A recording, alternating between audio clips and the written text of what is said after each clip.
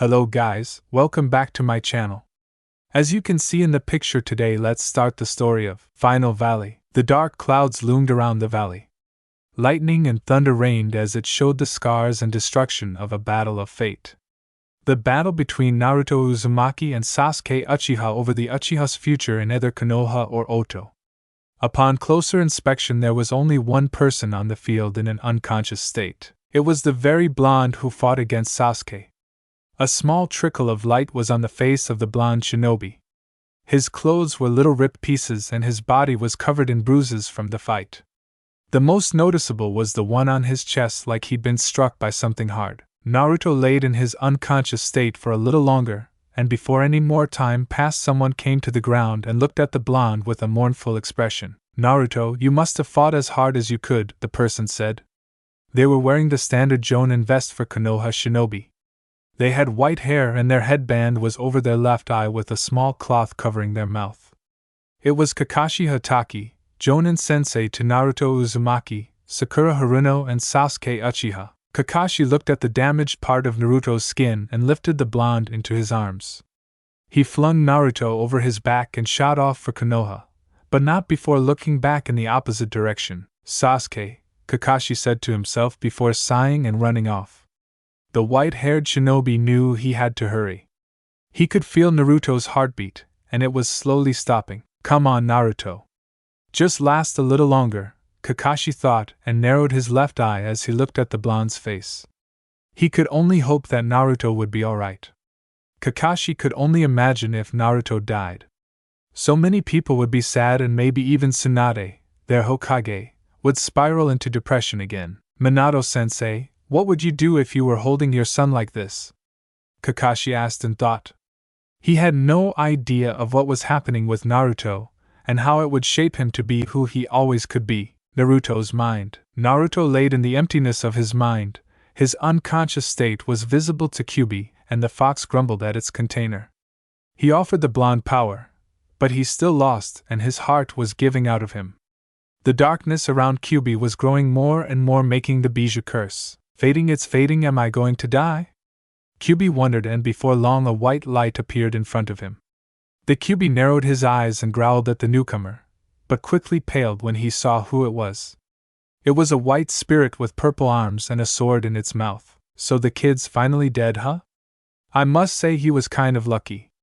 The damn brat escaped me so many times it wasn't even funny," the figure said, and Kyuubi growled again. "Shinigami," Kyuubi said, and the white-haired figure turned to the Kyuubi.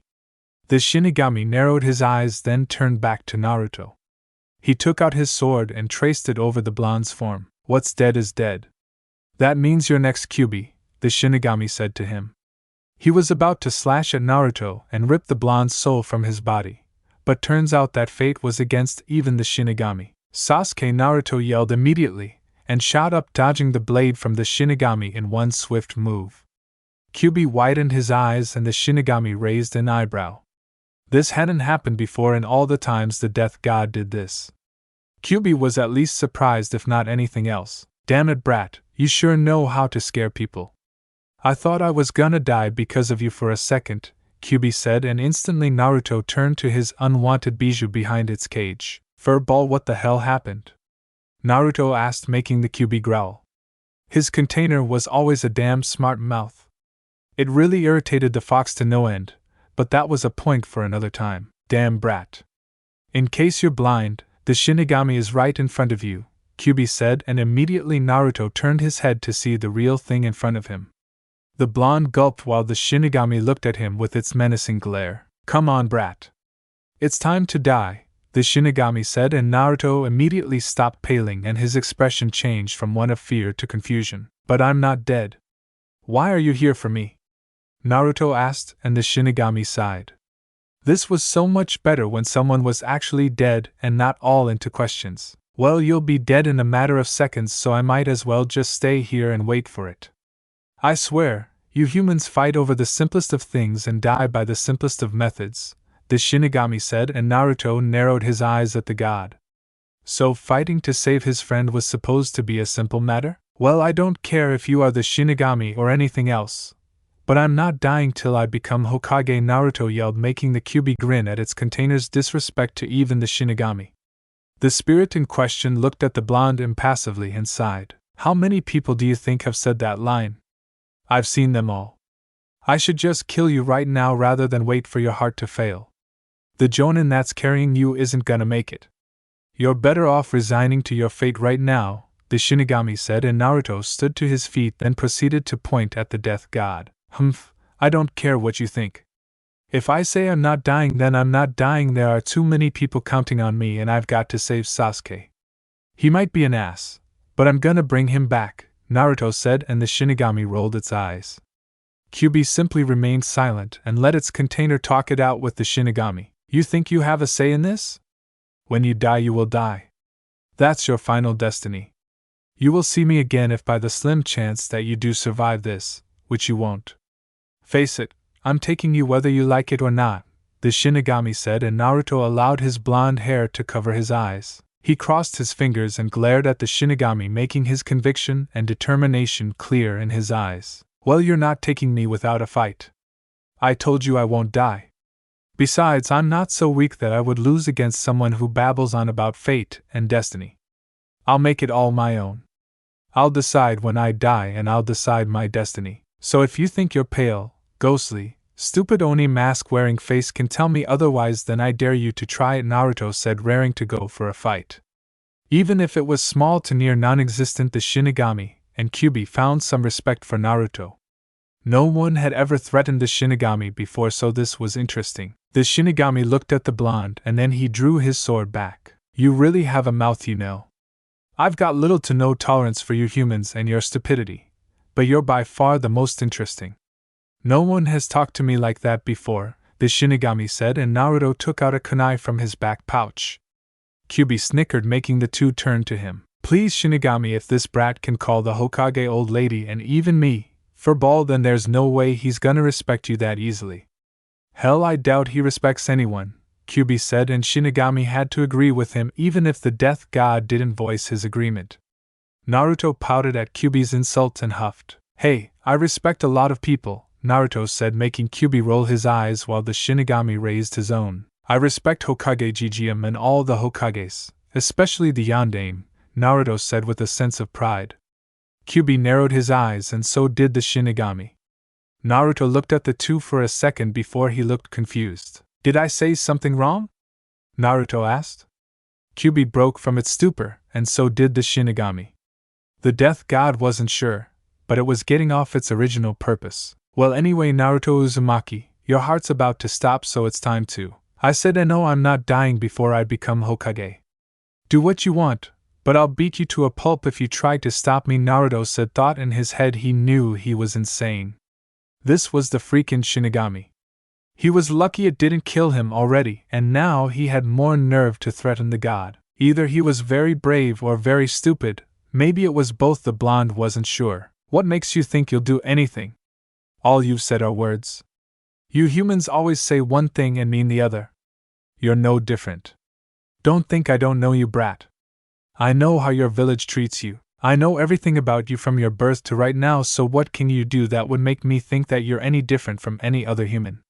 The shinigami asked.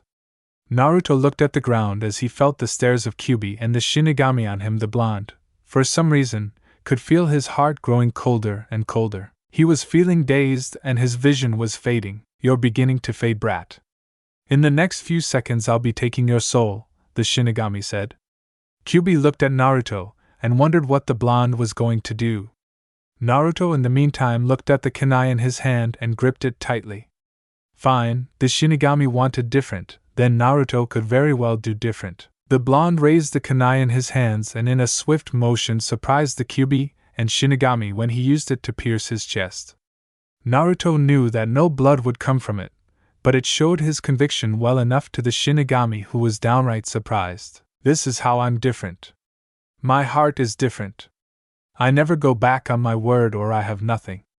That's my ninja way, Naruto yelled, and the shinigami narrowed his eyes. If the blonde did that in his conscious state, then there would be no way that he would survive. It's like he just gave his soul to the shinigami without actually handing it over. All you humans are so stupid, but you're probably the most interesting. Fine then, out of interest I'll let you live. It'll be worth it to see you and your promises, the shinigami said as it used its sword and struck Naruto in the heart. The blonde gasped at the hit, while the Kyuubi narrowed his eyes at the sight. A small light glowed on Naruto's right hand and before long it settled down as the shinigami slowly placed Naruto on the ground. What did you do to him? Kyuubi asked and the shinigami turned to the bijou while putting its sword away. I'm going to keep an eye on him, maybe more than that. I've entered a summoning contract with him.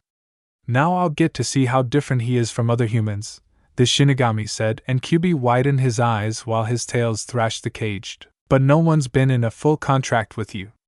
The only other contract was that life-wasting jutsu the Shikifujin, and only a select few people knew that, Kyuubi said, and the shinigami simply shrugged. It doesn't matter. I'll see how far this brat can handle if he's in a contract with me, the shinigami said, then immediately disappeared. Kyuubi raised an eyebrow then looked at its container. And people say I have a knack for causing trouble. The damn brat is a trouble magnet, Kyuubi said with a small chuckle before disappearing into the seal. Konoha hospital room. Naruto opened his eyes hazily and saw he was inside the hospital. The reason he could tell was because of the weird smell it had. Only a hospital could smell like this. The blonde sighed and rubbed his head. Was that a dream? Naruto wondered while rubbing his head. He immediately winced in pain as he touched his chest. It felt like it was slightly burning for a few minutes, but then it subsided, giving the blonde some peace. Naruto sighed and laid back on the admittedly comfy bed. He then widened his eyes when he saw a seal on his right hand. It wasn't overcomplex, but the blonde never recognized it before. He could at least see that it was for a summoning contract, however that was all he knew. That's this on my right hand? Naruto wondered and immediately his tenant decided to make its presence known. Brat, you really are stubborn, you know that? To challenge the shinigami is downright insane, Kyuubi said, and Naruto widened his eyes. It wasn't a dream. Him almost dying, his meet the shinigami, him piercing his chest with the kunai. It was all real. That really happened, furball, Naruto said, making the Kyuubi groan. Yes, brat, it did happen, and needless to say, but you did something that almost no one ever did. You actually managed to get a contract with the shinigami. What he sees in your eye I don't know, Kyuubi said with a smirk. Naruto pouted at his bijou, but did admit that he had a point. What did the shinigami want with him anyway? Naruto's thoughts were soon interrupted by a knock on the door, and the blonde turned his attention to it. The door slid open and Naruto saw Sakura appear through the doorway. The blonde immediately frowned and looked at his sheets. Hey Naruto. It's a nice day, let me open the shades for you, Sakura said to him. Naruto didn't say a word as Sakura opened the shades and the window, allowing a cool breeze to flow through. The breeze was a delight to the both of them despite the tense situation. How long was I out? Naruto asked her. Sakura looked out the window and gave him a small smile while her short hair flapped in the wind. At least 3 to 4 days. We thought you'd never wake up, but you and the others are going to be fine, Sakura said to him. Naruto looked at the sheets and couldn't help but frown a bit more. It was then that the blonde was brought out of his thoughts. Naruto, I'll bring him back, Sakura, Naruto suddenly said, interrupting Sakura, who gave a soft smile. She turned to Naruto and with her finest smile she tried to seem at least happy that he and the others were back alive. It's alright, Naruto. I'm gonna train and get stronger so I don't leave you and Sasuke behind anymore. We'll get Sasuke-kun back together, she said, and Naruto grinned at that. The blonde immediately nodded in agreement with her, and gave her a thumbs up. You got it, Sakura, Naruto said, and it was then that the pink-haired Kunoichi looked at the seal marking on his right hand. She stared at the marking for a bit before turning to Naruto. Hey Naruto, what's that seal on your right hand? Sakura asked. Naruto looked at his arm and immediately widened his eyes. He had forgotten about it for a second, and quickly racked his brain about what to tell her. There was no way she would believe that it was from the Shinigami, or that Naruto met the Shinigami at all. Amaro Sanin drew this for myself. It's supposed to be a good chakra storage seal, Naruto said, and Sakura gazed at the seal on his hand for a bit longer before nodding and walked off. Alright then. I guess I'll see you later then, Sakura said to him. Naruto nodded with his usual smile, and watched Sakura leave. Naruto sighed and looked at the seal on his hand. How do I even have this contract? I already have a contract with the toads, and if I recall, it isn't possible to have two contracts at once, Naruto said, and Kyuubi nodded with his knowledge of that at least. That's true, brat. I don't really know why that is, but since you have this contract, only two things can happen. Either you have both, or the Shinigami disbanded your contract with the toads and made his own, Kyuubi said, and Naruto sighed again. He seemed to be doing that a lot today. Alright, I guess I'll try it out, Naruto said and bit his thumb. He went through the required hand signs and slammed his right hand. Kuchios no Jutsu, Naruto yelled, and his right hand glowed slightly. It faded after a while, and Naruto looked around the room, but didn't see any sight of the Shinigami at all. Is this some kind of joke? Naruto asked while wondering if the Shinigami had a sense of humor. I don't take things lightly, nor do I have a sense of humor that I know of. I didn't expect you to summon me so fast though, the Shinigami said from behind Naruto. The blonde gasped, and immediately turned his head to see the death god right behind him. Naruto leaped out of the bed and pointed his finger at the god. Why you're here? I really have a contract with you, Naruto asked, and the Shinigami nodded. That's right. You're the first human to have a full contract with me. The only ones who had an imperfect contract with me were the Sandaime and Yondaime from your village.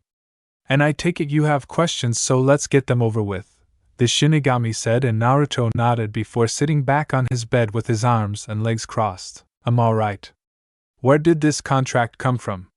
Naruto asked. The Shinigami sighed and pointed to Naruto's head. When we were talking in your mind.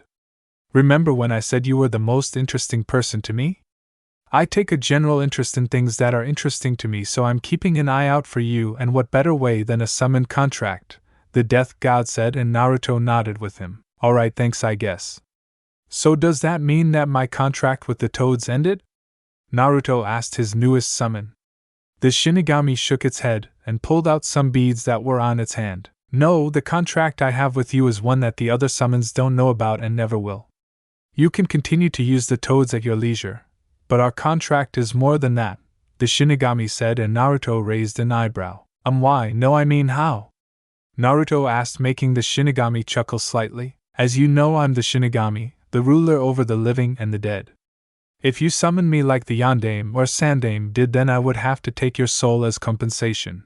But since you're my first summon, then I'm going to set the normal conditions. For now, you are only allowed to summon me twice a day. Second, whenever you summon me, I won't take your soul since we have a contract, the Shinigami told Naruto. All this information was burned into the blonde's mind, and he immediately agreed. He could only imagine if people thought he could summon the Shinigami. It would be mass chaos. The third condition is more to your benefit depending on how you use it, the Shinigami said, and Naruto raised an eyebrow. He was getting excited, but that was to be expected of the first real summoner to the Shinigami. Alright, so what is this final condition or benefit? Naruto asked in a hurry. The Shinigami sighed as it had to remember that it was dealing with a 13-year-old boy, so it wasn't abnormal that he would be excited, though the thought of being someone's summon was sort of interesting to the Shinigami even if it didn't show it completely. Alright, since you know I'm the Shinigami, it's sort of a benefit if you could call it that. Since I rule the dead, you're allowed to bring people back to life if you want to, the Shinigami said, making Naruto widen his eyes and drop his jaw. He could nearly faint from that information. I can revive anyone I want? That's awesome, Databayo, Naruto said, forgetting his injuries and jumping up and down the room. The Shinigami sighed and its eyebrow twitched. I'm not done with it. This has two parts to it, so pay attention, the Shinigami said, and Naruto nodded, calming down enough to hear the rest of what the Shinigami had to say to him. While you can revive anyone you want, I still have to be the Shinigami, and just allowing you to bring back people would bring disorder to the realm of the dead. So on that note, for every person you revive you must kill 2 people. One to fill the empty space, and the second as a sort of interest payment to me, the Shinigami told him. Naruto raised an eyebrow at the last part. But you're the Shinigami, why do you need more souls when you probably have millions of them already?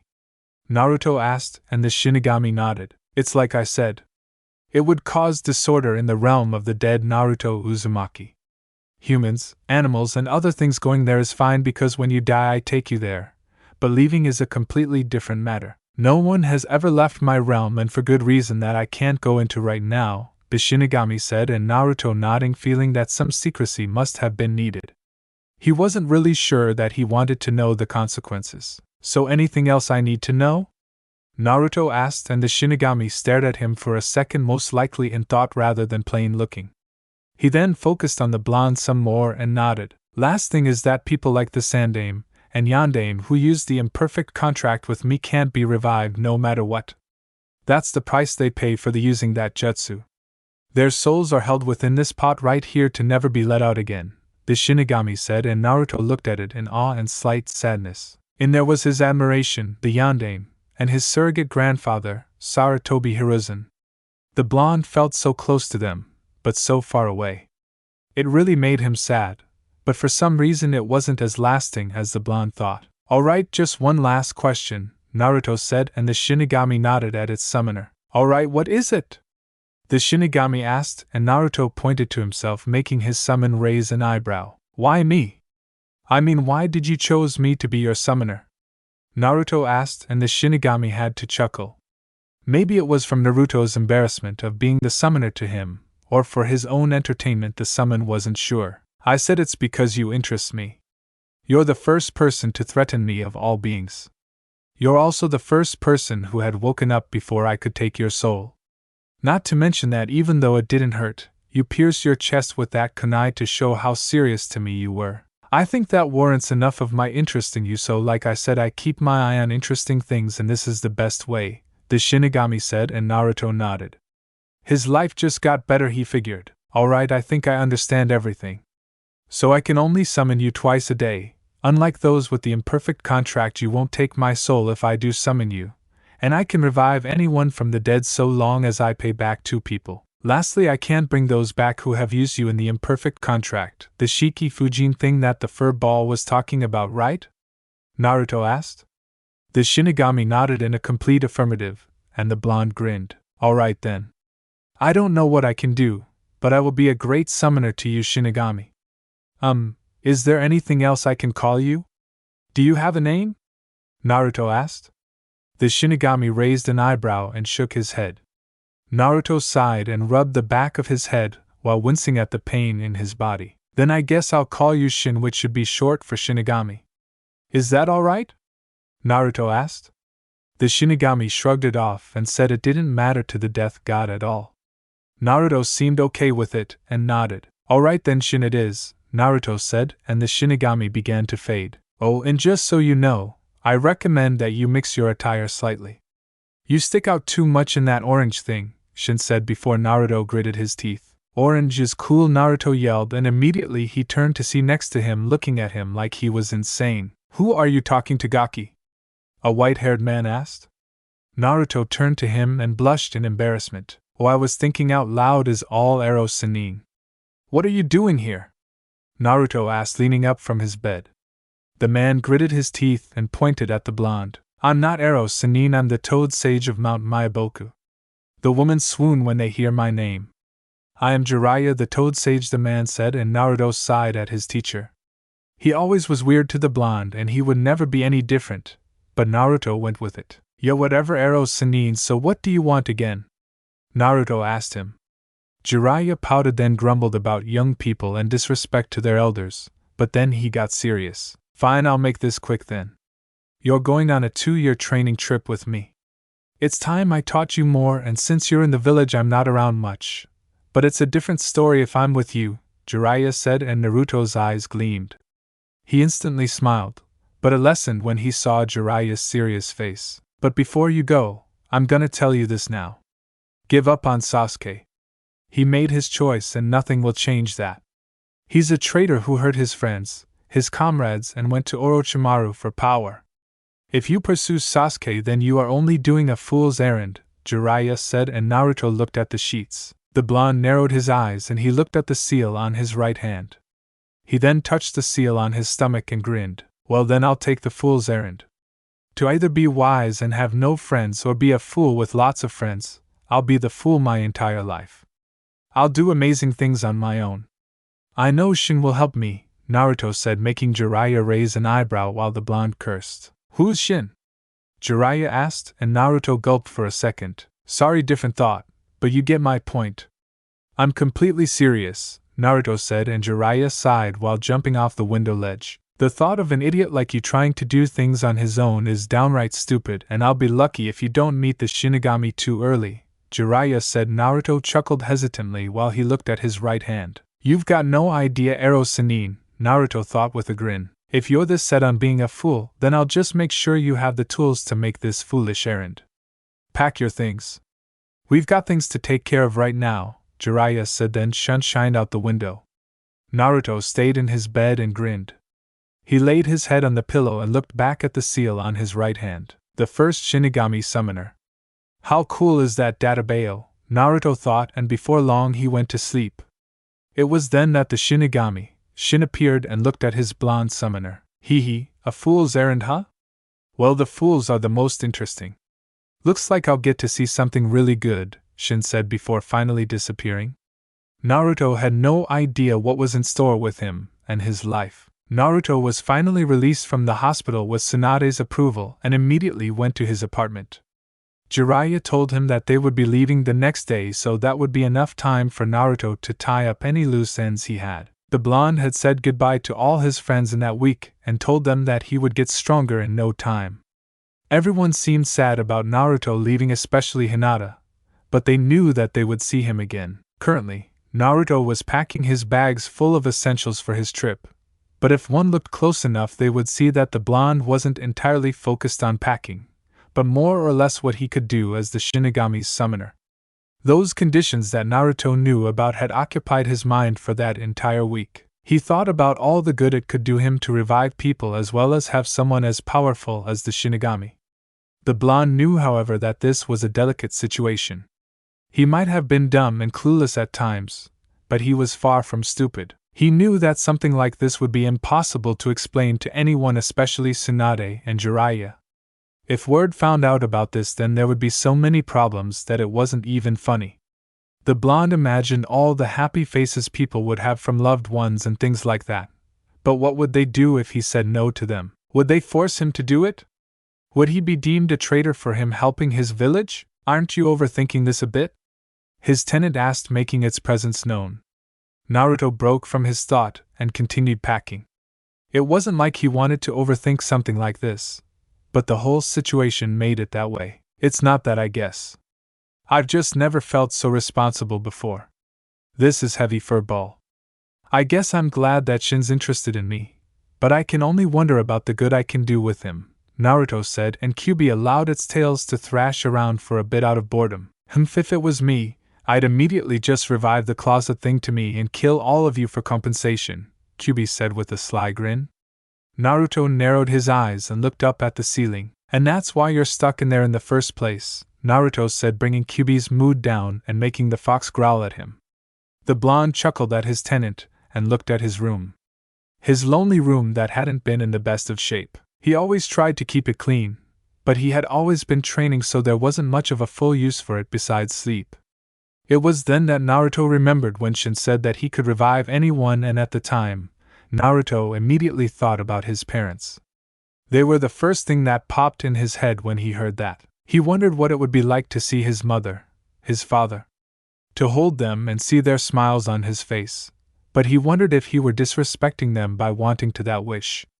He also wondered what it would be like for others. How Gaara and his siblings would feel, Hinata and her mother, Neji and his father. Even Sasuke and his family. He could just see Sasuke shocked at the thought of his parents being alive. It all sounded like a good idea, but then there was the second part of the condition. He had to kill 2 people for every 1 person he revived. One to fill the void of the revived soul, and the second as a payment to the Shinigami. Don't tell me you're scared of killing someone, brat. In your line of work, the fact that you haven't really killed anyone yet is amazing. Time to grow up and see how the world works, brat, Kyuubi said, and Naruto looked at the ground. He wanted to argue that against Kyuubi, but he knew that the fur ball was right. Naruto didn't have the experience that went with killing someone. He had seen deaths before that ranged from Haku and Zabuza to his Jiji. It wasn't a pleasant experience, and the thought of Naruto doing that was felt ridiculous. I suppose, Naruto said as he finished the last of his packing and got to his bed. He put on his pajamas and went to sleep, leaving his thoughts behind for the next morning. Next morning, Naruto groggily woke up and rubbed his eyes from the intense sunlight. The blonde yawned and got out of bed. It was a terrible night. He barely got any sleep at all. The blonde had been thinking all night, but now was the time to get ready. Naruto got to his feet and quickly took a shower. He felt revived from the feeling of hot water on his body and watched it trickle down his form. His spiky hair fell down and covered his face while the blonde leaned on the wall.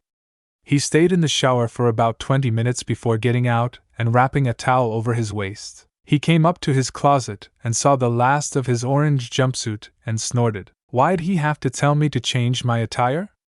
I like orange, Naruto said to himself, and Kyubi rolled his eyes at his container. Are you kidding? You stick out like a sore thumb in that thing. I'll admit that orange goes well with certain colors, but it's not good being the dominant color. Shinigami nailed it right on the head, Kyubi said, making Naruto growl. The whole world was against him wearing orange. It wasn't that bad of a color, was it? Naruto sighed and decided to put on his signature jumpsuit and grabbed his bag, scrolls and ninja tools for his trip with Jiraiya. He was excited at the thought of getting stronger. He really wanted to bring Sasuke back to Konoha, but the blonde knew that he had his own dreams and ambitions. That wouldn't change for him. He would be more than happy to bring the Uchiha back to his village, but he wouldn't obsess over it. He wouldn't be like Sasuke and have a simple one-track mind. Having grabbed all of his things, Naruto closed the door to his apartment, which wouldn't be opened for the next 2 years, and walked down the stairs. He quickly made it to the streets of Konoha and looked at the various people bustling around. He looked at all the sights and took them to memory since he knew he wouldn't be back for a bit. I'm gonna miss this place, Naruto said, coming up to the gates of Konoha. The blonde saw Jiraiya waiting for him near the gates along with Tsunade, Shizen, and Kakashi. Good morning, Naruto said, and Jiraiya leaned up from the wall his was leaning against. Gaki, you're early, Jiraiya said, and Naruto shrugged his shoulders. He figured that they should just go and get walking. There was no more use in staying in Konoha anymore, so he just decided to follow Jiraiya out of the village. Yeah, I guess I'm just excited, Naruto said, rubbing the back of his head. Jiraiya chuckled with a nod while Shizen and Kakashi grinned. Tsunade walked up to Naruto and placed her hand on his shoulder. Come back, brat. It's gonna be boring without you, Tsunade said, and before Naruto could respond she grabbed him into a fierce, but kind hug. Naruto hugged her back and stepped away. I will, Tsunade Bachan. Just keep that Hokage seat warm for me until I get back, Naruto said, making Tsunade's eyebrow twitch. She proceeded to grab his cheeks and squeeze them hard. You really have a mouth, you know that, Tsunade said while Naruto yelled out in pain. She finally let go and Naruto rubbed his cheek while sticking his tongue out at her. Tsunade glared at Naruto and simply waved it off. She had no idea what made her think she would miss Naruto, but the truth was that she would. She really couldn't wait till he got back. It would be amazing to see how much he would grow. Take care, Naruto-kun, Shizen said, giving Naruto a softer hug. Naruto grinned with a nod and came up to Kakashi. The Jonin was still reading his book, but patted Naruto on the shoulder. You're not a kid anymore, Naruto. Come back stronger than you are now, Jiraiya said to him and lowered his book, which showed an eye smile to the blonde. Naruto nodded and was about ready to go. He turned to Jiraiya and the Toad Sage smiled at him. Come on, Naruto. We've got to get moving, Jiraiya said before Naruto raised an eyebrow. I thought you said I was early, Naruto said, and Jiraiya shrugged his shoulders. No use spending time here.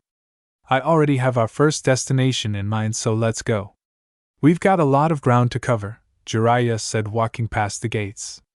Naruto nodded and immediately the two set off away from the village. Naruto turned back to look at Konoha one last time and sighed before moving back with Jiraiya. He's gonna be a headache when he gets back, Tsunade said, and Kakashi had to nod in agreement with her.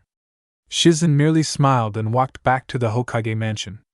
Tsunade walked back with her and Kakashi shined out of sight to take care of some other business that he had to deal with. With Jiraiya and Naruto, the master and student duo had been walking for a while now, but much to Jiraiya's surprise the trip was relatively quiet for the most part. Sure, they just started and weren't that far from the village, but he thought Naruto would be bugging the hell out of him with what he would be learning. However, as luck would or wouldn't have it, Naruto was in some deep thought that obviously continued from last night. He wondered about some of the issues that would revolve his life, and while he seemed to like the positive, he wasn't blind to the reality that things could go to hell for him. Naruto still seemed to be off in his own little world. He wasn't even really paying attention to where he was going. Jiraiya had never pegged Naruto for a deep thinker about anything, so this was entirely new to him. Hey brat, we've been traveling for 20 minutes, and you haven't said a word the entire time. What's the matter with you? Jiraiya asked, and immediately Naruto snapped from his thoughts. He hadn't realized that he was thinking so much. Oh sorry Arrow Sannin, just thinking about this training that you're going to have me do. I'm gonna learn some killer techniques, right? Naruto asked, making Jiraiya sigh. So that's what it was, or so he believed. Always training with you, eh? Of course I'm gonna teach you something good, but not today. We'll begin first thing tomorrow. You'd better be prepared, brat, Jiraiya said, and Naruto's eyes gleamed in excitement. He could only imagine the great things that he would be able to do after his training was complete. Soon silence reigned with the two again, and Naruto looked at the ground. He seemed confused, or rather uncertain of something. The blonde looked up and turned to his teacher for the next 2 years. Arrow Sannin, what was your first kill like? Naruto asked, making the toad sage narrow his eyes at the unusual question. Naruto already was unusual, but to add that question made him even more unusual. Jiraiya turned to see the blonde looking at the ground before he looked back up at the road in front of him. What's with this question? It's not like Yugaki, Jiraiya said, getting a little worried. Naruto rubbed the back of his head and softly smiled, but the look in his eyes told Jiraiya that the blonde was contemplating something. I guess it's curiosity. Sorry for being weird about it. I just wanted to know how you dealt with it.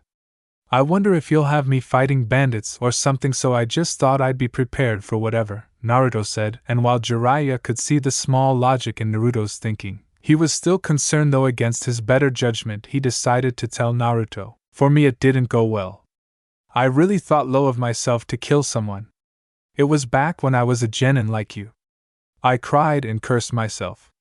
I even stopped eating for about 5 days. Luckily Sarutobi-sensei and Tsunade helped me deal. Orochimaru tried, but he wasn't the comforting type, but he told me in his own way. They just reminded me that this was a part of my job and it came with the responsibility. As long as I don't find the joy in it, then I'm still human, Jiraiya said, and Naruto nodded like he had just affirmed something for himself.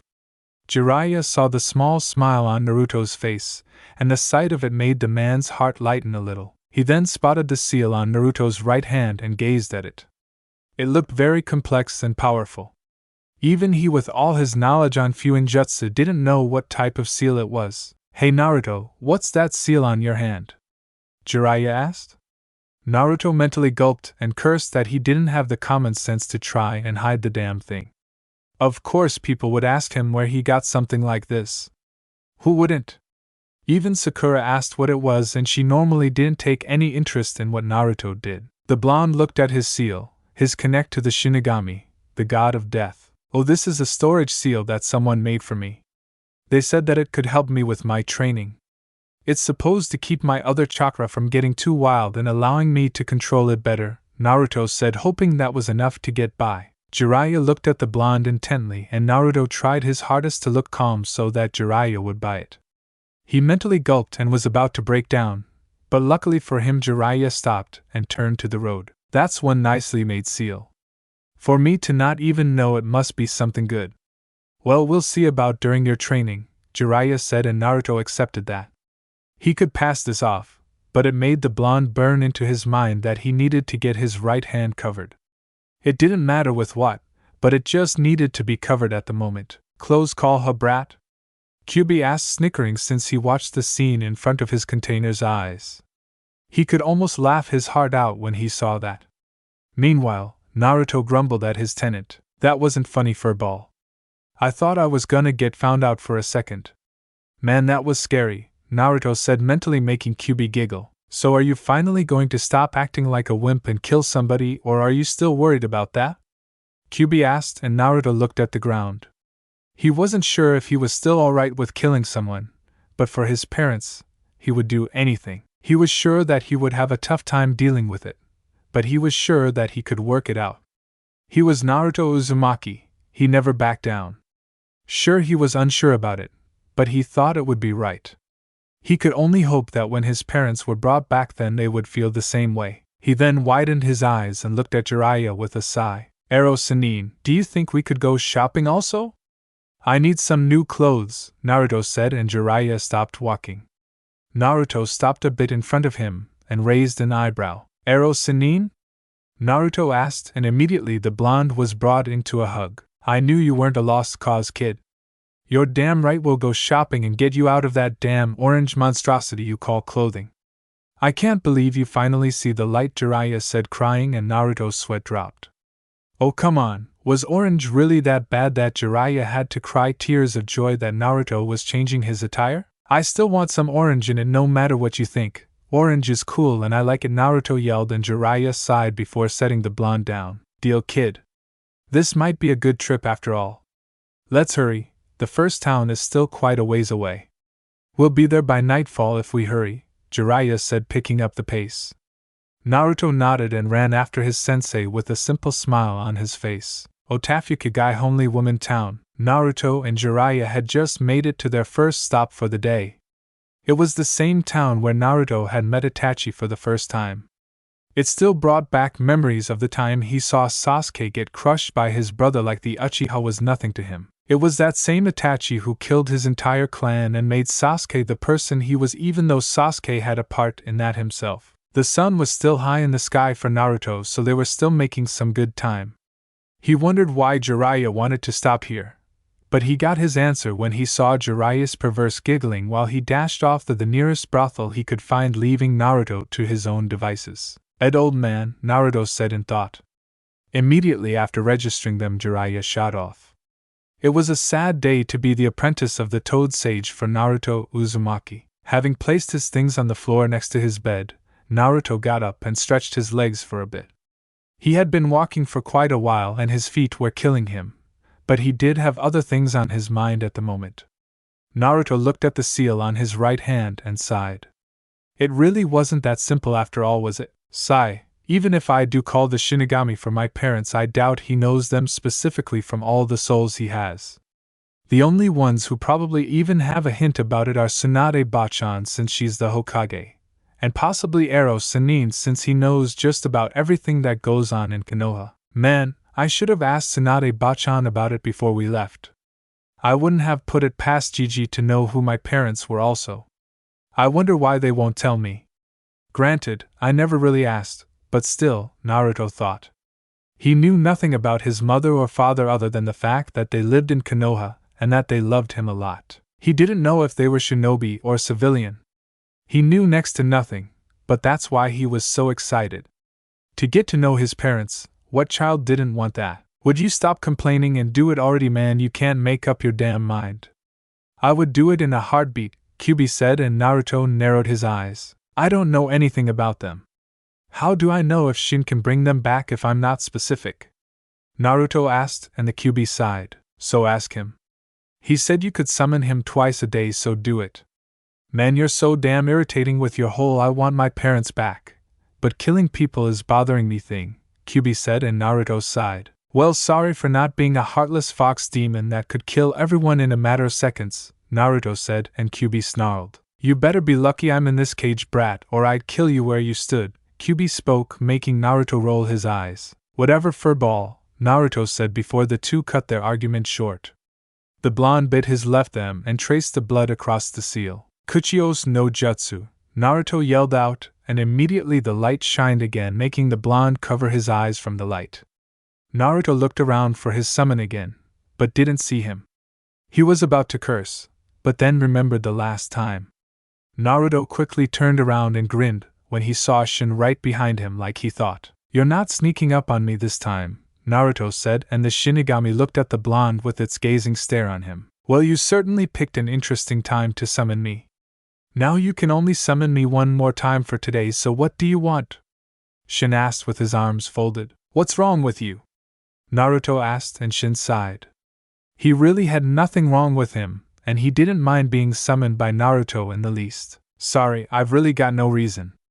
Maybe it's that I don't like being summoned for just a casual conversation, the Shinigami said to the blonde.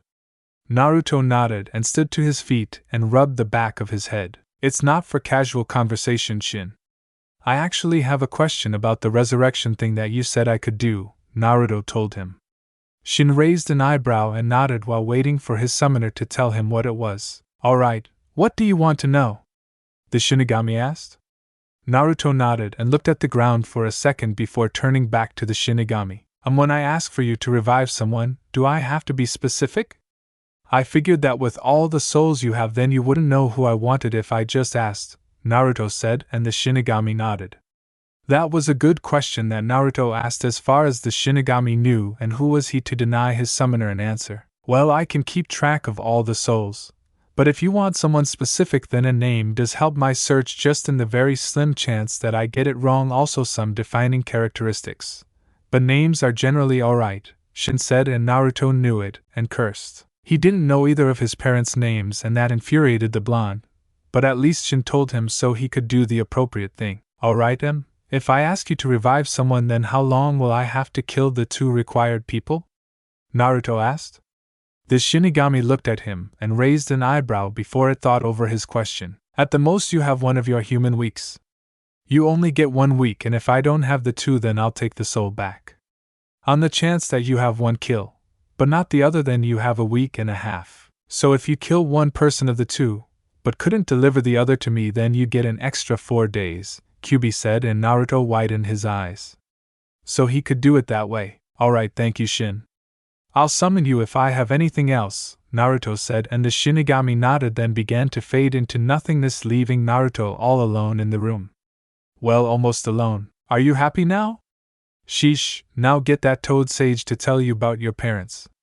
It's like you said, he's a Sannin, so he should know about you if he's willing to train you. There is no doubt that he knows who your parents are, Kyuubi said, and Naruto nodded in agreement with his bijou for once in his life. I suppose you're right. Guess I'll just have to ask him straight out, and hope for the best. I'll get him to talk, Naruto said with a grin while Kyuubi rolled his eyes.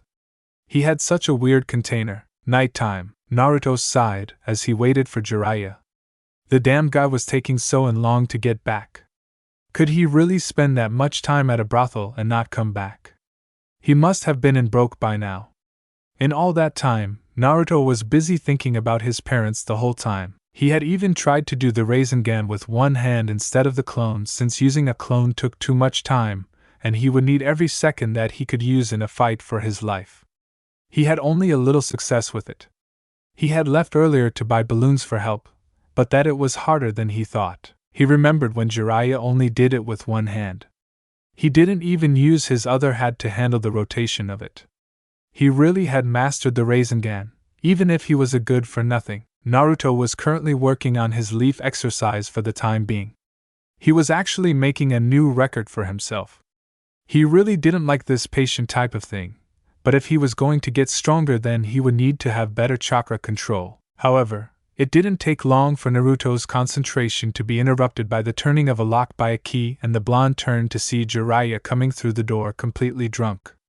The blonde's sweat dropped as he watched Jiraiya giggle. Hee hick hey brat. Man, that hick girl was wonderful. You need a girl, Naruto, or you'll be a hick virgin for the rest of you hick life, hee, Jiraiya said with his voice completely slurred. Naruto sighed and stood to his feet. Man, you're drunk. I guess I'm not getting anything out of you today. Damn it, Kami hates me, Naruto said, grabbing Jiraiya. Hold it, brat. Kami might actually like you. I tell you, drunk people are open like a book. Try getting it out of him now. I doubt he'd remember it tomorrow anyway. Just try, and if it doesn't work then you'll just have to try something else, Kyuubi said, and Naruto squinted his face. Isn't that kind of taking advantage of him? Naruto asked, and Kyuubi held up one of his claws. Well, when you're a shinobi, you're supposed to take advantage of others' weaknesses. Second, I will give you a certain list. Your money, your time, your patience, no matter how little it is, and even though you didn't ask him, your parents. I think he's taken advantage of you enough, Kyuubi said, and Naruto narrowed his eyes. He really hated it when Kyubi had his points. He knew he was right, and while Naruto wanted to disagree with that, he very well knew he couldn't. Alright, fine. I doubt this will work, but I'll try, Naruto said, and Kyubi nodded with a sly grin for its container. It's about time he started to show some talent as a shinobi. Naruto sighed and huffed as he trudged Jiraiya towards his bed. He told Sage was in heady, but Naruto wasn't about to complain. He knew Kyubi was right. He was a shinobi, and to get information you had to do things that you didn't want to, and this was one of them. Naruto sat Jiraiya on the bed and backed away from him. Jiraiya looked completely buzzed that it made Naruto wonder if this would even work at all. Ero Sannin, who are my parents? Naruto asked him. It was short, sweet, and to the point. No beating around the bush at all for Naruto. Jiraiya giggled a little more for a few seconds and leaned up on the bed. Hee, wouldn't you like to hick no kid? I'll tell you, Minato and Kushina really broke the mold when they had you, Jiraiya said to him. Naruto widened his eyes when he heard their names. Minato and Kushina. Their names sounded so nice and very cool to Naruto. The blonde gulped and continued his actions. Who were they? Naruto asked, and Jiraiya leaned his head to the wall. Are you kidding, kid? Minato Namikaze was considered a genius shinobi. He was the Yondaime Hokage after all, Jiraiya said, talking about his student. Naruto's eyes shot open and the blonde dropped his jaw. His father was the Yondaime? The man he respected all his life was the one who put the Kyubi inside him? And Kushina Uzumaki, hee. She was such a firecracker. I tell ya, hick, sometimes I wondered who wore the pants in that relationship. She was a beauty, however. Nice long red hair, a slight tomboyish attitude, but still caring. The way she handled the sword was also amazing. It still makes me chuckle when I remember that she was called the Red Hick Death. Quite the looker she was.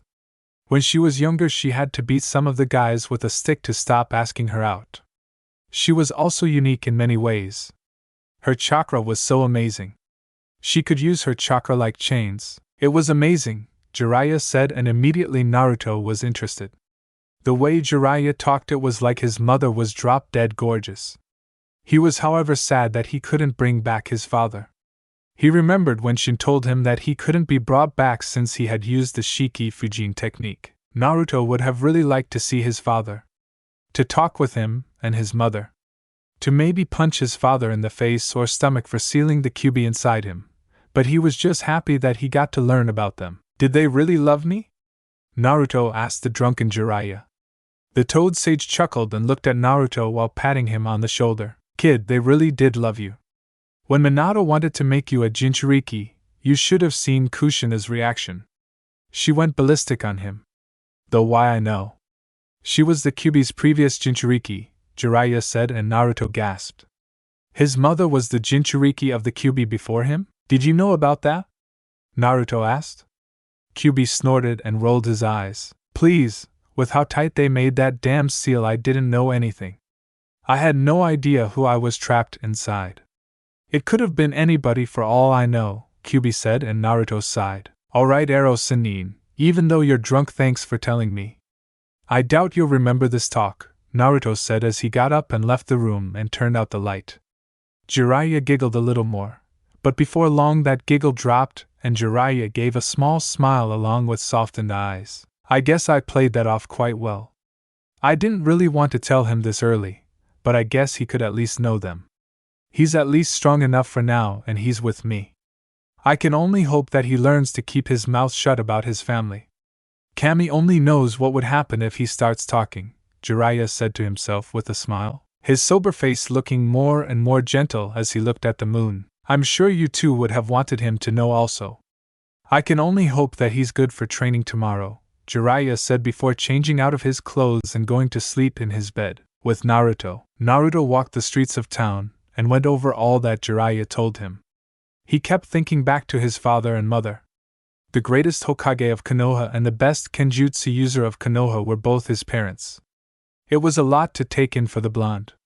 He wasn't sure whether to be happy or sad. Happy that his mother could be revived, happy that he knew his family, and happy that they loved him, but sad that his father was gone for good. he sealed the QB inside him and he hadn't been told about them until just now. "Yeah, no QB, I'm confused right now," Naruto said, and QB sighed. It knew that this was to be expected from just hearing what Naruto had just heard, so maybe it was like that. "I suppose I can understand, but you'd better be happy, brat." "Sheesh, just revived the woman already." "No doubt she wants to see you too," QB said, and Naruto nodded in agreement with that. "I suppose you're right." "Yeah, I can only hope she's not mad at me for what I'm about to do," Naruto said, and ran off from the town and deep into the woods. He still wasn't sure about the payment for his mother and her soul, but he'd do it. On that he knew that he would. He promised himself that he would. Naruto came into a secluded spot of the forest and looked around. QB told him that no one was there, and he was alright, which had the blonde confused. "Why are you helping me so much?" "Until a week ago we hated each other," Naruto said, and QB scoffed at his container. "Don't assume anything, brat, or get sentimental on me. I don't know why I'm helping you either. Maybe I'm just bored and need something interesting to happen," QB said, making sure Naruto understood.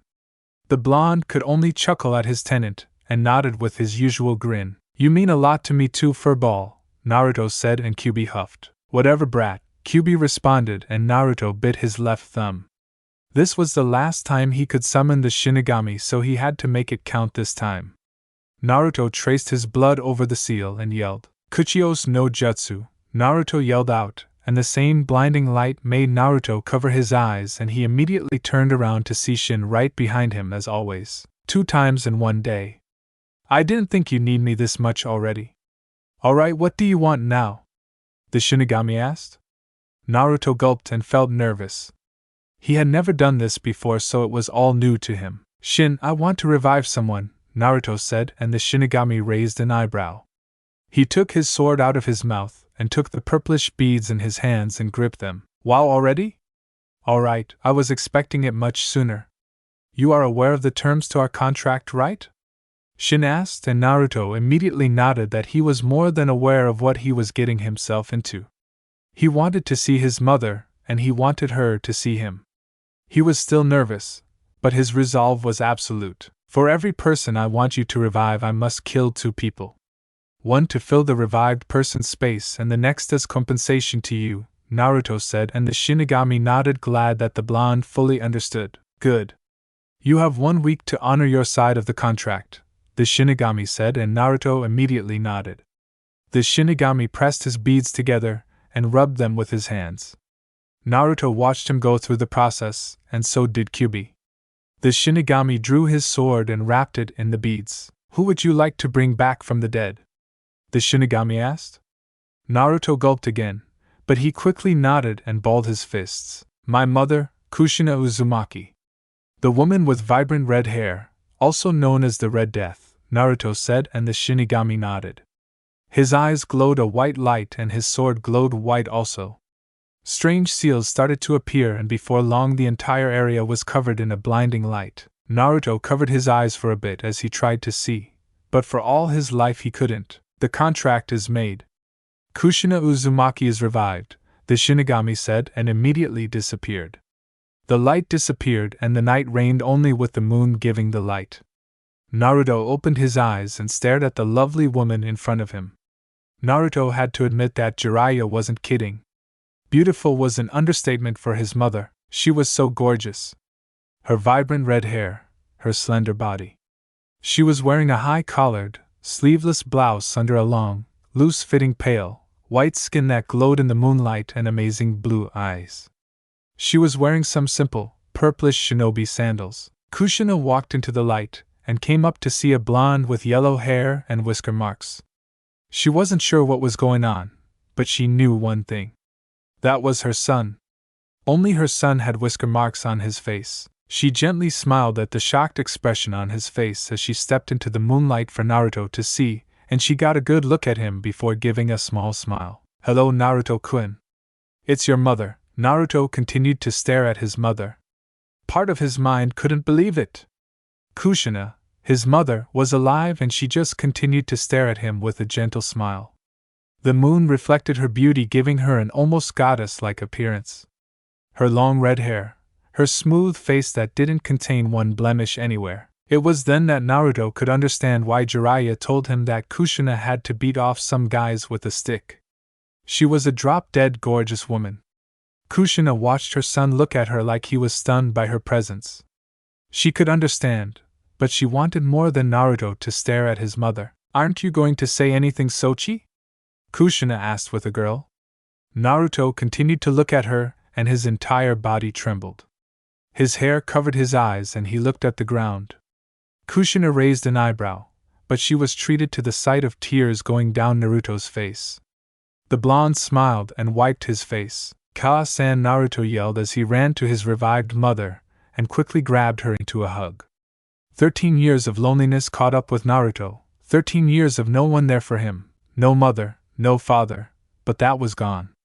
Kushina widened her eyes at the initial contact as she saw Naruto bury his face into her clothes. Kushina gave a gentle smile and wrapped her arms around her son. "Come on, Sochi, your mother is here and you're crying," Kushina said, trying to get her son to calm down. But she could understand why he was like this. Sure, she had no idea why she was alive in the first place. But if her son was alive, then she knew it would have something to do with him.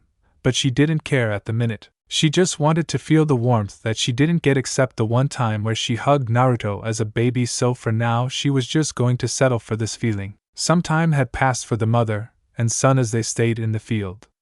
Naruto had finally calmed down, and Kushina was more than happy to allow her son the time he needed. Both sat on the ground and silence soon reigned in the forest.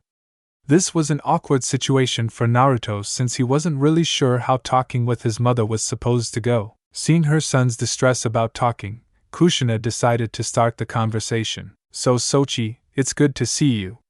You've grown from the last time I saw you," Kushina said, and Naruto smiled while he rubbed the back of his head.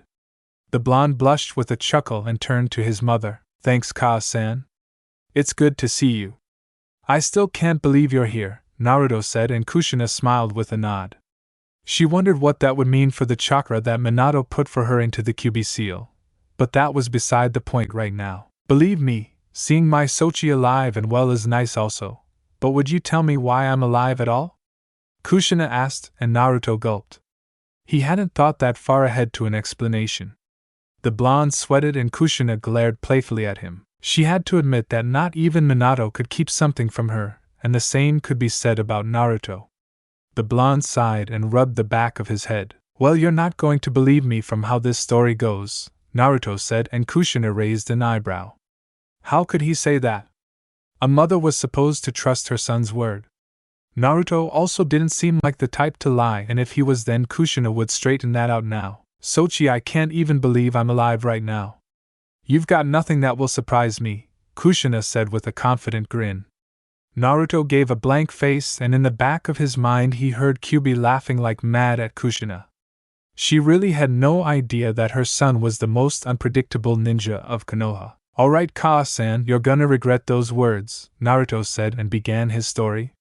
He told his mother everything down to the last detail. Needless to say, Kushina was very surprised, and the look of utter shock was evident on her face. Naruto told her about nearly dying at Final Valley, his fight with Sasuke Uchiha, and even him meeting the shinigami. Kushina gulped when she heard all of this and had to worry about Naruto even more. Naruto also shocked Kushina to her core when he said that the shinigami found interest in him and signed a contract with him. Now that had Kushina's interest. For Naruto to sign a contract with a god was nice, in fact it was downright amazing, but she could only worry about it. "And so, Ka-san, Shin said that I could only revive you if I killed 2 people, Naruto said, and Kushina widened her eyes. Naruto agreed to those terms and he brought her back. "Does that mean Naruto killed already? Or did he not do it yet?" Kushina wanted to be angry if only slightly, but the look of small shame on Naruto's face told her that the blonde had antagonized about the decision. She also didn't know whether to be happy or mad. Happy that Naruto loved her enough to want to do anything to see her, or sad that he would kill people just to see her. Maybe it was a meaningless thought, but Kushina didn't see it that way. "So that's what happened," Kushina said, and Naruto nodded in all honesty. The last person he would lie to was his own mother, and besides Kyubi, no one else knew about his contract to the Shinigami, so he would have liked for someone to talk with about it. That's right, Ka-san. Are you mad at me? Naruto asked and was ready to get hit like he always was from Sakura. Kushina looked at her son who was ready to accept her punishment, and while Kushina did worry over it, she wasn't going to hit Naruto for it. Instead, she lightly smacked Naruto upside the head, making the blonde yelp. The redhead then took Naruto into a hug, making the blonde gasp. It's alright, Sochi. I'm here for you. I'm not mad, just surprised. So tell me, how were you in Konoha? Kushina asked, and the small look on Naruto's face told her she was going to regret that question. How right she was when Naruto told her about his early life and all the loneliness he felt. Kushina felt so downhearted about the whole thing. She apologized multiple times throughout the story, and it took Naruto multiple times to assure the redhead that he had been over it. He told her that most of the village had accepted him and the people he cared for. He told her about his dreams of being Hokage, and Kushina chuckled that Naruto really was her son. She had said the same thing back when she was younger than him. It did make her happy that her son had the same dream as her. Soon enough, Naruto told her his entire life, and Kushina smiled while looking at the sky. You did a good job, Sochi. I can't believe you beat a Hyuga. Those arrogant pricks, Kushina said, making Naruto's sweat drop. The blonde was seeing how late it was inside, but he didn't want to stop talking to his mother just yet. So Ka-san, Ero Sanin told me that you really knew how to handle a sword, Naruto said, and Kushina raised an eyebrow. Somewhere she remembered that name, but she for all her life couldn't remember where. Ero Sanin? Kushina said, and Naruto grinned before whispering in her ear. Kushina widened her eyes and smiled. Jiraiya was still up to his no-good trick as usual, and now he was teaching her son. Oh, there was going to be some observation on her part. So tell me, Naruto-kun, did Jiraiya train you like me and Minato wanted? Kushina asked, and Naruto widened his eyes. Kushina stared at him, and Naruto narrowed his eyes. When was he supposed to train me? I've only just met Ero Sanin around the Chunin exams, Naruto said, and it was Kushina's turn to widen her eyes. You mean he didn't look after you like I told him to? Kushina said, and Naruto shook his head. Kushina's hair covered her eyes and she gave a small chuckle while her hands gripped her clothes. What about Tsunade? She told me she'd look after you as your godmother, Kushina said, and Naruto shook his head. The mother of Naruto chuckled even more as the ki rolled off her body. Her hair started to raise in an odd way. The blonde backed away. So they didn't raise him like Minato and I asked them to, huh?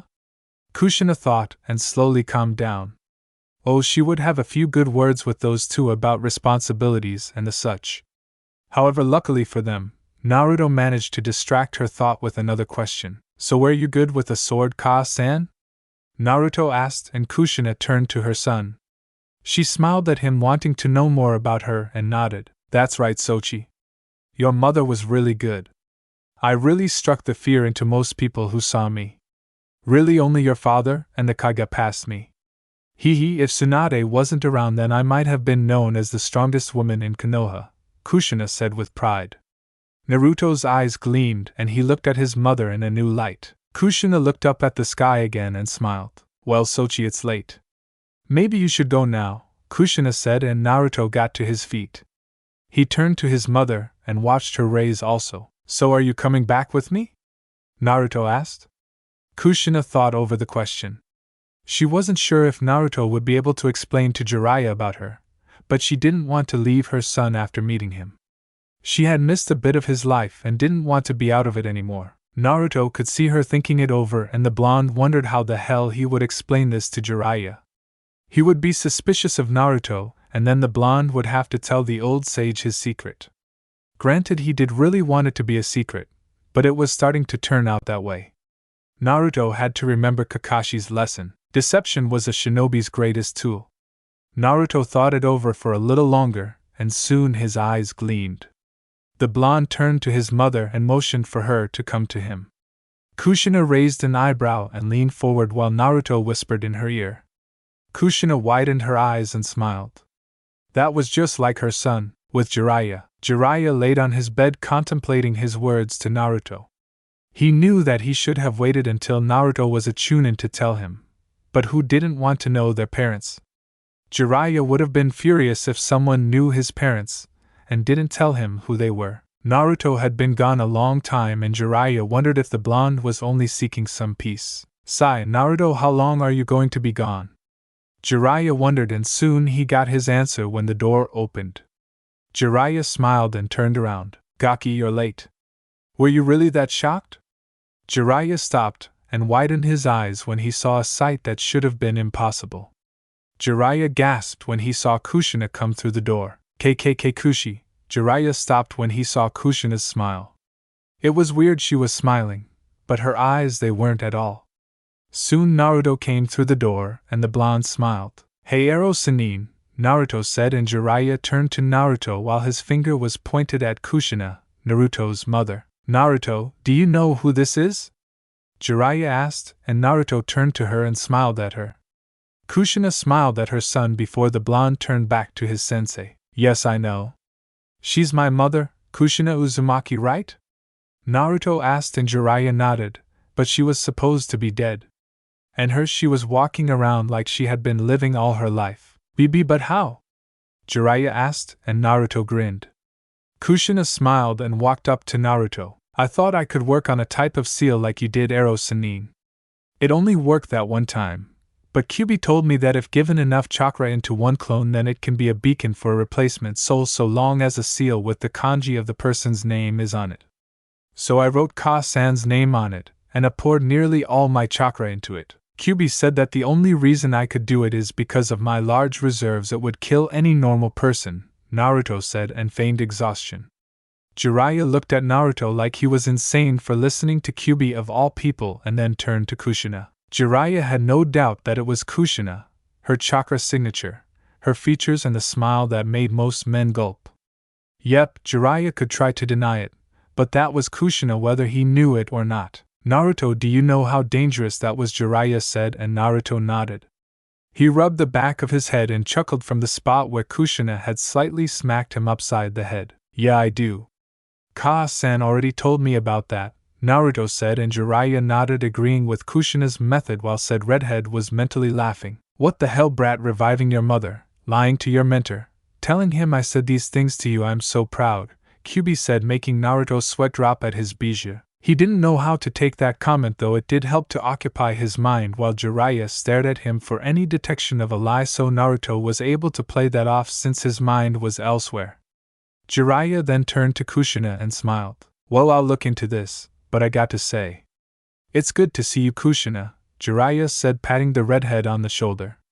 Kushina chuckled with a nod and grabbed Jiraiya's shoulder and proceeded to squeeze it a bit, making the Sannin wince in pain. It's good to see you too, Jiraiya.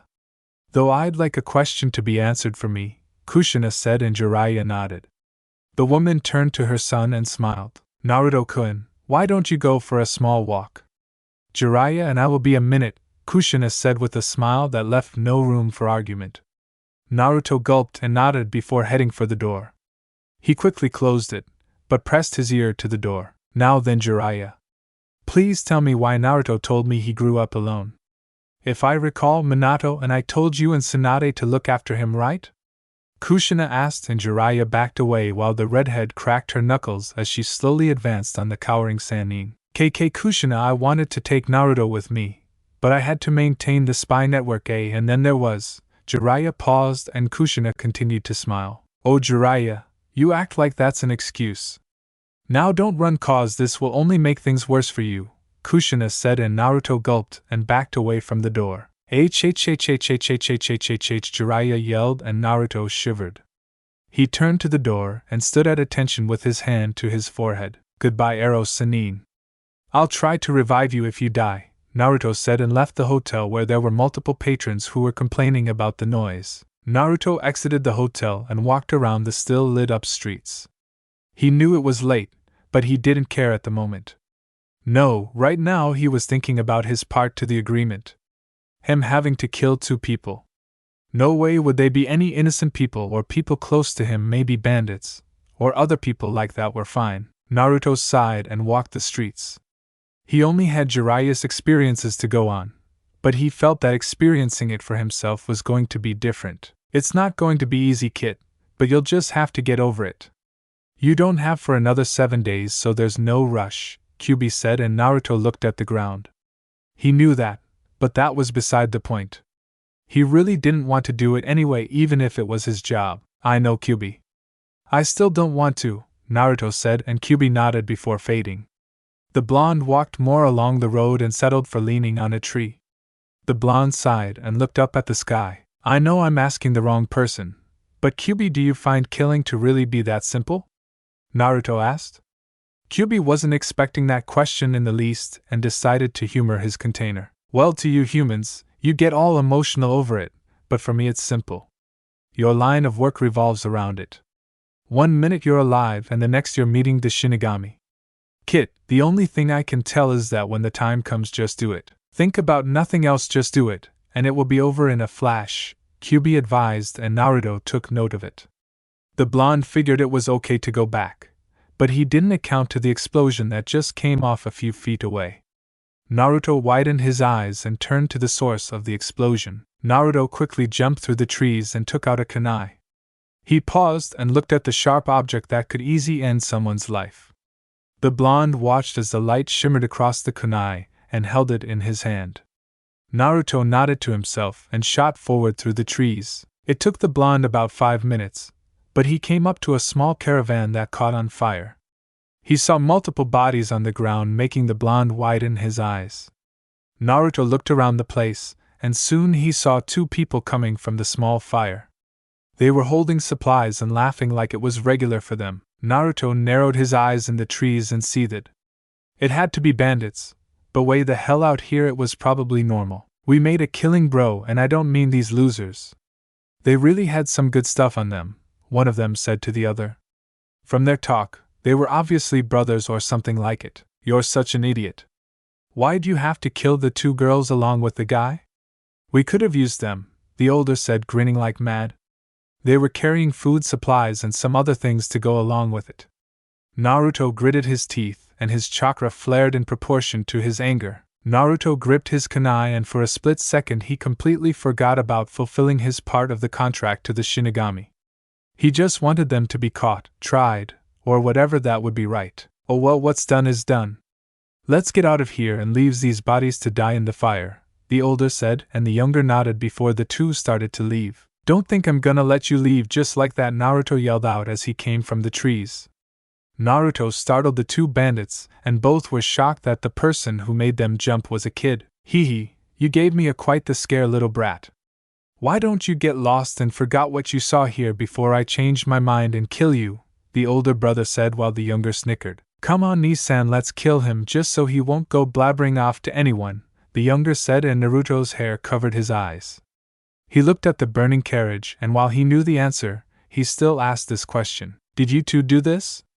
Naruto asked, and immediately the younger brother snickered.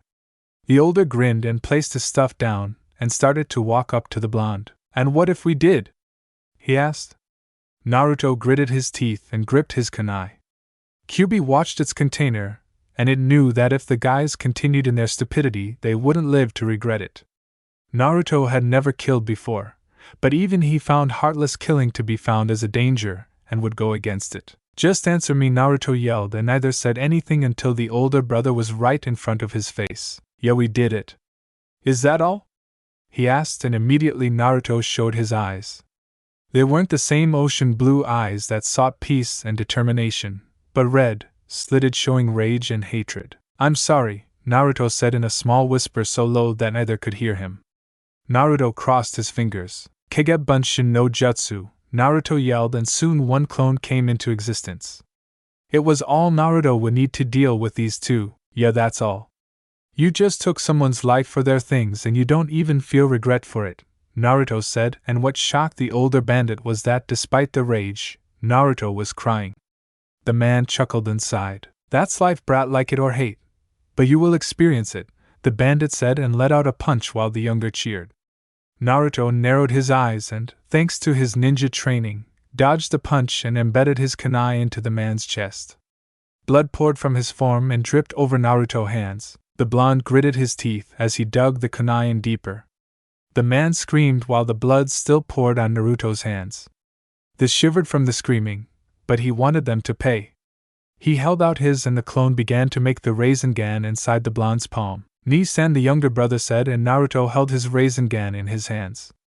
This might have been overkill, or maybe Naruto was letting his emotions run wild, but that didn't matter at the moment. Rasengan, Naruto yelled as he slammed the spiraling sphere into the bandit's abdomen.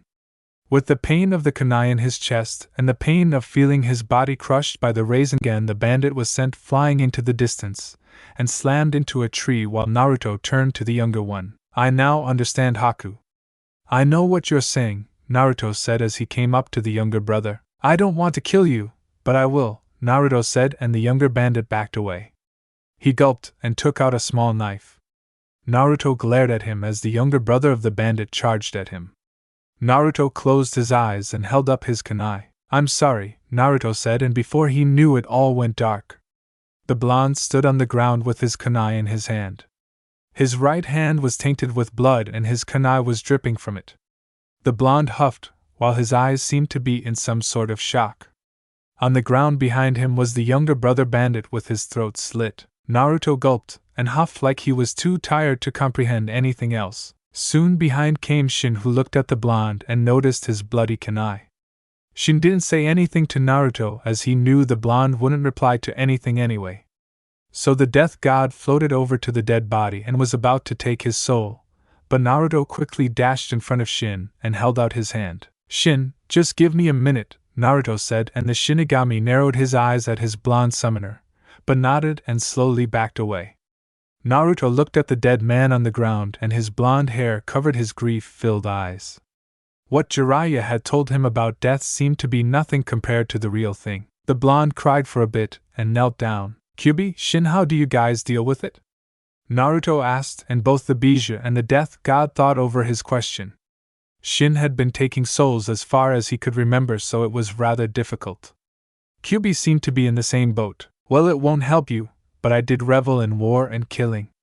It seemed right to me, but I don't know if it's the stupid connection I have to your emotions, but I'm starting to find myself wrong. I just dealt with it, and over time I got over it, Kyubi said, and soon it was Shin's turn. I just know it's a part of all life. You must live with it, Shin said, and Naruto found it all to be true. He never felt like this. He had seen death, of course, but to do it yourself felt so different. Naruto turned around and walked back to his hotel. He didn't care what happened right now. He just wanted to get some sleep and forget all of this. Shin came up to the bodies, and he took out his sword. He quickly slashed at the bandit, ripping his soul from his body. He grabbed the soul and edged away into nothingness. One to fill the space of the revived person, Shin said, and floated to the other body that was slammed into the tree. The fierce burn marks on his body, especially around the abdomen, and the semi-large strike to his chest guaranteed a quick death, and one for a small interest. It must be hard, Shin said, and quickly took the soul, then disappeared, leaving the two lifeless bodies on the ground. With Naruto, the blonde trudged through the streets of the town with the small act put behind him. He didn't want to think about it at the moment. All he knew was that he wanted to get some sleep. He came up to the hotel and walked inside. It struck him as weird that the receptionist didn't see a blonde kid with blood on the right side of his sleeve and his kunai, but he didn't care. That just saved him a lot more time for not explaining. Naruto walked up the stairs and towards his room. The blonde heard talking on the other side and knew it was his mother and Jiraiya. He opened the door and looked at them watching him. Hey Sochi, you were gone for a bit, Kushina said, and Naruto gave a simple smile. Both the Toad Sage and the revived Red Death widened their eyes when they saw Naruto's right arm. The blonde didn't even have the mindset to put away his kunai after the act. Sochi, what happened? Kushina asked. Jiraiya seemed interested also, and the blonde looked at the ground. He quickly discarded the top half of his orange jumpsuit and placed it on the floor. It's nothing, Ka-san. I'm going to bed now, Naruto said, and without taking off his pants or even pulling the covers over him, Naruto laid on the bed and dropped his kunai to the ground. He didn't care about it right now. Kushina and Jiraiya looked at each other, and while Jiraiya didn't know what was wrong with Naruto, he had a hint from the bloody side of his jacket and the kunai. Kushina seemed to know also. Naruto had told her the conditions for her revival. She was worried for her son, Death wasn't something that she would ever want Naruto to experience doing, but she knew it came with the job he was in. She made it a point to talk to Naruto when he woke up tomorrow. Well, Kushina, I'm gonna follow Naruto's lead and go to bed also. I guess you should get some clothes tomorrow, Jiraiya said, and Kushina nodded in agreement with him. For now, she would sleep in the clothes she had. Kushina climbed up to Naruto's bed and laid down next to him. Kushina wasn't sure if Naruto was still awake or not, but she wrapped her arms around her son and brought his body closer to hers. Sochi, don't worry over it. I know you'll get through it. I don't think I could say this to you, no, but thank you. I can't imagine how you must be feeling now that you've killed someone, and while I'm not all that thrilled about it being for me, I am happy that you feel that way. Thank you, Sochi, Kushina said as she closed her eyes and went to sleep. Jiraiya turned off the lights to the room and the entire place was engulfed in silence and darkness. Jiraiya went to sleep, but Kushina and Naruto stayed awake. Well, Naruto was awake, but his mother didn't know that since his back was turned to her. Naruto remembered her words and they made the blonde happy, if only for that time. He knew it would be hard, but he would get over it. Instead of worrying about it, Naruto would just adjust to it. He would forever feel grief and guilt for it, but he would take Kyuubi's full advice and get over it. He had to if he wanted to do what he needed. Thank you, Kaa-san, Naruto said with a smile and closed his eyes. Kushina grinned and nodded before falling asleep also. Next morning, somewhere in the fields of town, Naruto, Jiraiya and Kushina were out in the middle of the field as they decided to work with Naruto on his control, while Kushina mainly. She had decided to take over Naruto's training since she had always wanted to do so as his mother. Jiraiya had no objection to it in the slightest and wanted to see how Kushina could do as a teacher. Naruto had been in a bit better shape and figured that training would get his mind off of the incident from yesterday. Jiraiya had gone off back to town while Kushina was introducing taijutsu to Naruto, and the blonde wanted so much to hate his mother right then. Man, Sochi, you've got no real taijutsu stance. Well, don't worry. Kaa-san's gonna straighten that out of you right now by teaching you her taijutsu style, Kushina said as Naruto fell to the ground and huffed. Kaa-san, you're crazy, Naruto said, and Kushina chuckled at her son. She swiped her hand through her hair and watched Naruto get to his feet. Practice makes perfect, Sochi, now do it again, Kushina said, and Naruto went through the difficult katas of his mother's taijutsu. She called it decapitation taijutsu, which revolved around hitting precise points of the body and making it useless, or even more effective was to cut the limbs off, or make it seem that way. Perfect for a kenjutsu user. Kushina had said that she invented the style herself, and it was a renowned style in Konoha. Pretty good, Sochi, Kushina said, and Naruto strained a nod of thanks. Well, you take a break. I'm gonna go and get some clothes, Kushina said, walking off. Naruto nodded and watched his mother leave. He stayed underneath a tree and sighed, as he felt more and more relaxed. Wake up, Blondie, Shin said, making Naruto gasp as he turned around. They raised an eyebrow to see his summon there and stood to his feet. Don't do that, Naruto said, making the shinigami chuckle. Naruto then widened his eyes and smiled. It might not have been much, but he managed to get the shinigami to laugh. So what do you want? I honored our contract, right? Naruto asked, and the shinigami nodded. He then rummaged through his white robes and pulled out a scroll. It's time you also became my actual summoner, the shinigami said, and Naruto raised an eyebrow. What do you mean? Naruto asked, and the shinigami grinned as he set the scroll down next to the bed. Naruto Uzumaki, it's time for you to learn how to use my powers. I'm going to teach you the forbidden jutsus of a death god, Shin said, and Naruto widened his eyes. Even Kyuubi was interested in this one. What do you mean, learn your jutsus? Naruto asked, and the shinigami grinned. I'm gonna make you a human shinigami, Shin said, and if Naruto was surprised, then this was drop-dead stunning. It was official, Shin was the best summon in the world. But I've only just got your contract. Don't you think that it might be a rush? Naruto asked, and Shin raised an eyebrow. He did see Naruto's point, and went over his words. I suppose that's true. For what I have planned as you are now, it might kill you if not for our contract, Shin said, and Naruto gulped. He wondered what Shin could possibly want him to do. Then how about you give me another 3 weeks just to get used to this, then you can teach me all those cool jutsus, Naruto said. Normally he would kill for the chance to learn anything new, especially from Shin, but he just wanted the time to get over last night's incident, so this would help him, if only slightly. Fine, I guess. I do want to see what you can come up with in a fight, so I won't rush this, Shin said, and Naruto grinned with a nod. Immediately the shinigami faded and the blonde sighed. He then slumped on the 3 while Kyubi decided to come in. What's wrong with you, brat? Normally you never shut up about training, but you want to wait for this one? Kyubi asked, and Naruto chuckled. I suppose.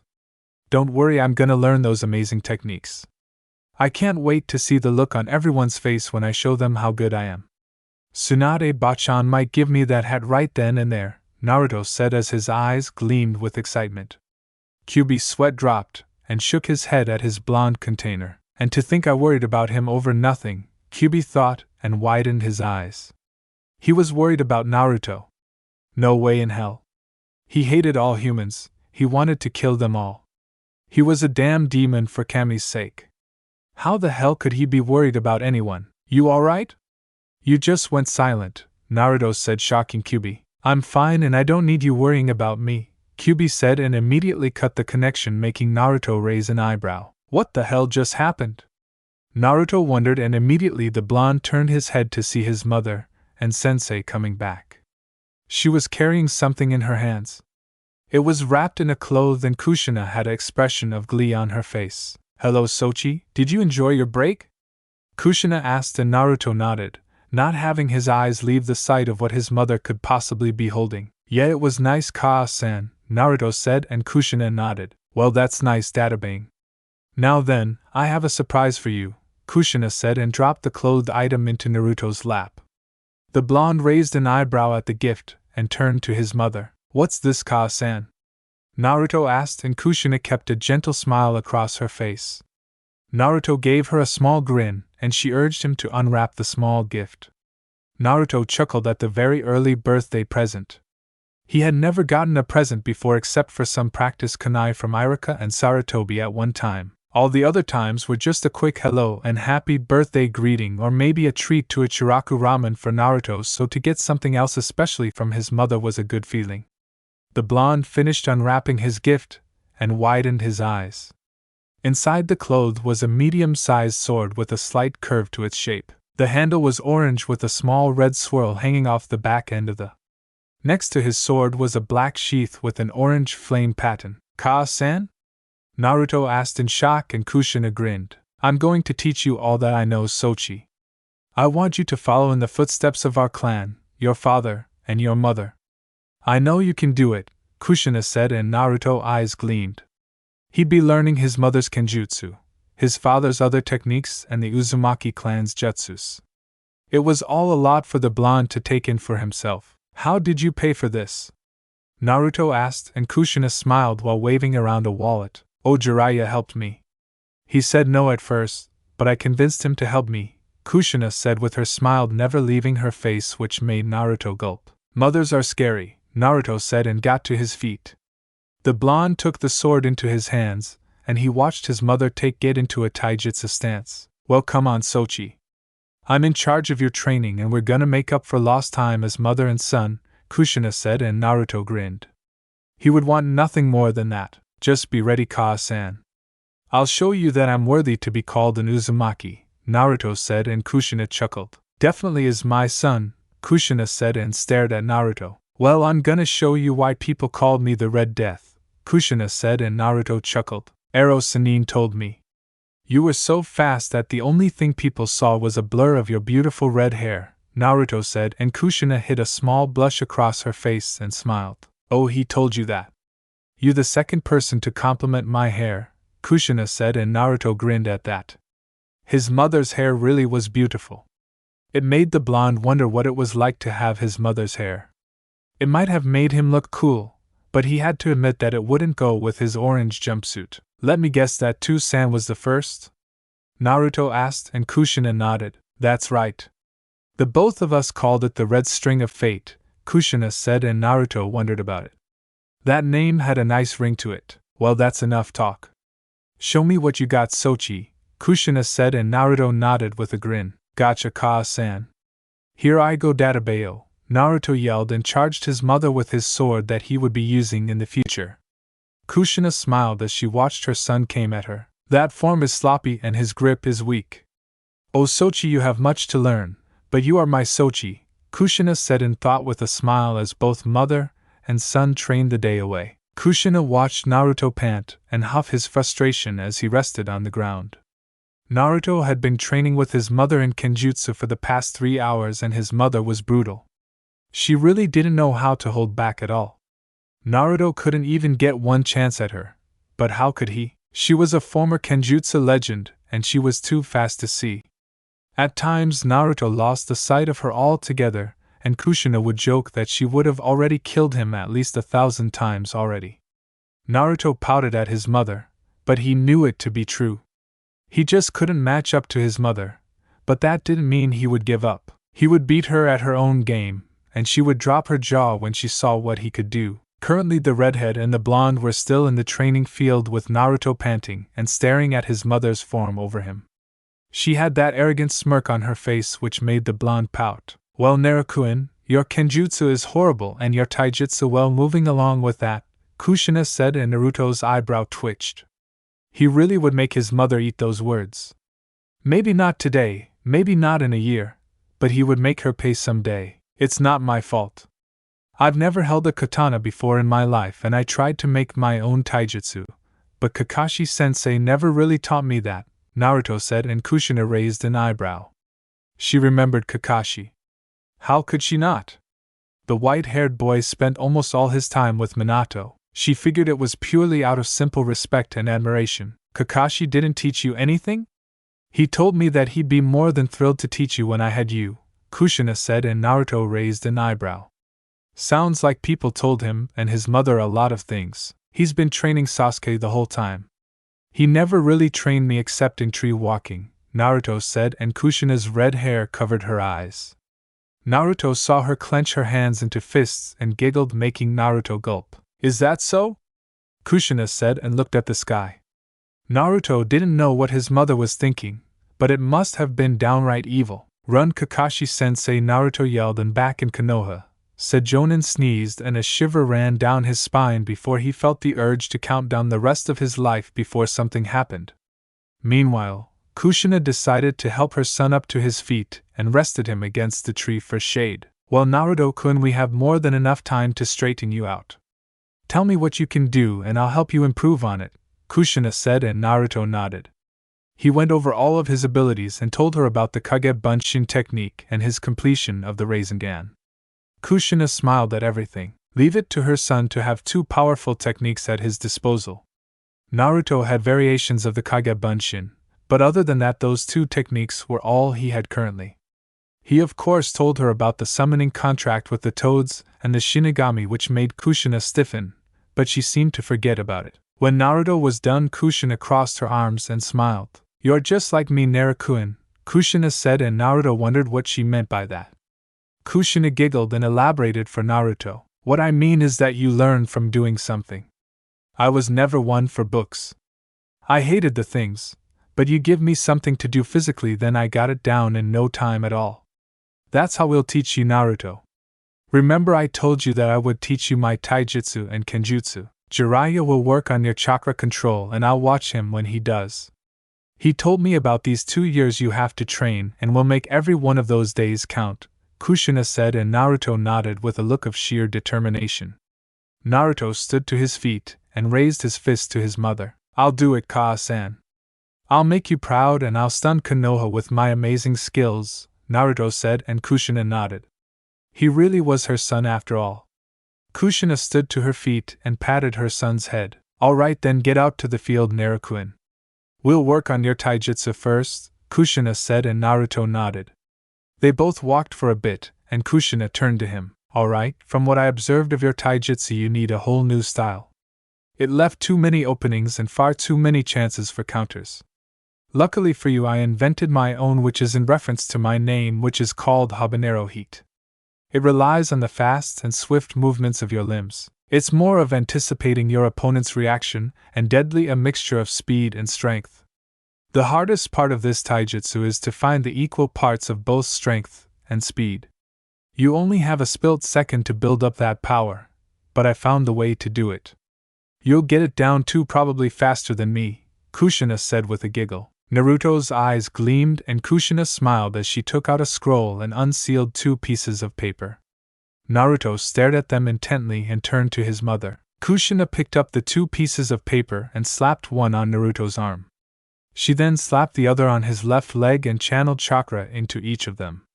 As soon as she did, Naruto slammed into the ground like he felt Gamabunta was sitting on him. "Ka-san, this is heavy," Naruto struggled to say, and Kushina nodded. She really didn't want to see her son struggle, but she knew it would him in the long run. "These are training weights that I made. I am a pretty good seal master if I do say so myself. Right now, you don't have the required speed to do my taijutsu or my kenjutsu. When you reach an appropriate speed, the color of the paper will change. Right now it's white and the appropriate speed is navy blue," Kushina said, and Naruto widened his eyes. He was supposed to move like this until his seals change color? "Ka-san, this is evil," Naruto said, and Kushina chuckled. "You said you wouldn't complain, Naruto-kun," Kushina said, and Naruto sighed. He merely nodded and strained his body to get up. Kushina watched the blonde get up, and it amazed her that Naruto was already on his feet. When she tried it for the first time, she couldn't even get up for about half an hour, but Naruto was already up. The sight only served to make Kushina smile at her son more. "Well, for now, we'll have your body get accustomed to wearing those seals for the days. You won't be completely adjusted to the seals for a few days or even weeks, but it'll serve to make you stronger," Kushina said and walked off. Naruto watched his mother leave and he gasped. She really wanted to kill him, but Naruto didn't let that get him down. He tried to look at the positive. He would be wicked strong when this was all over, and he would have his mother to thank for it. Not to mention that Shin wanted to turn him into a human shinigami. He wondered what kind of techniques he would be learning, but first he had to walk back to his room. "Well, brat, you've gotten into a weird situation," Kyubi chuckled, and Naruto sighed. He knew he was going to hear his tenants sometime, and he knew that Kyubi was gonna laugh at him. "It's not funny." "Man, this is hard," Naruto said as he trudged through the plains back to the town where they were staying. Each step was like moving a damn boulder with his body. "Forward and march, kid. Hup, 2, 3, 4. Hup, 2, 3, 4, Kyubi said, sounding like a drill sergeant, smiling all the way as he talked. Naruto grunted his pain. He would give anything to get this heaviness off of him. As the blonde walked, he came up to the site where his mother had kicked his all those times. He saw his sword still on the ground, and the blonde narrowed his eyes. He quickly reached for his sword and tried to get it off the ground, but the combined weight of the seals and the sword made it even harder for Naruto to pick up. Naruto steeled his nerves and pulled with all his might, and finally he managed to bring his sword to his hands. Naruto looked at the sword and the blonde sighed. "The hardest part is knowing is to find the equal parts to both strength and speed." Naruto remembered his mother's words and narrowed his eyes. If he was going to adjust it to the seals, then he would have to do it now. He came on this training trip to do just that, train, and he was going to. Naruto crossed his fingers and the fire burned in his eyes. "Kage Bunshin no Jutsu," Naruto yelled and made 10 clones.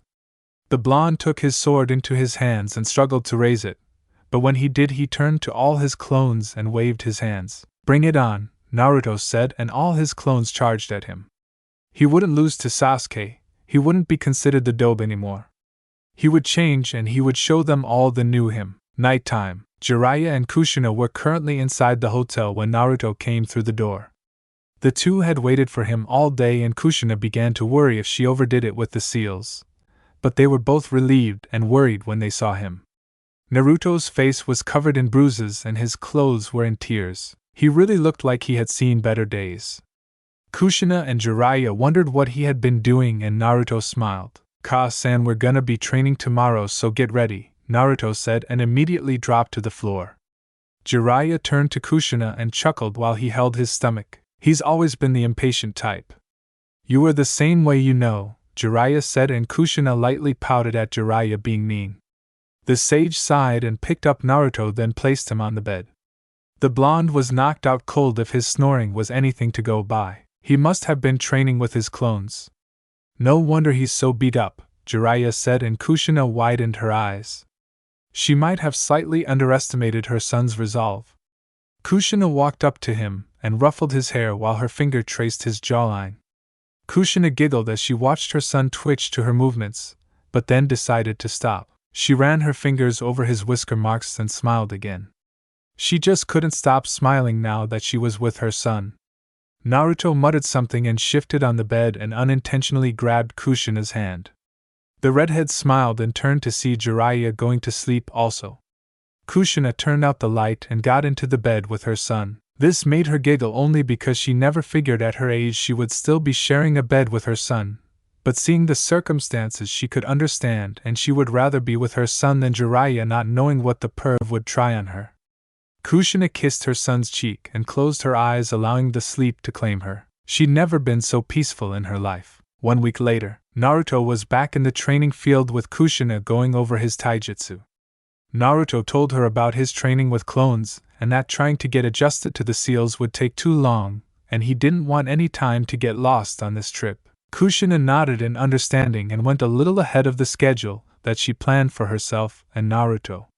Naruto had gotten somewhat used to the seals on his body. He could at least walk for the most part and slightly run, but it still had his problems as Kushina said he would. Currently, Naruto was doing his stretches with Kushina as they got prepared for another day. Kushina told Naruto that his speed would also increase if he was more flexible, so she was helping him with that. Naruto was doing the stretch where his legs were spread out while he sat on the ground and stretched forward while Kushina pushed him lower with her hand. "Ka-san, you're killing me," Naruto said, and Kushina giggled. "No complaining, Naruto-kun," Kushina said as she pushed him lower to the ground. Naruto gritted his teeth at the pain he was feeling, and he heard his bones snap multiple times. "So what are we working on now?" Naruto asked, trying to grit his teeth through the entire stretch. "Well, after your warm-up I'm going to teach you the correct posture for holding your sword, then after that I'll show you a few movements to my taijutsu. You might not get it right away, but I've got the perfect method with which to show you," Kushina said, and Naruto nodded with a smile, but not before he screamed as he felt his back give way to the pain he was feeling. After his warm-up, Naruto sat on the ground and watched his mother stand in front of him. Kushina smiled as she wanted her son to pay close attention. "Kage Bunshin no Jutsu," Kushina thought, and immediately a clone appeared next to her, making Naruto widen his eyes. Kushina smiled at his shocked face while Naruto sputtered nonsense like he was trying to confirm what he just said. "Ka-san, how did you do that?" "You just did my technique with no hand signs," Naruto said with his eyes completely focused on his mother. Kushina chuckled and rubbed the back of her head in embarrassment. "Well, Naruto-kun, let's just say that I have a perfect control over it," Kushina said, and Naruto's eyes widened again. If he could learn that, then he could surprise so many people that he'd have enough time to do other things. He had to get his mother to teach him how to do that. "Alright, Naruto-kun, time to focus on taijutsu. I want you to watch me and my clone perfectly. Never take your eyes off us," Kushina said, and Naruto nodded. The two redheads squared off and Kushina nodded. The clone grinned and charged at her, then let out a punch, but Kushina saw it coming, and with a speed that made Naruto gasp she ducked under it and slammed her fist into the clone's stomach. The clone coughed, but didn't dispel, which was the first thing Naruto noticed. However, the clone was quick on the rebound and grabbed Kushina's hand, then flung her over its shoulder. Kushina gritted her teeth, and with a beautiful turn, she landed on her feet and pivoted her foot to aim at the clone's chest. Her hit connected and Kushina sent the clone flying into the tree, making it dispel. She brushed a hand through her hair and turned back to Naruto. "It's countering at its best, Naruto-kun. Baiting the opponent, and when you have them, you unleash all your power, speed, and strength to cause them pain. It's all internal, but it hurts like hell, Databane," Kushina said, and Naruto nodded that he understood. "Alright, you try it. Remember that the object is to anticipate, then react and finally counter at full force," Kushina said, and Naruto nodded. He crossed his fingers and yelled, "Kage Bunshin no Jutsu," Naruto yelled, making one clone. Both stood away from the other and cracked their knuckles. Kushina gave them the signal to begin. The two Narutos ran at each other and began their spar. Kushina sighed as she saw Naruto's form. He wasn't countering like she was. His countering was slower, and his chakra control was shot. One hit to his clone and it was gone. She'd have to get him on Kenjutsu and chakra control before Taijutsu, or they wouldn't be getting anything done. Naruto seemed to sense his mother's slight frustration and sighed. He wondered if this was really his preferred style of fighting and was about to apologize to her, but Kushina patted his shoulder. Keep trying it, Naruto-kun. It's not going to be easy, but here we go, Kushina said as she walked in front of Naruto. The blonde raised an eyebrow and Kushina smiled. Hit me, she said, and Naruto raised an eyebrow. Kushina pointed to her face and said, Hit me, come on Naruto-kun, she said to him. Naruto narrowed his eyes and wondered if this was alright, but sighed and let out a punch. Kushina's smile turned into a smirk as she grabbed Naruto's hand and kicked him in the stomach, making the blonde skid back and hit the floor. Come on Naruto-kun. Hit me, if you don't then you're not getting dinner, Kushina said, and Naruto gasped. He wouldn't get dinner? Kushina sighed and rushed at Naruto, then punched him in the face. You're not gonna let your mother kick you all over the place, are you? Kushina asked, and Naruto gritted his teeth as he stood up from the ground. Kushina appeared behind him and kicked him across the field. She didn't like this, but felt like she knew Naruto's thoughts. It was like saying, if I experience it then I will learn how to do it. That's what Kushina thought anyway. Naruto coughed and held his stomach in pain. The blonde cursed under his breath. He didn't want to hurt his mother, but her punches and kicks were bone-shattering. Naruto huffed and got to his feet as Kushina appeared in front of him. She let out a punch and Naruto's eyes burned. He quickly sidestepped Kushina despite the heavy seals on his body, making Kushina widen her eyes. She smirked and nodded. I knew I was right, Kushina said, and ran back at Naruto. The blonde struggled to stand, but he clearly saw his mother's hit. After a week of getting hit all the time and the pain that came with it, Naruto was more than able to try and counter it. All he had to do was know that he could.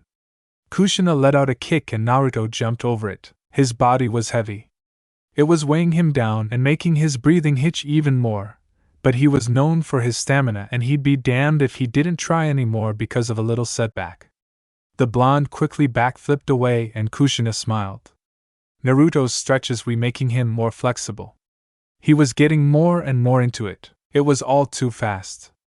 His mind didn't have the time to think about anything, but Naruto was moving on instinct. The feeling of getting hit, the pain that came with it, the bitter memories of getting hit by Sakura. They were all fueling his senses at the moment. Naruto breathed easily for a second, but blocked a punch to the gut and tried to slam his foot into Kushina's side, but the redhead wouldn't have that and blocked it easily. She was impressed. Naruto had the countering now. He had been working on it all week, but he got it. Kushina just found the perfect method for training her son. Unknown to either of them, the shinigami was watching and a small grin appeared on his face. He'll make a great human shinigami when I'm through with him, Shin said and continued to watch. Naruto gritted his teeth and gasped. He backed away from Kushina as his mother tended to her side. Naruto had at least one hit on his mother. Kushina winced slightly, but smiled as she stopped her movements. You did it, Naruto-kun. Even if it was just a scratch, you did it, Kushina said, and Naruto smiled. He huffed and fell to the ground, well, almost. As he fell, he landed into Kushina's arms, making the woman smile. She pulled up his sleeve and looked at his seal. Sure enough, it changed from white to yellow.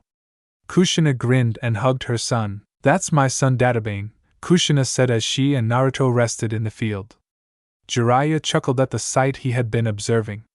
He would teach Naruto how to improve the Rasengan and control some of Kyuubi's chakra, but Kushina was probably the best teacher that Naruto could ever ask for. 2 weeks later, Naruto, Kushina and Jiraiya were currently in Hot Springs Country, just traveling for the moment. They were looking for a short break from their walking and training. Naruto had gotten into further depth of the habanero heat taijutsu style from his mother, and he had the aches and pains to prove it. He had gotten countering down, so now he was working on the next step to her taijutsu. He still had his flaws, but slowly and surely Kushina was literally beating it out of him. Jiraiya had told Naruto a bit about Fuinjutsu since the blonde was developing an interest into the art. When the sage told him that it was the hardest study out of all the shinobi arts, Naruto just replied stating that he didn't care, and he'd have it down, making Kushina and Jiraiya chuckle. Kushina had also told Naruto about her unique chakra ability, which consisted of chakra chains, which she demonstrated about a few days ago. Naruto had asked her if he could do it too since he was her son, but Kushina said that she wasn't sure. However, things weren't all that bad as Naruto stared to show the early signs of success with the seals that Kushina used on him. He still had them on, but his body was slightly lighter and he could run normally as he always did. He could do his standard exercises with them on, and he could counter most of Kushina's attacks, when she wasn't full-blown serious. In the meantime, Naruto had spoken to the Shinigami about a week ago and agreed that he would like to be the full summoner to him and have his complete training in the arts of the Shinigami. Naruto still had the scar on his upper chest from the encounter. Flashback. Naruto quietly left the hotel room and walked out into the woods. He quickly walked deep into the woods and asked Kyubi to make sure that no one was following him. Kyubi gave the blonde a nod that he was in the clear for at least a good half a mile, and Naruto nodded with a thanks. He looked at the seal on his right hand and narrowed his eyes. Naruto breathed slowly and bit his thumb. The blonde bit his thumbs and traced the blonde over the seal. Kuchios no Jutsu, Naruto yelled, and his seal glowed bright as usual. Naruto covered his eyes and soon the seal faded. The blonde felt Shin's presence behind him and turned around.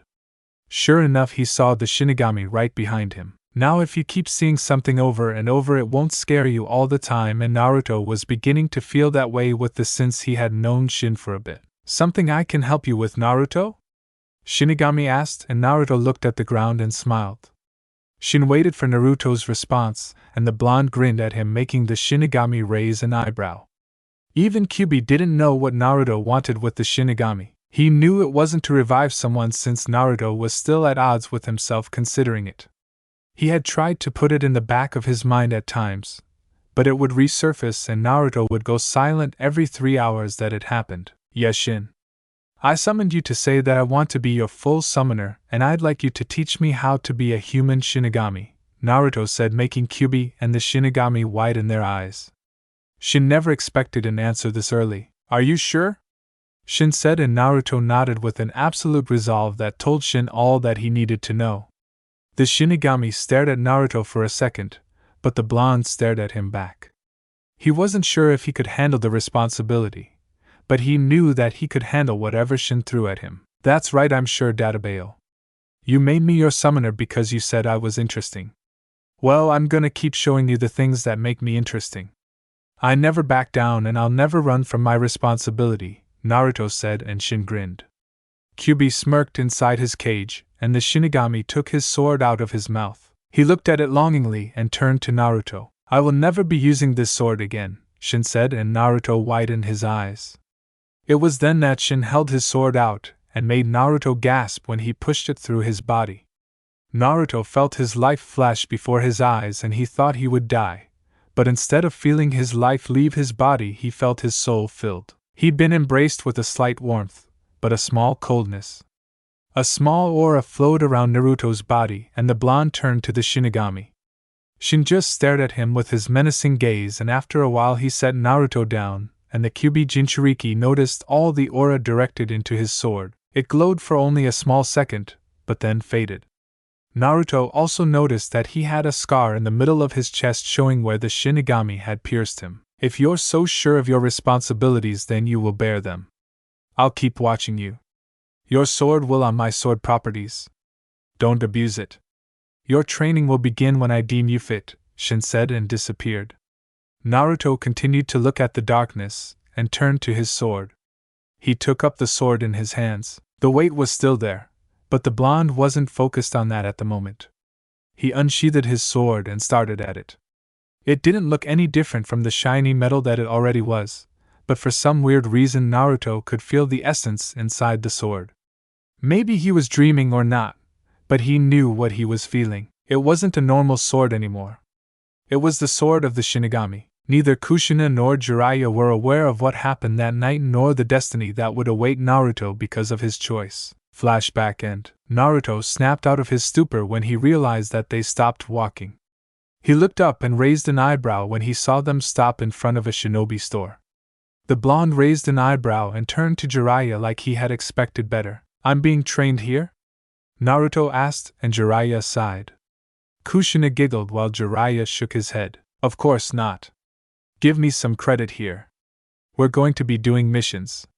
This is one of the contacts to Konoha that handle missions for people like me, Jiraiya said, and Naruto crossed his arms and tried to wonder what the hell Jiraiya was talking about.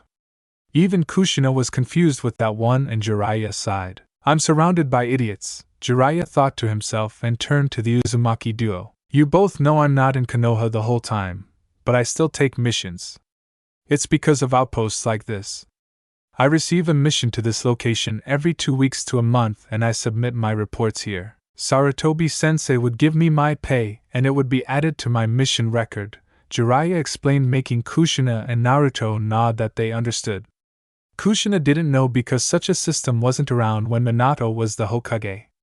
Naruto had no idea since he didn't know what it was like to be an S-rank shinobi, but he would one day. So we're here for a mission? Naruto asked, and Jiraiya nodded. Naruto gulped since he was shaky with his fighting. He could run, walk, use chakra to a certain degree, but fighting was kind of different. He doubted he could even take on Sasuke with this much weight holding him down. He was probably lucky he was walking and running, let alone training, but that's how he did things. So what are we going to do? Fight bandits? Naruto asked, and Kushina turned to Jiraiya. The sage sighed and rubbed the back of his head. I haven't checked yet. Remember, she won't give me anything over the top if you're with me. I haven't even told her that Kushina is alive because of you. I can only imagine her surprise, Jiraiya said, and Naruto turned to his mother who was smiling, but he wasn't looking at that. He was shuddering because he was looking at her eyes. Her eyes aren't smiling. They're not smiling. She's not happy, Naruto yelled out mentally while Kushina thought over her meeting with Tsunade and how it would go. Well, that aside, let's go inside. It'll give us the chance to test your skills and see where you still need improvement, Jiraiya said, and Naruto gulped. He didn't really have anything to go on. His mother taught him her taijutsu for the few weeks, and she taught him a few katas for his sword, which he had gone quite a ways with the Kage Bunshin technique since his mother told him the secret to it, and why it was considered a B-ranked jutsu. Whatever the clone learns and does then dispels, then the user will learn it also. That's why it was great for stealth missions and infiltration missions. Ever since then, he had used his clones to learn how to use his sword to at least genin level and train his taijutsu to mid-chunin. He had a lot of pain and suffering from it all, but it was all in the interest of training. Alright, let's go. I hope we get something good, Naruto said as he followed Jiraiya, and Kushina followed Naruto inside. They came to see an old man behind a desk. Naruto and Kushina took the chance to observe the inside of the shop. It was filled to the brim with all the latest weapons and outfits from Konoha. It was then that Kushina took the chance to get some things since she hadn't really gone shopping. Kushina tapped Jiraiya's shoulder and smiled. Jiraiya groaned and gave her his wallet, and the woman went on a spree as she picked out several weapons, outfits, and tools for herself. Jiraiya tried not to cry while Naruto chuckled at the sight. Finally, all those times Jiraiya took his money were coming right back at him. Karma is awesome, Databeo, Naruto yelled out mentally, making Kyubi nod even though he couldn't see it. Even though it can be a bitch at times, Kyubi said, and Naruto nodded in agreement. He could attest to that, and so could Kyubi. Jiraiya simply watched as Kushina bought more tools and clothes until she brought them up to the counter. Ring this up, please, Kushina said with a grin, and the man turned to Jiraiya, and the sage sighed and nodded. He rung up the price, and Kushina paid for it all and gave the wallet back to Jiraiya and gave him her thanks. Naruto and Kyubi continued to grin at Jiraiya's expense while Kushina sealed all of her clothes and new tools into some of the scrolls she bought in the last town they went to. They sold some high-quality scrolls and even some high-quality ink. Kushina was really ecstatic about it, but Naruto wasn't sure why. Maybe it was just her thing, but that was beside the point. Jiraiya walked up to the counter and flashed his papers to the old man. The man nodded and pulled out a scroll and handed it to Jiraiya. The Sannin nodded and walked out of the place with Kushina and Naruto following him. When they were out of the shop, Jiraiya pulled out the scroll and opened it. So what do we have? Naruto asked. Jiraiya hushed him and looked it over, closed it with a grin. We're in luck. We have a B-rank mission, Jiraiya said, and Naruto's eyes gleamed. Kushina grinned at her son's enthusiasm and listened as Jiraiya explained. Basically, we need to go T-Country and help protect their daimyo's treasury from thieves. His elite guards aren't capable of handling the bandits, since these guys are ex-shinobi. Tsunade says it's a B rank because there is the possibility of an A rank missing nin in the group. Nothing too hard, I suppose, Jiraiya said before seeing Kushina and Naruto grinning with excitement. He had to sweat drop when he realized just who he was talking to. I can't wait for this, Naruto yelled out, and Kushina grinned. I'm gonna have some fun today, Databane, Kushina said, and the Uzumaki duo were already ready to go. Jiraiya sighed as he brought them out of their celebration. I don't know if you two realize, but T-Country is at least 3 to 4 days away. Not to mention that the sun is going down, so we should head out tomorrow, Jiraiya said, making Kushina and Naruto pout. We'll get a motel for the night, then we'll leave first thing in the morning, Jiraiya said and walked off.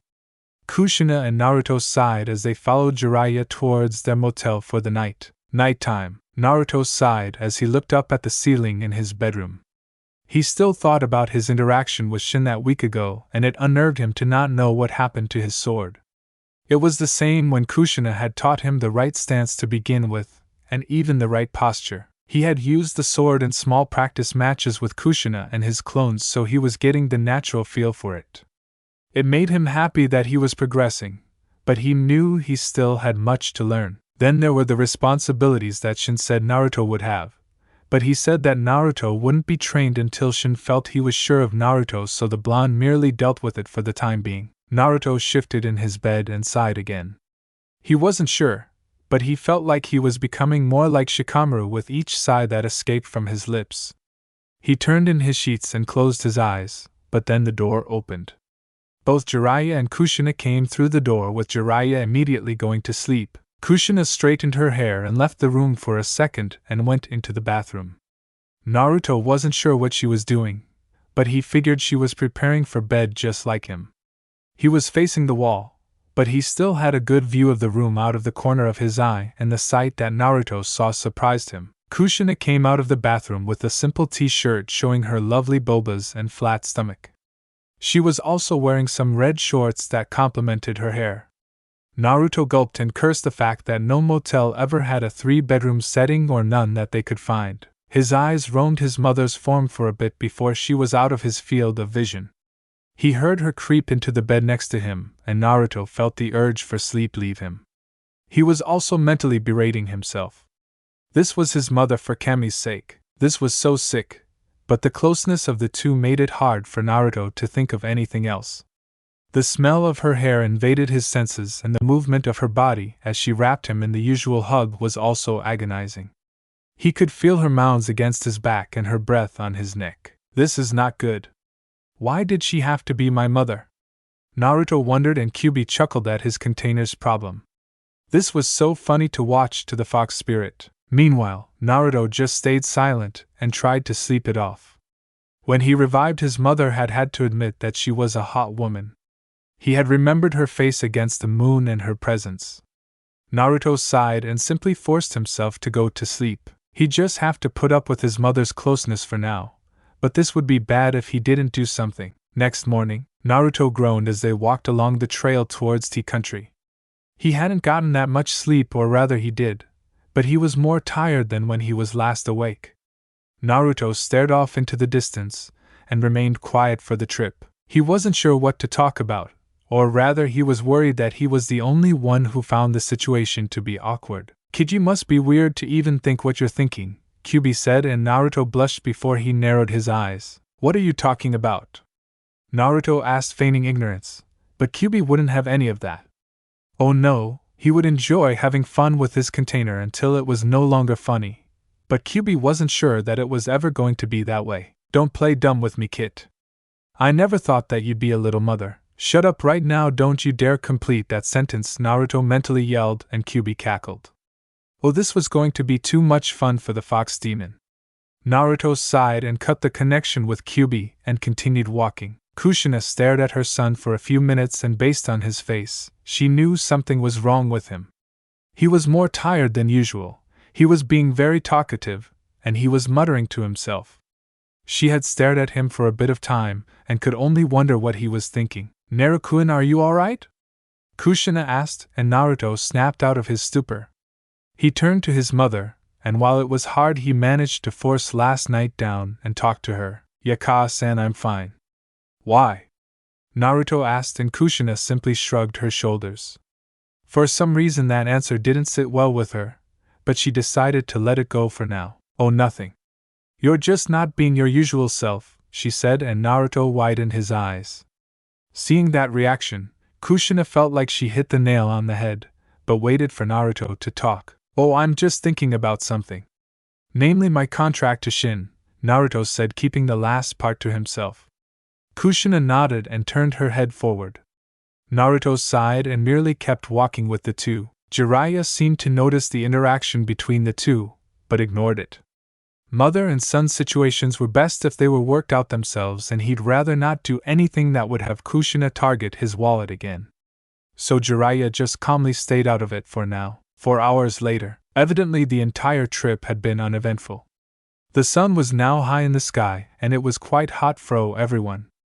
No one found anything to talk about other than casual conversation, but it was then that Naruto decided to try and break the ice when he wanted to know something interesting. So Ka-san, you never told me. How could you do the Kage Bunshin without hand signs? Naruto asked while Jiraiya's eyebrow twitched, showing that he wanted to know also. Kushina giggled at the sudden question, but knowing her son, she knew it would come sooner or later. So you want to know that? Well, I'll say that I had a knack for it, or better said that the Kage Bunshin complemented my unique chakra. Just like I showed you I had chakra chains, it turned out that my control of the Kage Bunshin wasn't so normal either. At first, like you, I had to cross my fingers and yell, but after a while I was able to do it, by thinking it. The trick is to release your chakra and turn it into what you want. If you want a clone, then think it and think the number. You also have to measure how much chakra to put into the clone to make it more durable. If you want to learn it, then I'll show you, Naruto, Kushina said, and Naruto's eyes gleamed before he raised an eyebrow. He hadn't noticed all those weeks, so he had to ask, "Why are you calling me Naruto?" Naruto asked, and Kushina smiled. She wasn't aware of the situation already planted in Naruto's mind, and quickly hugged him, making the blonde blush in embarrassment. Because it's cute, Databane, Kushina said, and Naruto gulped.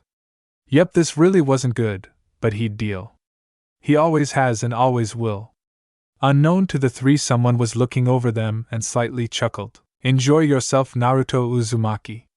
You have no idea of the destiny that awaits you as the first human shinigami, the shinigami said, and then faded into nothingness. 3 days later, Naruto, Kushina, and Jiraiya continued to walk towards Tea Country for their mission, which was to protect the daimyo's treasury from some kind of thieves that were targeting it. Some of the awkwardness that was there at the start of the trip was gone after those 3 days of walking and talking. Naruto had forgotten that incident somewhat, but it was rather hard to do with Kyuubi constantly reminding him. While they traveled, Kushina taught Naruto more of her kenjutsu and taijutsu, and she was more than pleased that the result of the seals on her son's body were working better than she could imagine. As she always knew, Naruto was a fast learner, and he had the bruises and aches to prove it.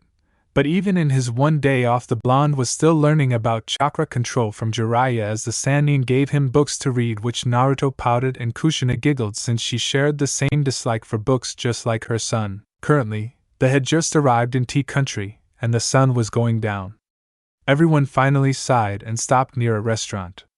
They saw many people conversing and walking the pretty light-filled streets. Finally here. So when do we meet this daimyo? Naruto asked while he sat on the ground. Jiraiya sighed and took out the mission scroll and looked through its contents. We can meet with him after we get something to eat. Why don't you two get something and I'll set up the hotel? Jiraiya said while Naruto and Kushina turned to each other, then gave Jiraiya their individual blank stares. Aren't you gonna be hungry? Kushina asked, and Jiraiya grinned as he walked away. Naruto narrowed his eyes as he saw Jiraiya's retreating form and sighed when he heard the man's reply. Oh, don't worry about me. I'll simply meet up with you guys in the next hour, Jiraiya said, giggling while he walked away. It was now Kushina's turn to sigh when she remembered that back when she was alive, Tea Country was quite famous for its brothels, and knowing Jiraiya, that was kind of easy to figure out. Oh well, Sochi, let's get something to eat now, Kushina said, walking into the restaurant while Naruto got to his feet and followed in after her. The restaurant was rather quaint looking, but they weren't in the mood to be picky. Kushina sat at a table and Naruto sat across from her. Both were given menus and ordered some good-looking food. They were still rather tired, so neither was in the mood to eat anything big. Naruto simply ate some soup with a couple of sandwiches while Kushina had the same thing. It was a rather simple dinner and not much conversation was going around, but for different reasons between the mother and son duo. Naruto, no matter how hard he tried, couldn't forget that night when he felt a small attraction to his mother. He knew he was the only one feeling this way, but Kushina, if given enough time, would pick up some of the hints, and that worried Naruto slightly. He looked up from his meal to see Kushina quietly eating her food and he unconsciously examined her again. His eyes looked at her creamy-looking skin of her face and then noticed her long, beautiful, red hair. He could really see why his father could fall for such a woman, but what worried him was that just maybe he was starting to also. He had always thought that he liked Sakura, but somewhere in the back of his mind he knew he was deluding himself. He remembered how hard Sakura cried when Sasuke had woken up from that coma that Itachi put him in. Naruto sighed when he also remembered the multiple times that Sakura did hit and berate him. He wasn't oblivious to it also. He wasn't sure why he always allowed it, but he felt that maybe Sakura would come around someday. I guess that was a dream also, Naruto thought and sighed before he looked at his mother again. Even though it was soup and some sandwiches, Kushina was eating with some grace that made Naruto compare her to Sakura, and then the blonde chuckled that it was ridiculous. Mainly because he couldn't compare Sakura to his mother. Sakura lacked all the things that made Kushina look amazing. He could have chalked that up to Sakura still having a childlike body, but he knew that even if she was older she still wouldn't compare to his mother. That long red hair, the creamy skin, and the just amazing presence she exuded. Kushina felt her son's eyes on her as she ate, and truth be told she was rather embarrassed by it. She wasn't sure why he was looking at her so intently, but she figured that Naruto was still coming to terms that she was alive and in front of him. Kushina mentally smiled when she thought that. She was rather happy also that she could be with him like this. For all those years, she wondered what it was like to be with her son, and when Minato wanted to make him a Jinchuriki, Kushina felt such unparalleled sadness. But Naruto grew up to be a fine young man in her eyes. Naruto looked so much like Minato that the resemblance was uncanny, but Kushina wouldn't dare compare Naruto to Minato in any other way than appearance. Naruto wasn't Minato, he was Naruto, and he was going to stay that way. Kushina decided to break Naruto's gaze and looked up from her food. "Is something bothering you, Naru-kun?" Kushina asked, and Naruto quickly stopped his staring and blushed in embarrassment. He had been caught looking at his mother, or maybe she knew all along, but didn't say anything to him. "I'm nothing really, Kaa-san. I'm done with my food, so I'm gonna go," Naruto said quickly, getting up and left the restaurant. Kushina frowned when she saw Naruto leave. It's like the blonde was avoiding her for some reason. Kushina looked at her son's plate, and saw that he still had a few sandwiches left. She looked at her own plate, and saw she was just about finished, which shows that she was the one relatively eating. "Sochi, what's wrong with you?" Kushina wondered as she placed some money on the table and walked out of the restaurant to meet up with Jiraiya. With Naruto. Naruto sighed as he walked through the streets. He was an idiot. He just ran out of the restaurant so fast before his mother could even respond. Maybe it was on the spur of the moment, he wasn't sure, but he could feel that he just made things a bit more complicated. "No kidding, brat. Now she's definitely gonna be suspicious of you now," Kyubi said, and Naruto sighed with a nod. "It's not my fault," Naruto said, and Kyubi grinned like mad. He was still having so much fun as he toyed with his container. "Hey, you were the one checking her out. I'll admit that she's nice looking for a human, even if we have I hate you, you hate me relationship," Kyubi said, and Naruto chuckled. He could see that. Kyubi and Kushina arguing every day about something that didn't even matter. "I'm sure I don't want to know," Naruto said, and Kyubi snorted then faded.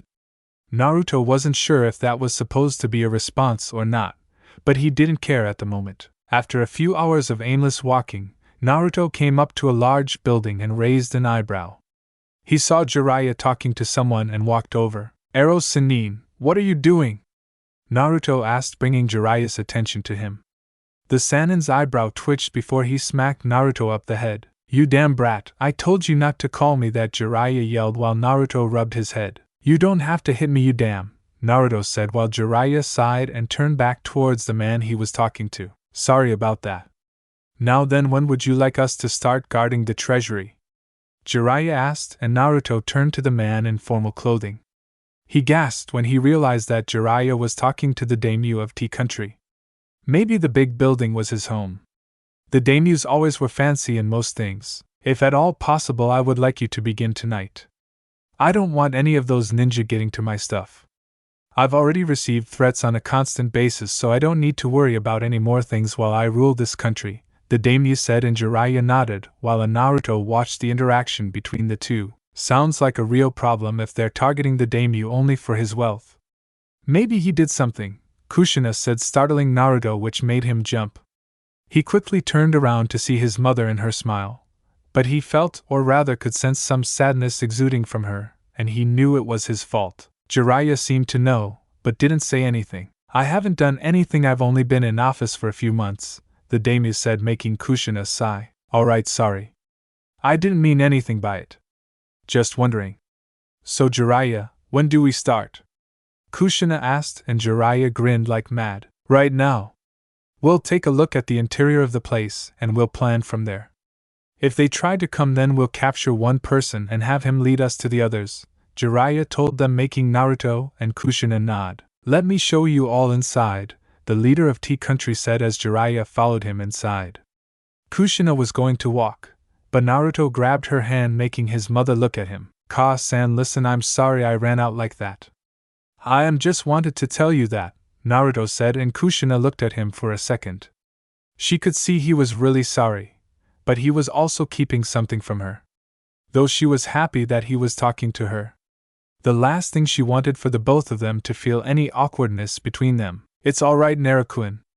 I'm sorry if I did something to make you leave, Kushina said as she sent her son a sincere smile. Naruto nodded with his own foxy grin as they walked inside the building. The sight they were greeted to shocked them. The hallway was so exquisite and beautiful. Imported wood was used for most of it, while chandeliers hung from the ceiling to light up the room. They saw Jiraiya's sandals at the doorstep and took off their shoes also. After a bit of walking and admiring the place, Kushina and Naruto made it to Jiraiya, who was sitting on the couch. Alright, he has left us in charge of the place and went to bed. I told it'd be best if he went somewhere safe, but he said that this was the only place that felt that way, so there was nothing I can do, Jiraiya said, making Kushina and Naruto nod. So what's the plan? Naruto asked, ready to get the ball rolling. Jiraiya nodded and took out a map with the layout of the building. Well, I can hold my own against these guys, so you two will be a pair. From what the daimyo told me, they came at two major points. From the windows and the lower levels of the palace. Apparently his guards can't do anything to stop them, so that's where we come in. I'll stop them at the lower levels if they go down there, while you two guard the windows. Keep your guard up, Jiraiya said, and furled up the scroll. Naruto and Kushina nodded while Jiraiya walked away. You know, I feel sorry for anyone who fights you, Ka-san, Naruto said, and Kushina grinned before putting her shoes back on along with Naruto. I suppose, but you better not slack off just because I can back you up, Kushina replied, and Naruto rolled his eyes before nudging his mother's shoulder. Don't look down on me, Ka-san. Besides, I'm no pushover, Naruto said, and Kushina giggled. I suppose not. Well then, Naruto-kun, get started. We don't want to let them know we're here, Kushina stated as she turned out the lights. Naruto nodded and took up a hiding spot while he sent clones to the other floors to monitor the windows in those places. 5 hours later, Naruto sighed and rubbed his eyes. It was late, and they hadn't seen any instance of activity.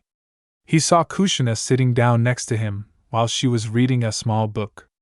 Naruto glanced at it and saw it was about creating jutsus that went well with kenjutsu. He had asked her earlier why she didn't go off with his clones or in an individual room to be sure no one was inside, and Kushina told him that she was a talented sensor. She could sense even where Jiraiya was, and she would know if someone was going to one of the other places. Say, Kyubi, can you sense anything? Naruto asked, making Kyubi yawn while he tiredly opened one of his eyes. Yeah, they're coming. Your mother's sensor abilities reach the next few rooms, but I can tell they're outside. At least 10 are in front of the window. There are 2 where the perv is. You're lucky, kid. The 2 below are A and B ranked people. Anyone coming through the window is C ranked, which you'll be fine with dealing with, or at least you should be, Kyubi said, turning silent. Naruto sighed and got to his feet, making his mother take her eyes off her book. What's wrong, Naruto-chan? Kushina asked, trying out a new name for her son while Naruto grabbed his sword and tightened his grip. Ka-san, get ready for a fight, Databeo, Naruto said, grinning like mad while Kushina got to her feet. Her son pointed outside and Kushina concentrated her senses on that spot.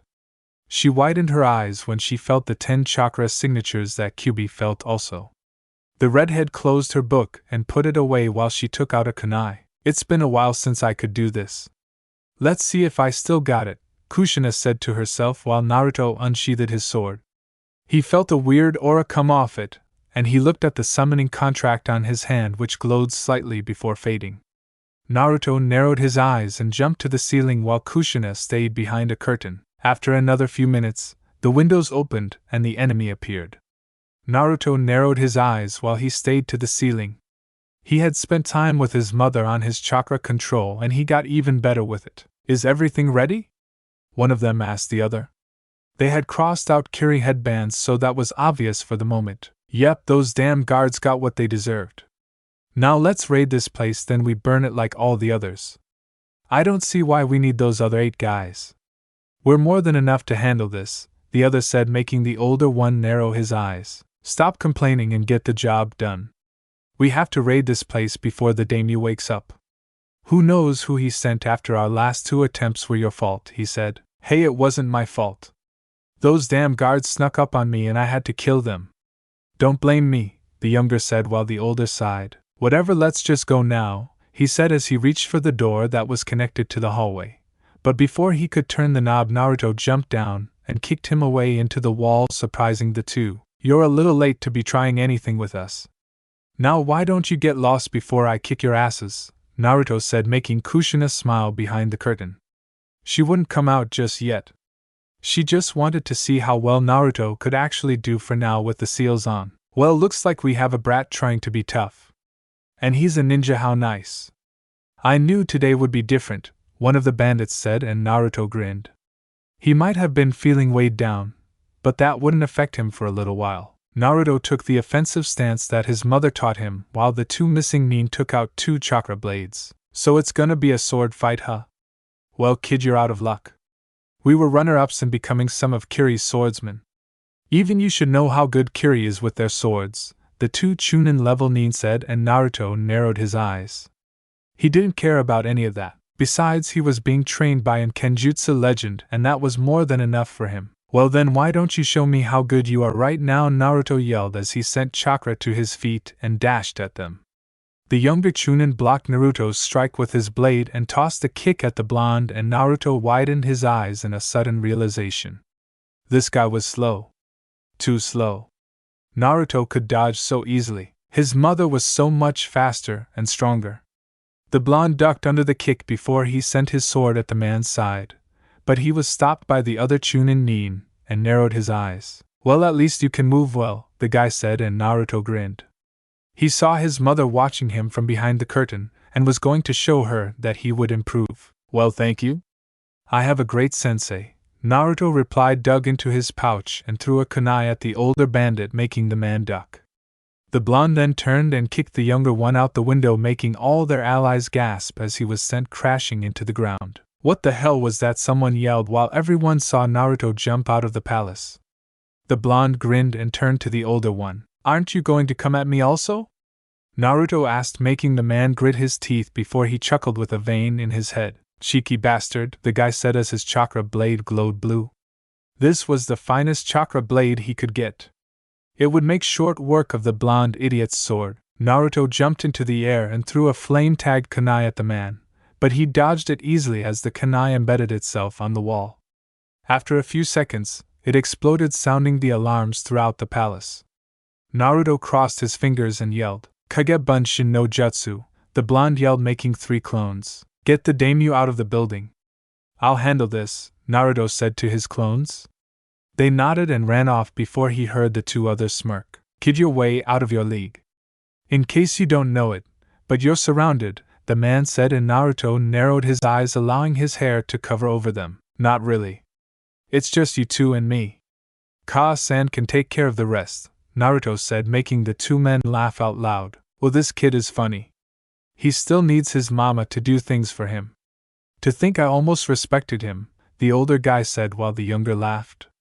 Naruto just kept up his grin as he saw someone sheath their sword. That wasn't any fun at all, Databane, Kushina said as the two turned around to see all 8 of their comrades on the ground while the redhead flipped her hair. I should have gone with Jiraiya.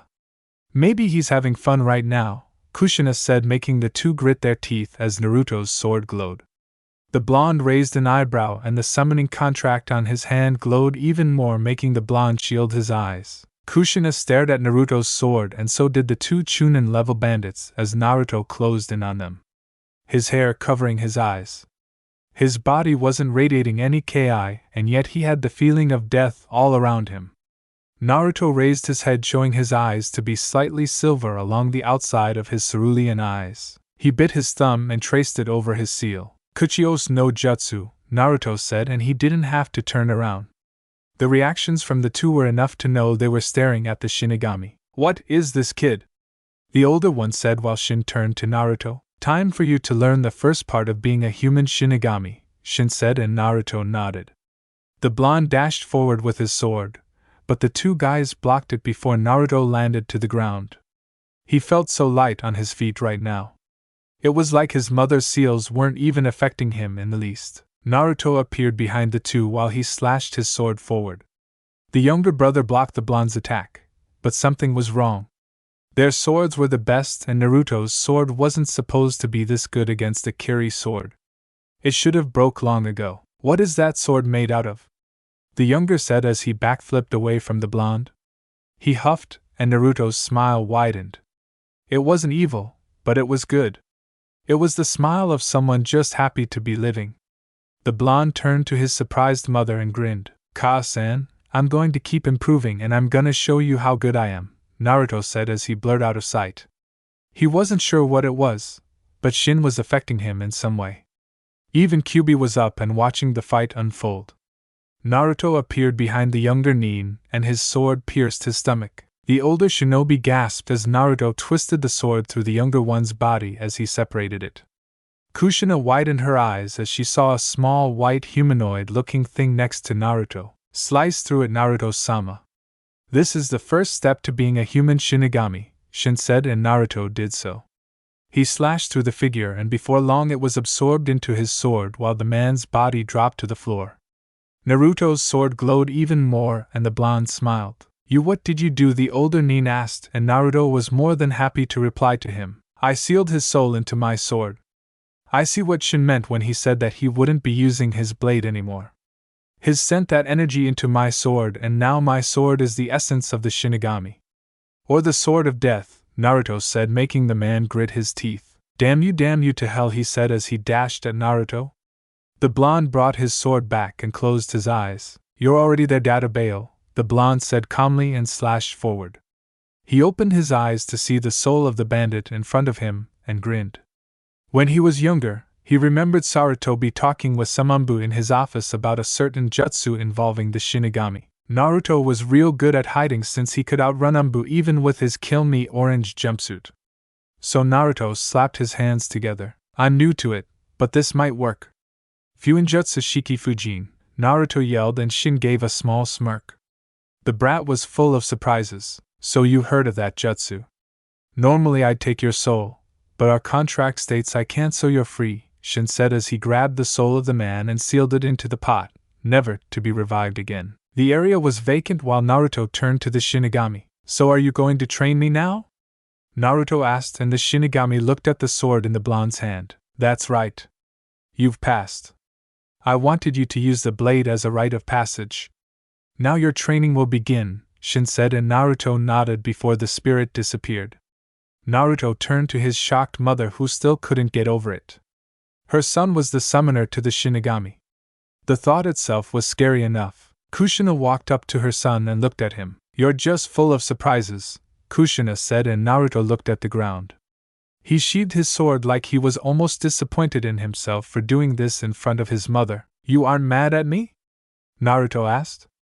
The last thing he wanted was for his mother to reject him, also because of another scary power that came to him.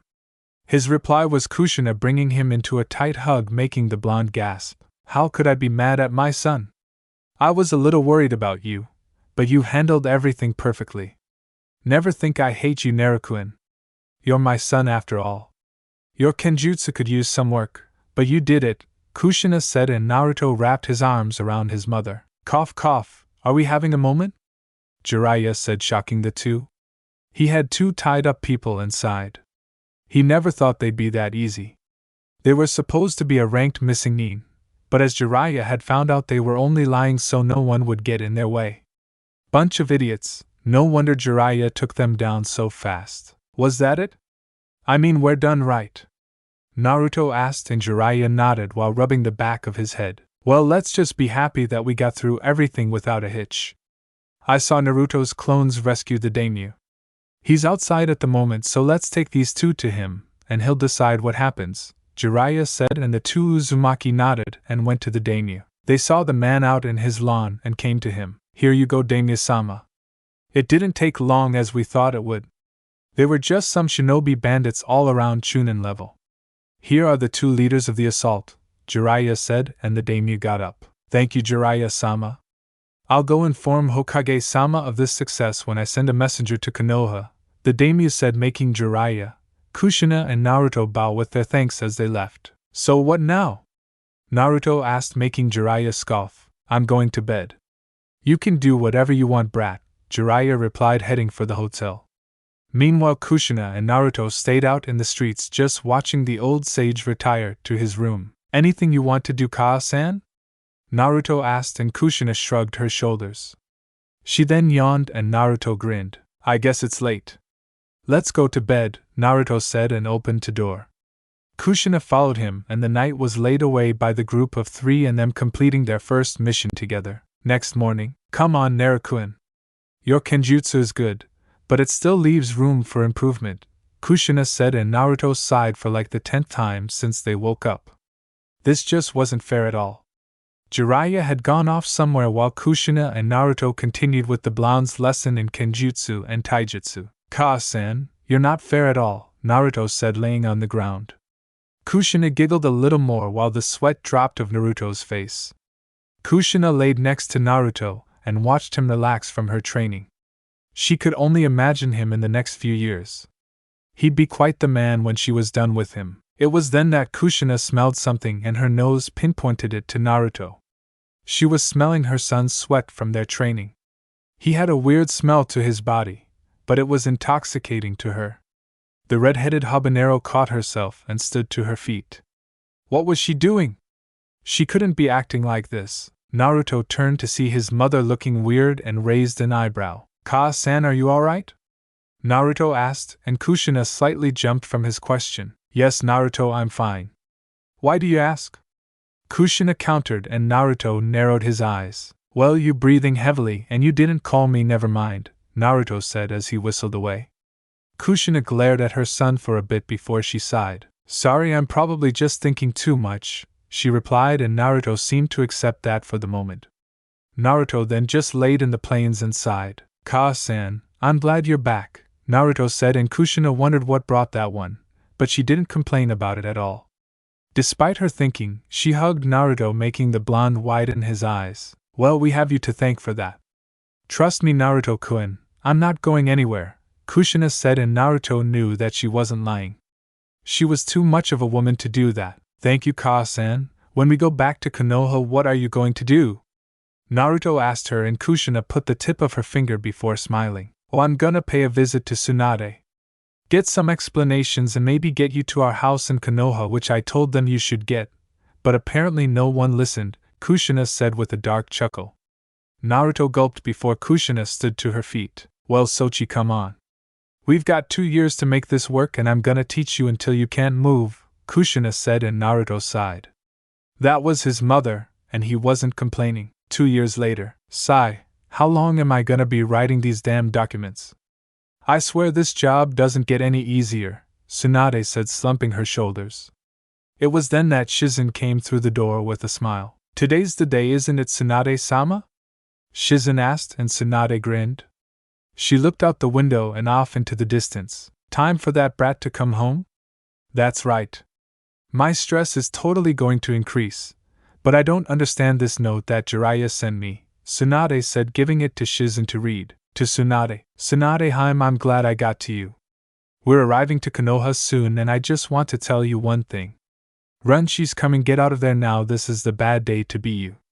I got my beating, now it's your turn, but run, Jiraiya. Shizen looked at the note and raised an eyebrow. Sounds like you're in danger, Shizen said while Tsunade scoffed. Like anything could be dangerous to me. Did you forget who I am? Tsunade asked while Shizen shook her head at her master. She was still gonna be weary of this note just in case. Well, anyway, I guess it's time to go, Tsunade said, getting up from her seat and walking for the door. That's right. We can't keep them waiting, can we? Shizen asked as she left. Also, near Konoha, 3 people were walking towards Konoha. One was the more recognizable Jiraiya in his usual clothes. The next was a woman about 30 who was wearing a long-sleeved blouse with a t-shirt under it. Her hair was red and slid down her slender form.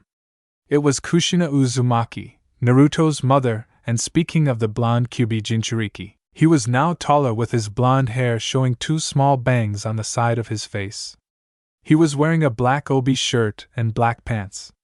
On his arm were small black guards that covered that portion of his arm and the seal over his hand. It was all complete with an orange sash that was wrapped around his waist and some black shoes. On his right was his sword that he had used for those 2 years, finally back. Man, this place hasn't changed at all, Naruto said as they came up to the village gates. The 2 gate guards Izumo and Kotetsu looked up and smiled. Hey, isn't that Izumo started, but didn't finish as he got a nod from his buddy Kotetsu. That's right, but who's the woman with him? Kotetsu asked, but Izumo shook his head. It really hasn't changed at all. Well, except for the Hokage faces. But that's to be expected, right, Naruto-kun? Kushina asked, getting a nod from Naruto as they walked through the village, with Sakura. Sakura continued to walk through the village on a supply check for Tsunade and went about her way until she saw her master and Shizen walking towards the village gates. Tsunade-sama, Shizen-san, where are you going? Sakura asked, making Tsunade and Shizen gasp at her, which in turn made Sakura raise an eyebrow. What did I say? Sakura asked, and Shizen giggled while Tsunade shook her head. Don't you know what today is? Tsunade asked, and Sakura narrowed her eyes. She thought it over for a second, and after some though she widened her eyes in realization before slumping her shoulders. How could I forget that? Is he here yet? Sakura asked, and Tsunade grinned like mad while shrugging her shoulders. Not sure, but he'll be here soon, Tsunade said, and she, Shizen, and Sakura walked off towards the gates of Konoha. With Naruto, the group of 3 continued to walk the trees as Naruto took in the sights. He saw nothing had changed at all since he was last here. Hey, look, it's boss, someone said, and Naruto turned around to see Konohamaru and his group right along with Tsunade, Shizen, and Sakura. Hey Konohamaru, how you been? Naruto asked as he ruffled his hair. Konohamaru grinned as he hugged his rival. I've been good, he responded, making Naruto smile. Hey brat. You've grown up. Not to mention your fashion sense has really improved, Tsunade said while Naruto grinned like mad. He brushed a hand through his hair and smiled. Well, I thought it deserved a change, Naruto said, making Tsunade nod. It was then that they heard chuckling which made Naruto and Jiraiya gulp. Tsunade turned to the woman next to Naruto and widened her eyes. Finally. I finally get to see you. How have you been, Tsunade? Please come over here so I can talk with you about something, Kushina said, sharpening her blade while Tsunade backed away. Shizen gasped while Sakura raised an eyebrow. Who's this? And why is she holding her sword like that? Sakura asked while everyone backed away from the ki that was penetrating the air, making it thick. 2 years. I've waited for 2 years to see you, Tsunade, and I just want to catch up, right? Kushina asked while Tsunade turned to Jiraiya, who simply bowed to her and wished her luck. But how? Why, you should be dead. Well, that's an interesting story for another time. Now then, you with the pink hair, please move right now, Kushina said, advancing on Tsunade while Sakura got a tick mark. Hey listen, you can't talk to Tsunade-sama like that, Sakura said while Tsunade, Jiraiya, Naruto and Shizen were mentally yelling for Sakura to shut her trap for once.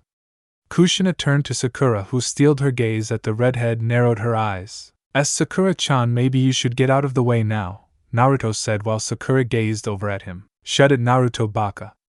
I don't need your advice to handle this, Sakura said, and the air just got colder around her. Kushina chuckled even more as she found a secondary target. You're Sakura, aren't you? Kushina asked, and Sakura nodded, still locking eyes with the woman. That's right, she said while Kushina took a deep breath and cracked her neck. Okay, that's all I wanted to know, Kushina said as she unsheathed her sword. The entire village watched the two square off, and Kushina smiled. Then I'll have to tell you this. In my presence, don't call my son an idiot, and if you ever hit him again like I've been told, then I'll kill you, Kushina said in the simplest tone, which made Sakura gulp, and she realized that her life was in danger. Now then, as I was saying, Tsunade, tell me why you didn't tell Naruto about his heritage, and tell me why he's not living at our house like I told you in Sarutobi, and tell me why you didn't help raise him like you and Jiraiya said you would? Kushina said while Tsunade backed away. She turned to Shizen for help, but she was on the other side of the road and Tsunade gasped before turning back. And now KK Kushina, I don't know how you're back, but let's see, calm down and talk this out, okay? Tsunade asked while Kushina stopped walking. I just met you, but the time for talk is over. Now is the time for punishment. Jiraiya received his and now you will receive yours. You can run, but I will catch you, Kushina said, and on that note Tsunade added chakra to her feet and jumped off, but she was quickly brought back by a chain attached to her leg as it slowly pulled her back. See, I said you could run, but now you're so kind as to stay. How noble of you, Tsunade. Now then, please let's go somewhere and talk, Kushina said as she walked away and into a small alleyway. Tsunade's teeth chattered against each other as she was dragged away. Shizen, help me, Tsunade yelled out, but Shizen gulped and bowed. Forgive me, Tsunade-sama, Shizen said quietly as the small darkness overwhelmed the alleyway. Tsunade yelled, making the entire village shiver. Naruto, who is that woman?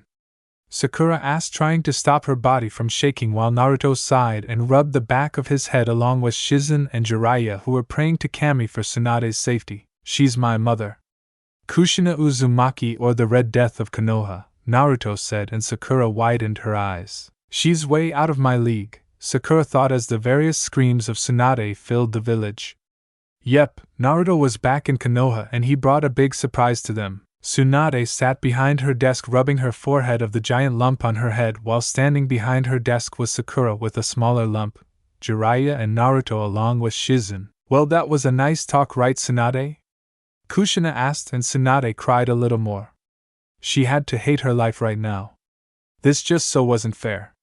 Tsunade turned to Naruto and narrowed her eyes at the blonde. It's just one headache after another with you.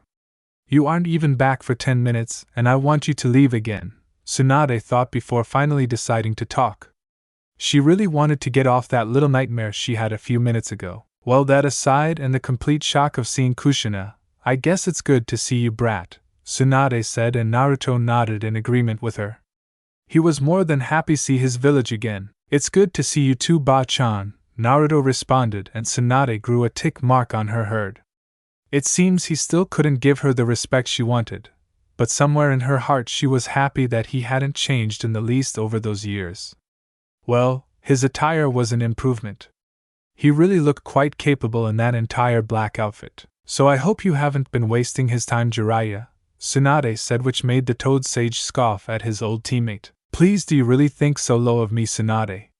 The brat knows more than a thing or two, Jiraiya said, and in all honesty he wasn't kidding. He knew that if Naruto would fight someone, then it would be quite a shock of what the blonde could do. After all, he was trained under Kushina and himself, so it had to really count for something. That's right, Ba-chan. I've gotten wicked strong. I might even be able to take you on, Naruto said, making Kushina giggle while Tsunade and Sakura rolled their eyes. They could see that the blonde was still confident as ever. Yes, well, it's really good to see you confident. So Jiraiya, what rank should we give Naruto? I don't know how well he's improved, and keeping him a genin doesn't seem right, so what do you suggest we do? Tsunade asked, and the sage thought it over before turning to see Sakura and Naruto looking at him. Yeah, that could work. Well, it's important to have teamwork, so why don't you have Naruto and Sakura fight against one of your jonin? Jiraiya asked, and Tsunade's grin got bigger before she closed her eyes. I see. Well, I guess our volunteer was listening in, Tsunade said, and immediately there was a knock on the door. Everyone turned around to see Shikamaru and Temari come through the door, and it took the Nara a bit of time to recognize the blonde in front of him. Hey, you're Naruto. Man, it's good to see you. How have you been? Shikamaru asked, and Naruto smirked as he walked towards the next Nara clan head. I've been good, Shikamaru. How have you been? Still lazy? Naruto asked, and Shikamaru rubbed the back of his head with a sigh. Hey, this job is troublesome and I still don't like it. I'd rather be watching the clouds, Shikamaru said, making everyone in the room sweat drop. To Kushina it only reminded her remembering how Yoshino was with most lazy boys. It was then that Shikamaru pointed to Temari. And I'm sure you remember this person, Shikamaru said, and Naruto turned to her. The blonde grinned and nodded. Only one girl I know has that hairstyle, right, Temari?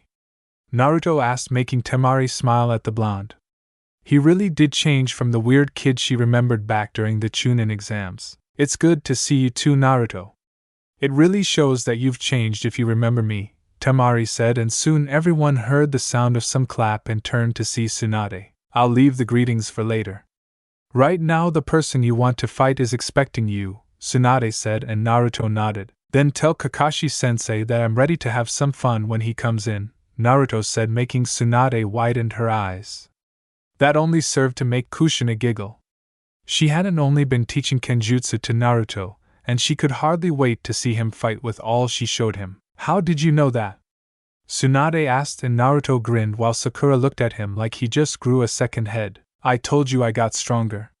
So why don't you send him inside? Naruto asked, and Tsunade waved her hand. Soon Kakashi came inside just like Naruto thought, and while his gaze was apathetic he still held a small amount of surprise. But then he looked to see the redhead across from Naruto, and Kakashi gasped so much that it made him drop his precious book. Why you're but how are you even? It's impossible, Kakashi said, making Kushina giggle. It's a real interesting story.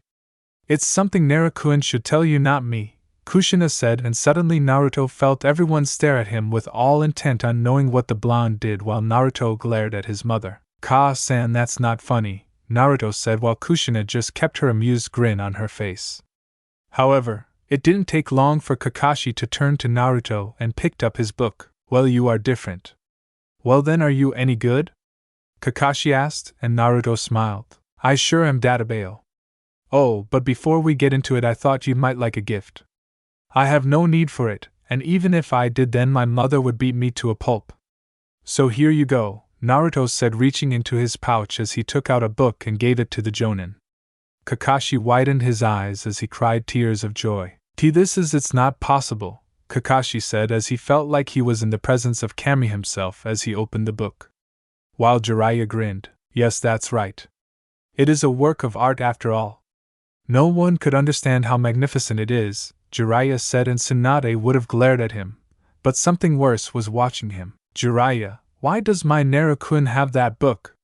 Kushina asked, and the Toad Sage gulped before turning around to see Kushina just smiling.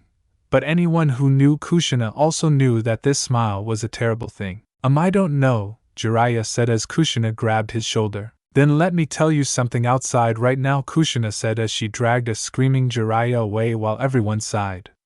Tsunade chose to ignore it and sighed again. Kakashi, that's enough, Tsunade said, and Kakashi closed the book just as easily as he opened it. Well then, I can't wait to see how you and Sakura still work together, Naruto. But you must be tired, so we'll give you a chance to rest, then we'll fight it out, Kakashi said, and Naruto rose an eyebrow. Huh! I'm fine. I've had plenty of rest and I'm ready to go, Naruto said, and Sakura nodded in agreement with him. Kakashi turned to them and raised an eyebrow. Nonsense, you should just rest for a bit. I'll see you later, Kakashi told them, and immediately shined off while everyone tried to contemplate what happened. He seemed to be in a hurry, Shizen said, making the obvious known. Can't wait to read that book. Sigh, well, I'm gonna go now, Shikamaru said as he and Temari left the room, but not before seeing Kushina come back through the room, and on the floor was a beaten-up Jiraiya. Well, since Kakashi-sensei ran off, I guess you have the time. Then I guess you have the time. So Naruto, do you want to look around the village? Sakura asked, but Naruto sighed. Sorry Sakura, but I've got some things to do. Like moving into my house, right Tsunade-bachan? Naruto asked, and Tsunade sighed. She nodded and took out a map. Sarutobi-sensei left instructions to where the house was, and you should. Tsunade, do you really think I wouldn't know where my own house is? Come on Sochi, let's get you settled in like you should have been, Kushina said, wrapping her body around Naruto's arm and dragging him off while Sakura glared. Is a mother always that free-loving with her son? Sakura asked, and Tsunade raised an eyebrow. Jealous? Tsunade asked, and Sakura huffed and rolled her eyes. Not in the least, Tsunade-sama, Sakura said to her master, which made Tsunade giggle at the thought of Sakura being jealous of Naruto's own mother.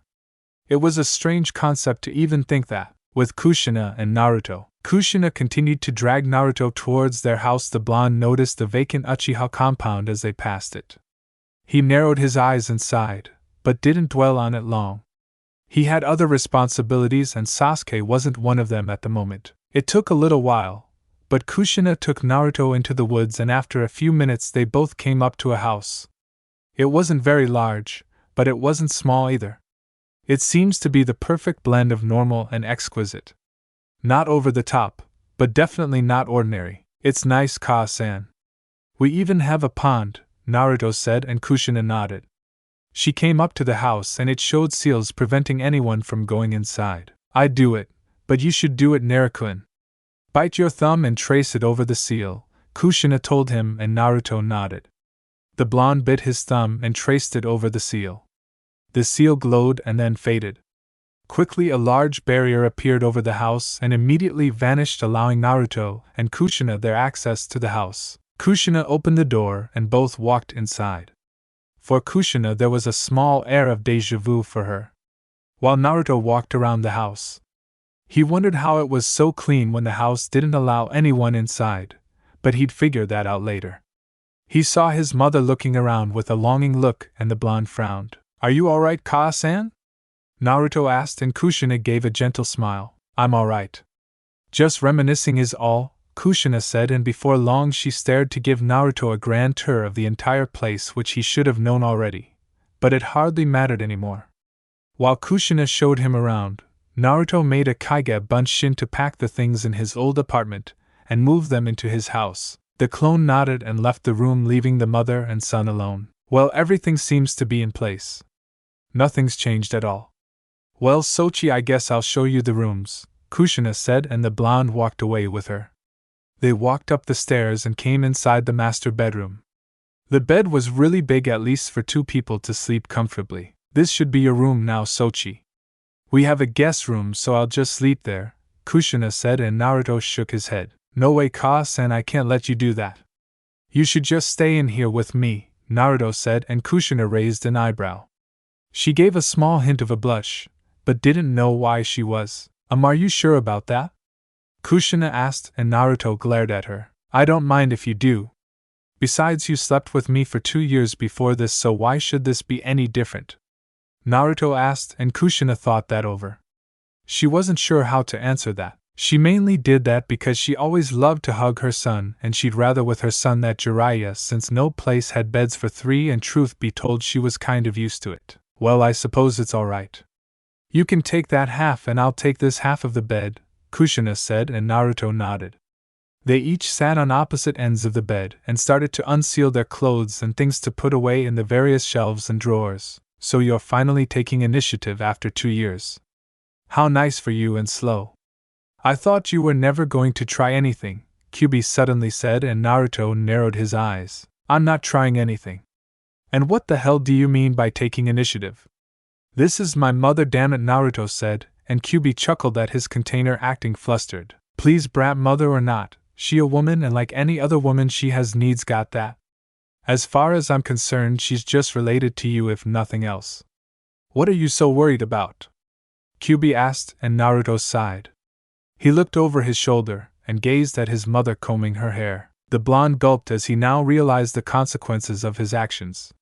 He was just trying to be polite to his mother, but now it turns into something like this. With all his training with the shinigami, the blonde hadn't the time to ever try and act on his small feelings for his mother. Somewhere he was happy for that, but in the deeper places of his mind he wasn't happy at all. He wasn't sure what he wanted from his mother, but he knew she wouldn't give it to him, or worse, that she would completely reject him, so Naruto kept it all to himself. He at least felt that was for the best. Great Kyuubi, now I have to think like this, Naruto said while Kyuubi rolled his eyes at his container. He really wished that the blonde wasn't so damn cheeky. Whatever, brat. Just don't go insane with the closeness or you're really gonna have something to worry about then, Kyuubi said, and Naruto sighed. Naruto-kun, did you hear me? Kushina suddenly asked, and the blonde turned to his mother. I'm sorry, what happened, Kaa-san? Naruto asked, and Kushina began again with a slight worry on her face. I said that I'm going to cook us some lunch, so would you like anything? She asked, and Naruto nodded since he was feeling hungry too. So on that note, Kushina got up from her side of the bed and walked away from the room, leaving Naruto inside. Great, she's totally gonna be worried about me now, Naruto said, and Kyuubi chuckled at his container unfortunate acts. Sigh, great, now what do I do? Naruto wondered, but then his clone came back with a scroll for all his stuff and the blonde took it. He closed his eyes and concentrated. Kegebun Shinjutsu, Naruto said in thought, and immediately two clones came out and started to put things away while Naruto walked down the stairs. The blonde walked out into the yard and took in the nice scenery for a bit. Well, I'd better get started, Naruto said, taking off his wrist guards, revealing the seal on his hand. He bit his thumb and traced blood over it. Kuchios no Jutsu, Naruto yelled, and immediately Shin appeared behind the blonde and narrowed his eyes at his summoner. So you're ready to continue? The shinigami asked, and Naruto nodded. He took out his sword and took his mother's taijutsu stance. He quickly saw his sword glow in the same white light that he had seen so many times with its strange glow. The blonde gripped his sword and concentrated all his chakra into it. The sword glowed brighter, making Naruto shield his eyes while the shinigami watched. Focus, Naruto-sama. Using spiritual fire requires a great deal on concentration, Shin said to the blonde. For those 2 years, he had taught Naruto how to become the human shinigami that Shin said he would be. Naruto had learned many techniques that involved his sword thanks to Kushina and Shin. In terms of what Shin told him, then there was the one scroll that Shin gave Naruto that showed Naruto every technique he would need to learn in order to be a human shinigami.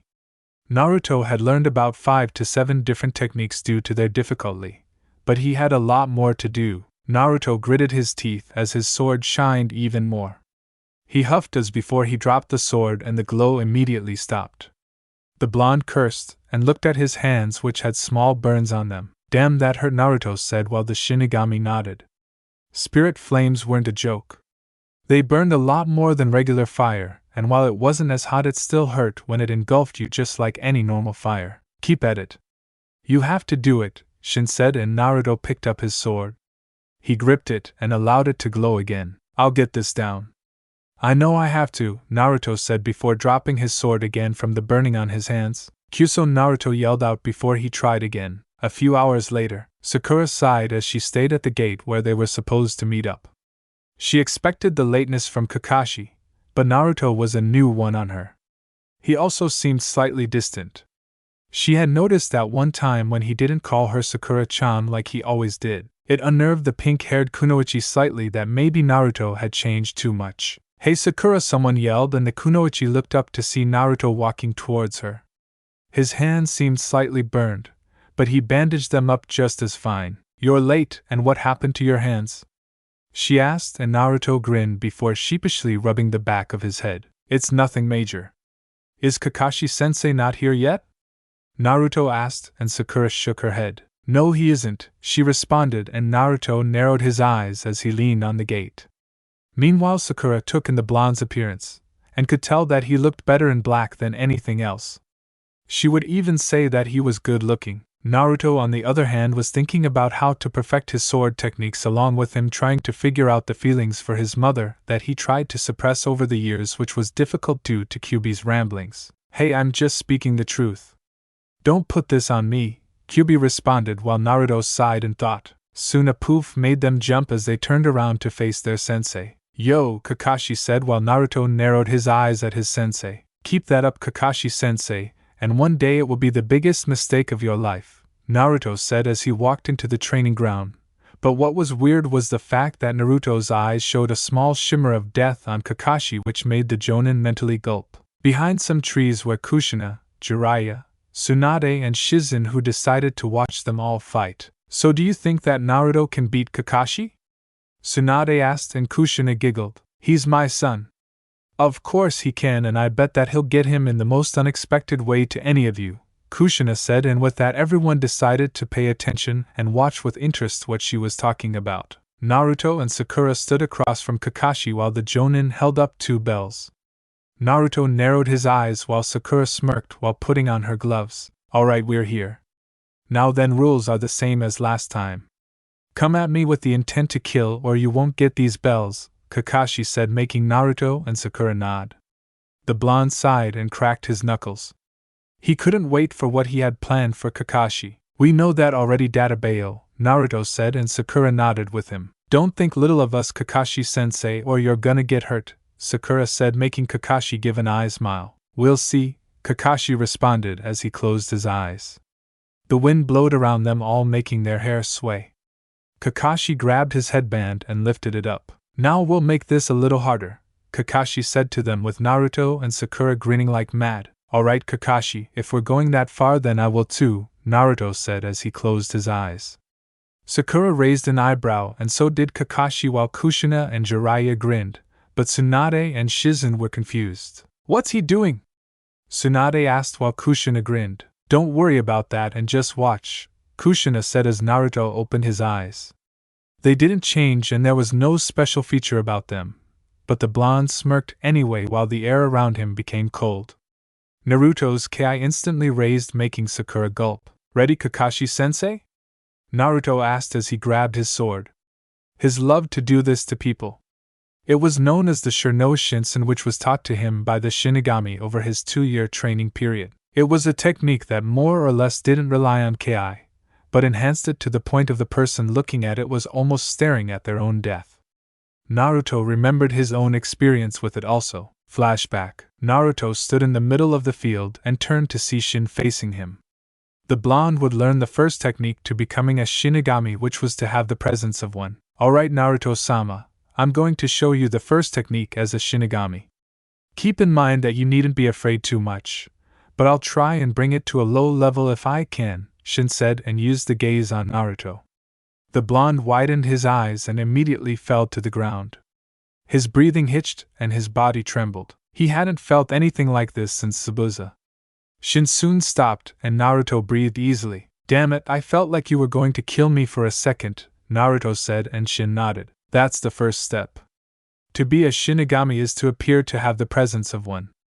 Never forget that," Shin said, and the blonde nodded. It took Naruto 3 weeks to be able to handle the technique, and about 5 weeks to be able to use it effectively. End flashback. Kakashi's body trembled before Naruto lessened the gaze a bit for him to at least breathe easily. "Something wrong, Kakashi-sensei?" Naruto asked before Kakashi snapped out of his stupor. He looked at Naruto and narrowed his eyes like his mind just registered the blonde as a full-on threat. "No, it's nothing. Begin," Kakashi said, and Naruto quickly erased the distance between him and Kakashi, leaving a trail of dust in his wake. Sakura widened her eyes and even Kakashi did also. "I'm taking those bells," Naruto said as he aimed for a punch at Kakashi, but the Jonin somehow managed to block it as he sent a kick at Naruto's face. But the blonde only chuckled, and in a flash of speed Naruto punched Kakashi, making the Jonin skid back a few feet. Kushina and Jiraiya grinned while Shizen and Tsunade showed utter surprise. They didn't expect Kakashi to get hit so fast. Naruto cracked his knuckles and glared at Kakashi while the Jonin rubbed his side. "Here I come, Kakashi-sensei," Naruto said as he blurred out of sight. Kakashi widened his eyes as Naruto appeared behind him. "He's so fast," Kakashi thought, and Naruto was in amazement as well. He never had such a chance to go this fast before. His mother's training was extreme, but it got the job done. Naruto tried to grab the bells, but Kakashi spun his body and quickly turned away from Naruto. It was then that he dodged another punch from a clone, making the Jonin gasp. When did he make a Kage Bunshin? Kakashi wondered as Naruto and his clone backflipped away from him. Hey Sakura, don't you want a crack at Kakashi-sensei? Naruto asked, which broke Sakura out of her stupor of watching the fight. She could barely see Naruto, as it was so when the blonde called her she was surprised, but she could admire the blonde later. Alright, here I come Kakashi-sensei, Sakura said, but before she could move into action Kakashi disappeared, making Sakura curse. Damn it, where'd he go? Sakura wondered while Naruto chuckled.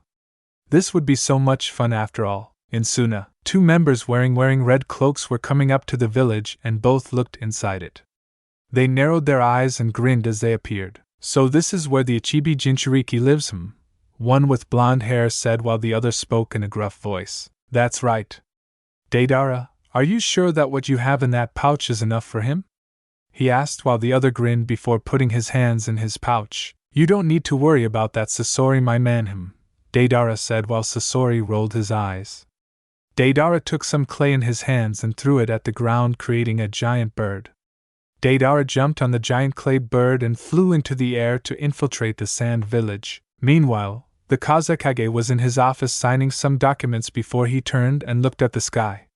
He narrowed his eyes and instantly got up from his seat. It was then that his former sensei, Baki, came through the door. Lord Kazekage, is everything all right? Baki asked as the Kazekage stood to his feet. It's fine. Baki, I'm going out for a bit, he said, and Baki bowed. Yes, Gaara-sama, Baki said as Gaara walked out of the room, leaving his sensei in the dark about what was going to happen. Gaara grabbed his gourd and stepped out on the platform. He saw a strange bird in the air and narrowed his eyes when he saw someone jump down in front of him. Infiltration success, Deidara said with a grin, but that was quickly shot down when he looked at Gaara. The Ichibi Jinchuriki glared at Deidara. So I've been spotted, Deidara said while Gaara's sand started to swirl around in a frantic manner. There are no birds like that in my desert, Gaara said while Deidara grinned. I suppose not. Well then I'll just show you why art is an explosion, Deidara yelled out as the Kazekage of Sand got ready for a fight. Back in Konoha, both Sakura and Naruto found Kakashi and were currently fighting the Jonin with everything they had, or at least Sakura was. Naruto still didn't use his sword and was in for a straight taijutsu fight with Kakashi. Get back here Kakashi-sensei and fight, Naruto yelled out as he chased Kakashi. The Jonin grinned and threw a kunai at the blonde, making him dodge before his field of vision was shattered. Kakashi used that opportunity to dash off, but he didn't get far before Sakura nearly punched his face as she rocketed into the ground, causing a loud tremor while Kakashi's sweat dropped. She really is like Tsunade-sama, Kakashi thought before he dodged a kick from Naruto. The blonde smiled and backflipped, which revealed a clone behind him that went for a time difference attack. Kakashi narrowed his eyes before countering the punch and kicking the clone in the stomach, making it dispel. Kakashi backed away from the two of his students and wiped his brow. Well, that's good for both of you. Your taijutsu is excellent, but now for your next lesson. Ninjutsu, Kakashi said as he went through his hand signs. Sakura and Naruto narrowed their eyes as the Jonin finished. Sakura, get back, Naruto said, and Sakura wasn't sure what the blonde was going to do, but Naruto was ready for something. The blonde did his own hand signs while the seal on his hand glowed slightly. Naruto grabbed his sword and it shined as Naruto charged at Kakashi. Naruto, what are you doing? Sakura yelled out while Tsunade, Jiraiya, and Shizen narrowed their eyes. Katan Gokaku no Jutsu, Kakashi yelled out, sending the blazing fireball at Naruto. The blonde grinned as his sword slammed into the fireball. The collision was intense as Sakura and Kakashi stared in awe of Naruto slashing through the fire. Naruto continued at Kakashi, surprising the Jonin before he backflipped away. His Sharingan was working overtime to analyze what just happened to his ninjutsu. Naruto's sword shined and the blonde turned to Kakashi. His gaze was cold, but still full of some warmth. Like it, Kakashi-sensei. I call that move Shin no My Dance of Death. As you know, Kakashi-sensei, fire is a living, breathing thing.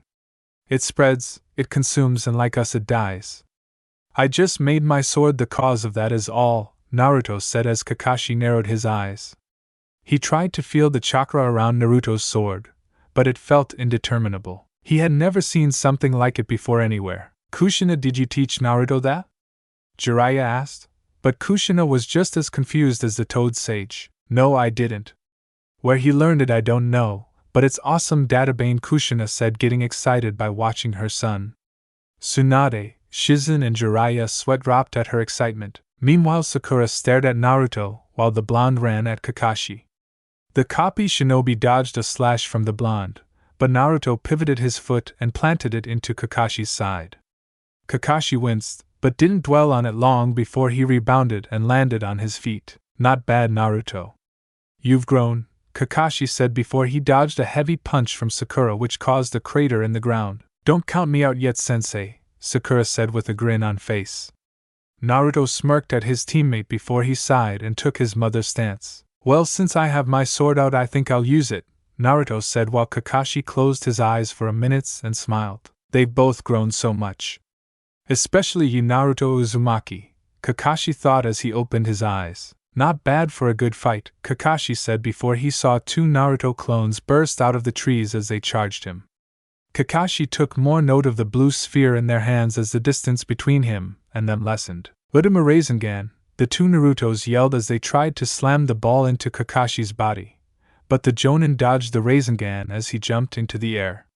What he didn't expect was Naruto to use his speed to appear above Kakashi as the blonde began to spin violently. Yuzu no Fukusudai Uzumaki Akari Whirlpool Revenge Great Maelstrom Rage, Naruto yelled, and Kakashi could have sworn that even with his Sharingan, but he was seeing water dance around Naruto with his sword before the blonde dashed for him in the air as they hit the ground, causing a big explosion. Sakura covered her eyes before surveying the landscape.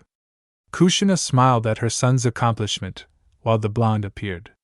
He huffed with a smile on his face before he turned to see Kakashi on the water with a large slash through his flak jacket. Phew, that was close. If I had been a second off he really wouldn't killed me with that move, Kakashi said to himself while he went through more hand signs that Sakura and Naruto couldn't make out. Suetun Suryuden no Jutsu, Kakashi yelled out, creating a large water dragon and sent it at Sakura and Naruto. Both cursed as they jumped out of the way as water flooded the entire area. Naruto and Sakura narrowly escaped the water as they headed into the trees and sighed. It was a diversion. Kakashi had run off hiding and they had no way of finding him. Naruto huffed as he laid on the ground next to a tree. Well, Kakashi-sensei really does live up to his reputation, Naruto said, and Sakura had to agree with him. But how are we going to beat him? Even if you've improved in nearly everything we still can't match him, Sakura said, and Naruto narrowed his eyes. I can match him, Naruto said, and Sakura widened her eyes, but Naruto didn't leave her the time to be impressed. I just don't have the same experience that he does. If I did then we could take him on easily, Naruto said while Sakura widened her eyes again. What training did Naruto do to become like this? So what do we do? Sakura asked, and Naruto smiled a bit. Well, let's see. My taijutsu is about equal to his thanks to my mother's training. He's better at using ninjutsu than any of us. He's smarter than Shikamaru. His sense of smell is better than Kiba's. He has the Sharingan, and a lot more experience than we do. Frankly, the only thing we have more than him is your medical ninjutsu and my chakra reserves, Naruto assessed before Sakura pointed. What about your sword? Are you better than him at that? Sakura asked, and Naruto looked at his sword for a few minutes. Well, Ka-san told me that Kakashi-sensei did no kenjutsu at one point. I'd say I'm better than him since we haven't seen him pick up a sword in who knows how long, Naruto said, and Sakura sighed. When you sound like that it's like we can't win, Sakura told the blonde, but Naruto's grin got bigger. Now I didn't say that, Sakura. I might have been a goofball when we were younger, but thanks to Eros Sannin and Ka-san I've learned a few things, Naruto said and whispered into Sakura's ear. The pink kunoichi widened her eyes before she stood to her feet and smiled at the blonde. Naruto, you really are the #1 hyperactive, knucklehead ninja, Sakura said, and Naruto stood to his feet. He quickly sheathed his sword and patted Sakura on the shoulder. Let's go get those bells, Naruto said, and Sakura nodded. Meanwhile, those watching were very impressed with Naruto and Sakura. They've really learned a lot. Still think he's a genin? Jiraiya asked, and Tsunade scoffed before turning to him. Genin? The brat could be Jonin if he had the experience down. Whether he gets the bells or not, he's already the best Chunin by far, Tsunade said while Kushina shushed them. It's going to get good now, Databane, Kushina said, and everyone turned their attention back to the woods. Kakashi sighed as he rested near a tree. His outfit was worse for wear, and he was tired. The Jonin had overused the Sharingan, and he was losing chakra fast. He then went into his pouch, but shook his head. No, I can't. It's not easy to read and stop them like last time, but I'm dying to see what it happens, Kakashi said as he sat in the forest. He stayed there for a few more minutes before he smelled Sakura and Naruto coming at him. Great, looks like the fight's back on, Kakashi said as Naruto came out of the trees with Sakura right behind him. Naruto charged at Kakashi and tried to punch him, but Kakashi dodged the hit and tried to hit Naruto, but the blonde grabbed his fist and held it tight while Sakura held his other hand. Kakashi raised an eyebrow at why it was like this before Naruto grinned. You Kakashi-sensei, the boss liked to start cool and end things with a bang, the blonde said, and Kakashi widened his eyes. Naruto? He wouldn't dare, Kakashi said before he heard a sound. Kai! Naruto yelled and a massive explosion came across the forest, making Kushina smile, while Jiraiya sighed. Tsunade would really have some work to do when it was all over. Naruto and Sakura walked up to a passed-out Kakashi and smiled. This was a good day indeed. 1 hour later, Kakashi groaned and rubbed his head as he came to. He had a splitting headache and turned to see Naruto and Sakura grinning at him. Kakashi checked his side and saw that the bells were gone. Naruto and Sakura held the two and smiled. That's your defeat, Kakashi-sensei, Naruto said, and Sakura nodded with him. Naruto, that was a nice trick. To mask us with clones to get close to Kakashi-sensei, then have them explode. That was amazing. I can't believe you thought of that on the spot, Sakura said, and Naruto grinned while Kakashi slowly got up. Bakuden Bunshin explosion clone. I never would have suspected that. Not since Itachi anyway, Kakashi said, keeping the last part to himself. Well, I can honestly tell you that it worked out quite well, Naruto said as the others joined in. Only cause I taught it to you, Sochi, and you performed it magnificently, Kushina said, wrapping Naruto in a hug that made the blonde blush from his mother's touch while Tsunade and Shizen tended to everyone's wounds. So Kakashi, in your opinion, how did they do? Tsunade asked while Kakashi looked from Naruto to Sakura and back. They performed very well. I can honestly see their growth. Sakura is very unique and Naruto was amazing. With experience, these two will go far. I honestly think that Naruto should be Chunin mid-jonin if he had the experience, Kakashi said, and Tsunade nodded. It was just as she thought. Kushina was really training her son, but Tsunade, Kakashi and Jiraiya were still wondering how she was back and they would ask her or Naruto sometime. But now wasn't that time for that. Sakura, that was a marvelous job as my apprentice. You performed nicely and made me proud, Tsunade said, and Sakura bowed with her thanks. While Tsunade turned to Naruto. Uzumaki Naruto. You're still a brat, but I'm impressed with that fight. You really had been training for those 2 years. Now, based on a lot of things that I've seen, I know you're no genin. Heck, you're almost hardly a chunin except for the lack of experience, so until you gain more, I'd like to promote you from genin to chunin as of today. Congratulations, brat, Tsunade said, and the blonde's eyes gleamed. He then jumped up and down while everyone else smiled at him. It was then that Kushina got a gleam in her eyes before she snaked her arm around Naruto's neck. It's time to celebrate, Databane. We're all going out for ramen, and Jiraiya's paying, Kushina yelled while Jiraiya widened his eyes and dropped his jaw. I'll attend that party, Tsunade said, laughing, as did everyone else in the field as Naruto looked at the starry sky. How was that, Shin? Naruto asked as he walked off the field with everyone else. Meanwhile, the Shinigami made a small appearance as he watched Naruto and the others leave. Very interesting, Naruto-sama, but you still have a lot to learn. Still, I'm decently impressed, Shin said as he disappeared from view.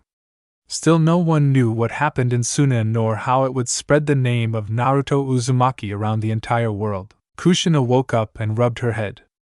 Everyone had stayed out late since Jiraiya treated them all to ramen, which in the end left him with barely any money at all.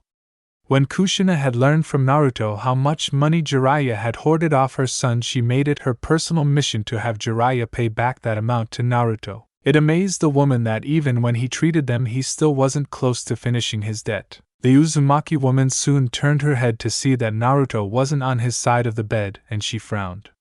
It wasn't like him to get up before her, but she chalked that up to just wanting to see the sun rise in the morning. Kushina gave a slow yawn and leaned up from the bed. I wonder where Naruto is, she said, and before long she got her answer when she saw the door open.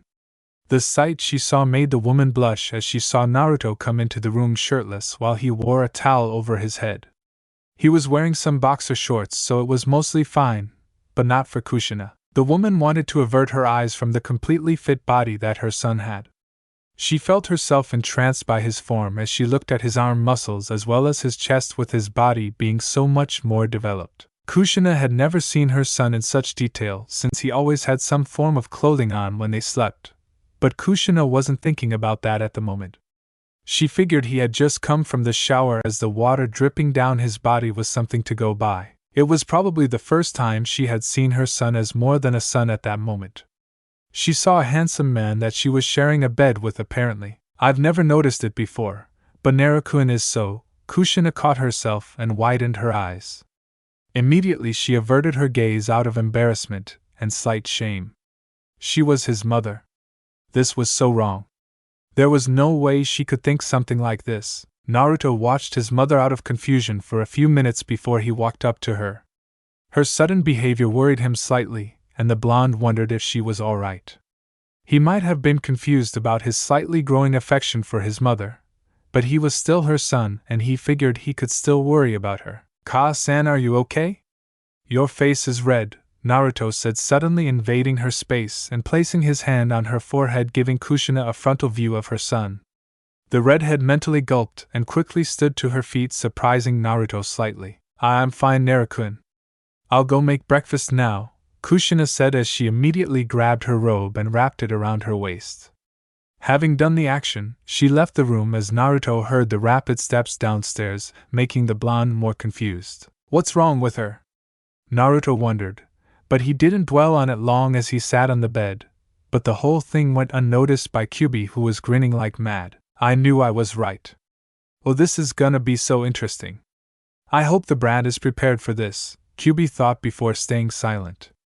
Naruto sighed as he put on his black shirt and black pants.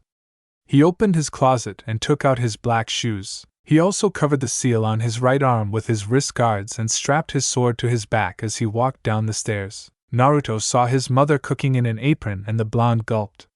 He heard her humming a soft tune as she set the table. He smelled the breakfast she made and sat down, though as soon as he did his mother went silent, making the blonde nervous. Ka-san, is something bothering you? Naruto asked, and Kushina sighed. She tried to forget the imagine in her head a few minutes ago, but it was very hard. She hadn't been with anyone for 2 years and she wondered about that. Not to mention she also felt that she was betraying Minato by having these feelings. She had to admit that for being half his age, Naruto was a lot more fit than Minato. Plus the whisker marks made him more cute. I'm fine, Naruto. Here, eat your breakfast, Kushina said as she avoided looking directly at Naruto's face. She couldn't bear the thought of seeing her son's piercing gaze on her, which Naruto was doing. He seemed genuinely concerned, but he decided to stop and eat his breakfast, which was rather more tense than pleasant. Neither Naruto nor Kushina could talk about anything that seemed of interest. Naruto because he was concerned about his mother, and wanted to know what was wrong, and Kushina for the less than motherly feelings she was starting to have for her son. After the intense breakfast, Kushina went upstairs to get dressed while Naruto sat on the couch. He thought about his mother, and why she was acting like she was, but he didn't get the chance to do that long as the doorbell rang, distracting Naruto from his thoughts. The blonde got up from the couch and opened the door. He saw Jiraiya standing there and wondered why he was here. Ero Sannin? What's up? Naruto asked while Jiraiya sighed and rubbed the back of his head. Well, Tsunade wants to see you and Kushina right now. She sounded pretty serious, so I think you'd better go, Jiraiya said in a serious tone, and Naruto nodded. At that time Kushina came down the stairs in some blue jeans and red sleeveless shirt. Well then, what are we waiting for? She asked as they closed the door and walked towards the Hokage mansion. Jiraiya and Kushina weren't sure what this was about, but Naruto rubbed the seal on his hand as he had an idea of what the slug princess wanted to talk about. Hokage mansion. Naruto, Kushina and Jiraiya came into the room to see Kakashi, Sakura, and Shizen also. Kakashi was leaning up against the wall while Sakura and Shizen were beside Tsunade. Alright, Haim, I brought them. Now can you tell us why you're so serious? Jiraiya said, and Tsunade narrowed her eyes. Don't be so simple, Jiraiya. You know you're as curious as I am. I want to know how Kushina is alive. Not that I'm not happy to see her, but it's still an issue, Tsunade said, making Naruto mentally gulp that she confirmed his theory. Kushina seemed to understand Naruto's problem. She still remembered Naruto's talk with her about how she was alive, and while she couldn't believe it, she knew he was right. She had seen the frustration in his eyes and racked her brain with something to say. Besides, no one would believe Naruto, and not many people would want to see the shinigami anyway. Well, Haim, I'll admit I'm curious, but sometimes it's best not to ask questions and just accept things, Jiraiya said to her.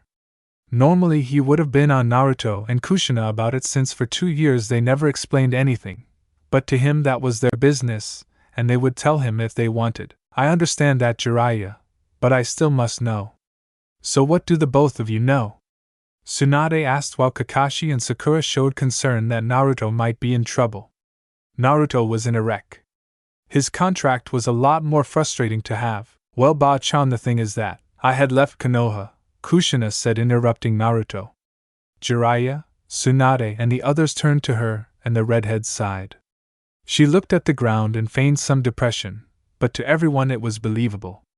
Naruto figured his mother could be an actor maybe. I was told that Naruto didn't survive the extraction, and I was already sad that Minato didn't make it, so I left. I just found Naruto-kun 2 years ago in the plains of a town.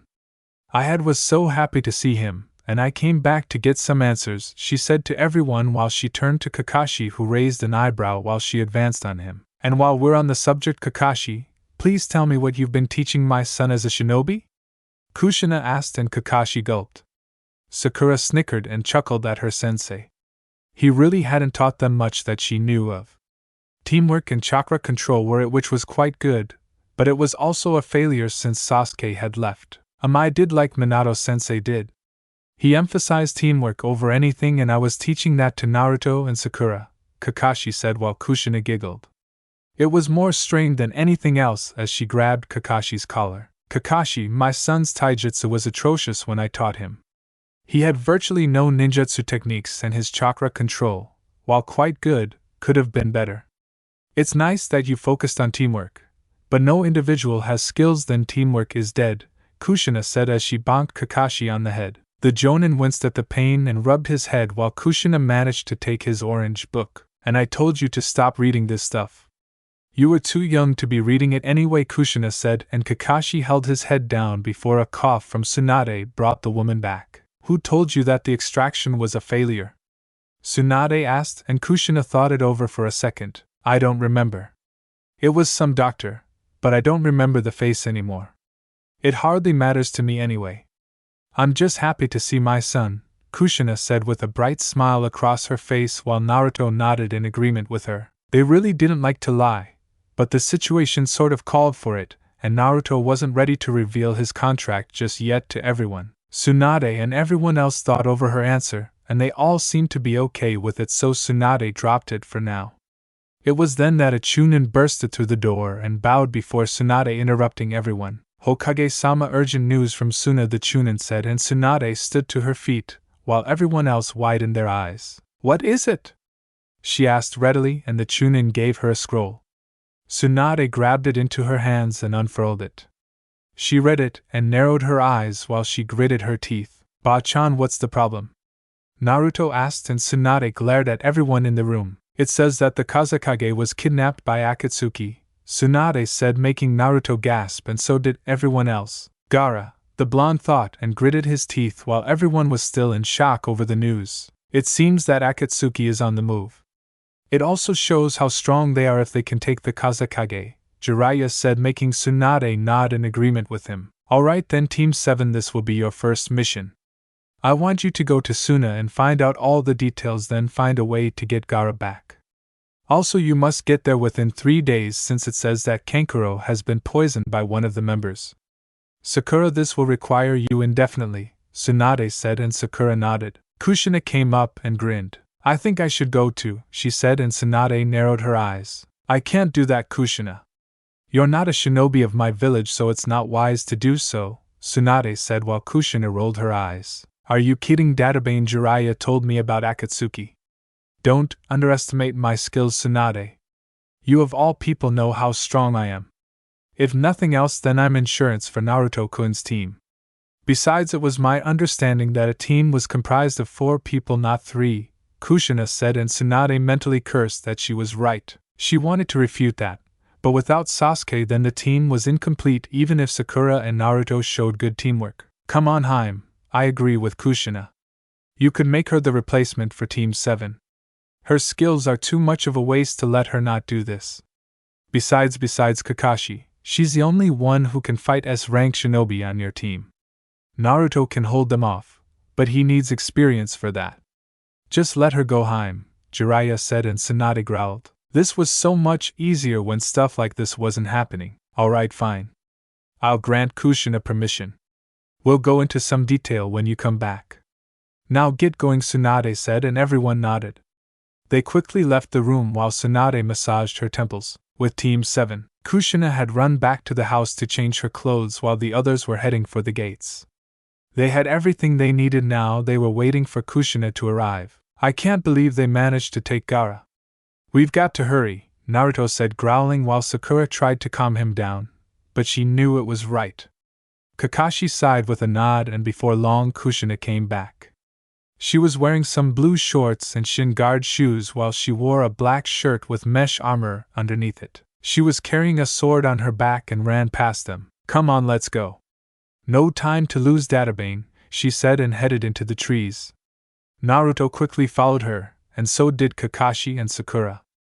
The 4 quickly rushed through the trees, but they watched as Naruto quickly passed Kushina and started to dash off in the direction of Suna. Kakashi would have told Naruto to slow down and stay with them, but Kushina was right on his tail, and he always knew about the Uzumaki woman's talent for sensory, so they were fine. Sochi, slow down. We won't get there in a day even with your speed and my speed. Besides, you have to remember that Kakashi and Sakura aren't as fast as us, Kushina said, and Naruto gritted his teeth. He sighed and let up on his speed enough for Kakashi and Sakura to catch up to him. Naruto calmed down. We'll save Gaara, Sakura said, and Naruto narrowed his eyes as they all rushed through the trees. I know, but I just hate them. Akatsuki thinking they can just do that. I hate it, Naruto said, his eyes turning red. Kushina lowered her eyes when she saw that her son might have lost a good friend. Sakura and Kakashi frowned when they saw him in distress, but they all continued to run for Sunagakure. It had been over half an hour since they started running before Sakura looked at the ground. Hey guys, wait a minute. There's Temari-san, Sakura said, and everyone shot towards the ground. Temari turned around to see the 4 coming up to her, and waved as they got closer to her. Hey guys, what are you doing all the way out here? She asked, smiling at them, but everyone was too serious, and she noticed that. We're on our way to Suna, Temari-san. Gaara's been kidnapped, Sakura said, and Temari widened her eyes. The silence reigned in the forest as she tried to understand Sakura's words. He's been kidnapped? Temari asked, and Sakura nodded. Also, Kankuro-san's been poisoned. We're going to Suna right now, Sakura said, and Temari nodded with them. Then what are we waiting for?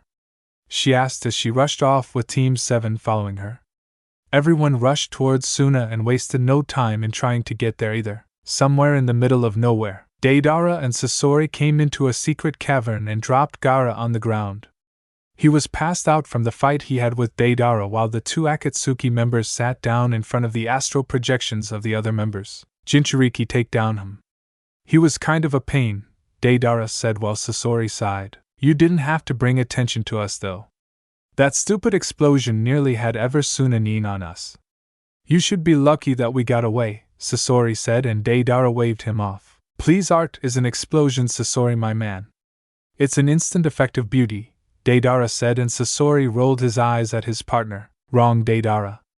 Art is to be preserved for all to enjoy, Sasori said, and most of Akatsuki watched them bicker before their leader had enough. Sasori, Deidara, that's enough. We will begin the extraction of the Ichibi Jinchuriki. It will take 3 days to do so. Rest up and then we will start immediately. he said, making Deidara and Sasori nod in agreement with him.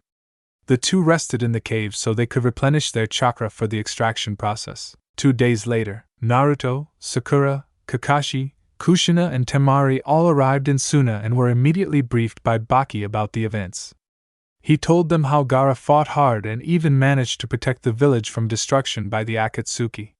He also said how Kankuro followed them, but fell ill to a deadly poison that would end his life if Sakura didn't hurry. On that note, Sakura quickly assembled the medical staff of Suna and started to work on Kankuro, while she had managed to get an antidote for the poison from Suna's greenhouse. Meanwhile, Naruto, Kakashi, and Kushina were sitting in the lobby of the room waiting for Sakura's verdict.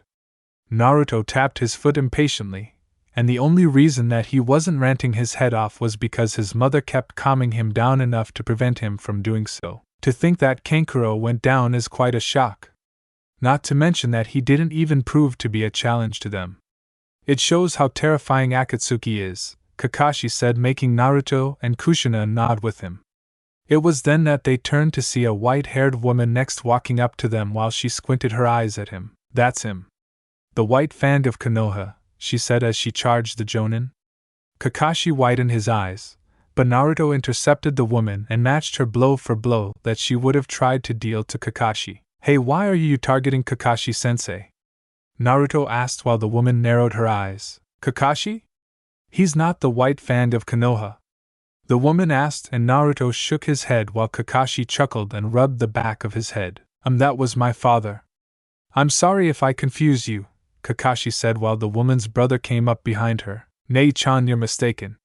You should apologize to them, the old man said while the woman chuckled with a hoarse laugh. Sorry about that, I was playing dumb hee-hee, she said, making Naruto, Kakashi, and Kushina look at her weirdly before the Uzumaki gasped and stood to her feet. You're Chio. I remember you from one of my missions to Suna. You were the only woman who actually scolded me for something, Kushina said as Chio turned to her. She looked at the red hair and slim figure, and also widened her eyes. Is that the same brat I've seen? Kushina, you're still as young as ever. How have you been? Chio said as she and Kushina shook hands. I've been great. Completely revived, Kushina said with a smile, and Chio nodded, leaving Naruto and Kakashi in the dark about how Kushina knew the woman. Oh, Naruto-kun, this is Chio. One of Suna's greatest puppet wielders during her time, and she might still be. I had a mission to do with my squad and I encountered her. I tell you, she was no joke, Databane, Kushina said, and Chio chuckled. You still say that when you're excited, huh? Chio asked, and Kushina blushed with a small smile. So I hear that you are after my foolish grandson. I hate to think he did this. He really has no respect for this village. I introduced him to puppetry to help him with his parents being alone.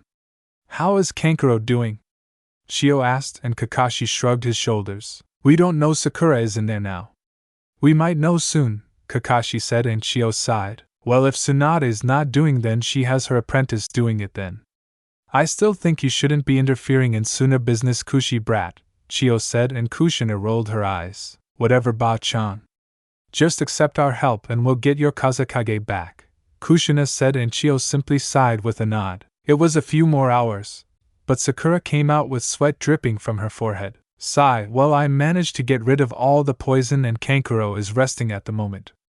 I gave him the cure and made 3 vials just in case.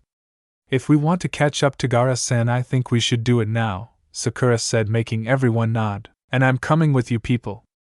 I can handle myself, and I'll deal with Sasori. He's become too much of a problem and I need to correct him now, Chio said, and while everyone else wanted to retort her, she left them no room for argument. Alright, the sun is still high in the sky, so we should get going right now, Kushina said, and everyone nodded in agreement with her. Back in Konoha, with Tsunade, I'm sending you 4 as backup to Team 7. They probably don't need it, but with Akatsuki you can't be too careful, so I want you to back them up when you meet up with them, Tsunade said to all the members of Team Guy. The Jonin leader nodded and held a thumbs up. Alright you guys, we need to make it there now. A day ago Kakashi sent us a messenger bird telling us where to meet up. We will head there now. With any luck we'll get there in a day, Guy said before Lee interrupted. No, sensei, we can get there in half a day if we push ourselves, Lee said, and Tenten sighed while rubbing the back of her head. Come on, you two. It takes at least 2 days to get there. I'm surprised that Kakashi and his group made it to Suna in 2 days. They must have really been in a hurry, Tenten said while Niji nodded. Look, the longer we talk the better the enemy's chances are. Let's go, Niji said and everyone nodded. They quickly left the village with Guy leading the three towards the possible place where Akatsuki was due to intel received to them. With Team 7, everyone was currently packing up their stuff. They were all heading for the desert as Naruto looked up at the sky. Gaara, I'll save you. I swear it, Naruto said, and immediately Kakashi stood in front of everyone and rubbed his head. Our ally's Kazekage has been taken. Well, we'll get him back now, Kakashi said and everyone nodded. They ran off towards the place where some Suna shinobi had pinpointed a spot where they saw the two Akatsuki members go. Alright then, let's go now. I don't want to let them go, Naruto said, glaring coldly as everyone ran a little faster. Shio and Sakura looked at Naruto in confusion. They both didn't know why the blonde could care so much about someone else, or even how he could go so fast. Kushina quickly kept up with Naruto as they ran through the desert, and a good pace for everyone, and continued to run. In the cave, the Akatsuki were currently taking the chakra of the Ichibi from Gaara's body, and it was all being consumed into the statue behind them. They had been doing this for a long time, but no one was exhausted just yet. How long have we been at this? Deidara asked while Sasori sighed at him. We're almost done. Stop complaining. Those shinobi who followed us are sure to alert their allies. We'll be in for a fight if we don't finish, Sasori said while the leader turned to two of the members, one with red eyes and the other with shark skin. Itachi, Kisame, if anyone tries to come here then stop them, he said, and they both nodded. This is starting to get good. Right, Itachi-san? Kisame said as they disappeared from view, leaving the rest to everyone else. Well, on the off chance that they do meet us, we'll just have to show them what we've got, right, Sasori, my man? Deidara asked, and Sasori just as easily nodded. Don't underestimate them. It will soon be time to collect the other Jinchuriki as well, the leader said, and everyone nodded in agreement with him as they continued to take the bijou from Gaara and with it his life. With Team 7, if anyone could say anything about Naruto, then they could at least say that he was crazy fast now. He was quite far ahead of everyone except Kushina, who was the only one who could stay with her son.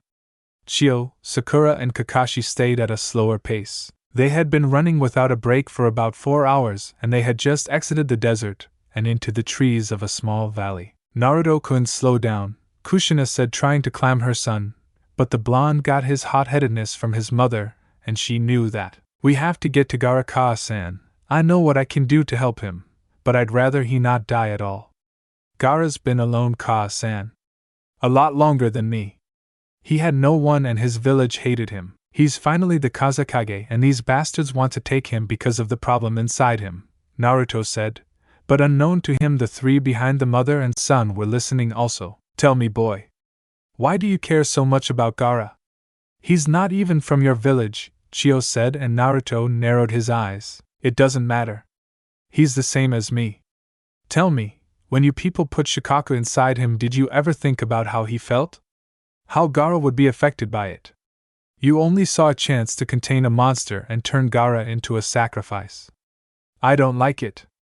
Not at all, Naruto said, and Chio held her head down. Sakura was about to scold Naruto for that, but Kakashi stopped her. Naruto's right.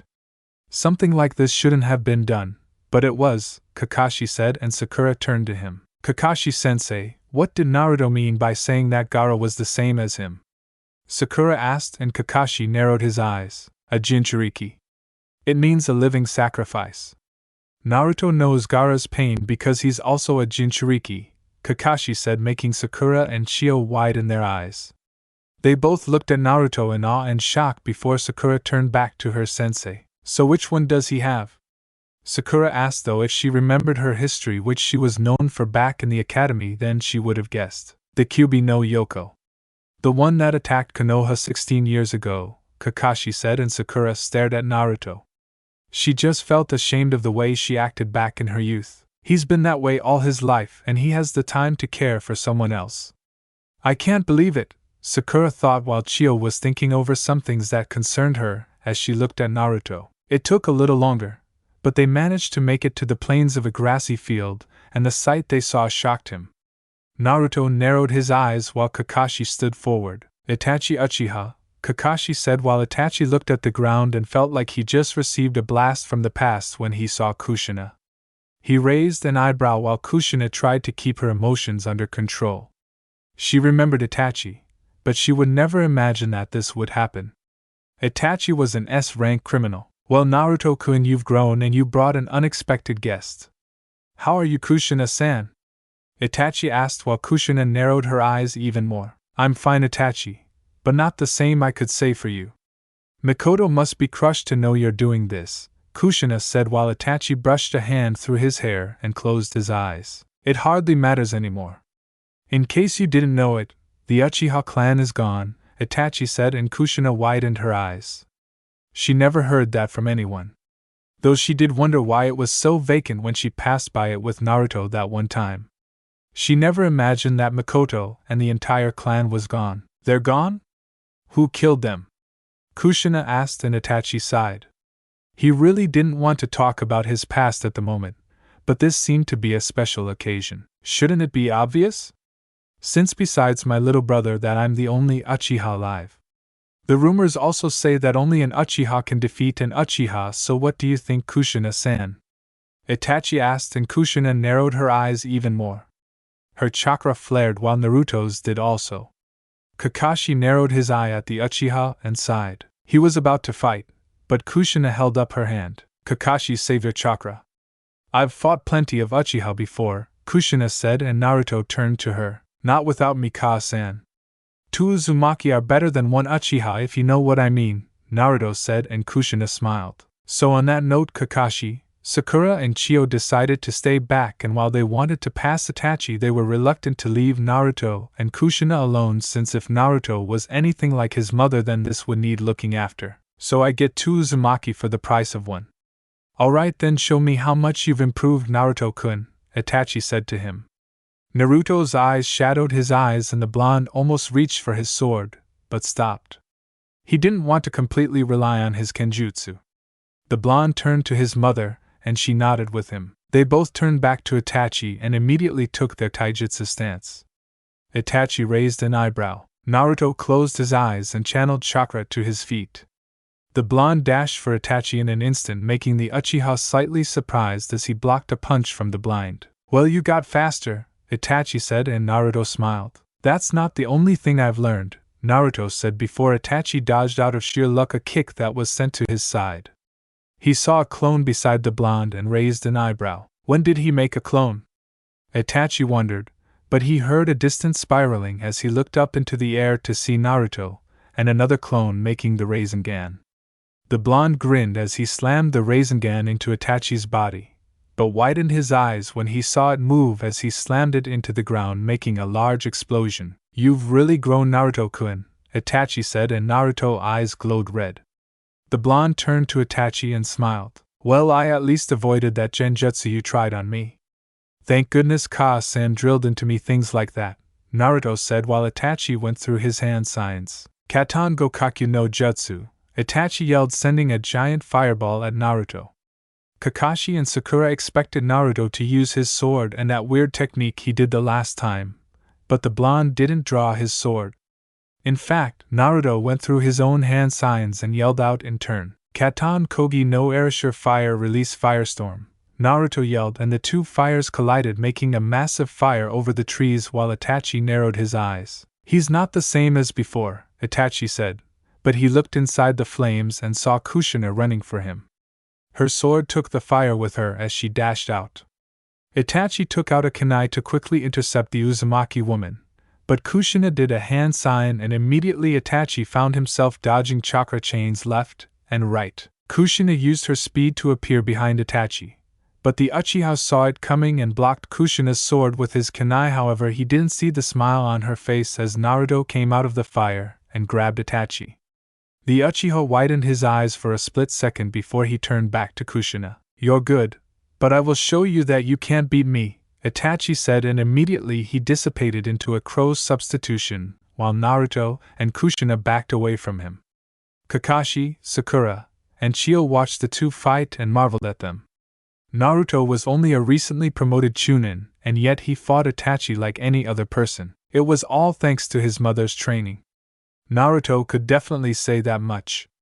He could only imagine if he was wasting chakra by getting hit by Itachi's genjutsu, and succumbing to whatever attack he would use against the blonde. Naruto-kun, are you tired? Kushina asked while Naruto scoffed. Come on, Ka-san, I should be asking you that, Databayo, Naruto told her, and Kushina giggled. Itachi's Sharingan flared before Kushina sheathed her sword. She closed her eyes for a few seconds of focus and nodded. Go Sochi, Kushina said as she launched chakra chains at Itachi. Naruto grinned and jumped on top of one and then the other. He quickly made a Kage Bunshin, and with a twist of her chain, Kushina sent Naruto high into the sky, making Itachi's eyes slightly wince as the blonde was covered by the sun. Well, you do live up to your reputation of being the Red Death, Itachi said, and Kushina smiled. Well, I'm happy you remember my title, Kushina said and ran at Itachi. The two engaged in a quick taijutsu fight with Kushina giving more hits and Itachi to block them. It was then that Kushina managed to grab Itachi with one of her chains and smiled. Go on, Sochi. Show your new Rasengan, Kushina yelled, and Itachi looked up to see a blazing fireball in Naruto's hands as the blonde yelled. Udama Goen Rasengan, giant flame Rasengan, Naruto yelled as he slammed the ball into Itachi while Kushina substituted with a log as Itachi seemingly took the brunt of the explosion. The dust and dirt picked up around the area while Kakashi, Sakura, and Chio covered their eyes. What power, Sakura said while Kakashi opened his eye. That Rasengan. It's Jiraiya-sama's technique, but Naruto made it his own by expanding the ball, making it more powerful. He's amazing, Kakashi said as everyone came from hiding while Naruto stood over Itachi, but the blonde wasn't happy. He looked downright pissed off if nothing else. Naruto, what's wrong? Sakura asked, and Naruto gritted his teeth. It's not Itachi, Naruto said, and Chio narrowed her eyes. We were played. This is a type of summoning. Using a soul to replace someone else's. We were stalled. We must be close, so let's go. I still can't believe that one of our councilmen was the sacrifice, Chio said, and Naruto narrowed his eyes. He and the others quickly ran off. With Team Guy, everyone huffed as they leaned over the destroyed body of Kisame. They had been running for the location at an intense speed and had been running for at least a day and a half. They had left Konoha while Kakashi and his team were still in Suna and quickly made it to the point, but they had been using solider pills to push themselves. They were only to provide backup, but due to Tsunade's late actions in signing a team they had to hurry to close the time gap. This man, he looks like, Tenten started, but Niji stopped her. We can continue that later. We need to meet up with everyone else, Niji said, and Tenten nodded. Guy and Lee nodded also. They all sighed and rested for a bit to catch their breath. Guy-sensei, what was that technique you used? Lee asked while Niji clarified. Asa Kujaku Morning Peacock. I saw Guy-sensei use it only once for training. It's a never-strong taijutsu move, Niji said, and Guy nodded. Which is why I can't use it too often. Now then, let's get going, Guy said, and the four quickly dashed off for the meet-up point. Inside the cave, Itachi and Kisame came back and both weren't happy in the least. Itachi, Kisame, we're done here. Have you found anything? Sasori asked, and Itachi nodded. Konoha is coming and approaching fast. They will be here in about 8 minutes, so I suggest you two get ready or take the Ichibi Jinchuriki's body somewhere else. They're bringing the Kyubi Jinchuriki with them, Itachi said while the other members narrowed their eyes. They couldn't handle another Jinchuriki for the moment, but it was too good an opportunity to pass up. Itachi, tell Deidara and Sasori about the Kyubi Jinchuriki, their leader said, and Itachi turned to Deidara and Sasori. He closed his eyes for a few seconds and thought over his words. He thought back to his past experience with Naruto and gave them the type of person Itachi thought he was. He's the one who's arrogant. He's also the one to speak the loudest and quick to anger, Itachi said while Deidara's sweat dropped. Is that all? Not very specific, is it? Deidara said, and Itachi kept his cold glare. It matters not. You will know him when you see him, Itachi said, and on that note everyone vanished from view, leaving Deidara and Sasori with a dead Gaara on the ground. Back with Team 7, Naruto and the others came towards a small ravine with a red tower over a large boulder. They looked at it for a bit and narrowed their eyes. So Gaara is behind that wall, huh? Naruto said, and Kakashi nodded. Sakura tightened her gloves and was about to strike the boulder, but Kushina stopped her. Why'd you stop me? Sakura asked, and Kushina pointed to the seal on the rock. Sakura stared at it for a few minutes while Kushina explained. That seal is special. It will prevent even you with Tsunade's strength from breaking that boulder, but that seal is complex. It will keep you from destroying that boulder. Minato was the best of us, but I was a Fuinjutsu expert also. If I'm not mistaken, then there should be 4 other seals in contrary to this one, but it seems that there's a fail-safe in them, Kushina said, and soon everyone saw 2 people jump down. We ran all the way over here and we still got here before you guys. Man, you're all slow, Tenten said while he came up to Naruto. Naruto-san, you've really grown. How are you, my youthful friend? Lee asked, and Naruto grinned. Hey bushy brows, I'm good. You, Neji and Tenten have been grown also, Naruto said, but it was then that he noticed Tenten eyeing him up and down. Nice outfit, Naruto. Your attire really has changed a lot since we last saw you, Tenten said, wondering if Naruto was up for grabs. Naruto chuckled, then turned to Neji. The two shared a friendly greeting while Guy looked at Kushina. Hi, is it really? You can't possibly be, he stuttered, but Kushina smiled. Can we save the greetings for later? We have a Kazekage to save, Kushina said to them, and everyone nodded. We came to the same conclusion about the seals as you, but we didn't know of any fail-safe. What fail-safe could it have? Guy asked, and Kushina narrowed her eyes. She looked at the seal intently and grinned. Whoever did this has an adequate knowledge of Fuinjutsu. It was designed, when all of these were ripped at the same time, to create a sort of clone that would be an exact replica of yourself. The only reason I know that is because of the way the seal is placed. You can see that it was meant to be another distraction, but it will be fine. If I make 4 clones, then they can take the seals off, then disperse, leaving the fail-safe as a shattered trap, Kushina said, but Guy shook his head. No, Kushina-san. My team is meant for backup. We'll head for the locations. We were able to rest while you guys tried to get here. We'll be fine if we be careful, Guy told them. Kushina narrowed her eyes and was about to retort, but Naruto stopped her, and the Uzumaki woman relented with a simple nod. Alright then, let's go, Guy said as immediately the 4 of them ran off towards their destinations. Neji had been able to pinpoint them with his Byakugan, and knowing the fail-safe trap, they were all going to take their necessary precautions while Team 7 and Chio waited for them to signal that they were ready. It took about 5 to 6 minutes, but all of Team Guy found their appropriate seals. They all grabbed an edge of the seals and got ready. Is everyone ready? Guy said, though his hid mic, and everyone nodded. Tenten pulled her seal off along with Lee, Neji, Guy and Kakashi at the exact same time. Go Sakura, Kakashi said and jumped away. Sakura grinned and channeled her chakra to her fist. She charged the boulder and slammed it open, revealing the Akatsuki inside.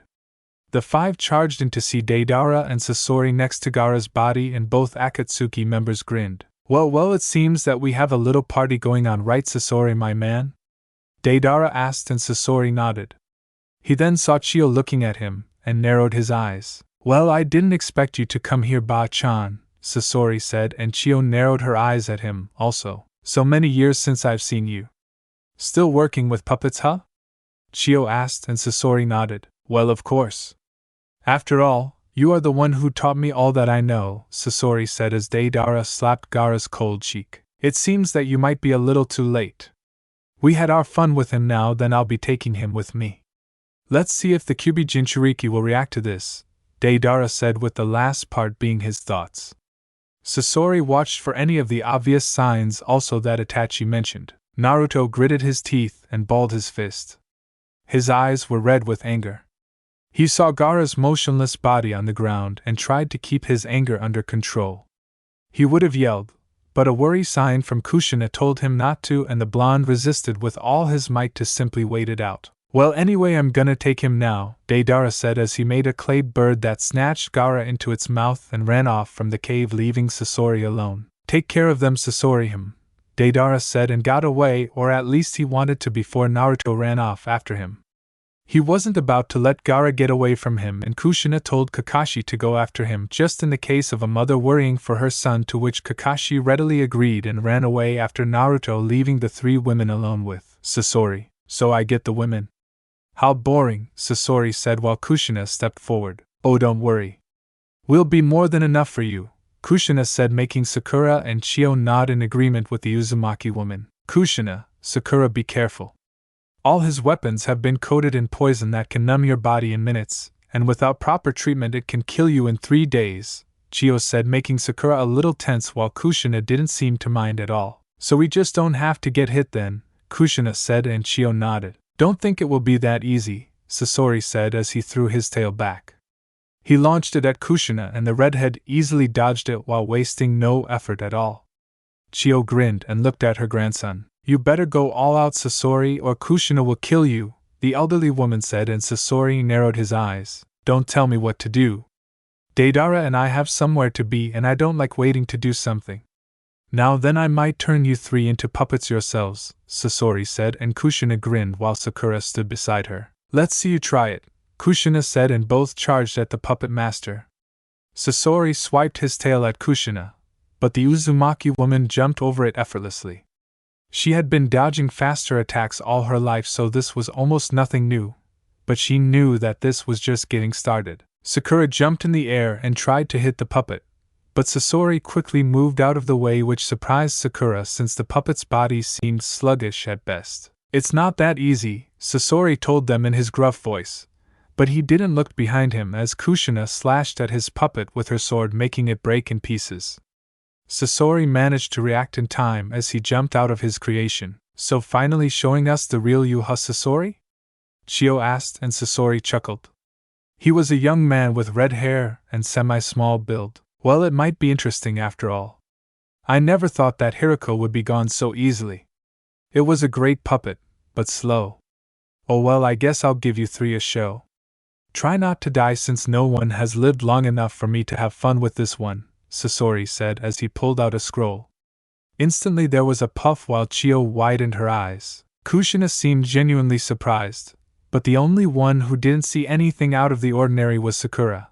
But that was to be expected. Sasori, what have you done? Chio yelled as Sasori maneuvered the puppet behind him. Use every available resource, right, Chio-bachan? I hope you'll treat the Kazekage with respect, Sasori said, and blackish sand oozed out of the puppet's mouth. The Sandaime Kazekage, known for his iron sand. All the elemental nations heard about his disappearance. So it was you, huh? Kushina asked, and Sasori nodded. He makes a better puppet than a living soul, doesn't he? Sasori asked while Chio took out a scroll.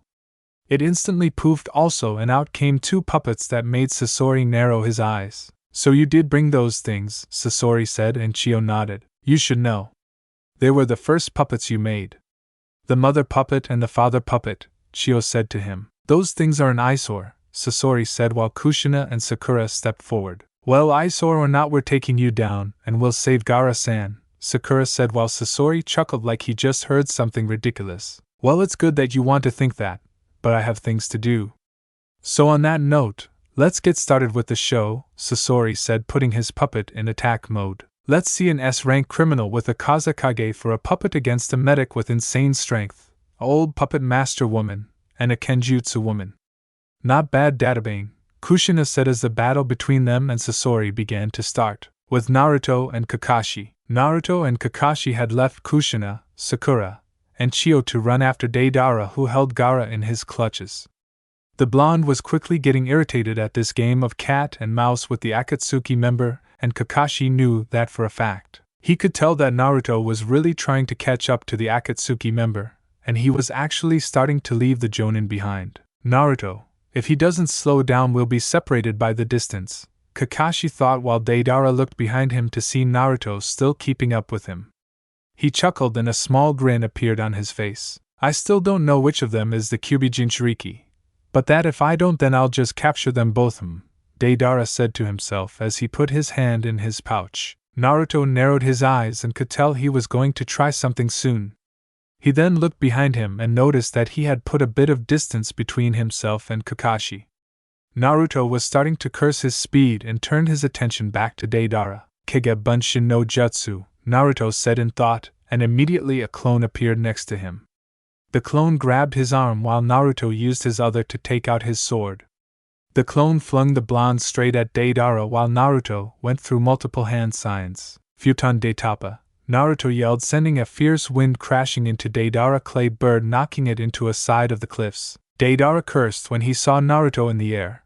But the blonde wasn't finished as he grabbed his sword, and just like with Kakashi, the Jonin could swear that Naruto commanded the waters to dance around him as the blonde gritted his teeth at Deidara. Yuzu no Fukusu dai Uzumaki Ikari, Naruto yelled as he charged at Deidara.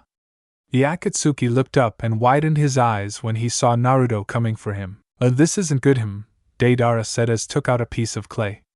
He formed it in the shape of a small bird and grinned. Don't giddy brat, Deidara said, and Naruto narrowed his eyes when he saw Deidara throw the bird at him, while he held up a hand sign. Art is an explosion. Katsu, Deidara yelled as the bird exploded in front of Naruto. But before it did explode, the blonde made another clone, and it grabbed his arm to take him away from the damage while stopped his attack and backflipped away from Deidara. You're gonna head Gaara to me right now, Naruto yelled, making Deidara chuckle. The blonde was gonna realize that his coming here was a waste of time. Oh well, I guess now is the time to capture him, Deidara said as he made another bird and took off. Naruto cursed at him for leaving, but he also noticed that Kakashi had managed to catch up to him. Naruto, calm down. We'll get Gaara, but first we have to do something about him, Kakashi said, and Naruto nodded in agreement before he saw the mysteriously gleam in Kakashi's eye. Have you got something planned? Naruto asked, and Kakashi nodded. It would drain his chakra, but it would be worth it, he figured. That's right, but be patient with me, Naruto. This is going to take some time, Kakashi said, and Naruto gave a hesitant nod. He remembered that his mother taught him that waiting for an attack was better than any charge that someone could do. Alright, sensei. But let's go before we lose him, Naruto said, and the two ran off with Naruto staying a bit ahead of Kakashi, but not enough to make him be too far ahead like last time. Don't worry, Gaara. I'll definitely save you. I know it, Naruto said in thought as the two Konoha shinobi caught up to Deidara. With Kushina, Sakura, and Chio, all three girls were currently evading Sasori's iron sand and the Kazekage puppet. Chio and her mastery over her own puppet seemed to be a good mock against the Sandame Kazekage. Sakura had tried to use her insane strange to punch the puppet, but it was too fast. However, it wasn't nearly as fast as Kushina. The redhead could easily keep up with the puppet and dodged all its attack wonderfully.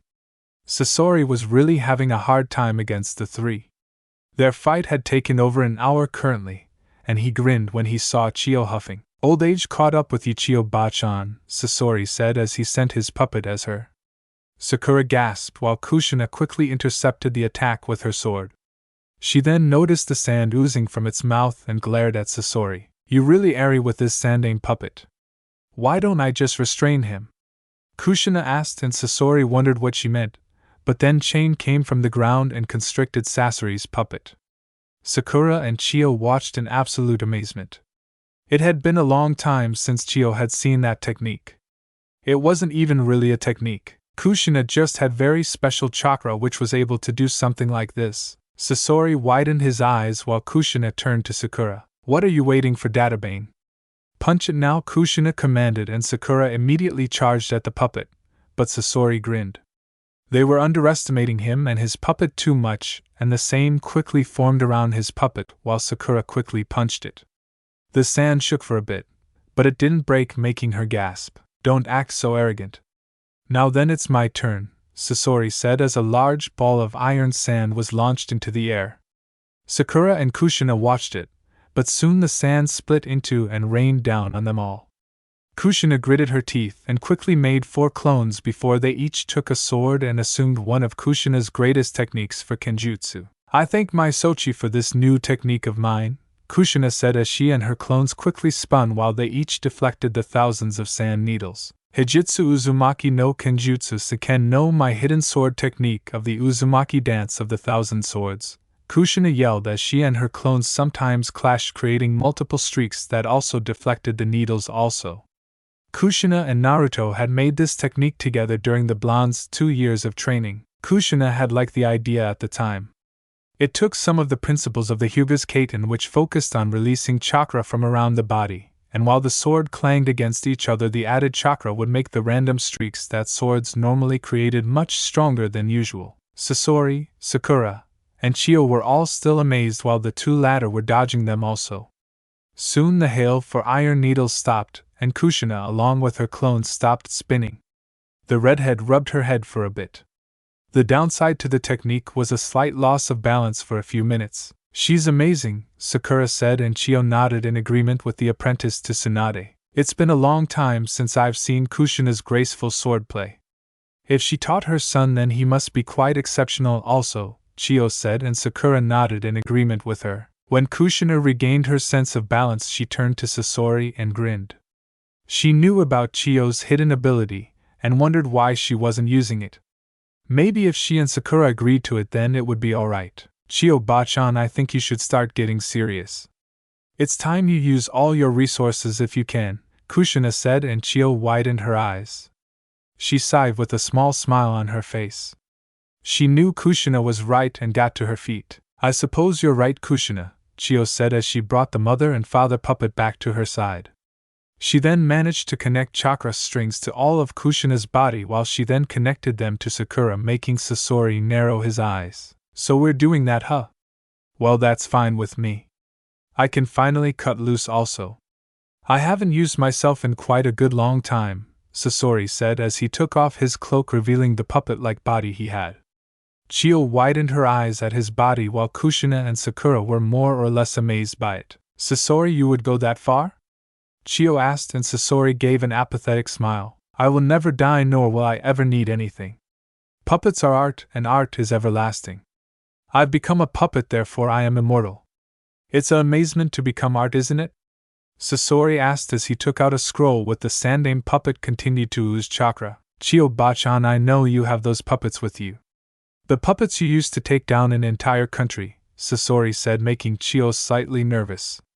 It was then that hundreds of puppets flew out of the scrolls, and Sasori used them also with multiple chakra strings, but I used these to conquer an entire nation.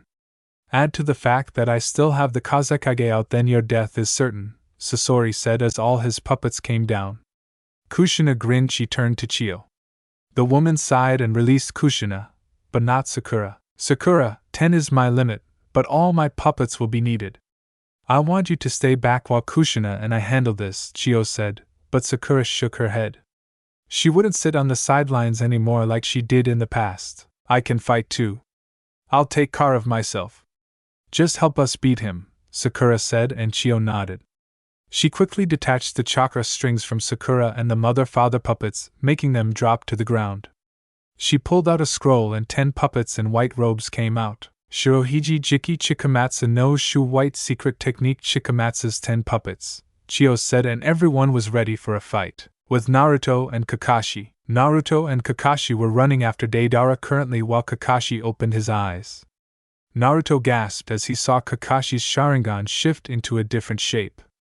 The blonde was confused, but didn't say anything as Kakashi had to concentrate. This requires precision and timing. Now then, watch carefully, Kakashi said, and Naruto watched as a small hole appeared near Deidara. The blonde widened his eyes when he saw his arm getting it in. What is this thing? It's Ianjimi-in, Deidara said as he tried to get away from it, but it held a tight hold on him. Naruto gasped as he saw Deidara's arm snap off. It was like a black hole of some kind. Naruto could only be happy that Kakashi didn't try that on him and Sakura when they fought him. Kakashi strained his eyes to focus on Deidara's form for a little longer before he closed his eyes from some kind of pain. Kakashi-sensei, are you alright? Naruto asked, and Kakashi nodded with a heavy sigh.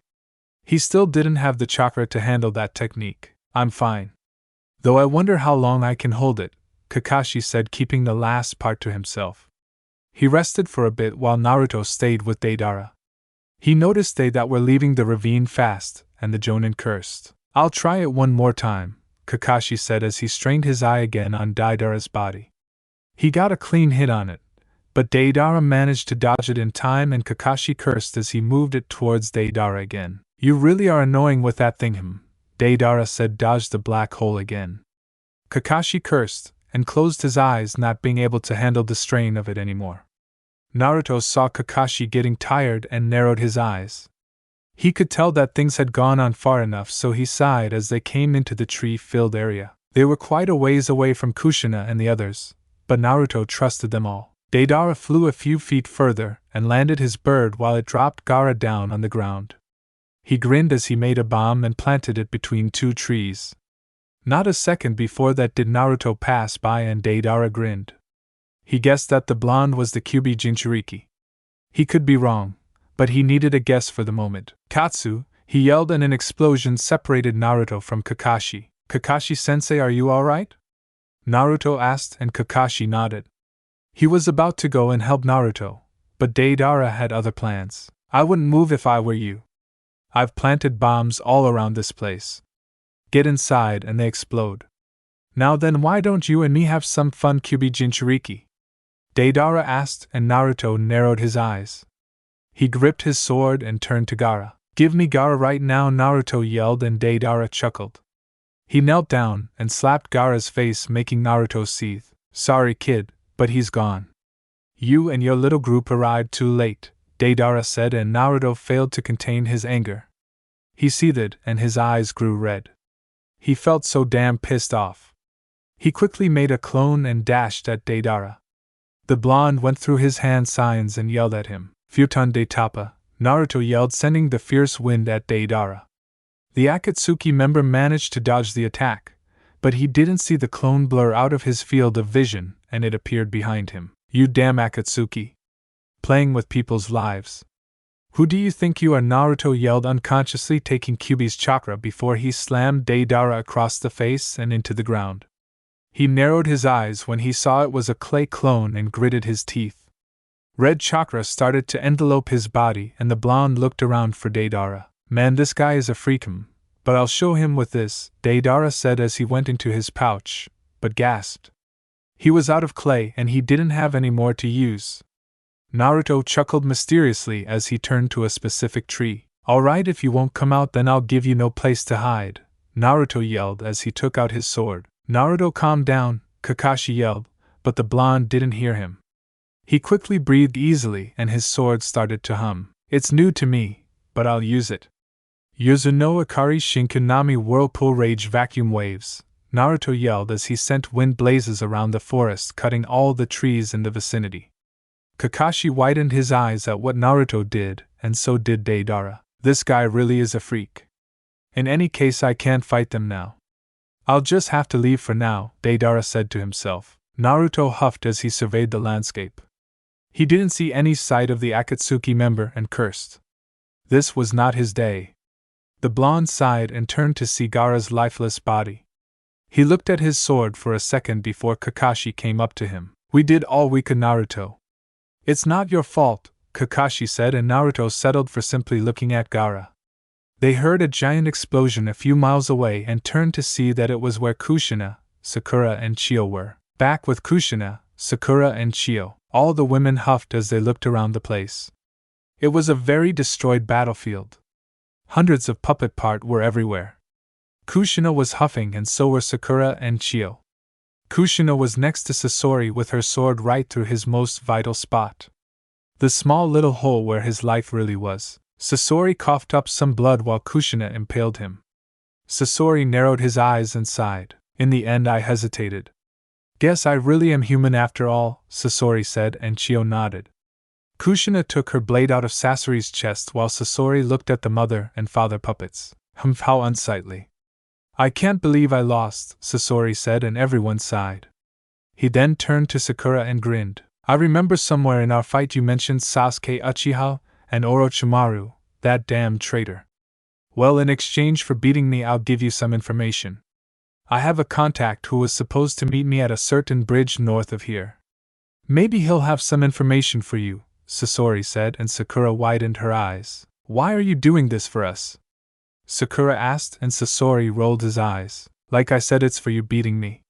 Just go before and cause Orochimaru a damn headache like I would've," Sasori said while he closed his eyes. He turned to see his first made puppets on the ground and slumped to the ground also while everyone looked at him. "Come on, we have other things to do," Kushina said, knowing they wouldn't leave if this kept up. Sakura and Chio nodded and left the cavern as they left to catch up to Naruto and Kakashi. It took about half an hour, but everyone finally rejoined as they looked at Sasori's lifeless body. Chio stared at the redhead boy and advanced towards Gaara. She knew what she had to do. Sakura and Kushina watched her advance, but Kushina more or less looked at Naruto. Chio knelt down and placed her hands on Gaara's chest. Sakura looked sad, as did everyone else, but Naruto stopped Chio as he patted her on the shoulder. "Don't do it," Naruto said, and Chio raised an eyebrow. He might not have known what he was going to do, but it involved Gaara, so he figured she would bring him back, but Naruto shook his head. Sakura widened her eyes. "Naruto, what are you talking about? She's going to bring Gaara back," Sakura said, but Naruto glared at her with some coldness in his eyes that made her flinch. He turned to his mother, as if secretly telling her what he was going to do. Kushina nodded in understanding and patted Sakura's shoulder. "Calm down. My son knows what he's doing," Kushina said as Naruto picked up Gaara's body. Soon before he could leave, Team Guy came back and they looked a lot worse for wear. "Guy, you made it," Kakashi said, and the Jonin nodded, huffing. "Yeah, we made it. We were resting a few feet away, so we all regrouped." "Did we make it?" Lee asked, making Kakashi and Sakura hold their heads down. Chio looked full of remorse while the others turned to see Gaara in Naruto's arms. "I guess we didn't make it, huh?" Tenten said while Sakura glared at Naruto. Chio-sama was planning to resurrect Gaara, but Naruto stopped her. "We have no idea why," Sakura said, and everyone looked at Naruto strangely. The blonde narrowed his eyes and walked away, but Kakashi grabbed his shoulder. "Naruto, I know it's hard, but you must let Chio-sama do what she needs to do." "Don't you want Gaara back?" Kakashi asked, and Naruto nodded. "So place him down," Kakashi said, but then Naruto shook his head, confusing everyone except Kushina. "Naruto, why are you being so selfish?" "It's not like you," Tenten asked, and Naruto sighed. He knew they wouldn't understand, and even less they wouldn't believe him. "Listen, guys. I'm sorry if I'm being selfish, but I need to do this. Just trust me on that, and whatever you do, don't follow me," Naruto said as he carried Gaara towards a few other trees that weren't cut down by the blonde as he left everyone in the plains. "What's he going to do?" Sakura asked. Everyone wasn't sure how to answer him, but Kushina sighed as she watched her son leave. "Well, let's trust him for now. He's not the type to lie, and even if he is, then he's quite horrible at it, just like his father," Kushina said, smiling while everyone chuckled at her. "With Naruto." Naruto sighed in relief as no one seemed to be following him. He placed Gaara on the ground and undid the wrist guard on his clothing, showing the seal that changed and is still changing his life. "You alright, kid?" Kyubi asked, and Naruto bit his thumb. He traced his blonde over the seal and sighed. "I hate not telling them, but I'm still trying to be smart about this, Kyubi. I'd be more than glad to tell them about all of this, but what's the point if they don't believe it?" Naruto said, and Kyubi simply rested in its cage. "You're probably not giving them that much credit. After all, the only ones who know about this deal are you, your mother, and me. It's understandable, I guess." "If you're such a chicken, though," the fox said, and Naruto sighed.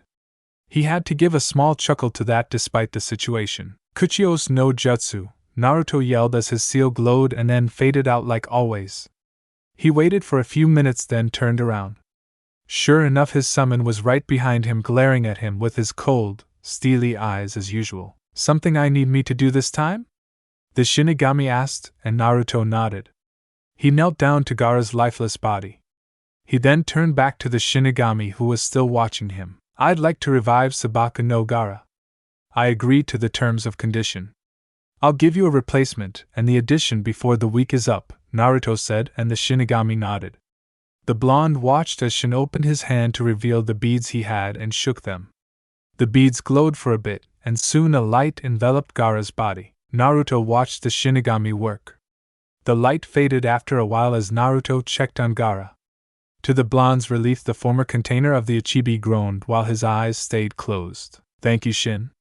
"Gaara didn't have to die," Naruto said, and the shinigami narrowed his eyes at the blonde. "Everyone dies at some point, well, except you at this point, But now that you've agreed to a second person being revived and you've slightly improved as the first human shinigami, I shall tell you of the next ability you have as my summoner. But later. Right now isn't the best time, the shinigami said, and Naruto nodded. With that, the death god faded into nothingness while Naruto stared at Gaara. The Ichibi Jinchuriki opened his eyes to see Naruto smiling at him. Hey man, how are you doing? Naruto asked, and Gaara settled for staring at him. I'm alive? But how? I don't feel Shikaka anymore, so it was taken. I was captured by Akatsuki. I could feel my life dwindling so much now I'm here. It's strange, Gaara said, and before long Naruto picked him up and put the Kazekage's arm around his back while Naruto dragged him back to everyone else. Don't worry about it, man. I gotcha, Naruto said as they came back to the clearing.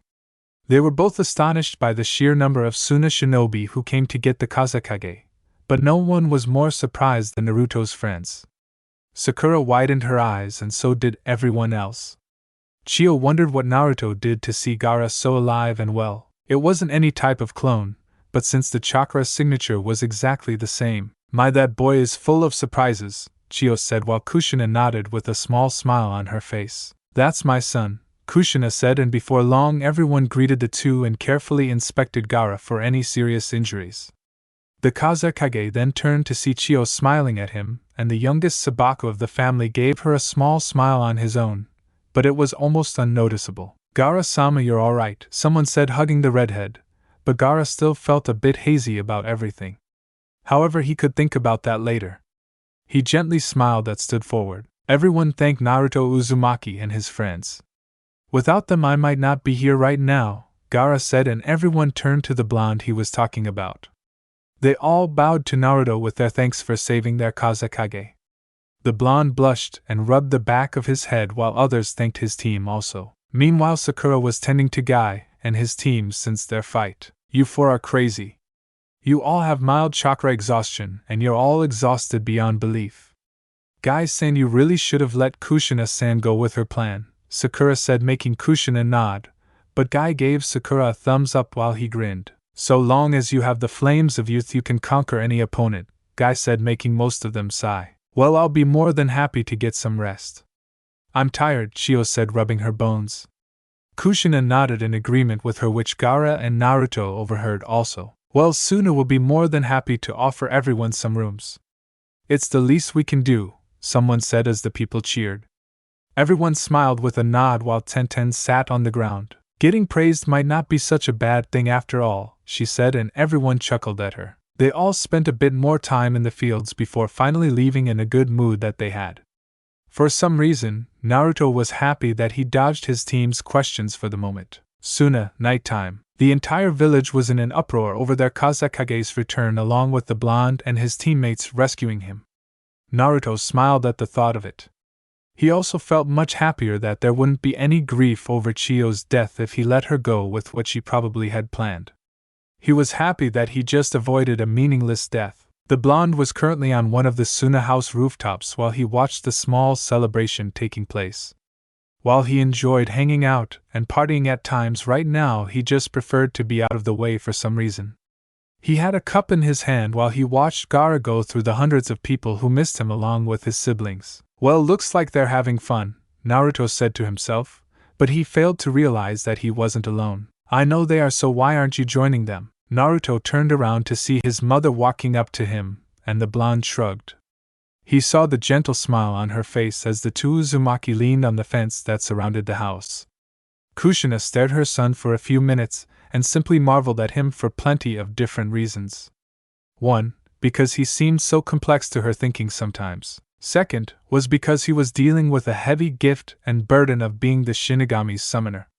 Kushina just wasn't sure if she could handle such a thing, but here her son was handling it like a true Uzumaki. While the 3rd was more of an unmotherly type of reason.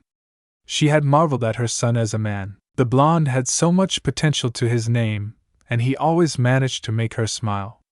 Truth be told, Kushina had been sort of jealous when Tenten asked if Naruto was seeing anyone. She wasn't sure why, but she wasn't completely oblivious to the way her son looked at her. Hearing her son's life, he could tell that he knew next to nothing about women, which she partially blamed his academy instructors for that. Soon, while Kushina was going on about her son and her unmotherly feelings for him, she was then brought back to the time when she saw her son with nothing but a towel and his boxers on. It was the first time that she had looked at him so intently. She could obviously tell that he was fit and good-looking, which Tenten had clarified that one time. His strong arms, amazing chest, and plenty of other things. It was only when she noticed her son looking at her that she broke from her stupor and turned away with a slight blush on her face. What's wrong with me? Why am I even thinking about this? Kushina wondered.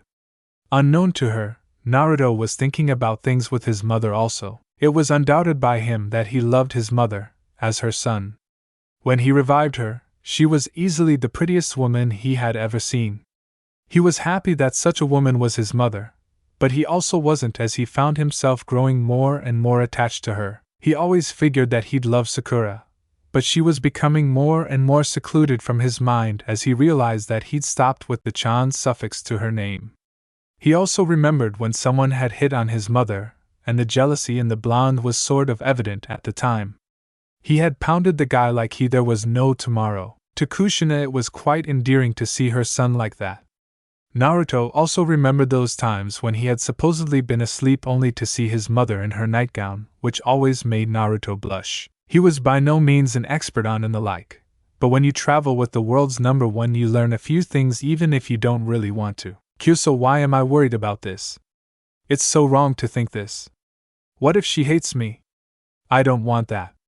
She'll think I may, Naruto said, but then he heard Kyubi laughing like mad, though he could very well ignore the fox if he put his mind to it. He continued to look at her as the cool wind blowed across the village, making her hair slightly blow with it, giving her a pleasant look. Kushina turned back to see her son staring at her intently, and both weren't sure, but they had been like that for quite a long time, just staring and checking each other out, though it was Kushina who broke the silence first. So the night air is nice, isn't it? Kushina asked, shooting blank words to say as there wasn't much to talk about. Naruto nodded with her question and looked down to see Gaara talking to everyone about resuming his Kage position for Suna, making people cheer. I suppose, although it's nice to see Suna happy with having Gaara back, Naruto said, and Kushina nodded. She moved slightly closer to Naruto, while the smile never left her face.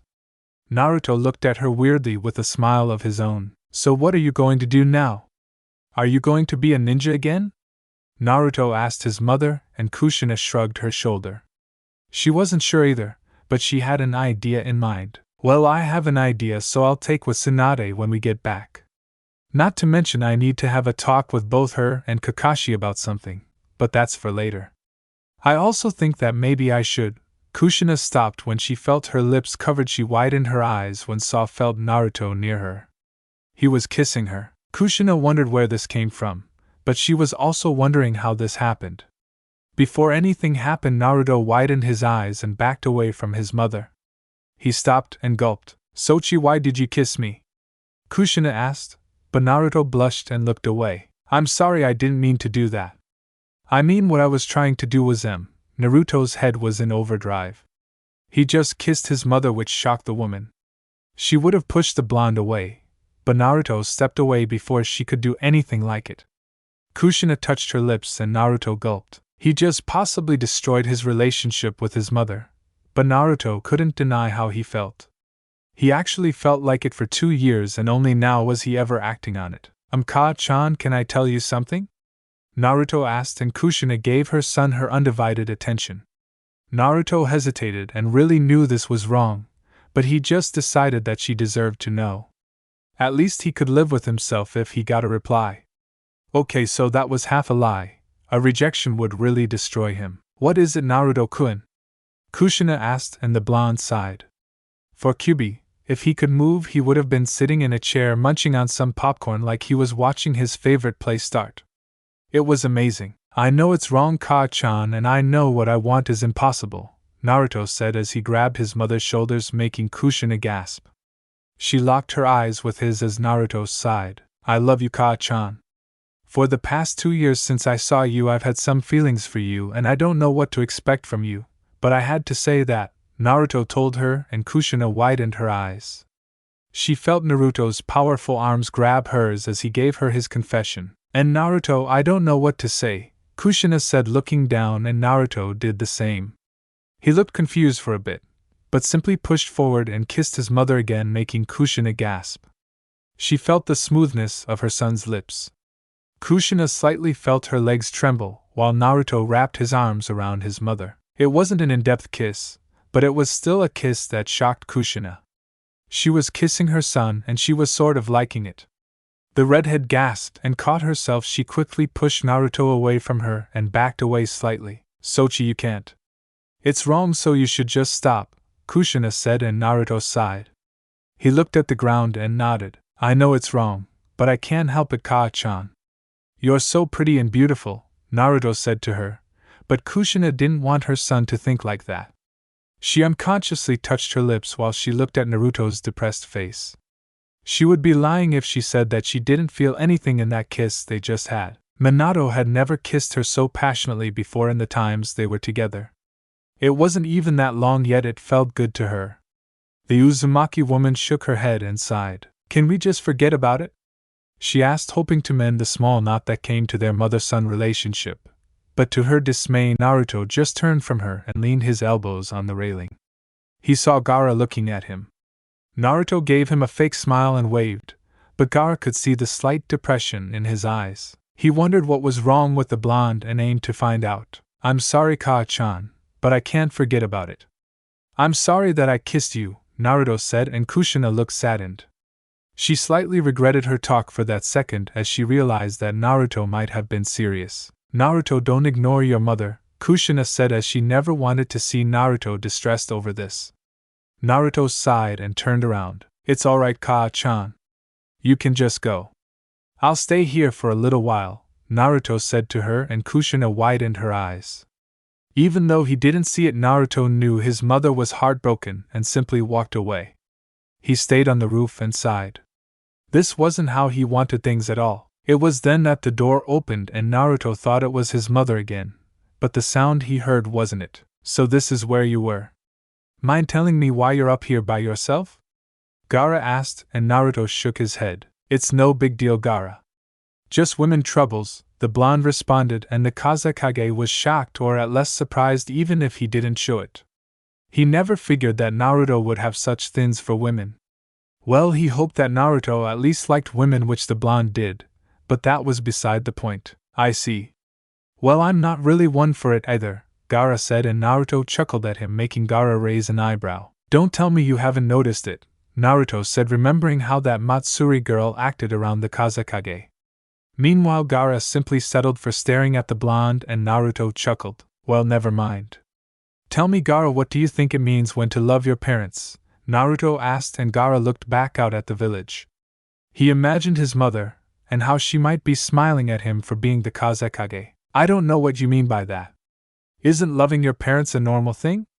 Gaara asked, and Naruto nodded that it was true, but not this type of love at all. Well, it's more than that, Naruto said, and Gaara narrowed his eyes. He knew what Naruto was talking about, and Gaara turned to Naruto. Well, I can't tell you anything. I remember that time when you told me that I should protect what's precious to me, then I'll understand how to love not just myself, but others, and grow stronger. I can't tell you how to do things, but you should know for yourself what you want and how to get it. In this world, second-guessing yourself might get you killed. If you think something is right by your standards, then that's you. No one can take that from you, Gaara said to him. Naruto seemed to brighten up as he smiled. He figured that was true. I guess you're right, Gaara. So who you go after, Temari? Naruto asked, and Gaara glared at his friend. Naruto chuckled and nodded. No? Alright, I gotcha, Databayo, Naruto said, and Gaara settled down. Well, man, I'm gonna go. I'm going to have a long talk with someone, Naruto said, and Gaara nodded. The blonde shined from the spot and into a vacant place.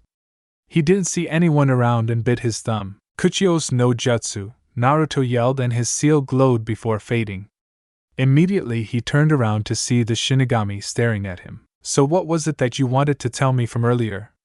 Naruto asked, and Shin nodded. He looked up at the moon for a second, then looked back down at Naruto. Now that you've had some experience with being my summoner, you will inherit the gift that I gave to you. Granted, it has some limits, but it still works just as good, Shin said, and Naruto nodded. Since you can revive people, you are given a certain amount of control over them. Nothing too over your head at the moment. For the moment, you can only control the things they say, or more precisely, if you allow it, they can never lie to you. I'm starting you off with that since you're still new to this. When I think you're ready, you'll get another part of the deal, which will be a secret for now. I'm leaving now, the shinigami said, leaving Naruto in the dark alley. The blonde sighed and pouted. That wasn't much of a new ability if he thought about it. He expected something good, but that seemed so boring. He could only control the truth and lies that came out of someone's mouth. That was no fun at all, and then there was the secrecy to it all. I feel like I just got played databayo, Naruto said, making Kyuubi grin. I think you did too. Oh well, no point in complaining now, go find your mother and go be the mother I know you are, Kyuubi said, and Naruto blushed. He quickly sighed and looked at the sky. Arrow, Kyuubi. I swear ever since I talked with you about this thing like 2 years ago, you've never let up at all. It's like you enjoy causing me grief, Naruto said, and Kyuubi rolled his eyes. Hey, I'm stuck in this stupid cage with no way of getting out while Mai is sitting in sewer water. How would you get your fun? Kyuubi asked, and Naruto raised an eyebrow. Should I change it for you then? Naruto asked, and Kyuubi instantly brightened its face. That would be great. Make it hellish, a few demons around the place, and the local demoness, Kyuubi said, grinning like mad. Naruto sighed as he walked towards his room, where he was sure that his mother was there. Fine, I guess. You really are a weird fox. You're not like when I first met you, all evil and arrogant, Naruto said, and Kyuubi rolled his eyes. Oh, shut up, Kit. It's not even like that. I'm still a prideful fox, and to be stuck inside you is almost a fate worse than death, Kyuubi stated, and Naruto simply smiled as he headed through the crowds and up the stairs of his house. You said almost, Naruto said, and Kyuubi nodded with some slight annoyance. Well, seeing you sweat over getting it on with your mother is kind of nice to see, Kyuubi said, and Naruto rolled his eyes. He really did have a weird kitsune for Bijou. Naruto came up to his room door and got up the nerve to knock on the door. He was quite happy when he got a reply at the door. Who is it? Kushina asked in a semi-happy tone that Naruto picked up on. The blonde sighed as he gulped down the urge to run, but he was Naruto Uzumaki and he never ran. It's me, Kaa-chan, Naruto said, and soon there was silence for about a few minutes in the room. Come in, Kushina said after what seemed like an eternity to the blonde. Naruto opened the door and saw his mother on the bed. Naruto calmly made his way to his mother and sat down next to her. Kushina stared at the floor like she was too ashamed to look at her son, but Naruto sighed as he looked at the wall. The tension in the air was very intense, even Kyuubi was feeling, and he was currently enjoying his new domain-looking place. Say something and stop sitting there like an idiot, which you are. But still, Kyuubi yelled, making Naruto slightly jump. Kaa-chan, do you really think it's wrong? Naruto asked unexpectedly, making Kushina raise an eyebrow at the floor. Is what wrong? Kushina asked, and Naruto rubbed the back of his head. Is it wrong that I said I love you more than a son normally does? Naruto responded, and Kushina slightly blushed, but she nodded her head at it. Yes, Sochi, you can't be in love with me. You should find a nice girl your own age inside of me, Kushina said, and Naruto rubbed his eyes. It was almost getting late, but they knew they weren't going anywhere for at least 2 days, so that was fine since Kakashi had chakra exhaustion from his new Sharingan. Kaa-san, you know my life, and there aren't that many nice girls who would understand the real me, Naruto answered, and Kushina found that to be true in some cases. It was sort of like that for Minato in a few ways. Then Kushina stopped herself. She kept comparing Naruto to Minato, and she needed to stop it. She would only focus on her son for now. Well, I know that girl Tenten thought you were cute, and she's right, you're quite the... Kushina widened her eyes and stopped while Naruto secretly smiled. He just got his mother to admit something about him. Anyway, you can't be with me. It's wrong, Databane, Kushina said, and Naruto raised an eyebrow. You always saw Databane when you're excited. You're excited by this conversation? Naruto asked, and Kushina blushed again before she tried to cover it up. Or rather than excitement, this is embarrassment, Databane, Kushina said, and Naruto smiled while Kushina giggled, but the blonde didn't want to wave the conversation in another direction. Who says it's wrong? Naruto asked, and Kushina paused, not understanding the question. What do you mean? Kushina asked, and Naruto turned to see her looking at her. Kushina might not have known or tried to show it, but she was interested in the fact that Naruto was trying to weave her into the forbidden things he wanted from her. I mean, who says that I can't be with you even if we're related? Naruto asked, and Kushina thought that over. Attaboy Kit. Use those loopholes, Kyubi said as he watched the conversation going on. It's not like anyone specifically said it was wrong, Sochi, but rather nearly all of society finds it wrong because it's unnatural for family to love family. Don't you care what people think of you? Kushina asked, and Naruto shrugged his shoulders. Of course, Ka-chan. I always wanted people to see me as myself and not Kyubi. I wanted to be recognized and accepted. I did care what people thought of me, but I also don't let it control my life. If I want something I get it database. Heck, people hated my orange jumpsuit, but I liked it. Even if all of society hates my clothes, they can't take away my desire to wear it around like the awesome color it was. To me it's the same thing as this, Naruto said, and Kushina mentally cursed that her son made so much sense. She really had been teaching him way too much in order for her of all people to get stumped in a conversation. Naruto waited for her try at countering him, but the redhead for all her life couldn't find one. Be honest, Ka-chan. Is it about 2-chan that you can't? Naruto asked, and Kushina quickly raised her head. Naruto looked at her intently, and she mentally crumbled under his gaze. What would Minato say, Sochi? I can't do that to him, Kushina said, and Naruto got to his feet, surprising Kushina. He'd say, good job, Naruto, keep your mother happy. I know you can do it, Naruto said, and Kushina stared at him blankly while her eyes blinked a few times. She suddenly giggled, and Naruto had to admit that it was the nicest one he'd ever heard in a while. Why is it that you can always make me smile despite the situation's databang? Kushina asked, and Naruto shrugged his shoulders. He quickly walked over to his mother, making the Uzumaki woman look up. Naruto felt his heart skip a beat for a second before he leaned close to his mother. Can I kiss you, databao? Naruto asked, and Kushina looked at him. No, she said instantly, but Naruto didn't falter. He then lowered his head a little more closer to her face. How about now?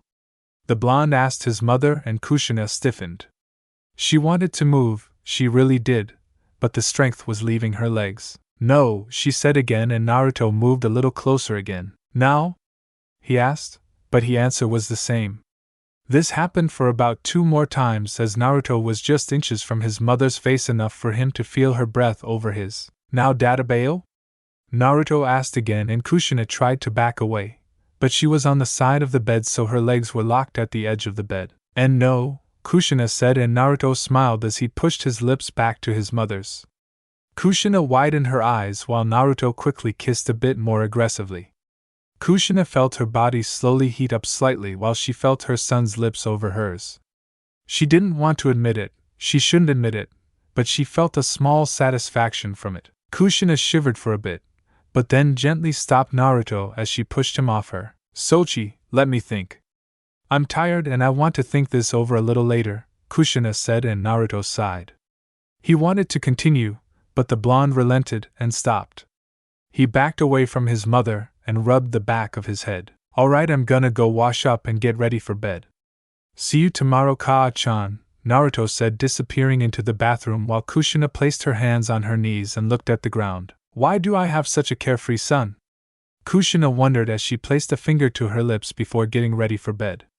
She knew it would be hard to sleep after their talk, but she hoped she would manage even if she was starting to succumb to her own wants and desires.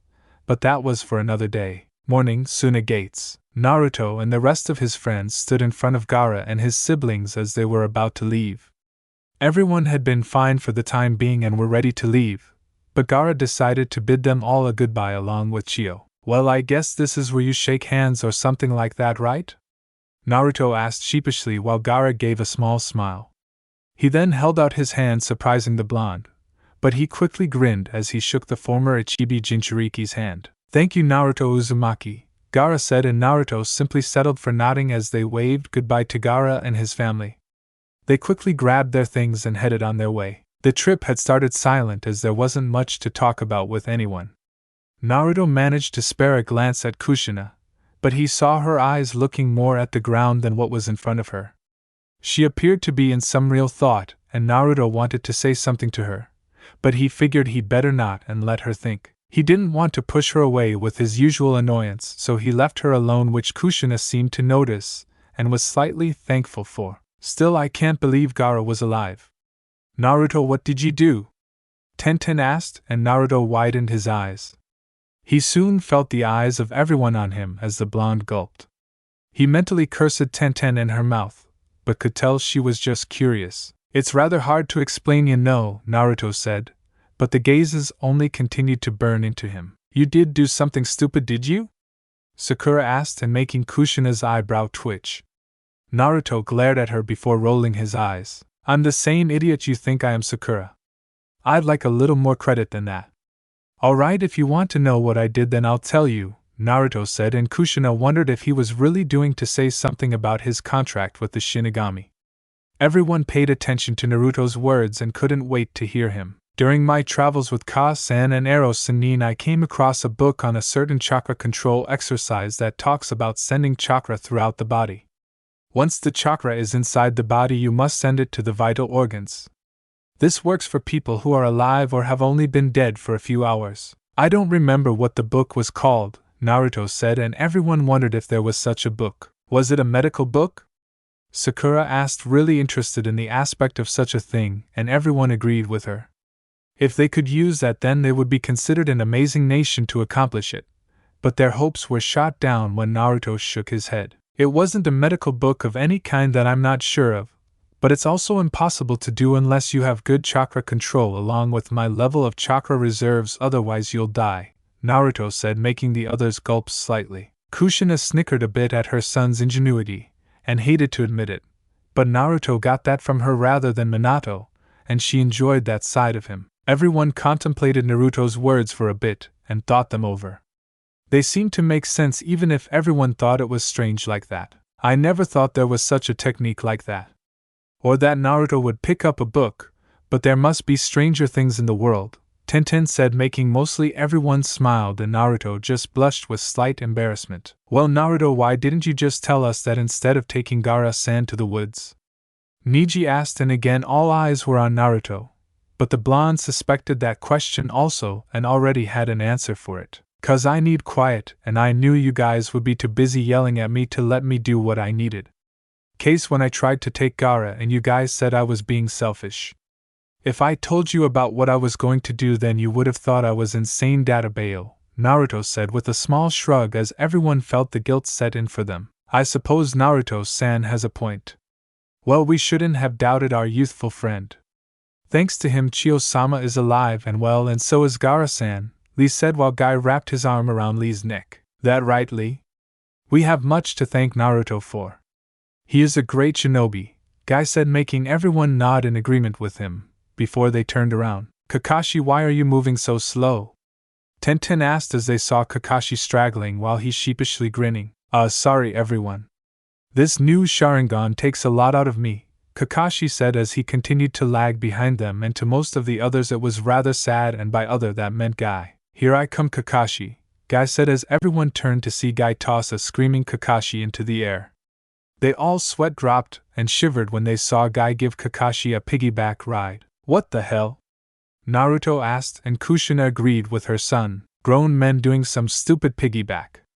Damn, that's creepy, Sakura said while Tenten sighed and Niji slightly scowled in annoyance. Well then, Kakashi, I will take you back to Konoha on my back, or I will do 10,000 laps around the village on my hands, Guy said as they ran off, immediately leaving everyone behind in a large state of shock. They shouldn't even be in motion, Databane, Kushina said, making everyone nod in agreement with her before the redhead saw her son's eyes gleam. Naruto quickly rushed for his mother and picked her up bridal style, quickly making Kushina wrap her arms around her son's neck as Naruto chuckled. Well, I'll see you guys at the village.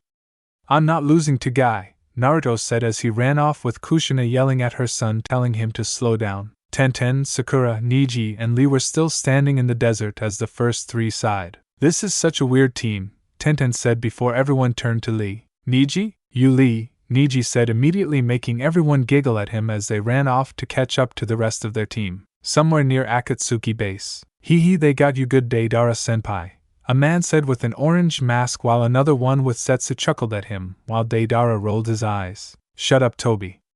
Akatsuki are serious people. You've got no right to lecture me, Deidara said, but then Toby looked at him before rubbing the back of his head. Oh, please don't hurt me, no hands, senpai.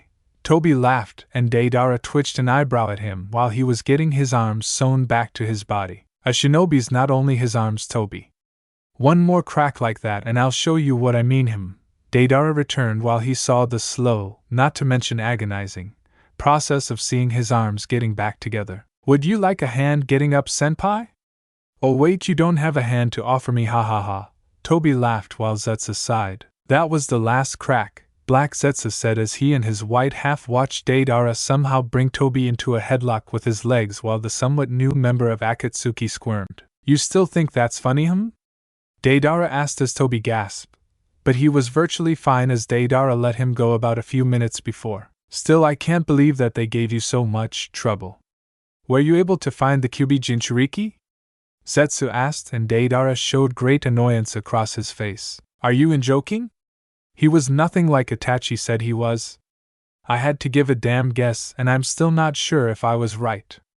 Damn it, I'm gonna kill Itachi next time I see him, Deidara said as Zetsu sighed. Pain-sama won't be happy to hear that, but either way it's done. Now let's go, Black Zetsu said as they walked off. Konoha, 3 days later. Izumo and Kotetsu, 2 Chunin gate guards, were watching the entrance to Konoha as usual with their bored expressions on their faces. Man, this job. Does anything interesting happen? Izumo asked as Kotetsu flipped a kunai in his hands. I sure as hell want something to happen also, Kotetsu said to his partner before they heard yelling in the distance. Sochi, slow down, Databane, Kushina yelled as Kotetsu and Izumo watched Naruto enter Konoha with his mother in his arms. That's how you do it, Databeo, Naruto yelled as Kushina shivered in his arms. She sighed and hung her mouth open while she wondered how much of her life she lost in that small speed race her son had with the others. Well, that's for you, Guy-sensei, but I'm first, Naruto said as Guy came up behind him. Well, second place isn't so bad, Guy said, but Naruto shook his head. No, Guy-sensei, you see. You didn't come in second. Ka-san is the winner of that. You sensei are in third place, Naruto said, and Guy dropped to the ground sulking.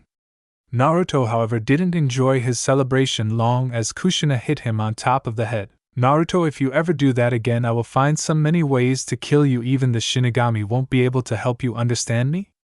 Kushina asked, and Naruto grinned as he kissed his mother's forehead, making her immediately blush while her anger quickly vanished. Clear as a bell, Ka-san, Naruto said as he set Kushina down, causing her to thank him even if that thank you was near inaudible due to what Naruto just did to her. Why, yeah, well, anyway, it seems like everyone else has arrived, Kushina said as Lee, Sakura, Niji and Tenten came up to the gates also. Phew, we made it, but that level of intensity is ridiculous, Niji said as Tenten huffed before giving a light chuckle. Oh, come on. They got us back to the village pretty damn fast, I'd say, Tenten responded, and Niji simply shook his head at his teammate. Guy let Kakashi down as the Jonin wobbled a bit before regaining his balance slightly. Now then, all we have to do is report to Tsunade-sama that our mission was a success, Sakura said, but Kushina stopped her. Actually, why don't you all leave? I'm going to go have another talk with Tsunade and Kakashi about something. Sochi, why don't you head back to our house and I'll catch up later, Kushina said, and everyone wanted to retort, but the look on Kushina's face gave no room for argument, so everyone dropped it just as easily. Alright, Ka-san, I'll see you later, Naruto said as he walked away. In truth, there was something he wanted to find out about, and he really wanted to find it out now. Now then, Kakashi, let us go and see Tsunade. There are some things I wanted to know, but didn't get to ask as we had an emergency, Kushina said as she grabbed Kakashi and pulled him along with her in the direction of the Hokage mansion as everyone watched her leave. Naruto, your mother is one scary woman, Tenten said, and the blonde chuckled with a nod. He couldn't help but agree with her, even if he was blushing from the way she walked away with a slight sway in her hips, making him gulp. Yeah, well, I'm going to go home. I think I should. See you guys later, Naruto said, wanting to hit his bed and calmly go to sleep without a care in the world. But before that, there was something he needed to talk about with 2 people about something. He didn't know one of them personally, but he figured he'd rather ask. With Kushina. Kushina and Kakashi came up to the Hokage mansion and quickly opened the door. They saw Tsunade writing documents before she looked up to see Kushina and Kakashi looking at her. Oh, I didn't know you guys were back. How did the mission go? Tsunade asked and Kakashi nodded. It was a success, Hokage-sama. But it seems that Kushina would like a word with you, Kakashi said, and Tsunade raised an eyebrow while Kushina closed the door. Try a few words, Databane. Now Tsunade, I suggest that you order all the Umbu in this room to leave before I make them, Kushina said, making Tsunade gulp. She wondered what Kushina wanted, but a violent Kushina wasn't the best option for her right now, and she did as Kushina wanted and dismissed all the Umbu, and once Kushina felt them all leave, she grinned as she placed up a privacy seal before walking up to Tsunade, making the Godame Hokage shrink under her gaze. Now then, before I was interrupted that week ago, please tell me why you didn't watch my son like I asked, Kushina said, and Tsunade sweated. Kakashi wasn't sure what this had to do with him, but he'd rather stay than to have Kushina on his at the moment. Kushina, I didn't know he survived the, Tsunade started, but Kushina stopped her. She was really beyond pissed, but she didn't explode as that wouldn't do anyone any good, and she wanted her damn explanation. Maybe if you stayed in the village then you would have known, Kushina said, and Tsunade narrowed her eyes as she slammed the desk with her hands. It wasn't that easy, Kushina, Tsunade yelled, but the redhead didn't back down in the least. Are you kidding me? You think I didn't know about Nawaki or Dan? Kushina asked, and Tsunade widened her eyes at the mentioning of her past lover and her brother. Who did you know about them? Tsunade asked, and Kushina sighed as she recalled her memory. Jiraiya told me. He kept saying how you were depressed that they died and how you left the village because of it. Is that your excuse? Kushina asked, and Tsunade wanted to retort, but she stopped and sighed. I'm sorry, Kushina. I have no excuse for why I left. I hated Konoha because of multiple reasons. Nawaki and Dan were one of them. Another was because I hated the Hokage position and all it stood for. I found it weak and I wanted no part in it or the village. I honestly don't have a seemingly legit reason. People lose their loved ones all the time, but they pushed forward and dealt with it. I guess I was just a bit more weak-willed than others, Tsunade said, and Kushina sighed. She brushed a hand through her hair and settled for glaring at the Hokage. So why did you come back? Kushina asked, and Tsunade rubbed her temples. Your son. He really knocked some sense into me. I know I still wouldn't be back here if he didn't save me in that type of sense.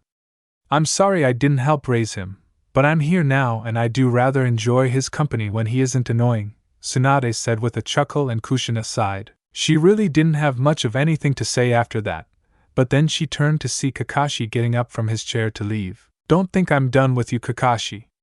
You still didn't tell me why Naruto's training was so undermined, Kushina said, and Tsunade glared at Kakashi. The Jonin gulped and rubbed the back of his head. Kushina, Naruto's training had been going well. I'm sure you know that, Kakashi said before he saw Kushina grabbed his flak jacket. Going well? His taijutsu was atrocious, his ninjutsu was limited, and he was just all around slightly vulnerable. I had to reinvent his entire taijutsu at his age. He had certain muscle memories that were hard to get rid of because he wasn't taught right. Kakashi, you're a Jonin, and as one you are expected to teach your genin, not have them learn on their own. Both Jiraiya and I did a job that you should have done yourself, so what is your excuse?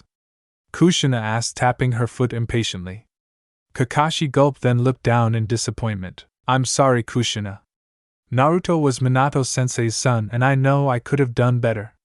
I knew about Naruto's taijutsu and I knew it wasn't great, but this all started when Sasuke was going to fight Gaara in the Chunin exams, and you wanted Sasuke to be ready for him, is that right? Kushina asked, finishing Kakashi's sentence, to which the Jonin nodded. So you were preparing Sasuke to fight an, at the time, unstable Jinchuriki who Naruto still ended up beating anyway. Kakashi, if Naruto for a month could learn to use Kyuubi's chakra and use it to not only win his fight, but even take on Gaara, then I think that my son deserves at least some of your time, Kushina said, and Kakashi nodded. I understand, and I. No, Kakashi, you don't understand. Minato and I asked you to teach Naruto and make him a good shinobi that would make both his parents proud, and of course he's done that for me. But to hear that you only taught him teamwork and tree walking is very disappointing, Databane, Kushina scolded, and Kakashi took it all to heart. I'm sorry, Kushina. I have no excuses either. I'm sorry for it. I know Naruto had high potential, but Sasuke was the only one who really seemed to show his. I didn't mean to do this. I am sorry, Kakashi said before he received a huge hit on the top of his head. That's right, you're sorry, Databane, she yelled as Kakashi rubbed the lump on his head. She then turned to Tsunade and settled for a small glare as she headed to the door. Don't think you both aren't going to pay for this. Kakashi, I'll be taking over Sochi's training now, and Tsunade, I'll be talking to you about another matter that I want, Kushina said as she left the room, leaving Kakashi and Tsunade to breathe easily. She's still scary, Kakashi said, and Tsunade nodded while she started to work on documents again. Of course she is. She was, and this is the only Umbu-level shinobi who has a better record than you and Itachi. She has every right to be scary, Tsunade said as Kakashi took out his orange book while Tsunade glared at him. If she sees you with that, she's going to kill you, Tsunade said as Kakashi walked out of the room. Ma, I'll deal with that when it shows up, but I wonder what else she wanted to talk with you about, Kakashi said while Tsunade shrugged. Hell if I know. I just know it's going to give me a big headache, Tsunade said, and Kakashi grinned before closing the door. She then looked at the Hokage faces, or specifically Minato's face. Kushina's a pain, but she's right. I'm sorry I wasn't there for Naruto. Minato, Tsunade said with a heavy sigh before she turned back to her paperwork. She could only wonder what Naruto was doing at the moment. For some reason, with Naruto, he couldn't do it. For the first time in his life he knew he couldn't do something. He refused. He didn't want to do it. He didn't want to knock on the Hyuga compound. Naruto stood in front of the doors and gulped. Stop being a chicken and knock. The Hyuga should be into that type of thing also. Who knows, maybe that girl Hinata and Niji. Shut up, don't you dare even think that about them. I know Hinata-chan and Niji. They would never do that, Naruto stalled as Kyuubi chuckled. Having second thoughts? His Bija asked, and Naruto sighed. This is so weird. I'll just get this over with, Naruto said as he knocked on the door of the Hyuga compound. Soon a Hyuga came to the door and opened it. Imagine his surprise when he saw Naruto in front of the door. Uzumaki-san? How may I help you? The Hyuga asked, and Naruto gulped. He felt his breath leave him for a few seconds, but he caught himself and nodded. Do you know if Hinata's father is here? If he's not, then that's fine, but I'd like to talk to him. It's sort of important, Databale, Naruto said, rubbing the back of his head in embarrassment. He had seen Hinata's father only once, and that was during the Chunin exams.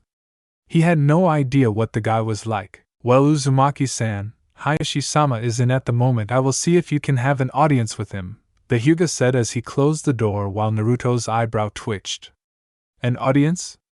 It's not like he was a damn commoner. He was actually quite rich now that he had his inheritance, which hadn't been used for about 15 years, so that actually made him and Kushina a little more than above the Hyuga clan itself. Naruto tapped his foot impatiently and gritted his teeth. There seemed to be quite a bit of arrogance with the Hyuga clan, and Naruto knew it somewhat. Soon the Hyuga came back and escorted Naruto inside. Hayashi-sama will see you. He said he has more than enough time to talk with you, the Hyuga said, and Naruto nodded. He quickly walked inside the Hyuga compound and looked around. It was rather quaint and nice looking. There was a little practice area along with a small garden and pond with koi fish swimming around. Naruto and the Hyuga walked until they were right in front of the place where Hayashi wanted to meet Naruto. The Hyuga bowed and turned around. Hayashi-sama is right behind that door, he said as he left, and Naruto immediately opened it. He saw an older-looking Niji behind the desk signing papers. Uzumaki-san, please come in, Hayashi said, and Naruto walked inside. He slightly gulped and noticed two mats in front of each other. He sat down on one and watched as Hayashi finished some paperwork. He quickly stood to his feet and sat on his knees while he was in front of Naruto. I was surprised when you wanted to come over. May I ask what you could want? Hayashi asked, and Naruto nodded. I'm sorry if I'm imposing on you or anything, but I'd like to ask you something about your clan, Naruto said, and Hayashi nodded. The blonde gulped while Kyuubi tried to settle his nerves, but he wasn't the comforting type of person or bijou or whatever. Alright, what would you like to know? Hayashi asked, taking a sip of tea while Naruto tried to get his thoughts together. Well, I know that yours has the Byakugan, and I know you tried to keep the Hyuga bloodline clean. I think it is right? Naruto asked and Hayashi nodded, although it was a bit with confusion. Well, that's right. We don't normally marry those outside of the clan, Hayashi said, and Naruto nodded. So do you guys find anything wrong with it? Naruto asked and Hayashi raised an eyebrow. He set his teacup down and sighed. Please explain, the Hyuga head said to Naruto, and the blonde slightly cursed. Yeah, okay. I'm just saying that. Do your family members marry? Naruto asked and Hayashi sort of had an idea on where this was going. He gave a mental smirk at what Naruto could want to talk with him about. Well, Naruto-san, in a simple word, yes, our family members do marry. By any chance is this about incest? Hayashi asked, and the reaction Naruto gave him was more than enough to convince him as the blonde blushed up a storm. Well, yeah, I guess it's about that. How does your family deal with it? Don't people find you weird for it? Naruto asked, and Hayashi shrugged his shoulders. I'm sure there are quite a few people who would find it strange, and that won't change. But there are a few reasons as to why we do this. One is, as you said, to keep the Hyuga line pure as we want. Granted, we don't force our members to marry each other, as they can date who they want. Heck, even some of our members find it weird while others seem to like it just as well. It's sort of a touchy thing to deal with. Though I am curious as to why you would be interested in such a topic, Hayashi said, and Naruto gulped. He saw Hayashi smile slightly, and the blonde sheepishly chuckled. Well, I just thought I'd ask Databeo. Always need to know something interesting. Wait, so does that mean that you, Naruto pointed at Hayashi, and the Hyuga chuckled, practiced incest? Well, it's something I don't outwardly say, but since you asked, yes I do, or rather did, Hayashi said, making Naruto slightly calm down. Did? Hinata's mother? What was she to you? Naruto asked, wondering if this was a sore subject for Hayashi to talk about. Well, Hinata's mother was my half-sister. We had the same mother, but not the same father. She and Hisashi, Niji's father, were born to the side branch while I was born to the main branch. I had always known that she was my half-sister. Namely, her name was Hinako. She was branded with the cage seal as was Hisashi, but reluctantly I fell for Hinako even though she was a side branch member. So against my clan and their opinion I married Hinako, and she loved me too. We had Hinata and Hanabi without any problems, Hayashi said, looking out the window, and Naruto seemed fascinated by his story. You really loved her, didn't you? Naruto asked, and Hayashi chuckled. Hinako was a good woman. I know that. That's why I see so much of her in Hinata and Hanabi at times. No, Naruto-san, when you're growing up in the world there is one thing you start to see for the first time. Is that people's opinions don't matter. Granted, they matter in what you want to do with your life at times, but in the case of who you give your heart to or who you love, then it doesn't matter in the least. Understand that you can't talk to anyone about this, Hayashi said with a glare, and Naruto grinned as he nodded. My lips are sealed, Databeo, and thank you, Hayashi-san. I also think you should talk with Niji more. He might liven up more if you do, Naruto said as he stood to his feet, while Hayashi pondered the blonde's suggestion. Well, Uzumaki-san, if you want to be with your mother then I certainly don't mind, Hayashi said, and Naruto immediately fell back and slammed his head to the ground. How did you? How did I know? Well, I saw the redhead who first dragged you past our compound. I was astonished to see Kushina-san as I thought she died, but I checked her chakra signature and found it to be completely true that it was her. Never thought that you would have a thing for your mother. You really are unpredictable, as they say, Hayashi said, and Naruto rubbed his head. Could you not tell anyone about this? Kaa-chan's already a nervous wreck about it as she is, and I don't want to push her into anything she might regret in the end, Naruto said, sighing, and Hayashi nodded. You don't tell my story and I don't tell yours, Naruto-san. Though I don't see why she's thinking over it. If I recall correctly, then the Uzumaki clan married family members also. I don't know why she's against it, Hayashi said, and Naruto sighed. That's what he was trying to figure out at the moment. Well, I'm going to go, Hayashi-san. Thank you for the talk, Naruto said, and Hayashi nodded.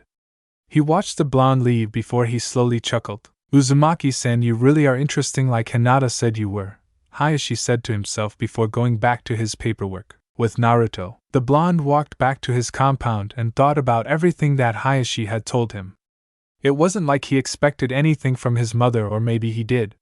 She was easily the most beautiful woman he had known. Granted, he met a lot of women who he thought were cute. There was Sakura, Anko, Kurinai, Koyuki, and even Hinata at one time, but his mother, there was just something about her that attracted him to her. Maybe it was all those years without a mother that made him that way, but even so he didn't seem to care that he loved his mother. He made that evident when he kissed her back in Suna. Man, that talk gave me more questions than it solved, Naruto said to himself as he opened the door to his house. He walked inside and looked around before he noticed that he was alone. His mother must still have been out doing whatever she wanted. Alright, so what should I do now? I guess I could train. Plus I still have to get Gaara's other kill or he'll be taken by next week today. Let me see, how can I do this? Naruto wondered, as figured he could just take a mission on it, but that wouldn't be an appropriate thing to do at the moment, since he just got back. The blonde sat on the bed of his room while he slowly took off his clothes. He was about to get into his training outfit before he heard the door downstairs unlock, open, and then close. He figured his mother was home at the moment. However, he noticed that she didn't come upstairs. Naruto knew about his mother's sensory skills, so she must have noticed that he was home also. Well, I guess I'll do some training, Naruto said, about to open the door, but as he did he saw his mother right in front of the door, which scared the living hell out of him. How quiet could his mother walk to the point that he still thought she was downstairs? Hey Kaa-san, I didn't hear you come up the stairs. What did you have to talk with Kakashi-sensei about? Naruto asked, and Kushina rubbed the back of her head. Just some nonsense to take care of. Nothing too interesting, Kushina responded, and Naruto settled for a quick nod. Well, I'm going to go train for a bit. I'll see you later, Naruto said as he walked past her, as he noticed his mother wanted to say something else. But he left before she could say what she wanted, which made Kushina sigh. She knew her son was giving her the space she wanted to think, but she didn't want him to avoid her. That just made it uncomfortable. Okay, so she couldn't lie. When her son kissed her, it was great, perfect even. It was one of the greatest kisses she had in her life, but to receive it from your son seemed wrong for a reason. Kushina watched Naruto head into the fields to train the day away, and while he did that she stayed in her room thinking things over. Nighttime. Naruto dropped his sword as he dismissed his clones. He was sweating profusely and sighed. He still couldn't get the technique that the shinigami was teaching him. It seemed like a joke that his sword could use some spiritual fire that was incapable of being extinguished. It sounded like a really bad jutsu technique. Well, Shin has never been one for jokes, and he doesn't have a sense of humor, as I've found out over the years, so I guess that's that, Naruto said before he felt a presence behind him. He narrowed his eyes and formed a grin. You know, if you're just going to sneak up behind me, then what's the point in me holding this contract anyway? Naruto asked as he turned around to see the shinigami looking at him with its hardening gaze. At least you're starting to learn what you need to learn. Remember not to get overconfident. Those with arrogance don't interest me, and I trust that you know how I feel about that. Now then, on to something more important, the shinigami said, and Naruto nodded. You mean other than the fact that you played me with that ability back in Suna? Naruto asked, and Shin sighed. One ability at a time, and I won't give you something that's over your head. I know you can handle more, I will give you more.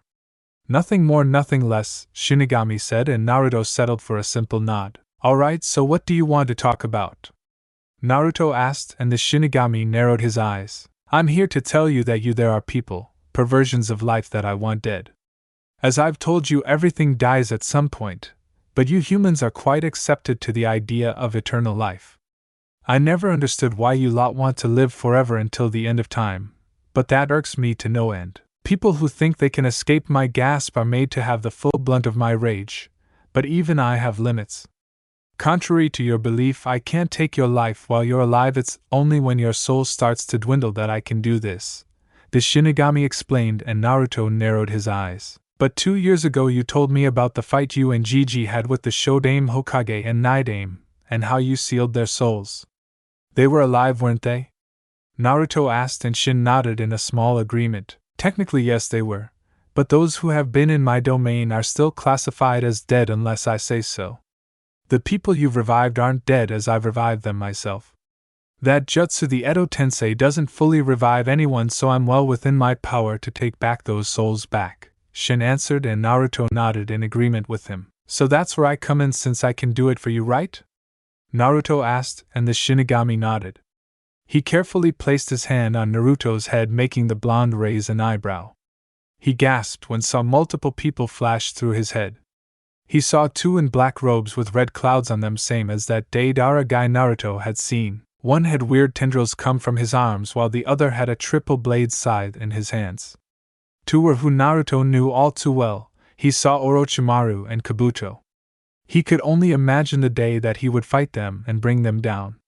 Lastly was a figure who was distorted. His entire face was covered except for one orange mask that covered his entire face, only revealing one eye. The shinigami removed his arm and Naruto dropped to the ground. Those people. I know two of them, but the others I don't. They're the ones who do this? Naruto asked, and the death god nodded, making Naruto sigh. Well, Orochimaru and Kabuto, I've always wanted to give them one, so I'll be more than happy to do it. I understand, Shin, Naruto said, and Shin nodded before leaving the blonde in the dark. Well, Brad, I think things will get most interesting for us, Kyuubi said, and Naruto nodded. He grinned like mad before heading back to the house. He noticed a light on in the bedroom of the upper room and sighed. He walked up the stairs and gulped as he stopped at the door. He suddenly got a weird sense of déjà vu from this experience. He knocked on the door waiting for a reply. Just a second, Sochi, Kushina said as Naruto placed his ear to the door. He heard the sound of drying hair and the slip of something nice. He wondered if his mother was getting dressed for bed, which he figured he should also. He smelled like he had just been put through the jungle twice. Okay, you can come in, Kushina said as she had her back to the door. She was calmly humming while she brushed her hair. Naruto sighed as he went to his corner of the bed and placed his sword down. He quickly began to head for the door before Kushina stopped him. Naruto, when you come from the shower we need to talk, Kushina said, making it sound ominous. But Naruto merely nodded and left as he headed for the shower. He didn't take a long one, or as long as he wanted, since he was wondering what she wanted to talk about. He allowed the water to wash over his form for a bit, and contemplated everything. He turned off the water and quickly put on some boxers and a sleeveless t-shirt. He came back into the room to see his mother at the foot of the bed, and she patted it for him to sit next to her. Naruto sat down and Kushina mumbled to herself before turning to her son. Naruto, about what you told me a few days ago back in Suna, I was initially surprised at your confession. Don't think that I hate you or that I avoided you. You know I love you, right? Kushina asked, and Naruto lowered his gaze to the ground. First the shinigami, now his mother. This just wasn't his day. But only as your son, Naruto said, making Kushina pause. She slowly leaned her head on Naruto's shoulder, making Naruto take in the soothing smell of his mother's hair. Why do you want me to love you more than that? I don't understand, so help me, Kushina told him, and Naruto sighed. He rubbed the back of his head and thought it over. Because I want to be with you, mother. I don't want to force you into anything you wouldn't want, but I just love everything about you. The way you move, your smile, your upset face, and everything else. No one has ever made me feel that way, not even Sakura, Naruto said, and Kushina trembled underneath his words. That's it, kid. Now go, won the attack, Kyuubi yelled, watching everything go down. This was better than all the destruction he could cause. Well, it wasn't better, but it was a close second to it. Naruto, you don't love me. You're only looking for some attention that you didn't get. Maybe you find that in me. It's understandable, Kushina said, and Naruto widened his eyes and stayed silent. It had been well over a minute, and Naruto still didn't say anything. Kushina found the silence deafening and wondered if she should really take that back. But it's not like it would do any good now. Naruto, aren't you going to say something? Kushina asked in desperation of getting her son to talk to her. Naruto's eyes shadowed his eyes before he finally opened his mouth. Attention isn't the issue, Ka-chan. You might not believe it, but I'll prove it to you that I do, Naruto said as he grabbed his mother's shoulders, bringing her eyes to his. Kushina gasped at the initial action as she expected Naruto to kiss her again, but to her surprise and slight disappointment he stopped. Ka-chan, you said that most of society sees incest as wrong, right? Naruto asked, and Kushina slowly nodded and Naruto sighed. So how do you think clans keep their bloodline pure? Naruto asked, and Kushina stuttered. Her son just tried to find his own way around her words.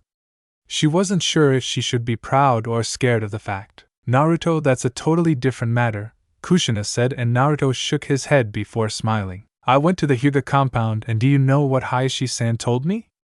Naruto asked, and Kushina shook her head, feeling her heart slightly twist. He said that when growing up you start to learn that people's opinion doesn't matter. I'm sure the Uchiha clan did it also. Hayashi-san even told me that maybe the Uzumaki did also. Kaa-chan, I refuse to let you be alone. I'm not trying to take Two-san's place, but I want you to love me for me. My kiss to you back in Suna was unexpected to me also, but I don't regret it. Naruto paused as he snaked his arm around Kushina's waist. Then if I wasn't your son, would you love me? Naruto asked her, and Kushina mentally gulped. Now it was her turn to be silent as she was quickly losing her ground in the conversation. It was amazing that the woman who never lost an argument with her former lover, but now she could barely find her voice with her son. She'd never been courted so much before by anyone. Naruto even went so far as to get someone else's opinion on the matter to try and convince her. But Naruto, no buts, Kaa-chan, Naruto said as he quickly kissed her again, just like he did a few days ago in Suna. Kushina gasped as she tried to push Naruto off, but to her surprise her son grabbed her arms, keeping her still. Kushina felt her mind spiral out of control along with her feelings. She could feel her son's emotions pouring out for her as he deepened the kiss with her. Naruto slowly started to push his mother, and before long he pinned her to the bedroom wall. Naruto, what do you see in me? Kushina asked as Naruto stopped for a second. He smiled as he licked his lips, making his mother slightly gulp. I see a beautiful woman with awesome red hair, an amazing personality, and a kindness that attracts me to her. My mother is an amazing woman, Dadabayo, Naruto said, and Kushina widened her eyes. Kushina felt her hands shake as they started to get weak along with the last of her resolve, while Naruto's tongue begged for some acceptance, and little by little Kushina opened her mouth to allow her son the access he wanted. Naruto grinned as he quickly made the kiss more passionate between them as he reached behind his mother's head to bring her closer. Inside his mind, Kyubi was jumping up and down like a maniac while eating some popcorn. Yeah, kid.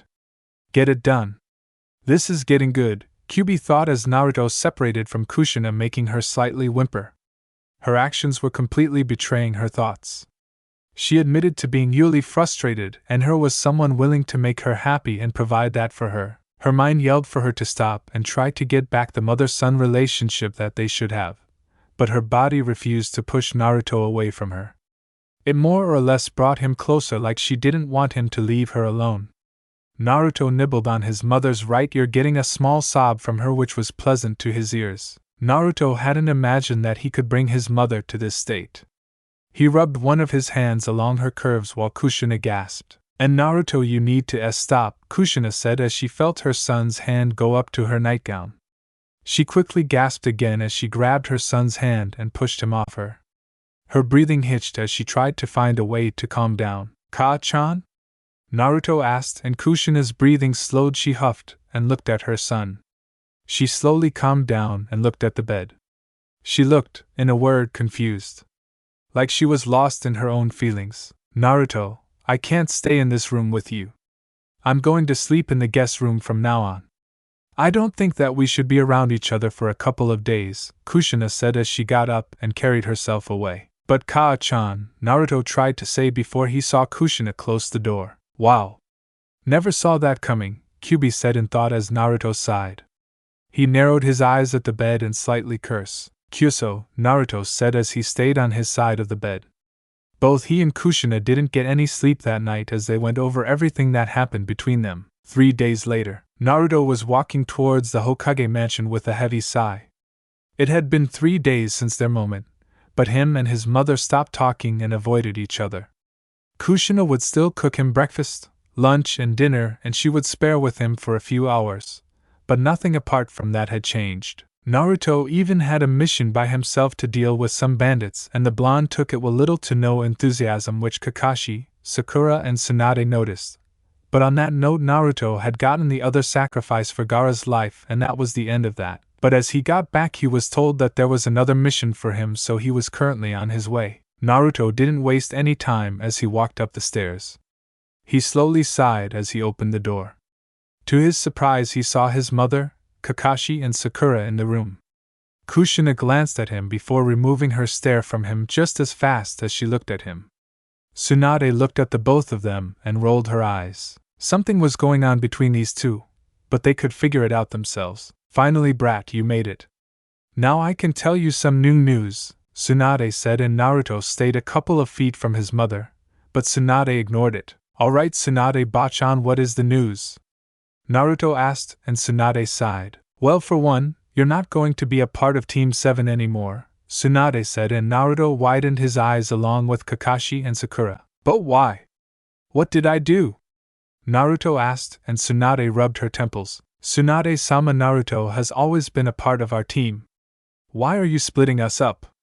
We might not be the best team, but we work well with each other, Sakura reasoned, and Tsunade nodded. Sakura, calm down. It's not as heavy as you think it is. As it stands by Kushina standards, Naruto is a kenjutsu master, making him one of 4 shinobi who are above Jonin level for using kenjutsu. There is him, Kushina, Kakashi, and our Anbu, Yudogo Yuzuki, Tsunade said, and Sakura raised an eyebrow. You want to put together a group of kenjutsu users? She asked, making Tsunade chuckle slightly, but she shook her head. That's not it, Sakura, and while that is an interesting thought, I'll set it aside. As for my orders, since they have the most trust and teamwork, I'll have Naruto and Kushina paired up for the time being, Tsunade said as Kushina and Naruto widened their eyes. Naruto spared a glance at his mother, who looked at him also. Are you sure, Bachan? I'd rather not trouble my mother if I can help it, Naruto said, and Kushina slowly calmed down, if only slightly, at those words as a small smile graced her face. Even in their situation, she could still laugh and smile at how concerned Naruto was for her and her wants. It's alright, Sochi. I don't mind it if we're a team.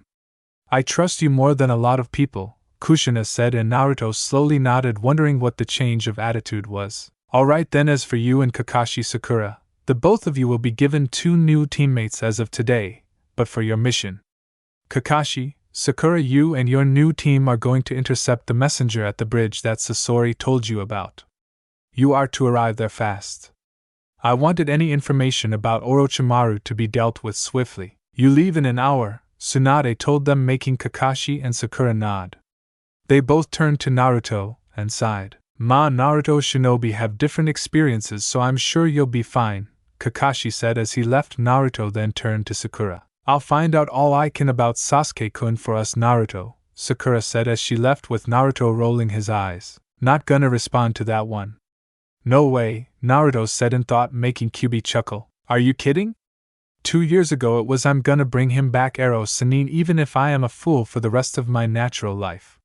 Granted, yes, you are a fool and an idiot, but you're interesting enough, Kyuubi said, and Naruto snorted. Ah, Kyuubi, I didn't know you cared enough to find me interesting, Naruto said, and Kyuubi snarled. Ha ha ha, keep cracking jokes, brat.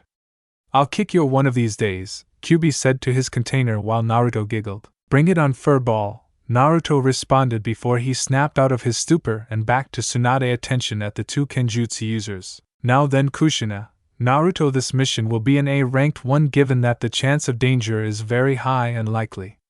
You will both be infiltrating one of Orochimaru's bases that our Anbu have recently discovered, Tsunade said, making the 2 widen their eyes. The odds of meeting Orochimaru are high, and it's also possible that Sasuke might be there. Naruto, Kushina, your mission is to find out anything you can from this base that is of importance to Konoha. If you find Sasuke, you are to apprehend him and return him to Konoha. You leave in a few hours. Any questions? Tsunade asked, making Kushina and Naruto shake their heads. Good, then you can both be off, and please no problems, Tsunade said as Kushina and Naruto stared at each other. Both diverted their gazes while Naruto spoke. Any problems, Ka-chan?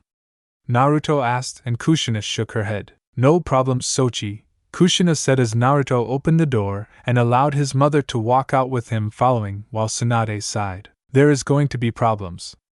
I need a drink, the Godame Hokage said in thought as she signed some documents while thinking about Naruto and Kushina for some reason. Kushina and Naruto were currently running through the trees at a breakneck pace.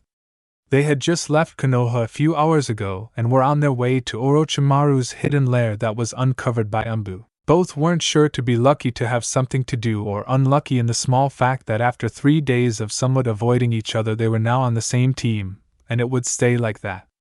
The only benefit or non-benefit to this was that neither could say anything to the other. They were right beside each other in terms of speed, but the need to say anything was quickly erased. They promised Tsunade no problems, but now they were both regretting such a thing. There is nothing to talk about here. We haven't even gone over a plan of action against Orochimaru. I wonder what Naruto-kun is thinking, Kushina thought as she stole a glance at her son. She saw Naruto looking more at the ground than what was in front of him, but she also saw him mumbling to himself about something that she couldn't hear. The redhead sighed and continued to look back in front of her. She never imagined that things could get out of control this fast. Meanwhile, Naruto was talking with Kyuubi about some of the things that happened also. He really wasn't in his best interests to leave things like this. While he had thought about the mission and the dangers they would face, he just could bring himself to worry about it at that time. Kyuubi, this can't go on. I don't want her to ignore me, Naruto told his bijou, and the Kyuubi sighed while he roamed his hellish domain. Give her some time, brat. Over the years I still can't figure out you humans or your sense of morals, Kyuubi said, and Naruto rolled his eyes. Morals? Humans at morals. It's immoral to do so much stuff that it might as well be hypocritical. So what am I supposed to do? Naruto asked, and Kyuubi chuckled. Hearing you whine about no getting it on with your mother, it downright satisfying. All the time you've been going after her. Be a fox, Kit. Do something unexpected and make her come to you. It's not that hard, sheesh. Then you will be a mother. No pun intended, Kyuubi said, and Naruto sighed. Something unexpected? He kissed her, and he slightly groped her. How much more unexpected could he get? Easier said than done, but all right, Naruto said as he and Kushina ran through the trees, but then the blonde became slightly curious. He did have a second opinion, but he wouldn't mind one more just for good measure. All right then, Kyuubi. All jokes aside, and we're being serious here. What do you think of human morals and incest? Naruto asked, really wanting to know his bijou's opinion, which came quite fast as Kyuubi didn't hesitate with his answer, and while Naruto couldn't see him, he could tell that Kyuubi was being serious. Never peg you for being serious, brat, but all right. All jokes aside, I'll sum it all up in one word: unnecessary. Your human morals are insignificant. One thing I've found is that you'll say something and mean the other. You're all so confusing, it's pathetic. Take for instance, killing. I like it, but this isn't about me. You humans kill each other every day and yet you find it immoral. But that's to protect. Please, I know human nature more than you do. If you're looking for my opinion, then I'll just say that if you love your mother, then I see nothing wrong with it. Heck, as far as I'm concerned, at least you like a woman.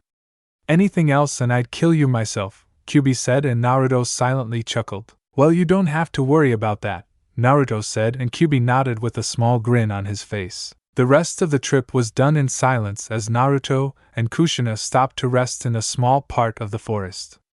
Tomorrow they would be in Kusugakure.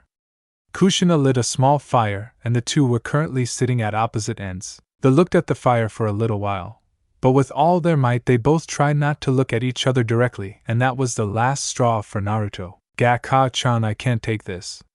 We need to talk now, Dadabayo, Naruto told her, making Kushina look up in surprise of her son's outburst.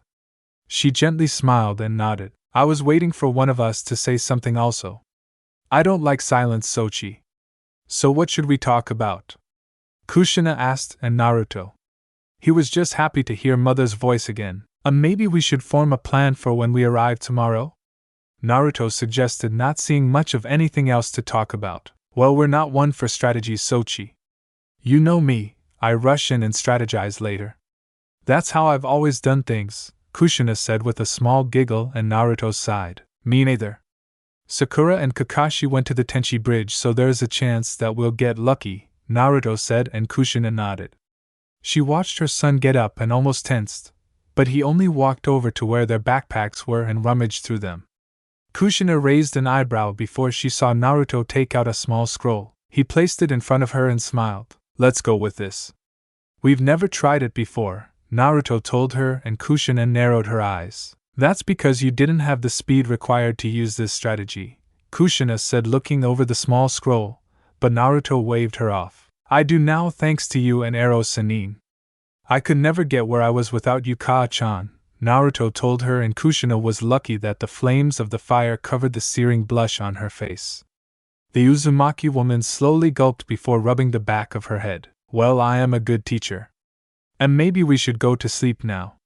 We still have some traveling to do, Kushina said, and Naruto agreed, but he didn't miss that small stutter and grinned even if he didn't know what he said to make her stutter like that. The two soon fell asleep just as easily and continued into the morning, but Naruto found something wrong. Kushina seemed to be more tired than usual. She constantly yawned and seemed out of focus. Kaa-chan, are you alright? Naruto asked, and Kushina looked at him.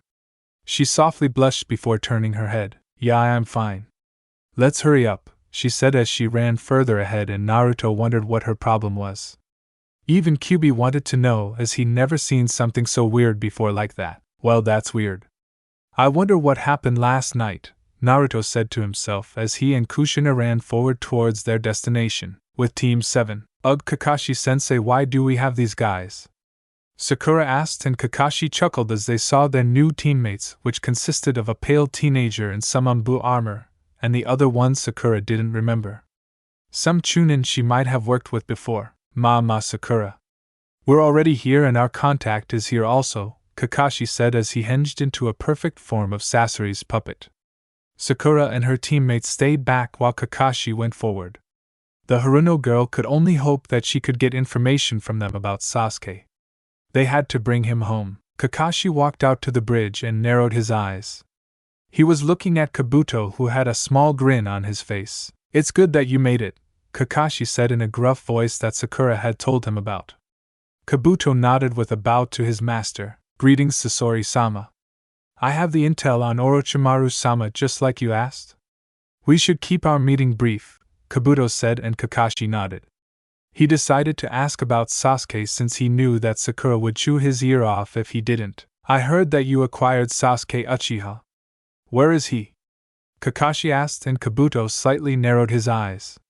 He gave a small unnoticeable grin across his face. He's doing well, but we better hurry. Orochimaru could be here at any time, Kabuto said, and Kakashi tensed. He didn't know what would happen if they ran into Orochimaru all the way out here. He had no idea that his worst fears were about to be realized as said Snake Sannin appeared behind Kabuto. Mind if I join in the conversation? Orochimaru asked, and Kabuto widened his eyes. He jumped back and the Sasori hinged. Kakashi drew a kunai in an attack position. Well, isn't this interesting?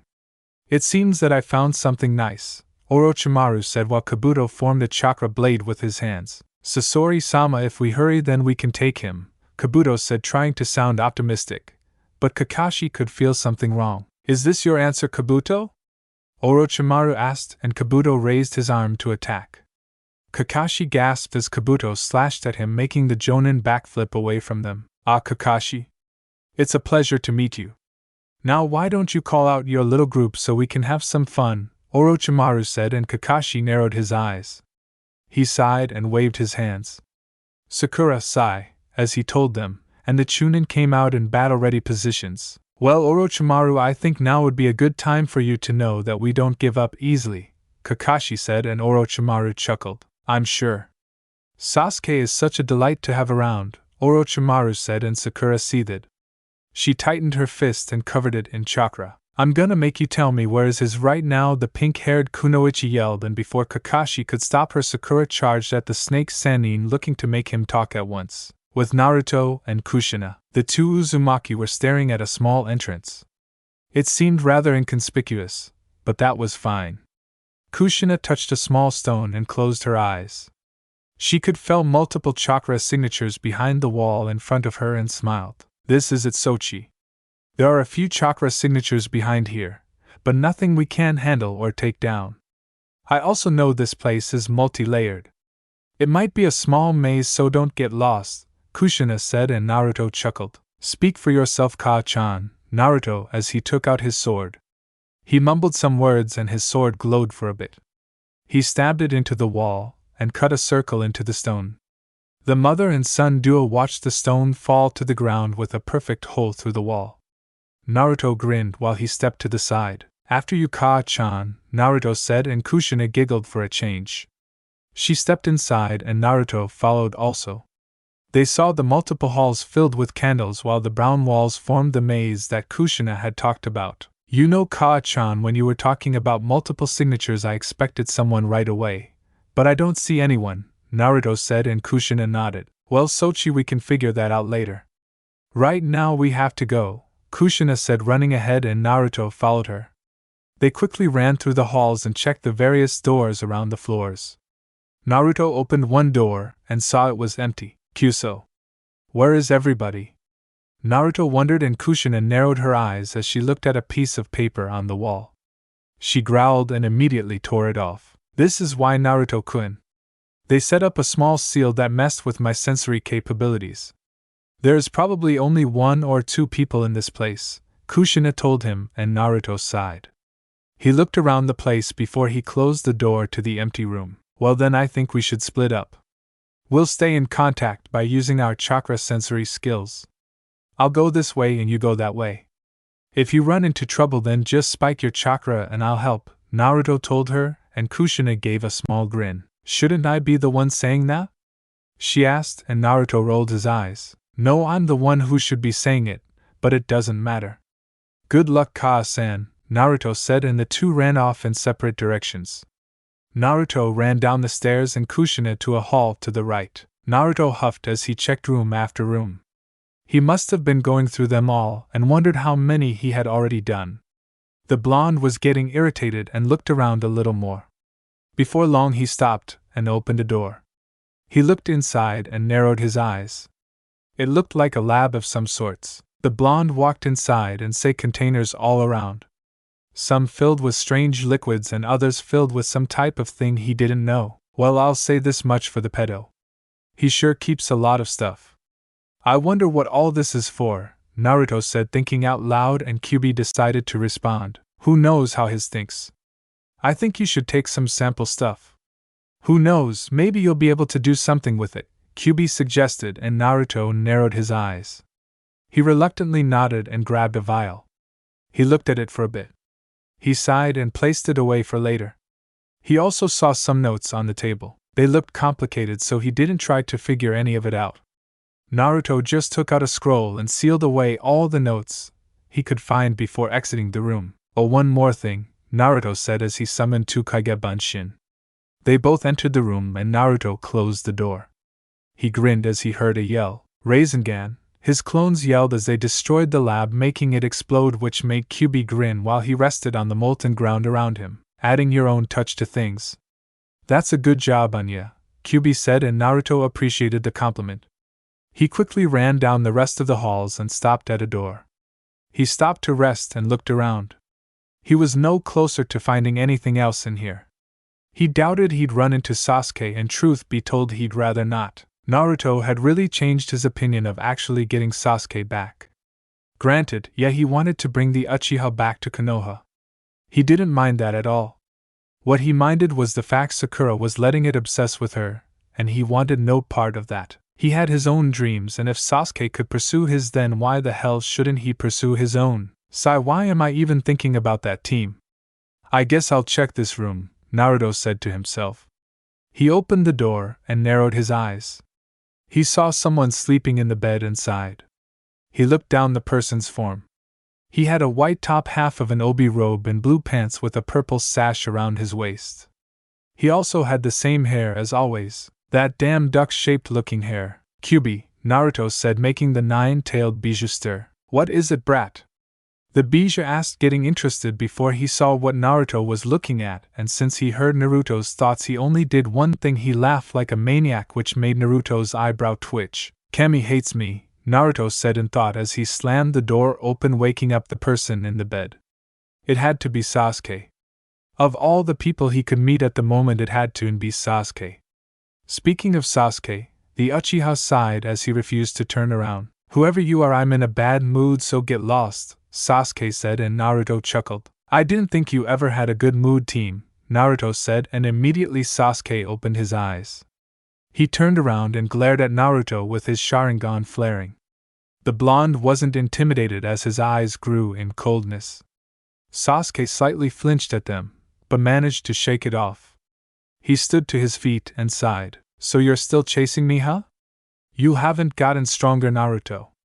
All that time finding me could have been used in training, Sasuke said, and Naruto closed his eyes. Oh, this was too good. Don't think so damn high of yourself, team. I didn't expect to find you here, but now that you're here in front of me I could still care less. I'm done going after you, but that doesn't mean I'll just let you leave like you probably want, Naruto responded, and Sasuke placed a hand on his hip. He carefully grabbed his sword that was strapped to his waist and settled for a simple glare at Naruto. Well, it seems that you've grown up slightly even if you are a brat, Sasuke said as he vanished. He appeared behind Naruto, making the blonde turn his head. The Kyuubi Jinchuriki chuckled as Sasuke charged at him. He drew his sword and easily parried Sasuke's blow, making the Uchiha widen his eyes. It seems you're still the same though, but I'll show you my training, Naruto said as he backflipped into the hall. Sasuke followed him out, and the two quickly clashed at each other. Sasuke tried to slash at Naruto, but the blonde dodged it easily with a small pivot of his foot. He quickly jumped from the wall and ran down the corner. Sasuke narrowed his eyes and followed after Naruto. He had to admit that the blonde was a lot faster. It seems you've gotten better at running, Sasuke said, and Naruto stopped. They both looked around the room and saw it was rather large area. I guess this'll do, the blonde said as he turned around to Sasuke. The two stared at each other and Naruto took out his sword again. Sasuke eyed it before he smirked. I see you've got a sword too, dope. You trying to match me or something? Sasuke said, and Naruto nodded with a simple shrug. It's really fun, but I didn't come here to talk with you, Naruto said, and Sasuke cackled before Naruto charged at Sasuke. The two clashed again, and their swords rang through the place. Naruto dodged a kick from Sasuke and the Uchiha dodged a punch from the blonde. They both glared at each other before Sasuke backed away from Naruto. The blonde found the time to regroup his stance before he saw Sasuke disappear in a blur of speed. Naruto narrowed his eyes before he ducked, avoiding another kick to his face, and slammed his hand on the ground. He pushed himself up, sending his feet crashing into Sasuke's chin, making the Uchiha wince before he stepped away from Naruto. You're a lot faster, Sasuke remarked, and Naruto nodded. He closed his eyes for a bit and grinned. Kage Bunshin no Jutsu, Naruto said in thought, and immediately a clone appeared next to him. The clone drew its own sword and immediately the two with Sasuke, making the Uchiha growl. Naruto grinned as he sent Sasuke flying with a punch, but not before Sasuke dispelled his clone with kick. You're a lot slower, team. I remember you being faster, Naruto taunted, and Sasuke cursed before releasing his Sharingan again. He went through some hand signs and yelled, Katan Gokaku no Jutsu, Sasuke yelled, sending the fireball at Naruto. The blonde wasn't intimidated as he charged at the fire. He quickly covered his sword in a white glow and slashed at the fireball, making it split in two. Sasuke widened his eyes as Naruto jumped in the air. Where are you looking, Sasuke? Naruto asked, and the Uchiha turned around, but it was too late. Rasengan, Naruto's clone roared, slamming the ball into Sasuke's form. The Uchiha winced at the pain before he was blasted away from Naruto. The two stared at each other as Sasuke saw 3 Narutos instead of the one. What happened to him using hand signs? Is this a joke? Sasuke wondered as he got to his feet. All 3 Narutos charged at Sasuke and the brunette was getting frustrated. He quickly coated his sword in lightning, making Naruto stop, but his clones went on. Sasuke slammed the ground and Naruto snarled for a bit. Chidori Nagashi Chidori Current, Sasuke yelled, sending the lightning racing through the ground. It quickly dispelled the electrocuted clones and made its way to Naruto. The blonde gasped and jumped to the side, narrowly avoiding it, but Sasuke's control of the lightning was still good as he made it turn around and head back for the blonde. Naruto cursed before he started to run. The lightning shot forward, but Naruto dodged to the side. It tried again, but Naruto easily maneuvered through it, making Sasuke frustrated. I'll show you dope, Sasuke said, sending a wave of lightning at the blonde. Naruto skidded away before he thought his jutsu. Kage Bunshin no Jutsu, Naruto yelled in thought, and immediately a wall of clones separated him from Sasuke. The clones took the full charge of lightning and a smoke cloud appeared, making Sasuke cover his eyes. He watched the smoke dispel only to see a shadow of Naruto doing his own hand signs. What? Did you think that Naruto didn't have any ninjutsu to his name? Futon Shinkusha wind release vacuum palm waves, Naruto yelled, sending 3 huge wind discs at Sasuke. The Uchiha widened his eyes and quickly dodged the discs accurately, but he took his eyes off Naruto, and that earned him a slam to the face, sending the Uchiha barreling across the ground before he managed a small rebound and got to his feet. Sasuke at his teeth, and Naruto sighed. You really haven't changed at all.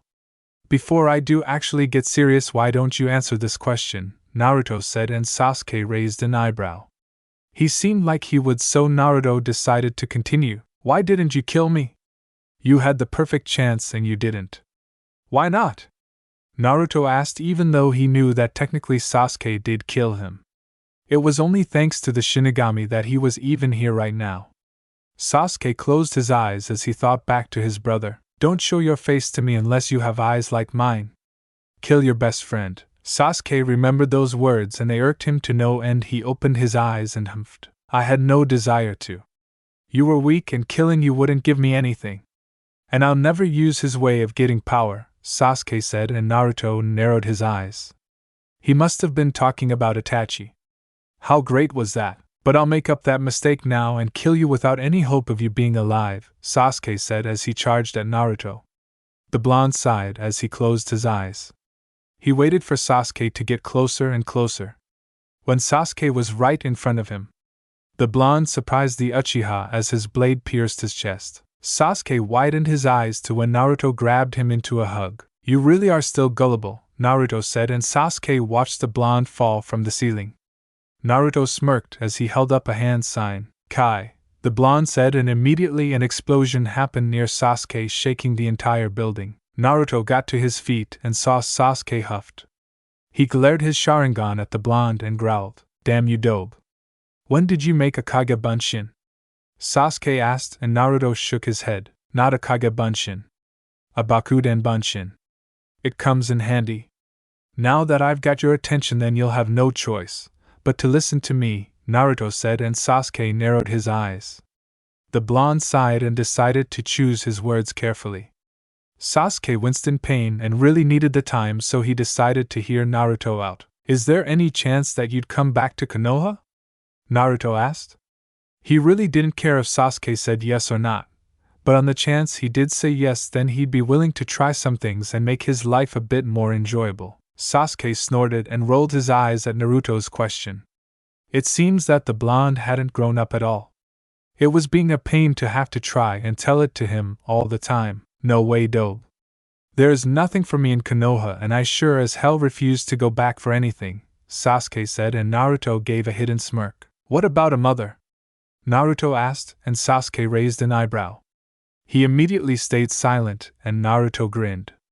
He knew he just got the Uchiha in a small spot. What the hell are you spouting, dope? I have no mother. My mother is dead, gone, and she isn't coming back, Sasuke said, and the Uzumaki blonde chuckled. Oh, this was too easy to be real. Naruto had to restrain himself from laughing. What if I said that I could bring back an Uchiha of your whole clan for you? I could revive them and they'd be able to walk, talk, and do all the things you do, Naruto said, and Sasuke snarled. He charged at Naruto with his sword, but the blonde expected this and the two clashed with each other. Don't you dare insult the Uchiha, dobe, now make sense or I kill you, Sasuke said to him, and Naruto did a sweep kick, knocking off Sasuke's balance. Calm down, team. As I said, looking at your options right now, I still have more than enough fight, and I'm sure you do also, but you've taken more damage. I could easily take you back, have them throw you in prison, and let that be the end of it. However, unlike you, I'm not that cold, so I'm giving you the small chance to get someone precious back, Naruto told him, and Sasuke narrowed his eyes. Why should I believe you? You're not the Shinigami, Sasuke said, and Naruto sighed. Look here, team, I'll make this simple. You come back, you get someone back. You don't, then I force you back and put you in prison where you can stay in there and be unhappy for all I care, Naruto said in a cold tone. He didn't have the time for an arrogant prick and his trust issues. He was on a mission, and the longer he stayed was the longer he'd run into Orochimaru. How do I know you're telling the truth? Sasuke asked, and Naruto closed his eyes and smiled. Because I got my mother back, Naruto said, and immediately Kushina came from around a corner. She saw Naruto and Sasuke talking and walked over to them. Sochi, are you alright? Kushina asked, and Naruto nodded. Sasuke widened his eyes at the woman. For the longest time both he and Naruto were orphans. They had no parents, but here was Naruto's mother, and the blonde wasn't a very good liar. So you're Sasuke. I still remember when I saw how young you looked in Mikoto's arms sleeping soundly, Kushina said, and Naruto snickered while Sasuke slightly blushed in embarrassment. You knew my mother? Sasuke asked her, and Kushina nodded with a gentle smile, even if seeing Sasuke on the wrong side was a bit heartbreaking to the Uzumaki woman, as she wondered what Mikoto would think about something like this. Sasuke sighed as he turned to Naruto before looking at the ground. Can you do it? Can you really bring my mother back? Sasuke asked, and Naruto nodded. He could bring back the whole clan if he actually wanted, but he'd figure that he'd get more information on why they were murdered before doing anything else. That's right. Just agree to 3 things, Naruto said, holding up 3 fingers. Sasuke and Kushina stared at the blonde, and Naruto sighed. First, you come back with us and give yourself up willingly, Naruto told him, and Sasuke nodded fast. Naruto now had 2 fingers up. Second, you won't ask me how I plan to do this, Naruto said, as he'd rather not tell anyone of his contract still. Sasuke glared at Naruto, but the blonde didn't falter.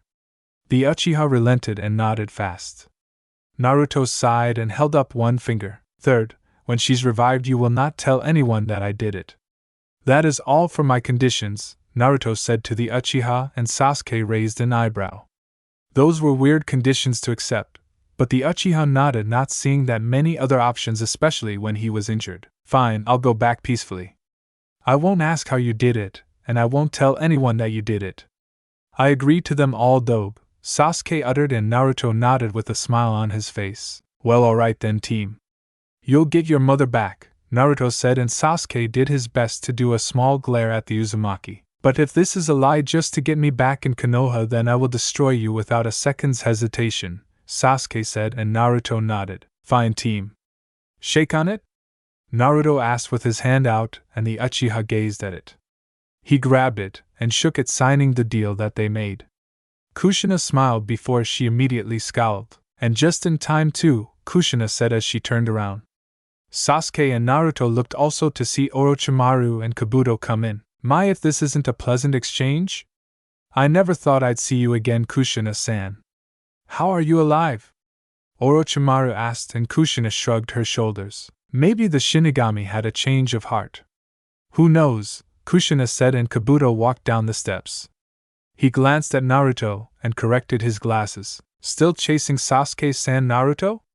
Man, you're hopeless, Kabuto said, and Naruto just stared at him. He rolled his eyes before turning to Sasuke. Well, I must say that given the right incentive that anyone can change their mind. Isn't that right, team? Naruto asked, handing the Uchiha a soldier pill. Sasuke took it and ate the pill, feeling his chakra return to his body. The Uchiha grinned as he went through his hand signs. Katan Gokaku no Jutsu, Sasuke yelled, sending the fireball as Kabuto. The medic Nin widened his eyes and dodged the shot while Orochimaru seethed at Sasuke's betrayal. Sasuke, what are you doing? Orochimaru yelled, and the Uchiha looked at his former sensei coldly with his Sharingan. I'm leaving you. I was planning on doing it anyway, but this is just a much better reason. I have no need of you anymore, the Uchiha said as Orochimaru growled. You ungrateful brat. I'll kill you, Orochimaru yelled as he took his sword and charged at Sasuke, but Kushina interfered and smiled. Come on, Orochimaru, you know I'm better with the sword than you, Kushina said as she kicked him across the room into the adjacent wall. Kabuto widened his eyes before he turned to Naruto. You really know how to ruin everything, you know that? Kabuto asked, and Naruto shrugged his shoulders. Yeah, I have a habit of doing that. Is it awesome, Dadabayo? Naruto asked, and Kabuto scowled. His arm glowed a blue chakra as he dashed at the blonde, but one thing he didn't expect was Naruto's speed, and the Uzumaki quickly vanished, making Kabuto widen his eyes as Naruto appeared behind him. You really are slow, or maybe I'm just faster than you now, Naruto said as he grabbed Kabuto. The medic Nin to Orochimaru cursed as he tried to break free, But he saw another Naruto who held up a single hand sign. I never get enough of doing this.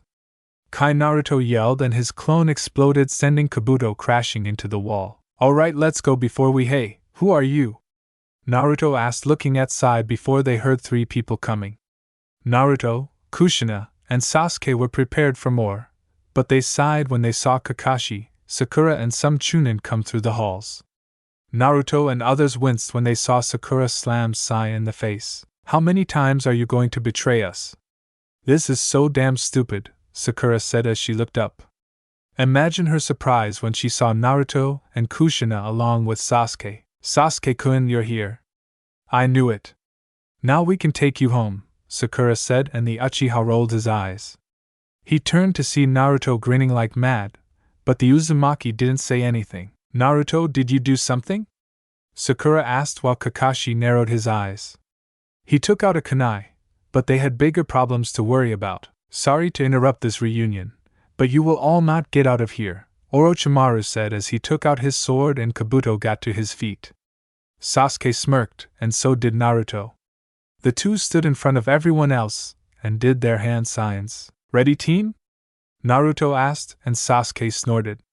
They both finished their hand signs in perfect unison, which surprised everyone. Let's do it, Dobe, Sasuke said as they each did their individual jutsus. Futon Shinkusha, Naruto yelled, sending the wind discs at Orochimaru and Kabuto while Sasuke did his. Katan Ryuka no Jutsu, Sasuke yelled, sending the blazing fires to collided with the wind blazing, making them even more intense as Orochimaru and Kabuto dodged them.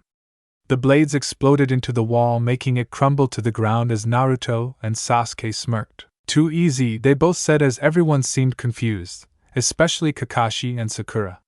Why was Sasuke helping them fight Orochimaru? It seemed like a dream that they were watching. However, they turned around to see Kabuto running at them, and Naruto chuckled. Ready again, Sasuke? Naruto asked, and the Uchiha simply smirked with a nod. Naruto vanished in a blur of speed behind Kabuto, surprising the medic Nin. He planted a kick to Kabuto's back, sending him into the air.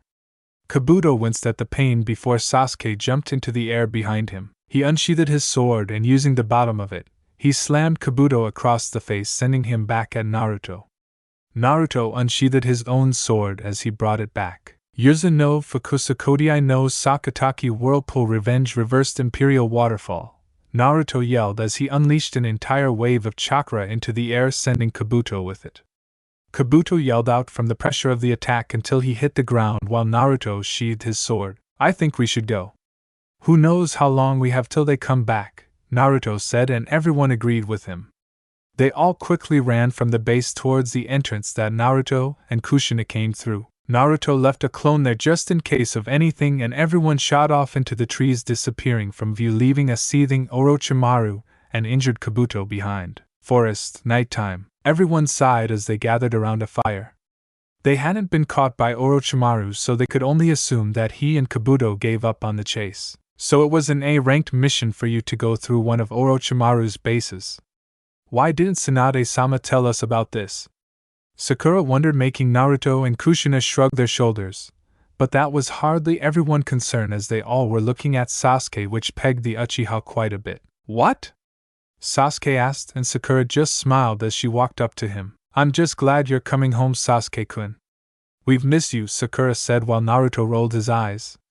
Missed him? She was the only one who missed him. The only reason Naruto offered to bring Sasuke back at all was just so he could simply keep that promise to Sakura, and that was it. Nothing more, nothing less. Whatever. It's only because of the Dobe that I'm going back. Just don't get in my way, Sasuke said, making Sakura slightly frown.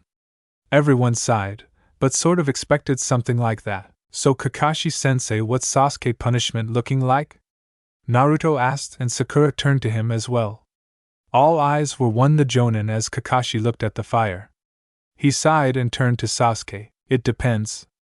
Since Sasuke gave himself up, then he'll have a lighter sentence, and if he tells us all about Orochimaru and his works, then it might be reduced again, but not matter how much, he will have to serve some time in prison.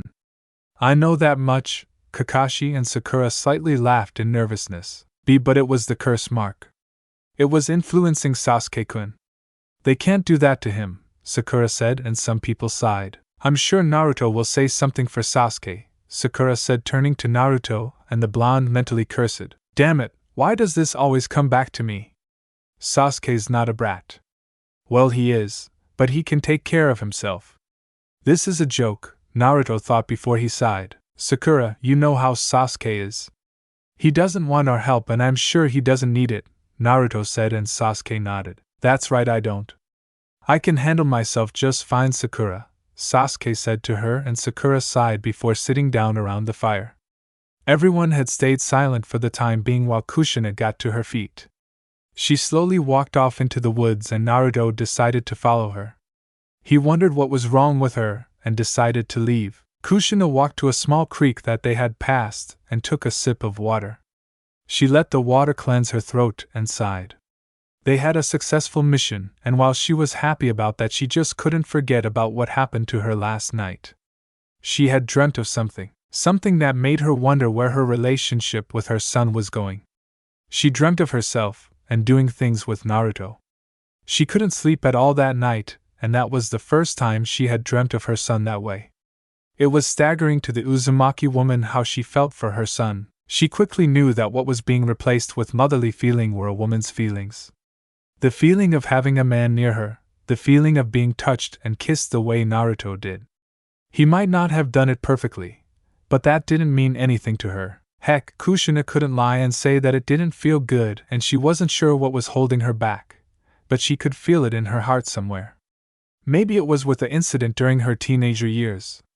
Something like that. Hey Kaa-chan, Naruto said, surprising Kushina, and she gulped.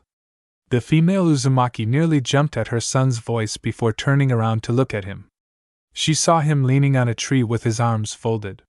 He looked rather handsome in his attire, even if it was slightly destroyed from his fight with Sasuke. Hey Sochi, why aren't you with the others? Kushina asked, and Naruto grinned.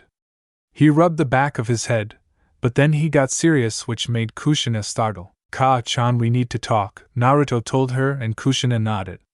She had a really good idea on what he wanted to talk with her about, and the two walked for a bit. Naruto wondered what number this talk was that they were about to have. It seems that they had been talking a lot with each other, not that they minded it fully. Seeing a secluded spot, Naruto and Kushina sat in the middle of a field where the moon was shining down on them both, giving the other a sort of mystic appearance to the one next to them. Both sighed and stared away from each other for a few minutes. It seemed that two loudest Uzumaki were generally quiet about such things, but then again they had every right to be. I'll stop, Kaa-chan, Naruto told her, making Kushina turn her gaze to him. She raised an eyebrow at what he could mean, and Naruto decided to explain. I'll stop doing the things you don't like. If you don't want to be with me, then I said I won't force you. I just want you to be happy, and if you don't see that with me, then I'll just stop, and I'm sorry for what I did, Naruto told her as he looked at the ground. Kushina widened her eyes before looking down. It's not your fault, Sochi. It's mine. It's always been my fault. Right from when you first kissed me I felt something, but I didn't want to. Yes, I know about all the things clans do, but I also saw the strife, ridicule, and other things that came with it. I didn't want that for you. I care more about you than anyone else I can think of, Kushina said, and Naruto chuckled while he rubbed the back of his head. It felt sort of good to hear that from her. I care about you too, Kaa-chan, but what made you think it was your fault? I mean, I'm the one who did it, Naruto claimed, and Kushina sighed. It's because you seemed so sure of your feelings, and I kept telling you that they weren't real. I thought about the fault in those words that I said to you, and I knew it was my fault for the distance I created between you and myself. I just don't want us to end like two other people I knew, Kushina said, and this got Naruto's attention. Mind telling me? Naruto asked, and Kushina sighed. She recalled her memories and began. Their names were Kira Uzumaki and Kota Uzumaki. They were both brother and sisters. Cousins of mine from some part of my family that I remember. They loved each other, a lot more than a brother and sister should. They had kept their relationship hidden, and when I found out they told me to keep it a secret also. I supported their relationship. I didn't know the reason they kept it hidden, but later on I knew. Their mother was completely against incest. They both shared her, but different fathers, so they were more like half brother and sister. Anyway, When she found out about it, she had disowned them, claiming that what they did was an immoral injustice to everything. Both Kira and Kota were sad that their mother could say that. I tried to console them as best I could, but they always seemed to fall into some sort of depression. Granted, they always got out of it, but it seemed that they drifted from each other after that. They couldn't stand each other after that. They stopped loving each other, stopped talking, and just wouldn't be seen together anymore. It was also around that time that I realized that Kira was pregnant, but Kota wouldn't take care of it no matter what. I told him that he should, but he rarely did, so Kira did it herself. Their child came out perfect like any other child. Something about the Uzumaki bloodline makes it so that no deformities happen to our children. Kira came to hate Kota, and the two never even saw the other as family anymore. Naruto, I don't want that for you and me. Kushina finished, taking a small breath, and Naruto let it all soak in. He'd never heard of such a story before. It slightly pissed him off, actually. And you think that's what's going to happen to us? You think I'm going to end up hating you and not see you as family anymore? Naruto asked, and Kushina slowly nodded. Naruto then did the unexpected. He laughed. The blonde fell to the ground and held his stomach as he laughed. Kushina watched her son laugh his head off. It slightly irked her for some reason, and before she could shout at her son, Naruto stopped laughing and held his hands up in defense. Sorry, Ka-chan, I didn't mean to laugh. It's not at the story, but rather I'm laughing at the fact that I thought you just didn't like to be around me is all, Naruto said, and Kushina seemed even more confused. Why would I not like being around you, Sochi? I've always loved it, Kushina replied, and Naruto sat back up. Well, we were avoiding each other for those 3 days before the mission and you moved out of the bedroom, Naruto said while Kushina slowly blushed. Oh, that was of him. Wow, this is embarrassing, Databane. Kushina chuckled while rubbing the back of her head. Naruto grinned also as he got up to his feet. Well, anyway, Ka-san, that's not going to happen with me or you, Naruto said to her, and Kushina raised an eyebrow. There went that baseless confidence of his.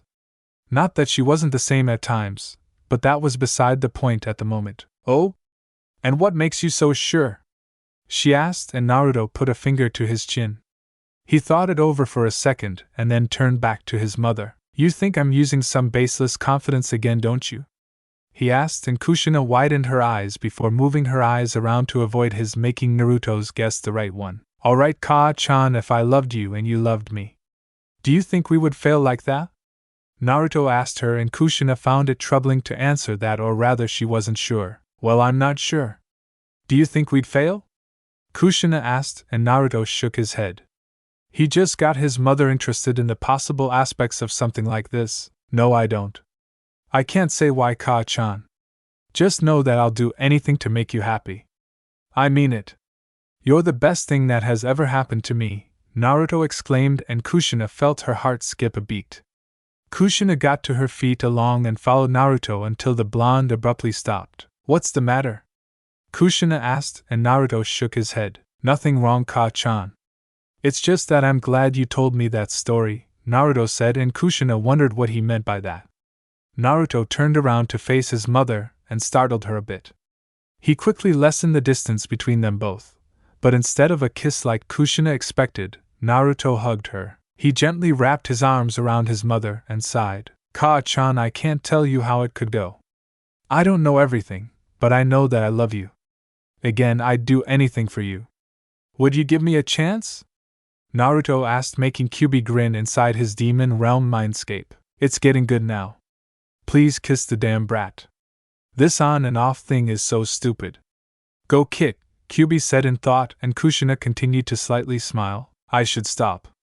I shouldn't do this. He's my son and I'm his mother.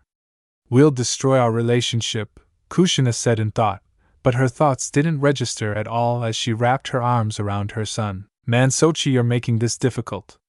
Here I am trying to repair our mother-son relationship, and you keep trying to tear it down, Databane, Kushina said, slightly laughing, and Naruto smiled. I'll always be your son, Ka-chan. I'd just like to be more than that, Naruto said, and Kushina smiled. She smiled at his words. She smiled at his confidence, and she smiled at his enthusiasm. So you really don't mind being with your mother? Kushina asked as she stopped the hug and looked at the ground. Naruto watched her reaction of nervousness. It made her slightly even more cute than before, which he wondered if it was possible. Naruto smiled as he cupped her cheek and pushed her face to his. If mine did anything, it's that you weren't with me, Naruto said, and Kushina blushed again. She saw Naruto's face reflected off the moon and his eyes magnified by the moon's appearance. Kushina bit her lip before she gave a heavy sigh. I still think this is wrong, Sochi, and it will take me time to get used to all that's going on. But you've been so sweet to me and I've got nothing to complain about anymore. Sochi, if you love me then, just like before, kiss me, Kushina said, and Naruto widened his eyes while Kushina closed hers. She smiled and stood on her tiptoes since Naruto was a little taller than her. Naruto gulped as he felt his heart lighten. Kushina smiled as Naruto lowered his head. He was nervous, beyond nervous even. He wasn't sure why, but he didn't care. Naruto cupped his mother's cheeks and gently kissed her, but now it was different. There was no resistance, no hesitation, and no mixed feelings. It was all the same. Kushina kissed Naruto back and they deepened their connection. Naruto wrapped his arms around his mother's waist and Kushina wrapped her over his neck. Kyubi was doing a jig, shouting out nice things and how he had seen it all now. Kushina shuddered under her son's mouth. She wasn't hesitating to kiss him back anymore. She loved her son and he loved her. Naruto easily overpowered her lips and like last time his tongue begged for some acceptance. But this time there was no resistance and no waiting. Kushina quickly opened her mouth and both embraced each other in a more passionate kiss. Kushina had never felt so hot in her life. She was kissing her son, her arms were roaming his form and she was enjoying it. Naruto and Kushina stumbled through the fields and before long the two lost their balance, and Kushina ended up on top of Naruto with her hair, making a tent to hide them from anyone watching. The two chuckled at each other as their faces were flushed from their make-out. Naruto held his hand up and caressed his mother's soft, creamy skin as Kushina placed a hand over his. I love you, Kaa-chan, Naruto said sheepishly, and Kushina smiled. Naruto felt something wet on his cheeks and noticed Kushina was crying. What? Why am I crying, Databane? Kushina wondered before she placed her forehead to her son's. I love you, Sochi. More than you'll ever know. Now before we return to our group, kiss me again, she said, and Naruto smiled, but stopped for a second. Just as soon as you tell me why you were so tired this morning. You seemed so exhausted, Naruto said, and Kushina blushed as she averted her gaze from her son. That was because of a dream I had. Would you like to hear it? Kushina asked, and Naruto nodded in earnest, so Kushina began. I was in my room, kissing the man of my dreams. I loved him so much, and I couldn't get enough of him. He did things to me that I just couldn't get out of my head, and the reason I couldn't sleep was because it wasn't Minato doing it, Naruto. It was you. You were the one who was in my dreams. I tried to get rid of it, but the more I did, the more I realized it. Naruto-kun, let me tell you something that Mito-bachan told me, Kushina said, and Naruto nodded. In our world, in our times, truth are lies and lies are truth, nothing is right. In our world, morality doesn't matter, either does immorality. Everything is permitted, Kushina said, and Naruto thought it over. Nothing is right, but everything is permitted. Nice phrase, the blonde said, and Kushina agreed. I finally understand what she meant. Naruto-kun, let's do what we want, Databane, Kushina said, throwing all of her sanity out of the proverbial window, and kissed Naruto again, shocking the blonde. But he welcomed it. Back with the group. Man, where are you? They'd been gone for over half an hour. Maybe we should look for them, Sakura said, and everyone was about to agree. But then the immoral mother and son duo came through the trees and smiled. Sorry about that. I had to tell Kaa-chan a few things, Naruto said while Kakashi gave an eye smile. Well, at least you're alright. It'd be bad if you two didn't come back. So what got you two in such a happy mood? Kakashi asked, and Kushina swung her arm around her son's neck while Naruto rubbed the back of his head. Just mother and son bonding, Databane. Nothing more than that, the Uzumaki woman replied, making everyone raise their eyebrows at them. Right, well, let's get going. We've rested enough for one day, Kakashi said, but he saw everyone yawn and sighed. Alright, sleep first, then we get going. I'll stand the first watch, Kakashi told them, but Naruto patted his shoulder. No, Kakashi-sensei, I'll do it. Kaa-chan taught me about night surveillance.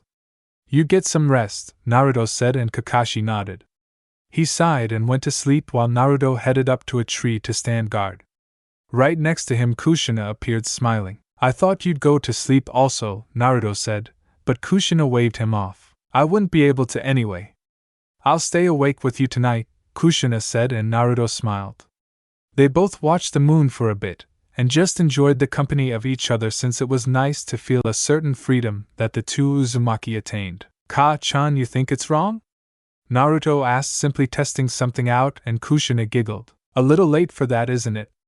But yeah, I think it's wrong and I don't care anymore, databang. I'll let people say what they want, but I'll never let you be alone again.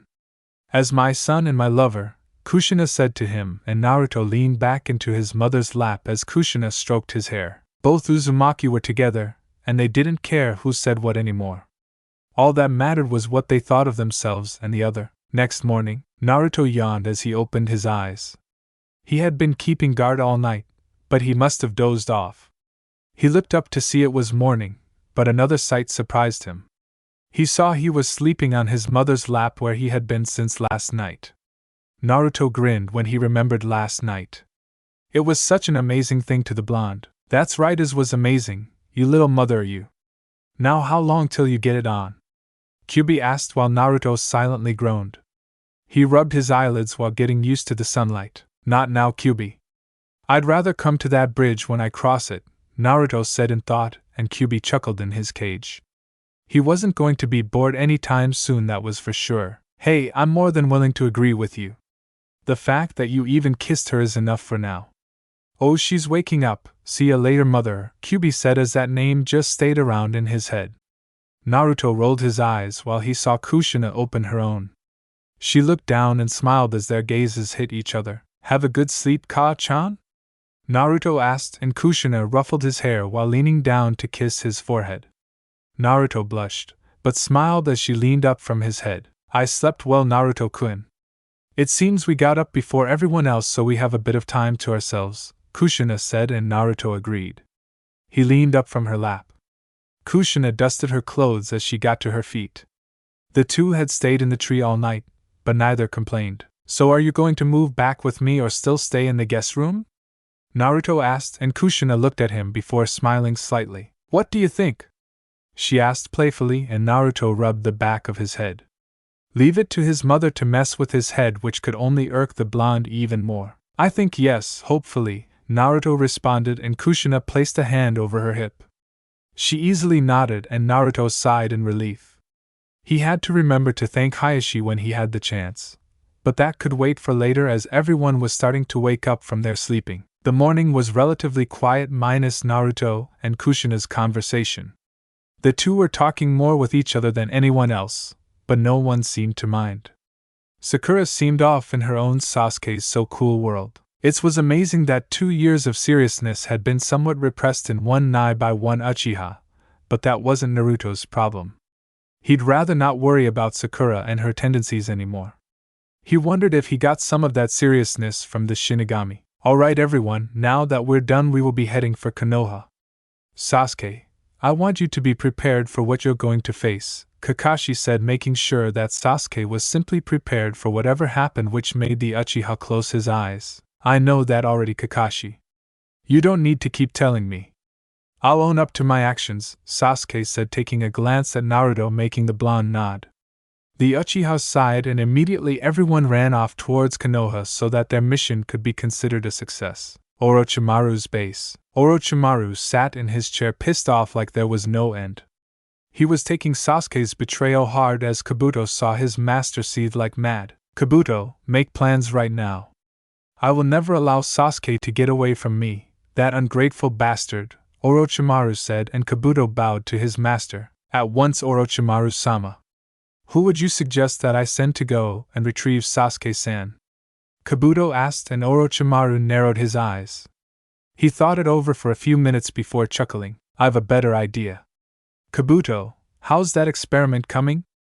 Orochimaru asked, and the medic stood to his feet and adjusted his glasses before giving a small smirk of his own. It's going well, Orochimaru-sama. I'll head to the land of iron immediately, Kabuto said, and Orochimaru nodded. The snake Sannin quickly got to his feet and handed Kabuto his sword Kusanagi. Kabuto took the sword into his hands and smiled as he walked off, leaving Orochimaru in his room grinning like mad. When this goes well, I'll have the power to do anything. Kakuku Sasuke, you just made a big mistake, Orochimaru said as his laughter echoed throughout the room. Somewhere in the middle of nowhere, 9 figures came together in their astral forms as they stood on the fingertips of a giant statue-like structure. They all came together and began to talk with Deidara glaring hard at Itachi. Itachi, you bastard, do I look like an idiot to you? Deidara asked while Kisame chuckled in response to that question of the blonde XIWA ninja. Is that a trick question? Kisame asked while Deidara glared at the fishman, but didn't respond as he kept his gaze on the Uchiha, which made Itachi raise an eyebrow. What are you talking about, Deidara? Itachi asked, and the blonde narrowed his eyes. You said the Kyuubi Jinchuriki would be easy to spot. Well, he wasn't. I almost got killed. Now enough of your damn riddles and tell me who he is.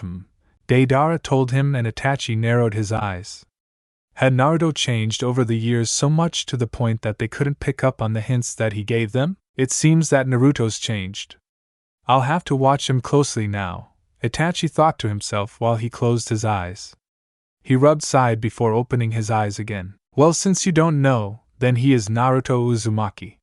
He the blonde you met, Itachi said, and Deidara nodded. He knew he was right. How in the hell could he be wrong? He had it right the first time he saw the blonde. I knew I was right, Deidara said while Tobi next to him chuckled at his misfortune before adding fuel to the already burning fire. That still didn't stop you from getting your butt kicked, senpai, Tobi said, making Haiden and Kisame laugh at him, while Deidara growled at his partner. He turned to the leader who was watching them all interact and sighed. Leader Sama, why do I have to be paired up with this guy? He's a freaking idiot, Deidara said, and Pain looked down at him with his menacing glare. You will have to get used to him, Deidara. Now stop your whining. We now have the Ichibi in our possession. We'll begin the extraction of the other tailed beasts. Itachi, Kisame, you are to go after the Kyuubi one more time. Should you fail, then the consequences will be most severe, Pain said, making Itachi and Kisame nod. Leader Sama, we still haven't located the Sanbai. Where do you suggest we look? Kakuzu asked, and the man with his purple, ring-shaped eyes turned his head to meet Kakuzu's gaze. For right now, ignore it. The Sanbai Jinchuriki is dead right now, and that's all that matters. Focus on the others for the moment. You're all dismissed, Pain said, and everyone faded out, leaving only him, his partner, Konan, and Tobi. Nagato, you're underestimating the Kyuubi Jinchuriki. It'll backfire if you're not careful, Tobi said in a new tone of voice while Pain closed his eyes. It doesn't concern you, Madara. We'll get it done just like always, Pain said while Konan sighed. He has a point, Nagato. The Kyuubi Jinchuriki must really have changed, or he wouldn't have given Deidara such a hard time like he said, Konan told him, and Nagato sighed. I suppose, but he will never be able to defeat a god. Let's go, Konan, Pain said, and the two faded out while Tobi left also. Back in Konoha, Tsunade stared wide-eyed at who was in front of her. She seemed to stay silent for a few minutes while Sasuke sighed. He rolled his eyes while Tsunade stood to her feet. Is this supposed to be a joke? She asked while Naruto shook his head. No? He asked, unsure if he was supposed to answer that or not, while Tsunade glared at the Uchiha. Sakura and Kakashi gulped while Kushina watched the interaction taking place. You expect me to believe that he just gave up willingly? What game are you playing, brat? Tsunade asked, and Naruto waved his hands up in defense. No game, Tsunade Bachan. I did fight with Sasuke for a bit, but I managed to convince him and he came back, Naruto said while Sasuke glared at Naruto.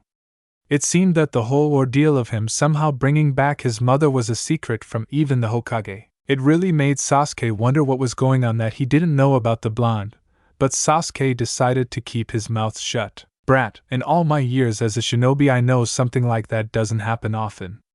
Now what aren't you telling me? Tsunade asked, and Naruto gulped. He saw Tsunade being completely irate. It wouldn't do him any good to tell her what really happened. Look, Bachan, it happened, so deal with it. What's up with all the non-trust with you? Naruto asked, making Sakura and Kakashi widen their eyes. Tsunade paused and stopped her accusation. She sighed and leaned back into her hair. She massaged her temples and looked at Sasuke. The Uchiha stepped forward and came to Naruto's not-needed aid. He's right. I just came back from something he told me. He said there might be something for me here, so I came back to find it. That's all, Sasuke said, sort of irritated in the way this talk was going. Tsunade sighed as she looked from Sasuke to Naruto. She saw that they were both drop-dead serious and snapped her fingers. Immediately 2 Umbu appeared in the room. Very well, I believe you too. Since you gave up willingly, you'll be treated accordingly. Now if you hand over any information on Orochimaru, then you'll be even better. I'll have to discuss some things with the council and your punishment might be reduced, but for now you'll be held in our prison. Understood? Tsunade asked and Sasuke nodded. He began to walk away, but Sakura walked up to Tsunade. Naruto, Kakashi, Kushina and even Sasuke hoped that she would shut her mouth and not make this worse. Tsunade-sama, Sasuke-kun was under the influence of the curse mark. We can't hold that against him, Sakura said while Tsunade sighed. She rested her elbows on the table and her head in her hands. That will be taken into consideration, Sakura, but regardless of what happened must still receive punishment. It's the way things go, Tsunade said, and Sakura was about to retort before Sasuke sighed as he walked out the door with the Umbu as he left them all a small note. It seems that Naruto's the only one who has grown up, I guess, Sasuke said, making Sakura flinch as the Uchiha walked out the door. Kakashi and Naruto sighed while Kushina wondered what happened to Sasuke to make him like that. Well, anyway, this mission is a success for Kakashi, Sakura and Sai. Naruto, Kushina, what have you brought? Tsunade asked, and Kushina didn't have anything to give, but apparently Naruto did as he knelt down. He opened the secret compartment in his shoes and pulled out a small vial. I got this while looking inside his lab. It's filled with some green stuff, but I don't know what, Naruto said, handing the vial to Tsunade. The Slug Princess took the vial into her hands and looked it over with a critical eye before Naruto also took out a scroll. He unsealed the stuff inside and a pile of papers flew out. I also grabbed these from the same place. I hope this helps, Naruto said, and Tsunade looked at the stack of papers. She summoned Shizen, who grabbed the papers and quickly left with a hello to Naruto and the others. Nice work, Naruto, Kushina. You've completed the mission successfully. You may have the rest of the day off. Now get going. I have other things to do, Tsunade said, making Naruto and Kushina bow as they left the room. Sakura and Kakashi left also, and before long they caught up to the mother-son duo. Hey Naruto, what to do, anything? Sakura asked, but Naruto shook his head at her. Sorry Sakura, I've got things to do also. I'll see you later, Naruto told her, and he and Kushina walked off. Sakura sighed and turned around to see that Kakashi had left also, with her standing in the middle of the street. Guess I'll go see how Ino's doing then, Sakura said, walking off. Meanwhile, Naruto and Kushina were walking back to their house with the Uzumaki woman turning to her son. You could have gone with her, Kushina said before Naruto stood behind her and placed his hands on her shoulder. Yeah, I could have, but I'd rather spend the day with my woman who's more beautiful than anyone I know, Naruto said while Kushina blushed. She rubbed the back of her head and chuckled. Flatterer, she said as they arrived to their house. Kushina opened the door and quickly walked into the kitchen. Is there anything you'd like to eat? She asked, and Naruto was about to say something before Kushina glared at him playfully. Besides ramen, she said, and Naruto pouted.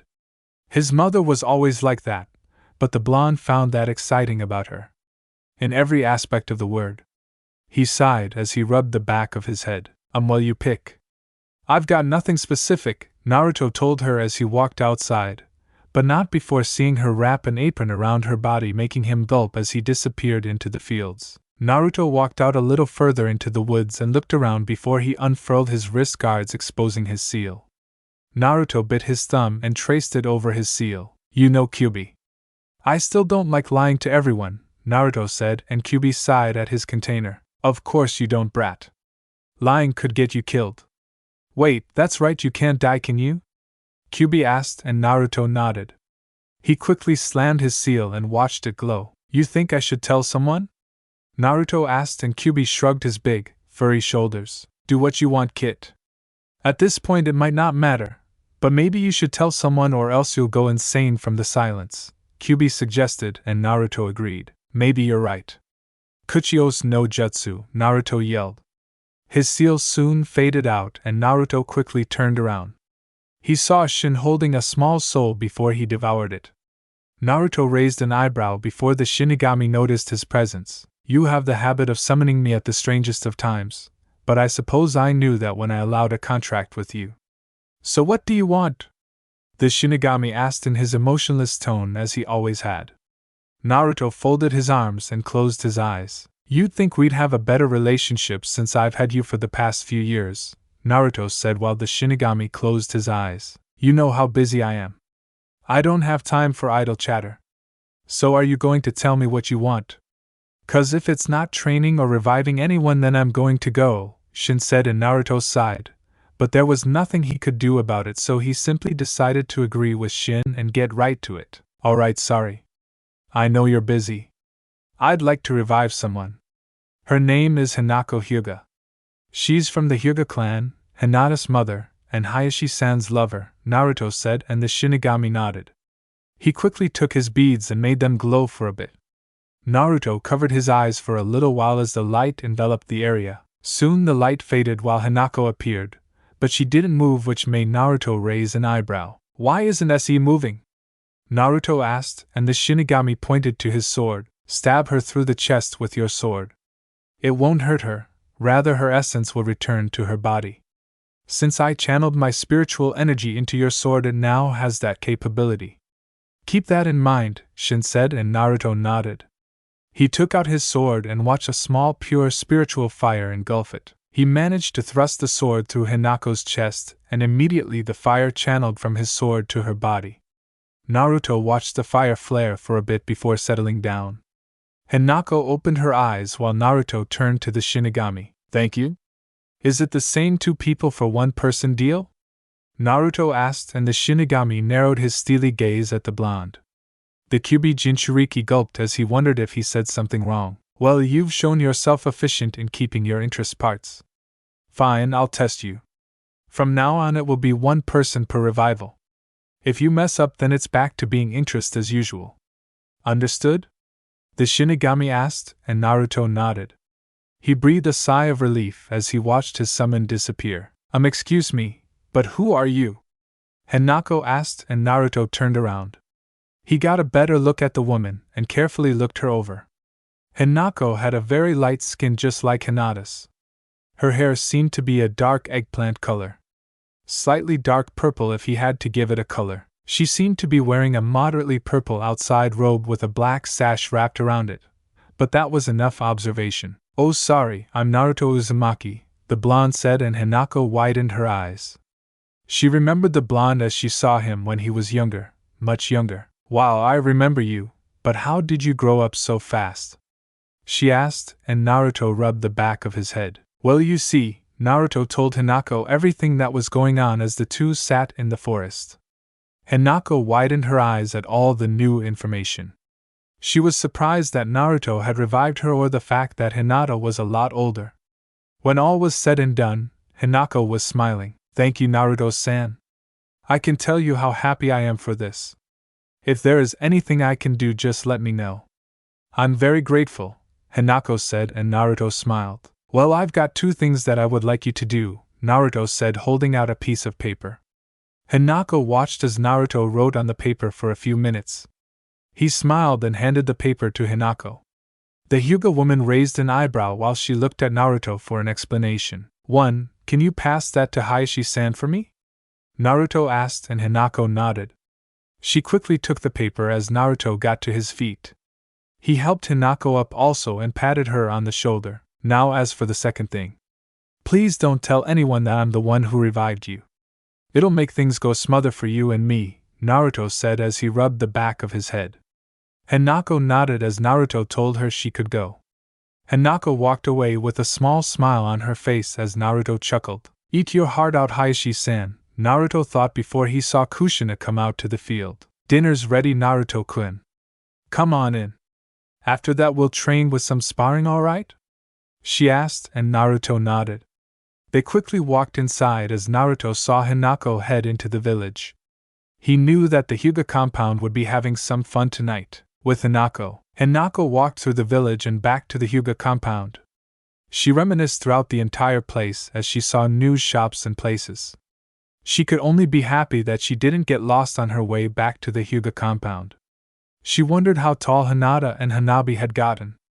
It would be great to see them. From what Naruto had told her, Hinata must really have grown. I can't wait to see all of you, Hanako said as she came up to the Hyuga compound. She felt a small air of familiarity and knocked on the door. A Hyuga came to the door and quickly opened. Hello, can I help you? Hanako-sama, the guard said, and Hanako smiled with a pure smile as the guard quickly let her inside. He looked her over from head to toe, and even used his Byakugan to make sure this wasn't some imposter or a genjutsu. He widened his eyes when he saw she was real. Her chakra, her features, nothing was out of place. It was really Hanako. Hello, is Hayashi-kun here? Hanako asked, and the guard quickly nodded as he escorted Hanako through the familiar compound towards Hayashi. Speaking of Hayashi, the Hyuga was having a small gathering with Hinata, Hanabi, and Niji.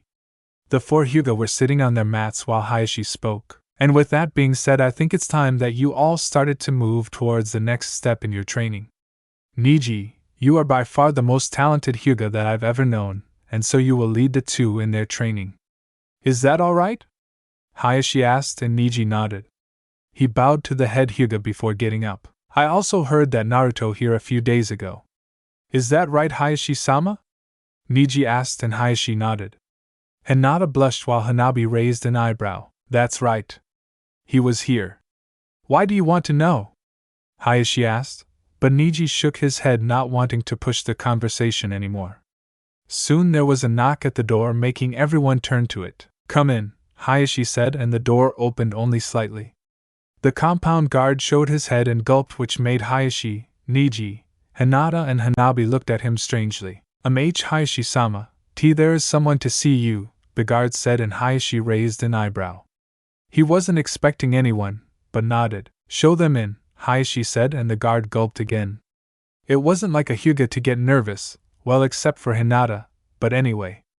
The guard opened the door and allowed Hanako to walk inside. Hello, Hayashi-kun, Hanako said, making Hayashi widen his eyes. He slightly trembled at the voice while Niji and Hinata looked at the woman in complete shock. The only one confused was probably Hanabi of all them. Hanako? Hayashi asked as he stood to his feet. Hanako smiled as she stood in front of the head Hyuga. She smiled as she quickly grabbed him into a hug. How long is it going to take you to hug me? She asked, and Hayashi quickly wrapped his arms around his wife. Ka-san, Hinata said, and Hanako turned around.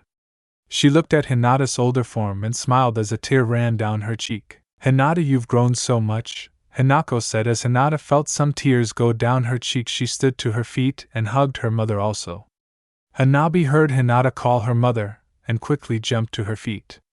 She gasped at the woman while Hanako turned to her second daughter. Hanabi, you've grown also into a pretty young woman, Hanako said, and Hanabi walked up to her and her body slowly trembled. Keika-san? Hanabi asked, and Hanako quickly nodded with her gentle smile. Everyone wrapped their arms around Hanako while Niji smiled. He chuckled, but seemed so confused about it. Hanako was standing right in front of him like it was nothing. It had to be some sort of miracle. How is that even possible? Niji asked in thought while Hanako turned to him also.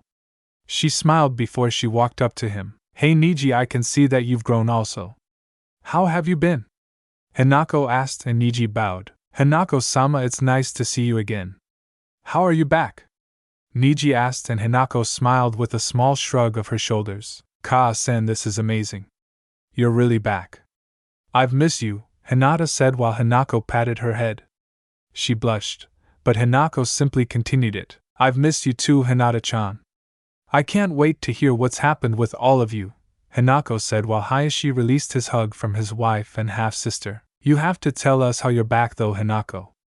It's such a surprise, Hayashi said while Hanako reached into her robe. She quickly pulled out a note and handed it to Hayashi while she took Hinata, Niji, and Hanabi towards a different room to talk, but not before winking at Hayashi as she left. Hayashi raised an eyebrow at the letter before sitting down as he opened it. He quickly scanned all of its contents before widening his eyes as he read down the letter. To Hyuga clan head, Hayashi Hyuga. Hey Hayashi-san, were you surprised? This is my thank you for the talk and advice you gave me. Treasure her as you've deserved it. I hope your clan livens up a little more because of this. I'd appreciate it with all of my heart if you didn't tell anyone I did this. I have my reasons for not telling anyone also. It's probably for the benefit of the village if no one knows I did it. Try to make some excuse, that's all I ask of you. Again, thanks for the advice, and I hope you enjoyed your gift. If you asked me directly, then I'll tell you, but not many people know about this. You're one of the few people I think I could trust. Well, that's all. Naruto Uzumaki. Hayashi finished reading the note and sat in on the table. What secret could Naruto have that was so important that he wanted no one to know about it? Hayashi knew about Kyuubi, but the way Naruto talked about it, it was like it was something even bigger than having Kyuubi. It really irked the Hyuga, but he sure was happy. He had Hinako back and Naruto was to thank for it. All this time he had been wrong in his assumptions about Naruto. He wasn't anything like he had some people say about him, and if Naruto trusted him enough with his secret, then he would keep it. Granted, he wanted to know for sure. I think I'll go see Naruto-san about this, but for now I think I'll inform the clan of Hinako. We should have a celebration about it, Hayashi said to himself before a rare smile graced his face. Hinako showed her face around the door and smiled. Are you alright, Hayashi-kun? Hinako asked, and Hayashi slowly raised his hand. He grazed Hinako's cheek while she placed her hand over his. I really miss you, Hinako, Hayashi said, and Hinako gave a gentle smile while she kissed his cheek. I miss you too, Hayashi-kun. Now come on and let's see everyone else. You can show me around the compound, Hinako suggested, and Hayashi nodded as they walked out. Hokage Mansion. Tsunade sighed as she looked at her village. Her mind kept replaying that talk she had with Naruto. It seemed so weird, all the things that were going down. So many things that she couldn't explain. Kushina's appearance, Naruto maturity, his hazy explanations with most of his dealings. They all made Tsunade anxious. Naruto was by no means a traitor. That blonde didn't have a bad bone throughout his entire body. She knew that for a fact, and maybe she was being just too protective.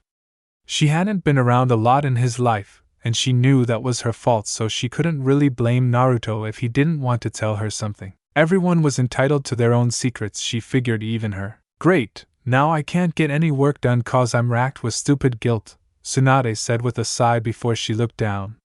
She had a small paper in front of her. It was for Sasuke's punishment. She and the council had been going for longest time on his punishment. They took into account all the information he presented to them, his giving himself up willingly and Sakura's rather desperate point of view about Orochimaru controlling Sasuke with the curse mark. Needless to say, Sasuke got away below the usual. Only a month in prison with the Sharingan deactivated in that time. Damn it, if Tsunade weren't tired from hearing those power-hungry civilians talk to her about Sasuke and his clan, then it would have been probably 5 to 6 months. Hell, maybe even a year, but what's done was done. Besides, she had a good way of knowing how Sasuke could contribute to Konoha. Oh yeah, that'll work out very well. Sakura, thank you for your idea, Tsunade said to herself as she chuckled evilly. Shizen happened to be near her and gulped as she saw her snickering Hokage and master. This can't be good. She hasn't snickered like that since the time that someone told her to stop drinking sake. Even I didn't say that much. I say don't drink all the time, but what she did to that person was gulp. Shizen quickly left the room, leaving Tsunade to her chuckling mess in her office. Namike's compound. Naruto and Kushina huffed as the Y rested on the porch of their house. They were both a sweating mess from their training. They had quickly started training after their dinner, and needless to say, Naruto still needed training as Kushina made him a quick mess. Not to say he didn't get her either, but they were quick a few. He was fast enough for that. Nice work, Sochi. Just keep practicing and you'll be a great kenjutsu user in no time, Kushina said, and Naruto turned to her. That's your level? So how am I as compared to others? Naruto asked, and Kushina wiped a bead of sweat from her brow. You're a lot better than them. As I told Tsunade, because of my training you are a kenjutsu master. Just not better than me at it, she said, and Naruto narrowed his eyes at his mother. He saw her playfully chuckle while he turned back to look at the sky. Keep that up, Kaa-chan, and I'll pass you up one day, Naruto said while the two Uzumaki sat up. I'm sure you will, but now I'm going to go wash up and change these clothes as you slashed at some unexpected areas, Kushina said, and Naruto looked her over. He slightly blushed when he saw the provocative attire of his mother. He gulped when he saw her dress torn across the chest, legs and thighs. Kushina noticed his stares while looking at the marks on his body. She noticed his chiseled chest and his muscles from the years of training he went through. Both caught themselves ogling the other before they tore their eyes from each other and quickly stood to their feet. Well, I'm gonna go wash up now, Kushina said, walking away, and Naruto nodded. He watched her leave and he plopped himself up on the couch. He rubbed his head free of the sweat that constantly fell from his face. Man, Kaa-chan's rough. But that what I like about her, Naruto said to himself before he heard a knock on the door. The blonde cursed before he got to his feet. He quickly opened it only to see Hayashi behind it. Hayashi-san, how are you? Naruto asked, and the Hyuga head held up the blonde's note. Naruto chuckled with a nod. I've been good, Naruto-san. I dare say that I felt much better than I have in a long time, Hayashi responded, and the blonde smiled as he let the Hyuga inside. Hayashi looked around the room for a bit before sitting on the couch. Naruto sat across from him, and Hayashi gave him the note. Not that I'm not happy or overjoyed, Naruto-san, but why? Or rather, how did you do this? Hayashi asked, and Naruto nodded. He sighed and rubbed his blonde hair. I know you want to know, but trust me when I say this. If I tell you, then I need your word that you won't tell anyone about this. Right now, the only one who knows about this is myself, my mother, Kyuubi, and possibly Gaara, Naruto told him, keeping the Kyuubi part to himself in his thoughts. Hayashi nodded as he listened to Naruto's word. Hayashi stood to his feet and bowed. He knew what he was risking, but for what Naruto did for him, this was nothing. You have my word of silence, Naruto-san, Hayashi said, and Naruto nodded. He sighed again, and quickly pointed to his hand. Hayashi gazed at it, and Naruto unfurled the cloth around it, and allowed it to drop to the floor. The Hyuga head looked at it, and sealed an intricate seal on it. Naruto-san, what that seal?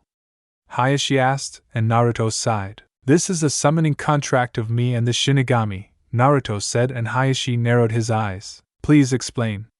I don't understand, Hayashi said, and Naruto nodded that it was understandable.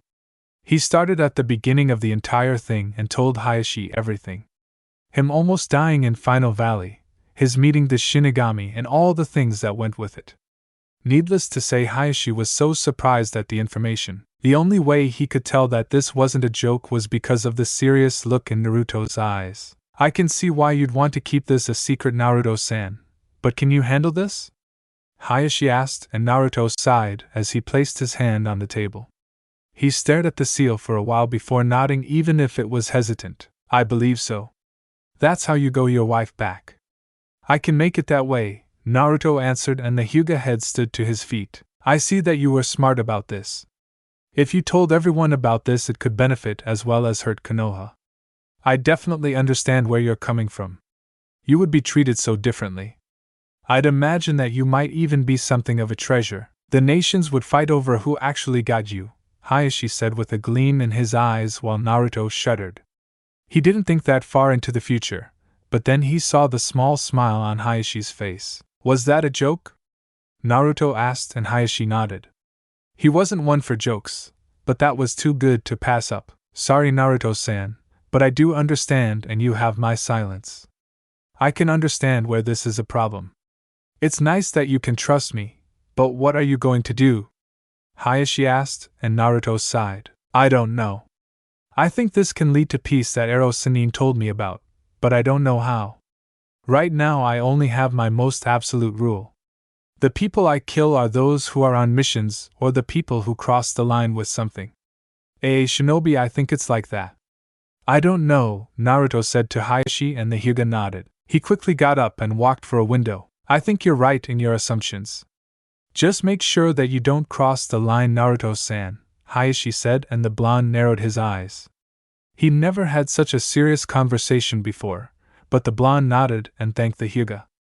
Hayashi headed for the door while Naruto opened it. Regardless, I'll keep this conversation to ourselves. You have the Hyuga clan supporting you, Naruto-san, and thank you for what you've done for me, Hayashi said as he walked out the door. Naruto smiled as he sat back down on the couch. It was then that he saw Kushina coming down the stairs in a bathrobe while she wiped her hair. Who were you talking to, Sochi? Kushina asked, and Naruto got to his feet. It was Hayashi Hyuga. He stopped by for a bit. So did you enjoy your shower? Naruto asked, and Kushina nodded. That's right, but I really want to take you somewhere tomorrow. It'll require more than a week, but I need to show it to you, Kushina told him, and Naruto raised an eyebrow. Oh? And where is that? Naruto asked with his curiosity rising.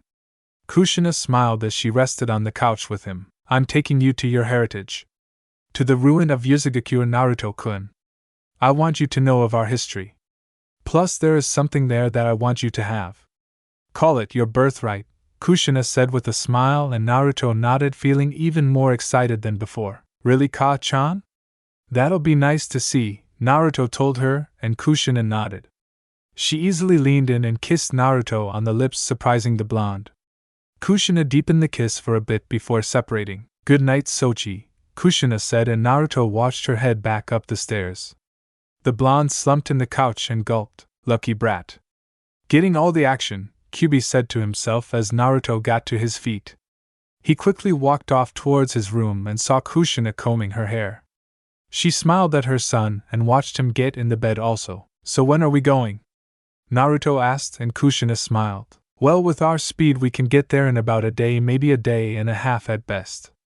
We'll discuss it with Tsunade tomorrow, Kushina told him, and Naruto was eager to see the place. Alright, Ka-chan, good night, Naruto said as he slipped in his night clothes as he and Kushina got in the bed. Good night, Sochi, Kushina said as the two Uzumaki dozed off, ready to escape the rest of the day. Next morning, so you want me to give you and Naruto 5 days off so you can go back to the ruins of Uzugakure?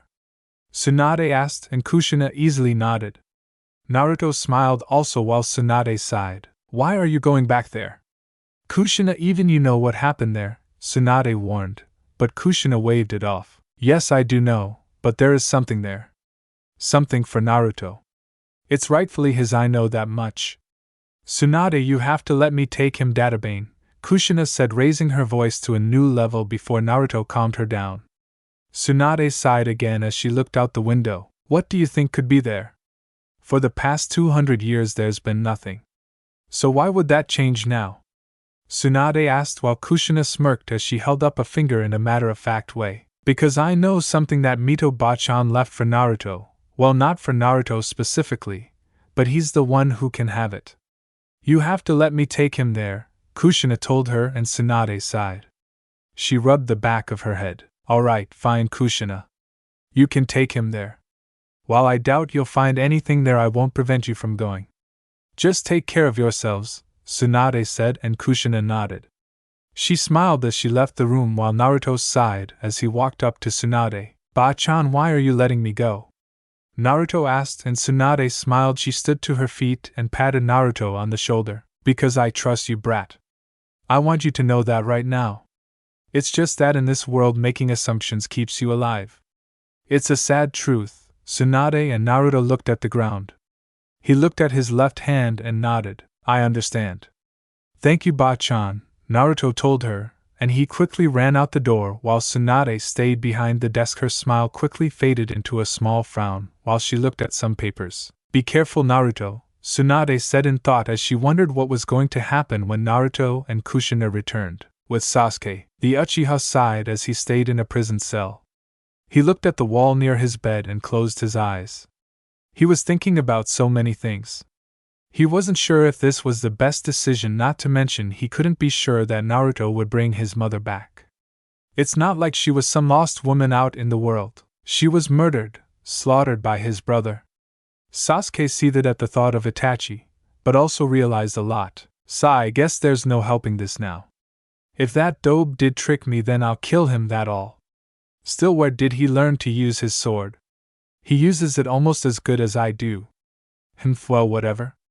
At least I don't have to hear Sakura's mouth for a while, Sasuke said as he thought more about his brother. He was brought back to that fateful night. It was weird because as he saw Itachi leaving one last time he saw tears on his face. Why was he crying that night? Was he regretting it? No way, I hate him.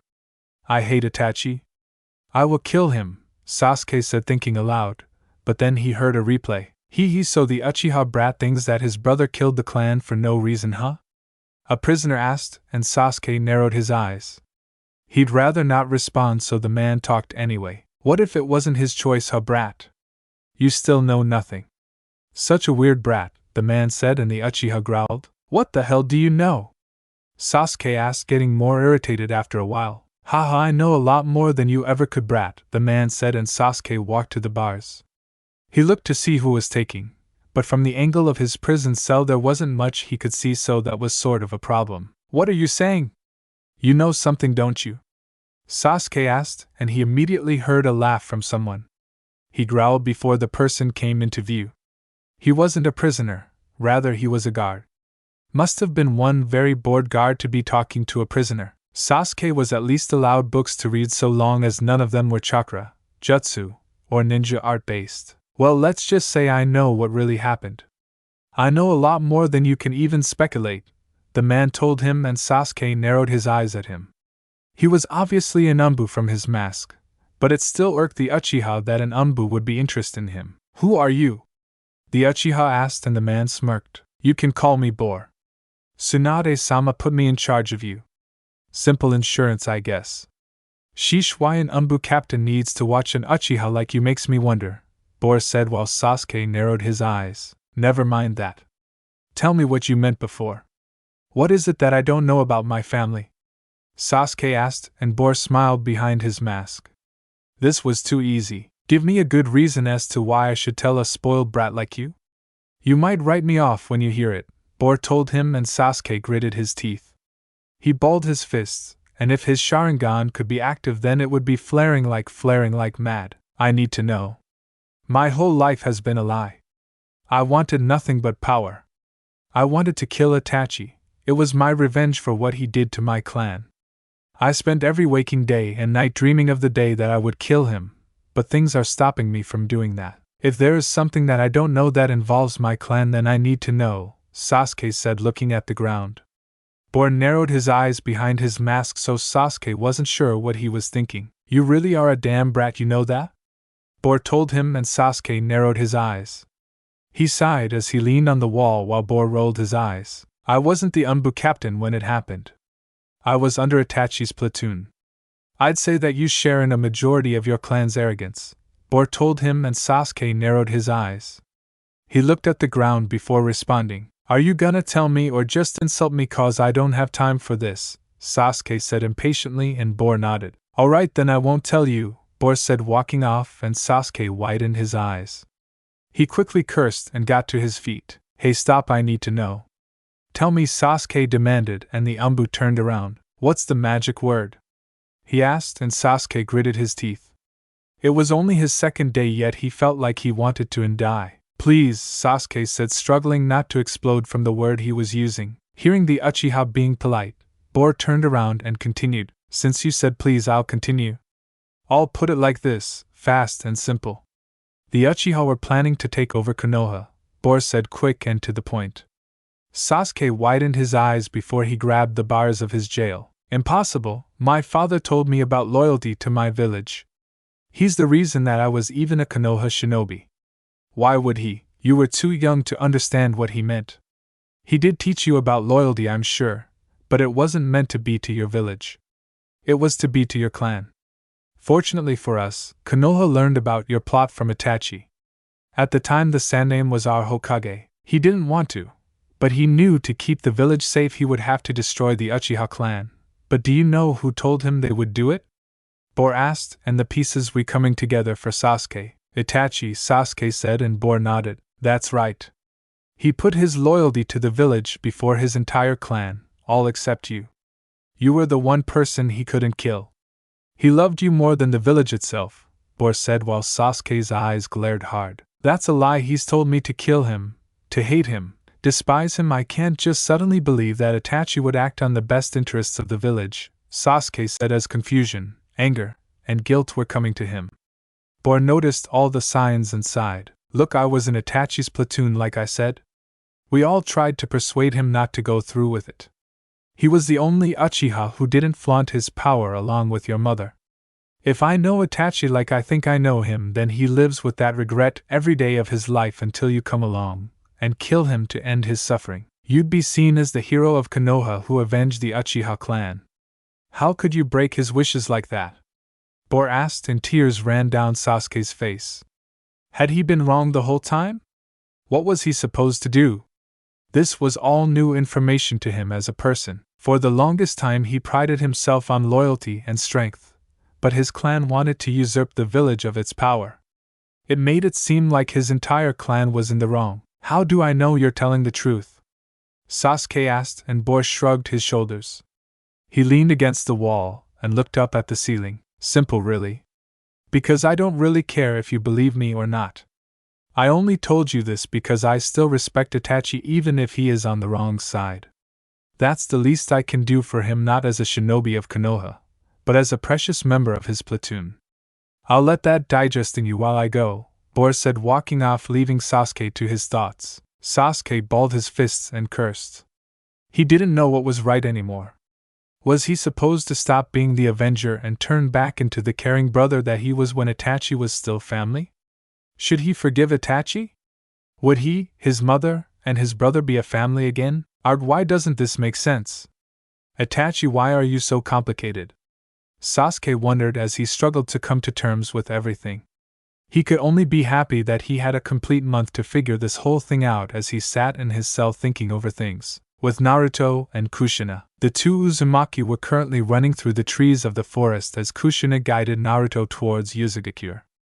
The two were going at a breakneck pace, but they were quickly making some good time. We'll have to cut through wave country, but I think we'll make it there no problem, Kushina told him, and Naruto agreed with her as he tried his best to keep up with her. So what do you want to show me there, Kaa-chan? Naruto asked her, and Kushina smiled as she turned around.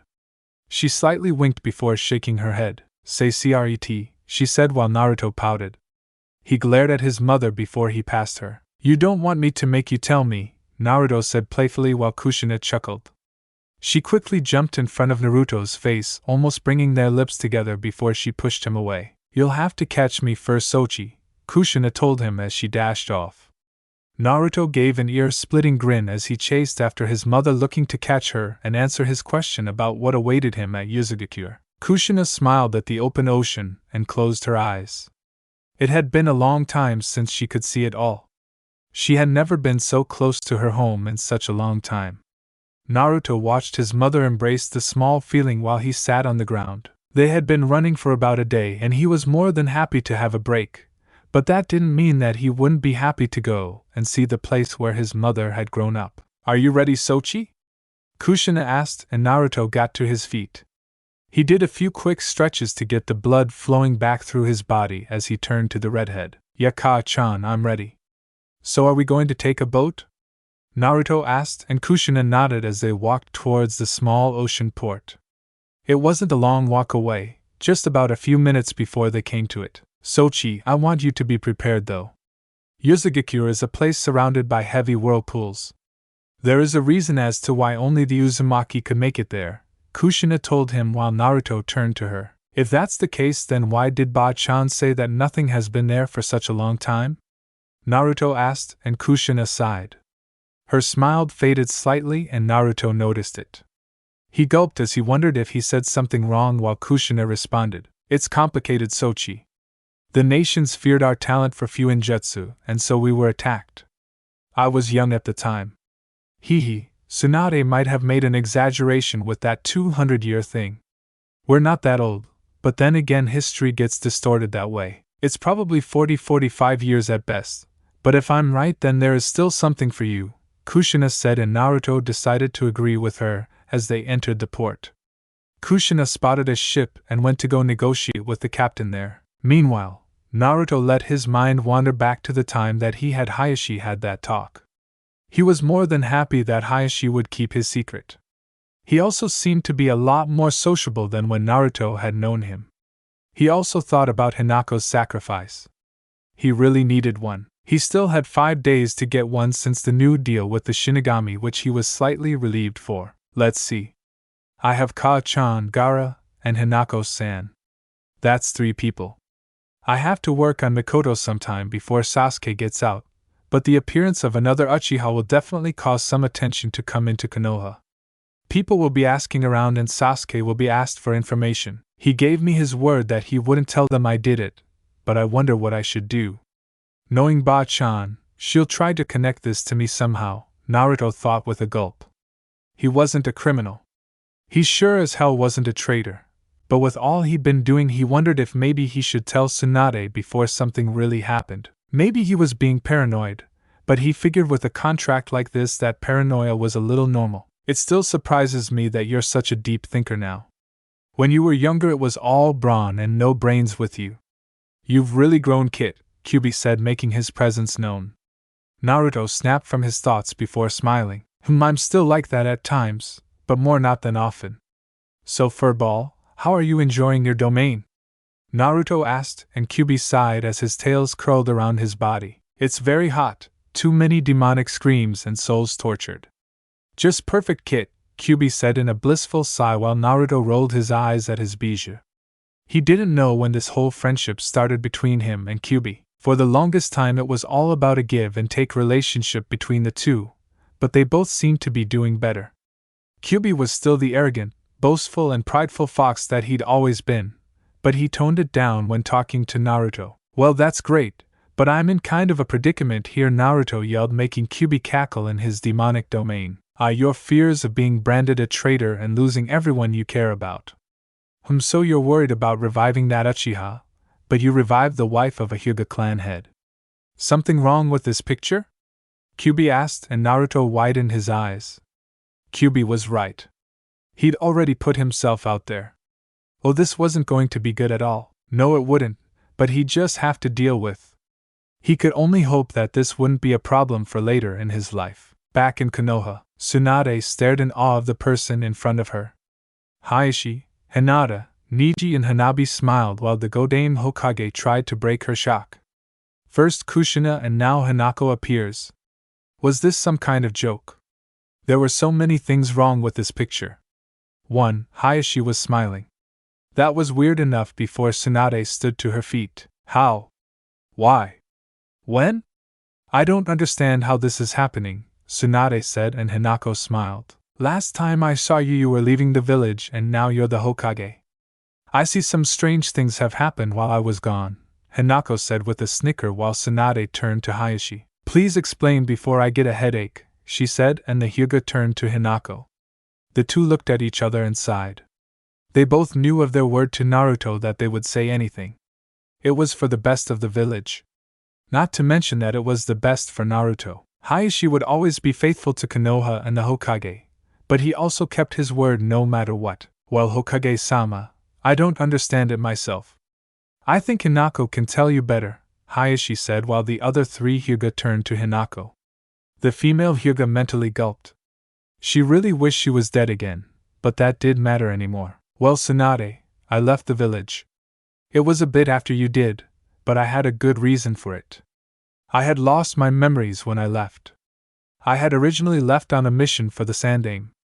I don't remember much, but I only now that I got my memory back about a day ago. It seems I was gone for a long time, Hinako said, and Tsunade widened her eyes. No way. Sarutobi-sensei said that they had buried you. Even I learned about your death. Now tell me the truth, Tsunade said, and the Umbu in the room all got tense. Hinako sighed as she stepped forward. I am telling you the truth. Simply because there is no reason for me to lie to you, and I don't know what body you have in the ground, but it isn't mine. If anything, it's probably a clone that's long since dispelled. Why not check and see if I'm right? Hinako suggested, and Tsunade narrowed her eyes. She waved her hand and an Umbu quickly left the room to go. Sigh, this is such a damn pain. If I'm wrong, then this'll be one hell of an apology. But what mission were you on? Tsunade asked, and Hinako quickly responded. Unknown to anyone, Hinako was one hell of a good liar when she wanted to be. She never lied on much of any occasion as she didn't condone it, but when she did it her lies were too good. If I recall, then it was a mission that sent me into a town. I forget what it was called, but it was quite far away. But when I lost my memory, something just kept drawing me back to Konoha, and so I asked around a lot for the directions which people gave me, and I was happy to come back. I found that I had missed my family, my 2 daughters, my nephew and my husband, Hanako said, making them all smile, while the Umbu came back. There is nothing there, Tsunade-sama. The grave is completely empty, the Umbu told her, and Tsunade gave a loud sigh. Soon Shizen came through the room and the blonde Hokage turned to her. Shizen, I'm going home. I need to lay down. Just cancel all appointments. I'll do them all later, Tsunade said, getting from her desk while Shizen blocked the door. No, Tsunade-sama, you need to get your work done, then you may rest, but it's important that you do it now. I'll make you some tea to calm you down, but this must get done. You're already behind on the work. Plus you need to finalize this document, Shizen said, and Tsunade looked at it. It was for her idea that she had wanted to start off with since Sakura gave it to her. Alright, fine. Just make me the damn tea and I'll get back to work. You can go now, Hayashi, Hanako. I'll deal with it later, Tsunade said, and the Hyuga family walked out of the door. Tsunade rubbed her temples before looking out the window. Kushina and Hanako. This is weird. Who's next? Mikoto? Yeah, right. If she comes back, then I'll give up sake for the rest of my life, Tsunade said to herself before Shizen placed a small cup of tea in front of her. Tsunade took the drink and allowed it to settle her nerves as she went back to work. With Sasuke, Sasuke looked at the ceiling. It had been 2 days since he'd been in prison. He found it all uneventful, to say the least. Granted, he had plenty of time to think about what that Umbu said to him. Sasuke couldn't get it out of his head. There has got to be a reason for this. Was my whole hatred a lie? What am I supposed to do? Sasuke wondered. He looked at the steel bars to the outside and got up. He quickly looked over the entire village. He saw some of the people walking the streets before he dropped to the ground. Great, so even if the dobe is lying about reviving my mother, how am I supposed to go after Itachi now? I really need something to do, Sasuke said to himself before his cell opened. He raised an eyebrow and quickly walked out. He saw that the prisoners also had their cells open also. An Umbu came to them and looked at them all. You've all got some free time. We'll be watching you closely, so don't do anything stupid. Meals will be served soon. Now get going, the Umbu said, and Sasuke traversed the prison walls of the place. He saw other prisoners conversing before one of them looked at the brunette strangely. Well, it seems that the last of the Uchiha must be a weak chump to be in here, the man said while Sasuke closed his eyes. He sat down at a table on the lower level and decided not to respond, which made the man more irate. Hey, I'm talking to you, brat, the man said while Sasuke placed an elbow on the table. Everyone watched the two converse before the man slammed his hand on the table in front of Sasuke. Do you know who I am? I may be rank Nin from Snow Country. I always hated you, Uchiha. Do you hear me? He yelled, and Sasuke turned a tired eye to him. Shut up. If you have the time to waste trying to make me angry, then don't. I don't care who the hell you are. Just stay out of my way and I won't kill you, Sasuke said while the inmates cheered for a fight. Well, you don't have your precious Sharingan, so I'll be able to take your head right here and now, the man said as he brought his fist back. Sasuke opened his eyes as he saw the punch coming. The Uchiha quickly ducked under it, surprising the man before Sasuke kicked him into the air. The man groaned as Sasuke jumped into the air behind him. You think you can beat me? Don't bet your life on it, Sasuke said as he kicked the man down to the ground. He then twirled his body and brought his foot into the man's back, making the ground under them crumble beneath both their weight. You have a long way to go. Sure, Rin and Lian's barrage combo, Sasuke said as he got up from his seat. He quickly got to his feet and went back to his table while the Umbu came on the scene.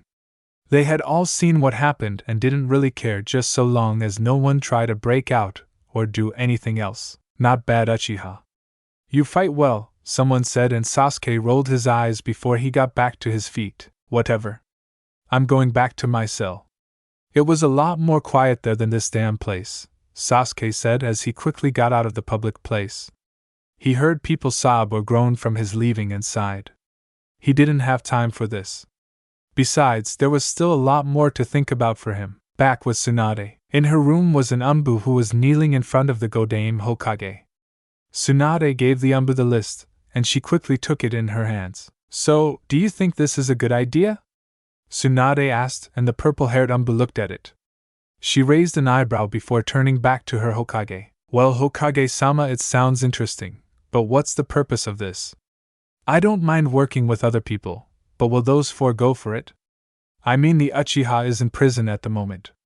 It's not like anything could happen, she said, and Tsunade stood to her feet. You're right. You are going to be a new team and you'll have to get used to each other's habits and natures. Yes, Sasuke is a criminal, but he told us everything about Orochimaru and any ideas he might have planned.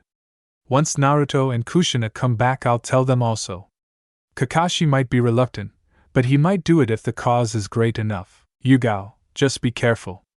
You might be an Umbu captain, but even you know of Kushina's kenjutsu, and the fact that she passed it to her son makes it more great. Sasuke told us that he studied kenjutsu from Orochimaru. That makes him a powerful asset for us to have, and you know that, Yugao, Tsunade said while the purple-haired Umbu nodded. Still, I don't see why we're doing this. I mean, teams are created with some purpose in mind. Is there one, Tsunade-sama? Yugao asked, and Tsunade nodded. She smiled and pointed her finger toward the cat-masked Umbu. I've decided to create Konoha's first kenjutsu group. The 5 swordsmen of Konoha, Tsunade said while Yugao's sweat dropped. She looked at her Hokage like she was insane. You want to copy Kiri? Isn't that kind of beneath you, Hokage-sama? Yugao asked, and Tsunade smiled darkly at the Umbu. What was that? Are you talking back to your commanding officer? She asked, and Yugao shook her head with a gulp. Tsunade's smile brightened as the Umbu relaxed in relief. Now then, this was originally an idea that I hadn't thought of. Sakura actually did it, and I just finalized it, but there is a reason for this. Recently there has been some news from the land of iron where most samurai dwell. You 5 being the most adept in using kenjutsu will be perfect for this. I need this team to look into stuff like that, Tsunade said while Yugao put a finger to her chin. But isn't that what the Umbu are for? Yugao asked, and Tsunade rolled her eyes. No, what? Just wait till the others come. It'll be easier than telling you all of this, Tsunade said, and Yugao nodded, but not before asking one more question. Okay, I understand, but what about Sasuke? You gave him a month in prison. So how is this going to work? Yugao asked, and it was then that Tsunade smiled. She grinned like mad before staying silent. Couldn't tell ya. You may resume your duties now, Tsunade said, and before Yugao could ask again she was met with a glare that simply told her to leave, which she did. Sigh, I guess I avoided that. Now then, time to start getting this done, Tsunade said as she started taking Naruto, Sasuke, Kushina, and Kakashi's picture. She stamped them to some new licenses in front of her. There we go. I can't wait for this, Tsunade said to herself while the Umbu wondered what she was planning. Back with Naruto and Kushina. This is as far as I can take you, miss. You'll have to continue on by yourself, the captain said, and Kushina and Naruto nodded. The two jumped off the boat and landed on the water. Naruto saw the violent swirls of the whirlpools and narrowed his eyes. Just beyond these pools was his home, but damn, they looked strong. They were about ready to rip anything to shreds that entered them. Ready, Naruto-kun? Kushina asked, and the blonde turned to his mother. Exactly what are we doing here, Ka-chan? In case you forgot, she still have those whirlpools in the way, Naruto told her, and Kushina nodded as she walked a bit further. Don't tell me you're scared, Naruto-kun, she said, and the blonde scoffed. Hell yeah, I am, Naruto screamed in his thoughts as Kushina stood down on one knee.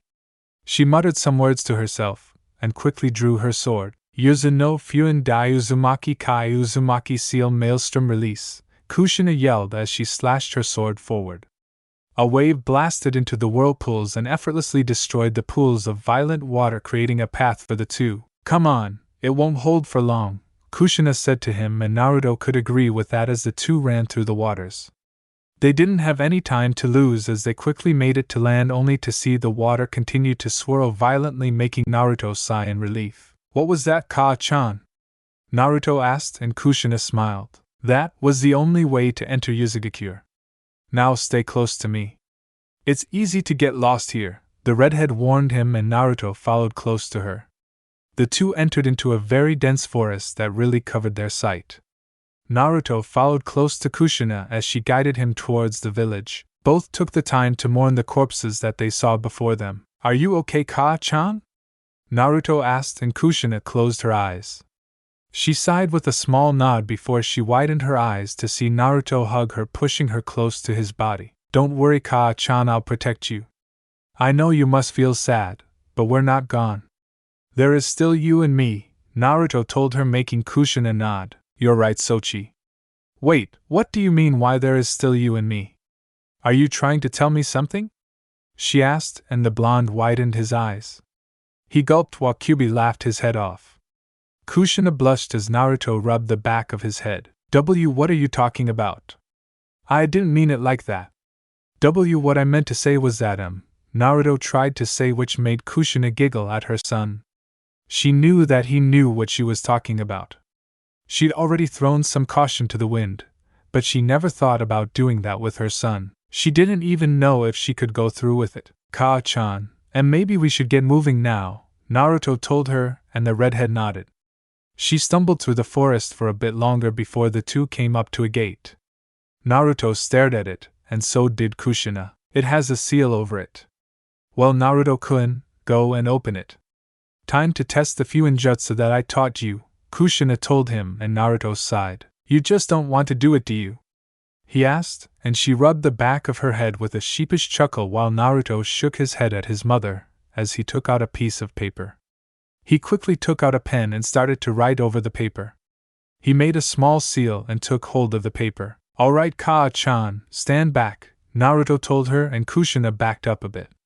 Naruto slammed the seal over the gate and backed up. The two Uzumaki stepped a bit more back as they heard gears turning in the gates. It unlocked, and due to the age of the doors, they fell to the ground, kicking up some dust, which made Naruto and Kushina cough for a bit before the two opened their eyes. "Naruto, welcome home," Kushina said. The two walked inside. Naruto looked inside and widened his eyes.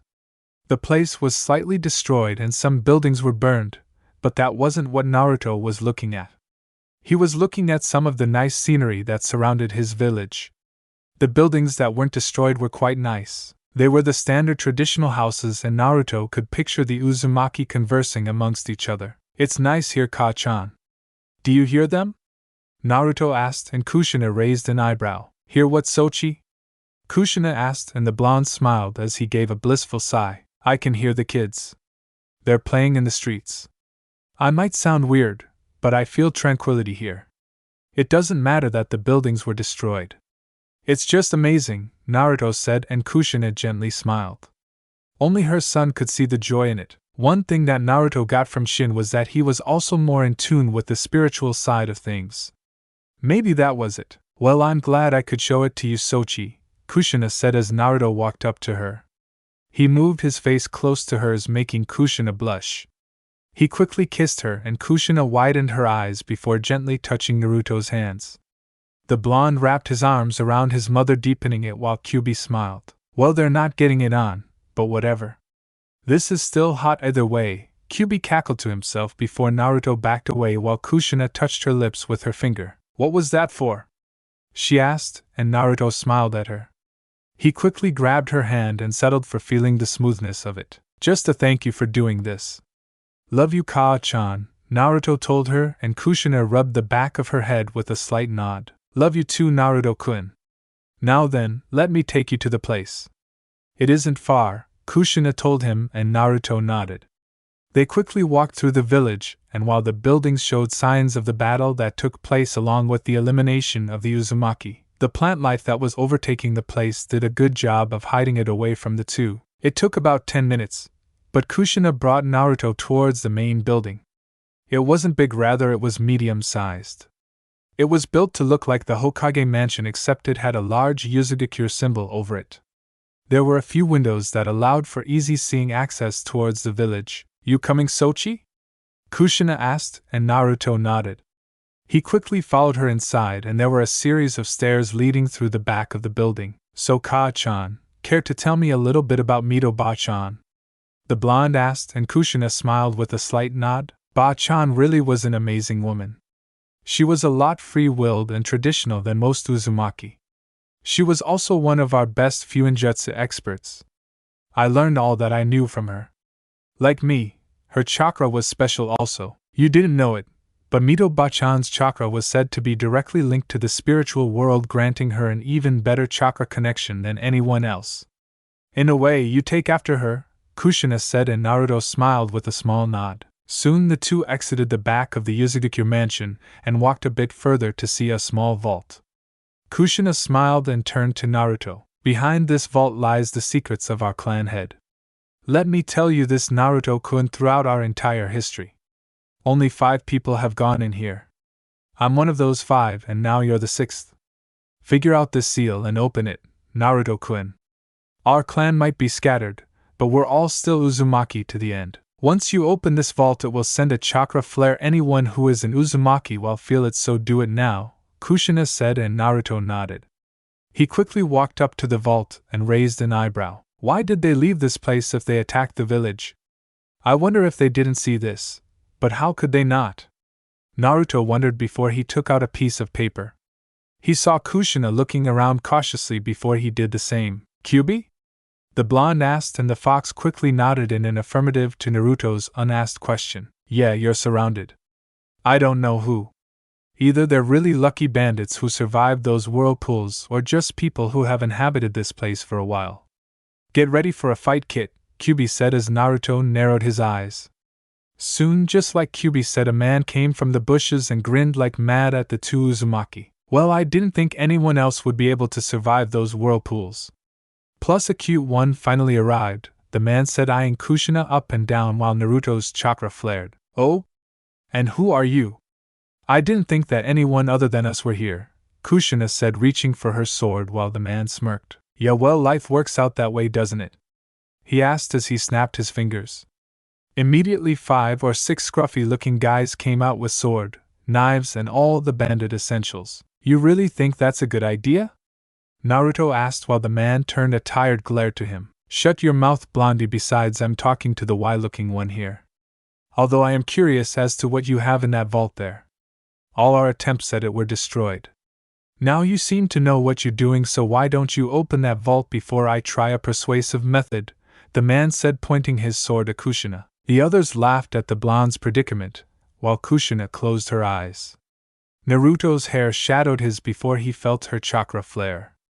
Naruto grabbed his sword, making the man frown. Don't do anything stupid, Brad, or else she dies, the man said, and Naruto smirked when he saw Kushina lift up a hand sign. You might want to get away from her right now, Naruto told him, and the man laughed. Yeah? Or what?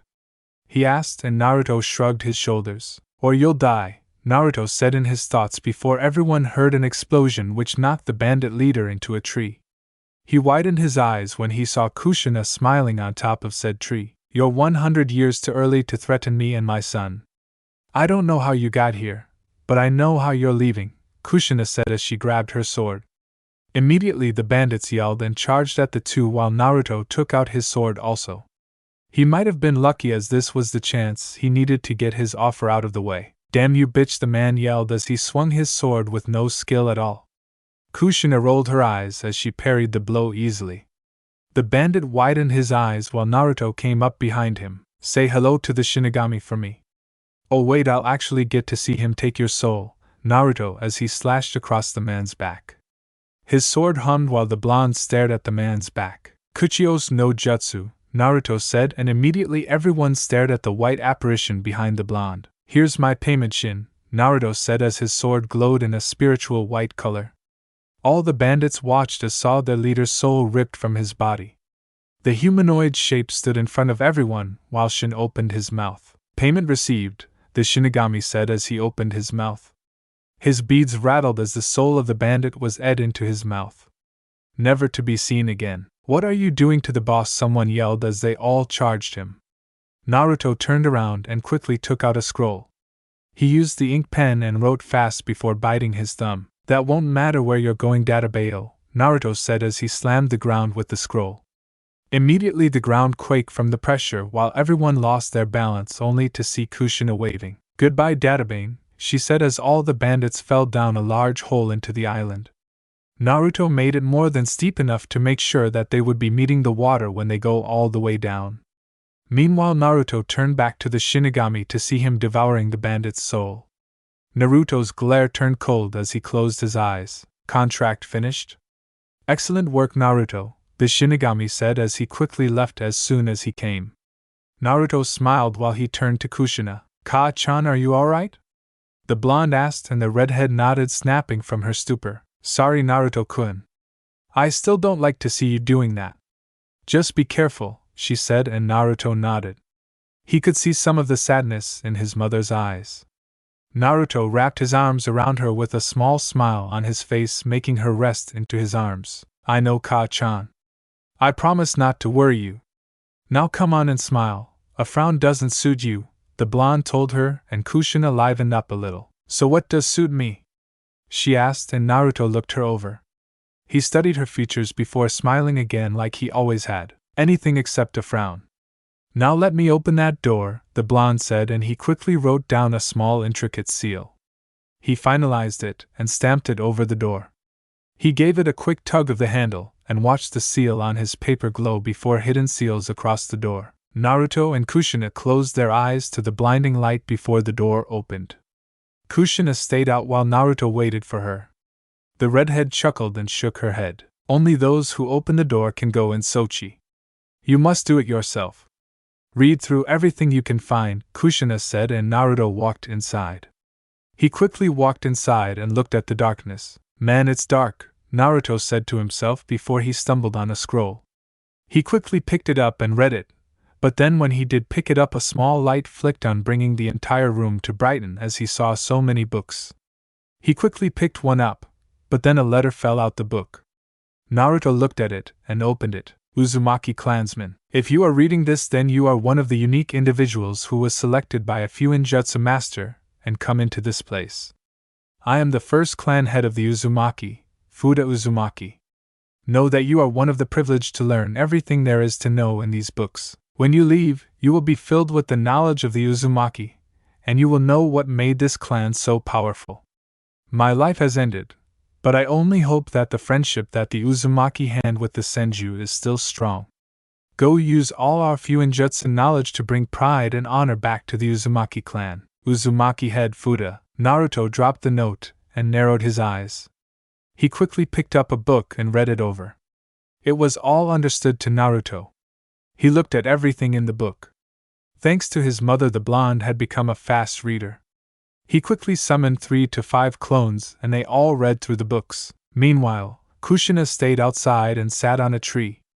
It was getting dark while she wondered how long Naruto had been in there. It was at least 2 or 3 hours, and she wondered if he was planning to read every single last book in there. He always was eccentric, Kushina said, and she looked up at the forming stars in the sky. She yawned before closing her eyes to get some sleep. 3 hours later, Naruto dispelled his clones and let all the information soak into his head. He never knew about all these capabilities with Fuinjutsu. There was even one about time-space Fuinjutsu. It seemed to work the way Kushina tried to explain Minato's Hiraishin, but Naruto never knew. He could make his own stuff. When all this information stopped, Naruto gripped his head. Okay, slight headache, Naruto said to himself before he got to his feet. All of a sudden the seal on Naruto's hand started to burn. The blonde gritted his teeth, and he fell to his knees. He cursed his luck as his sword glowed brightly. Its shine lit up the room in an even more intense glow of energy while the seal of the shinigami burned on his hand. Kyubi, what's going on? My body, it hurts. It's burning inside, Naruto said, and Kyubi narrowed his eyes. He had never seen something like this before. I don't know. Just try and bear it, kid, Kyubi said while Naruto rolled on the floor in pain. His seal burned in a white light, while small white streaks appeared over the blonde's clothes. Naruto's seal extended from his hand down to his arm, making it even more intricate than before. Soon the burning stopped, and Naruto huffed. He felt a sharp pain in his left hand and wiped the sweat from his brow. Naruto gripped his left arm and looked at it. 2 black lines extended from his seal and disappeared into his shoulder. Naruto took off his shirt and checked out his entire arm. He widened his eyes when he saw that the 2 black lines that came into 2 dark circles. What is this? Naruto wondered before his vision grew blurry. He felt himself fading out in consciousness as he opened the vault.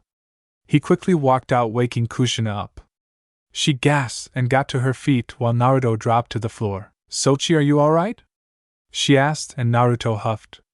He then fell into his mother's arms while Kushina looked at his seal. Soon the shinigami appeared behind her while he glared at the blonde. So it's begun. A lot sooner than I expected, the shinigami said as Kushina turned around. She narrowed her eyes at the spirit before turning back to her son. What's happening to him? Kushina asked, and the shinigami placed his hands on Naruto's seal. He's adjusting to the power of my seal. I created this seal so he could summon me, but it also takes some of my power and channels it into his body. Did he go inside that vault? The shinigami asked, and Kushina nodded. Yeah, but what does that have to do with anything?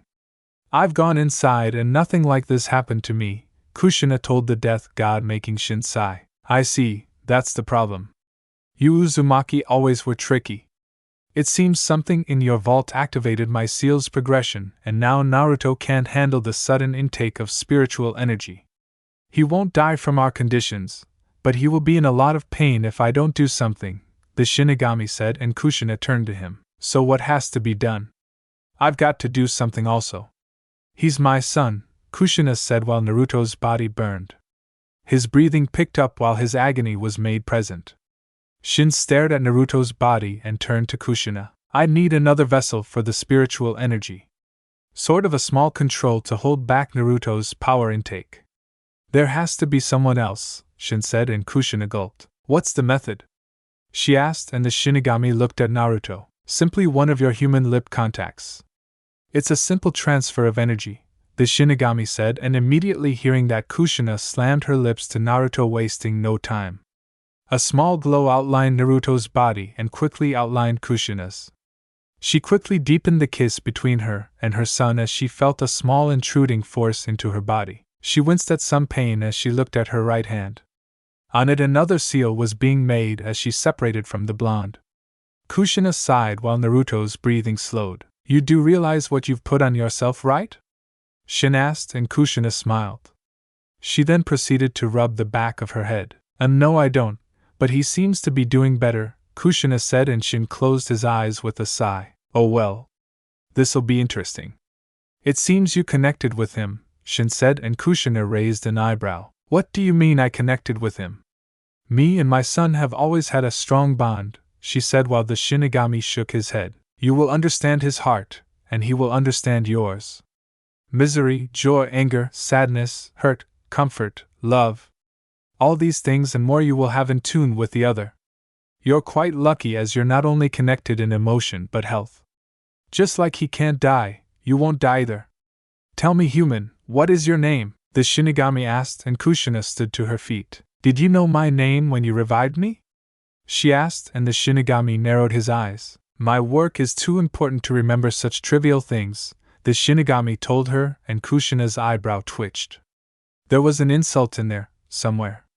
She then turned back to Naruto and sighed as she heard his heart beating steadily.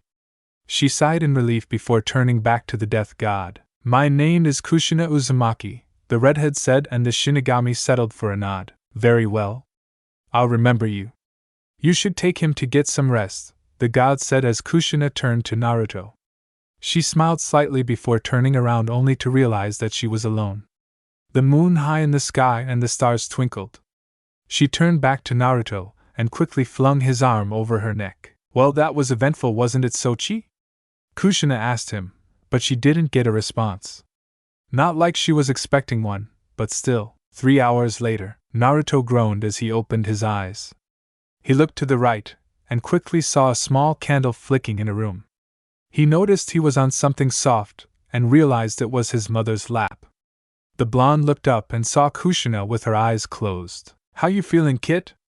Kyubi asked, and Naruto stumbled, rubbed his head. I feel like I just took a Chidori to the chest again, Naruto said mentally while Kushina groaned.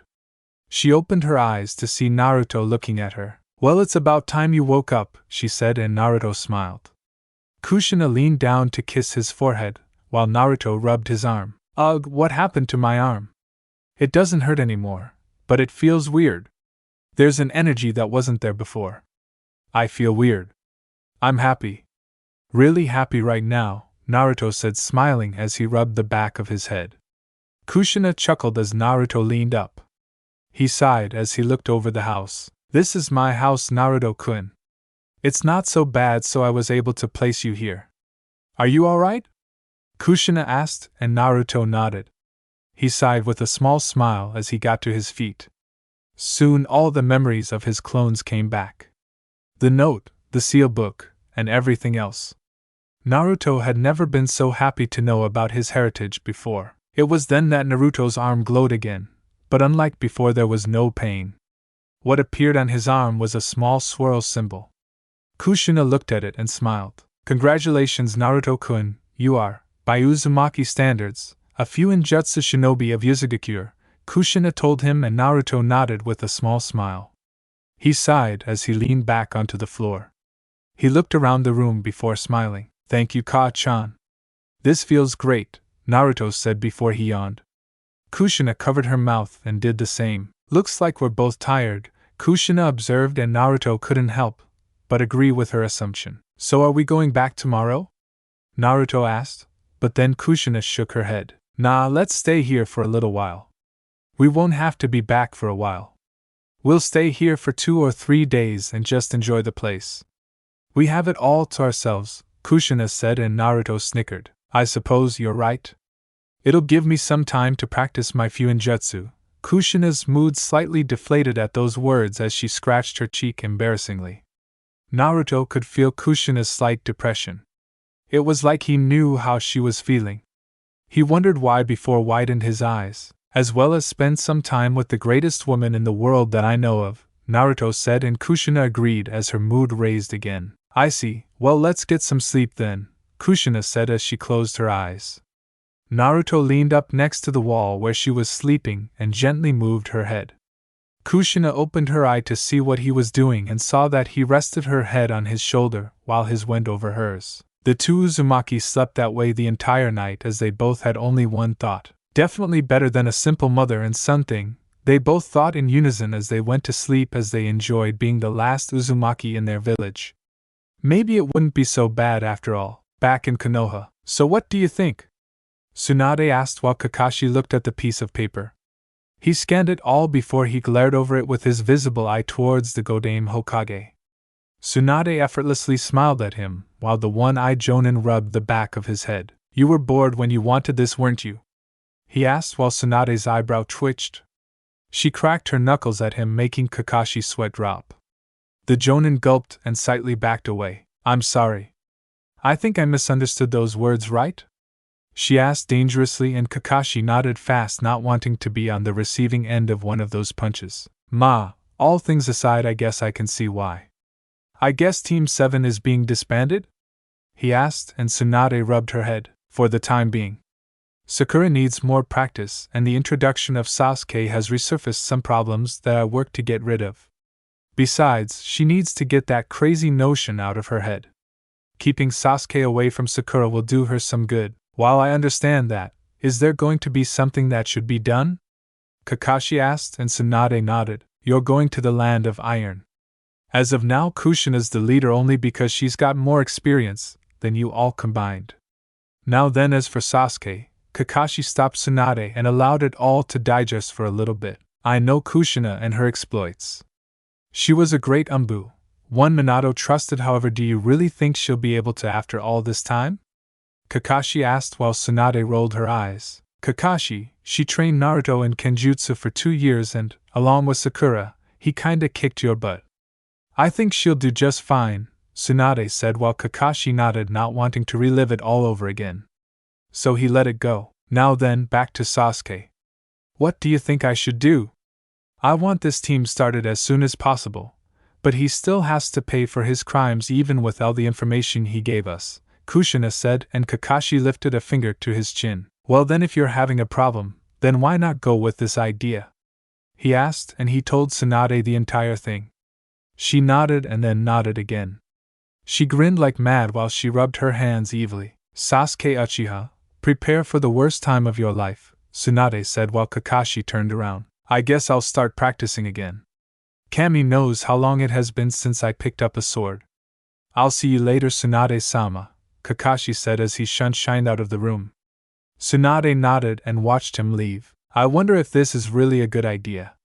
Even more so, I do still wonder about Hinako. I checked the files and everything about her states that she's dead. Even that old man would have some record of her on the missions. Also, why do I feel that Naruto is centered around both Kushina and Hinako? Brat, when I see you I really want to know.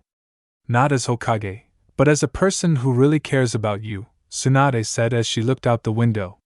She stared at the moon and sighed. I wonder what I should call this group. The Five Swordsmen of Konoha is boring. Any good names I can come up with, I wonder, Tsunade said as she got up from her desk and left for the night. Somewhere in the middle of nowhere. Well, that's the Gobi. We already have the Nanabi, so what's next? Haiden asked while Pain narrowed his eyes. Get rid of the body for the Nanabi. It is a nuisance to have around, he said, making Kakuzu nod at him. He quickly took the body of a green-haired girl and walked away. Alright, we will now begin the process for the Gobi soon. We have acquired the Ichibi.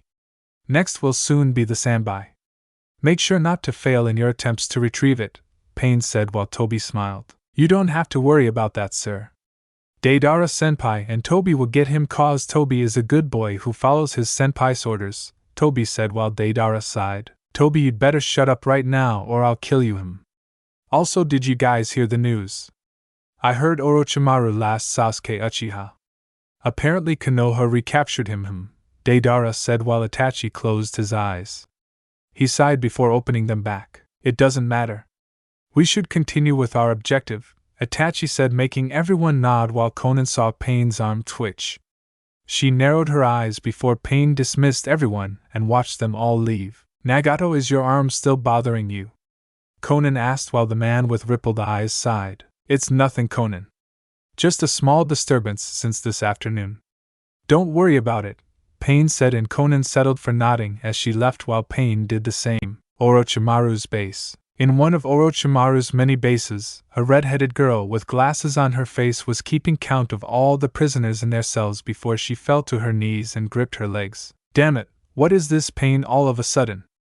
It's been like this since the afternoon, she said before she picked up her clipboard and started walking. Karen, are you alright? Someone asked, and the girl with nodded fast as she adjusted her glasses. I'm fine, just leave me alone now. Geez, this is so boring. Orochimaru should trust me more, Karen said, walking off while she wrote some things in her notepad for Orochimaru, as she tried to also find something for her leg that was hurting like hell. Somewhere in the land of fire, 4 or 5 people were inside a small temple as they conversed with each other. They had simply one goal in mind, to destroy Konoha. However, to do that they needed to do something drastic. They all sighed before a slightly red-haired woman gripped her neck in pain. She seethed for a bit before the burning calmed down. Fuka, are you alright? You need to stop pushing your body. Who knows how long your neck has been hurting, someone said, and Fuka rolled her eyes. I'm fine. I don't need you worrying about me, so just calm down. I can take care of myself, she said while another person rolled their eyes. Sure you can. That's why you need to seduce anyone you see, the man said while Fuka growled. Shut your mouth, Fuin. I'll be fine. Now then, when are we getting started? Fuka asked as their leader came forward. Soon. We'll be paying a visit to some very nice tombs soon enough, the woman said, and Fuka nodded with a sure smile over her face at the idea, even if her neck was killing her at the moment. 2 days later, Yuzugakure. So it's like this, then it goes like this. And now I just seal it, Naruto yelled as he slammed a futon jutsu into his scroll.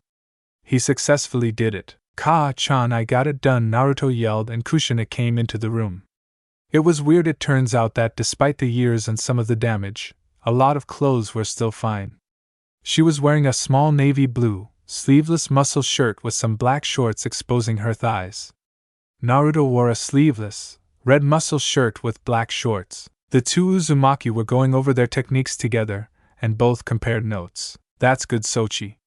I knew you'd get it naturally. You're an Uzumaki after all, Kushina said, and Naruto nodded. He also had plenty of other scrolls around the room filled with stuff, but then his brain hatched an idea. Hey Ka-chan, You know how Tuchan had his own time-space ninjutsu? Naruto asked, and Kushina nodded. The blonde smirked and held up a finger like he was making a point. Then let's make our own. Just you and me together. It will be our little project. Don't you think? Naruto asked while Kushina sighed. Naruto, it took most of Minato's lifetime to make the Hiraishin. Why do you even want one? She asked, and Naruto settled for smiling. I just want us to have one. A time-space ninjutsu all to ourselves.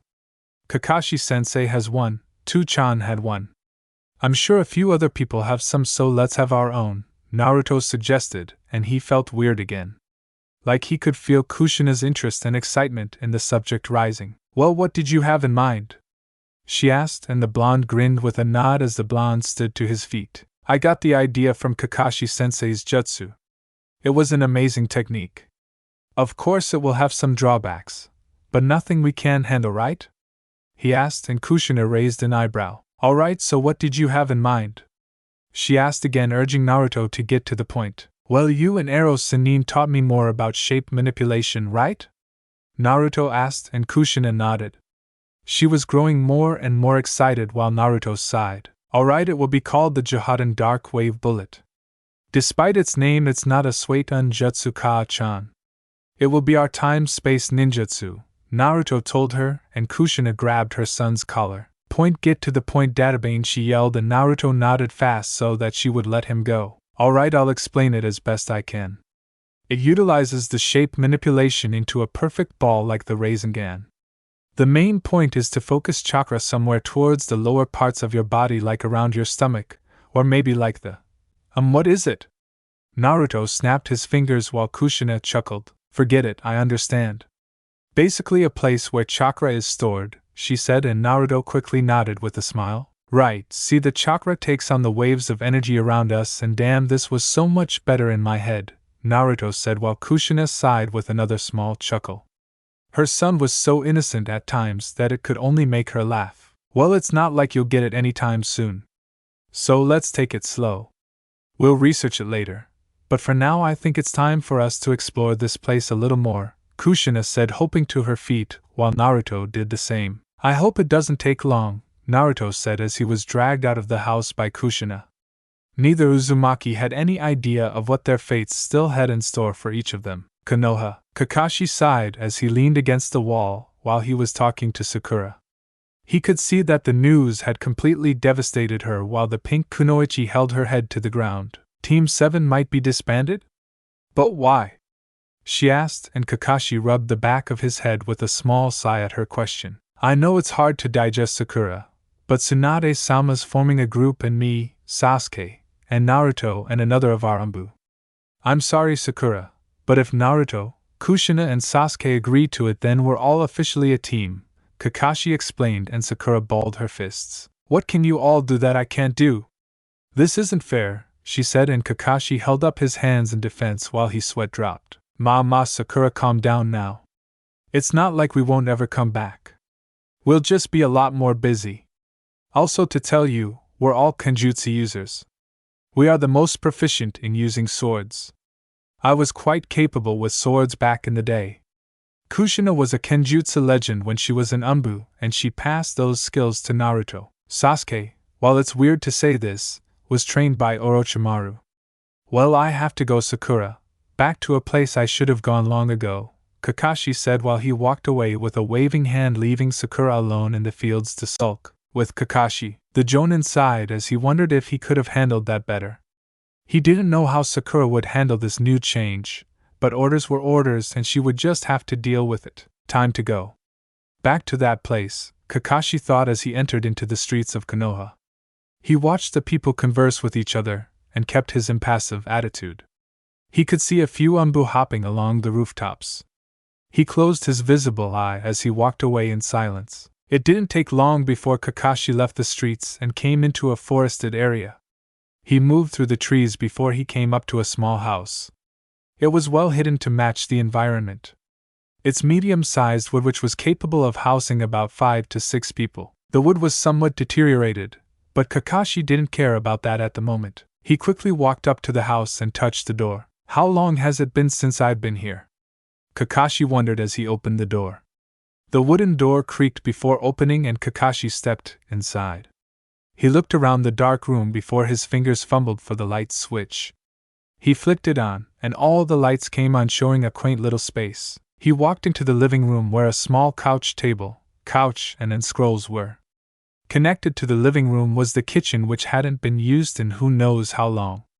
The amount of dust that had accumulated was staggering, which made Kakashi rub his head. I guess I'll have to clean this up one of these days, Kakashi said to himself before he left the kitchen and walked up the stairs. He looked to see 2 rooms, each right across from the other. One was his room and the other was his father's, Tsukumo Hatake, room. Kakashi looked down for a little while before he grabbed the door into his father's room. "2-san, I'm home." "Sorry it took so long," Kakashi said as he opened the door. He flickered on the light, and was graced with an empty room just like he had thought. It's not like he was expecting anything, it was just that he was feeling the loneliness settle in for a little while. Kakashi passed through the door and walked inside. His father's room wasn't anything impressive, just rather moderate. The Jonin looked up at his father's bed where the sheets laid in their perfect fashion just as the day he left. Right above the bed was a sword. It wasn't like the white light chakra saber that he used the Jonin during his youth. It was a lot longer and more of a full-tank katana. It had a white handle over it, and a small wolf-looking scarab. The sheath was made of pure white with the 2 twin gray lines running through it. Kakashi hadn't been in his father's room at all since his death, so he might have missed this. The Jonin grabbed the handle and closed his eyes. "I probably can't wield this just yet, but I hope you can watch me 2-san," Kakashi said to himself as he took the sword into his hands, only for a small note to fall to the ground. Kakashi eyed it for a few minutes before he picked it up. He rested the sword on the bed as he read over the note. "To my son, hey Kakashi, I don't really know why I'm writing this since you're sleeping just across the hall from me, but things work out like that. I suppose you hate me, don't you?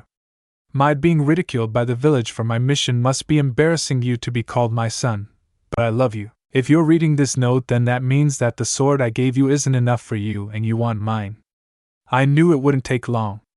That chakra saber that you inherited from me wasn't my actual sword. I just used it a lot and figured you might like it. The one in your hands is my true sword. It's my Tengaku Hako Heavenly White Light. That's the true sword that earned my name, the White Fan of Konoha.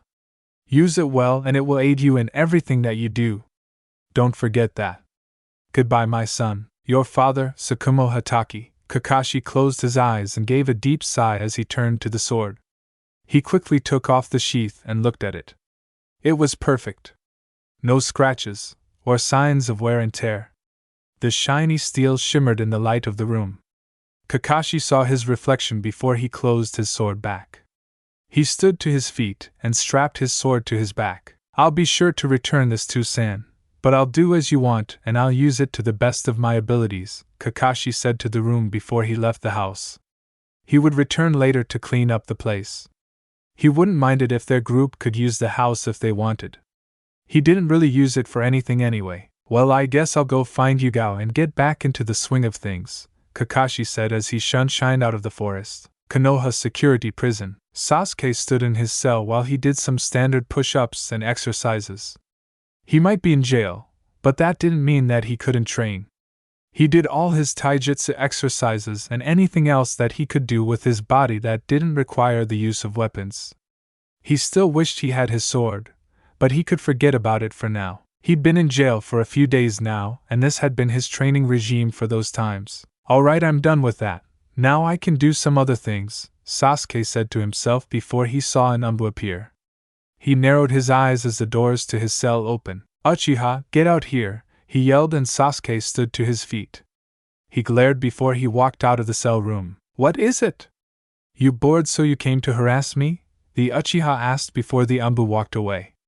He motioned for the Uchiha to follow him, and Sasuke did. He saw people sob and groan at him leaving before any of them, but he paid it no mind at all. Soon the two left the cells behind and the man gave Sasuke his usual clothes, making the brunette look at him with a confused expression on his face. The Umbu turned around and narrowed his eyes behind high mask. "You're lucky to be out so damn early. Tsunade-sama wants to see you immediately." Why, I don't know, but like I said, you really are lucky, the Umbu said, and Sasuke sighed as he put his clothes on just as easy. Great, what does she want now?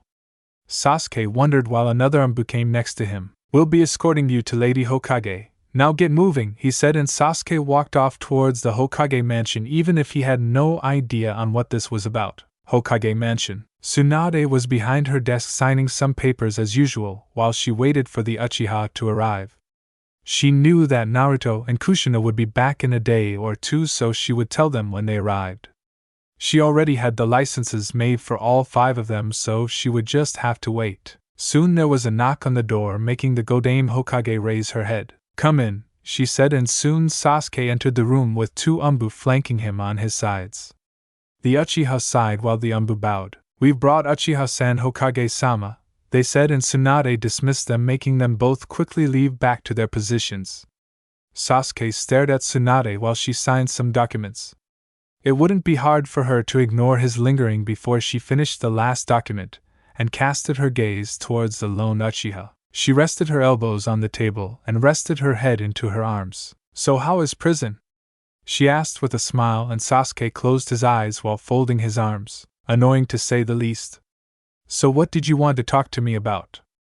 I doubt it's good, so I might be returning to my cell soon, Sasuke responded, and Tsunade chuckled at him, while the Uchiha sighed in annoyance. Well, that all depends on your answer to my question, Tsunade said, and Sasuke raised an eyebrow at her while Tsunade explained. I'm forming a little group that's comprised of you, Naruto, Kushina, Kakashi, and one of my Umbu, Yugao Yuzuki. In essence, you are a group of Kenjutsu users, Tsunade said, and Sasuke narrowed his eyes. A group? Why would you make a group of sword users, and what's the purpose? Sasuke asked all these questions, and Tsunade was more than willing to answer a few of them. Yes, this is a group. It was originally not my idea, rather Sakura made it known as a joke, but I thought it over and it seemed like a really good idea. As to the purpose, I can't tell you that yet until all of you are assembled. Naruto and Kushina are out somewhere, so I'll wait for them, then I'll tell you all the purpose, Tsunade said, and Sasuke settled for that at the moment. Alright then, so what's in this for me if I do join? Sasuke asked, and Tsunade smiled.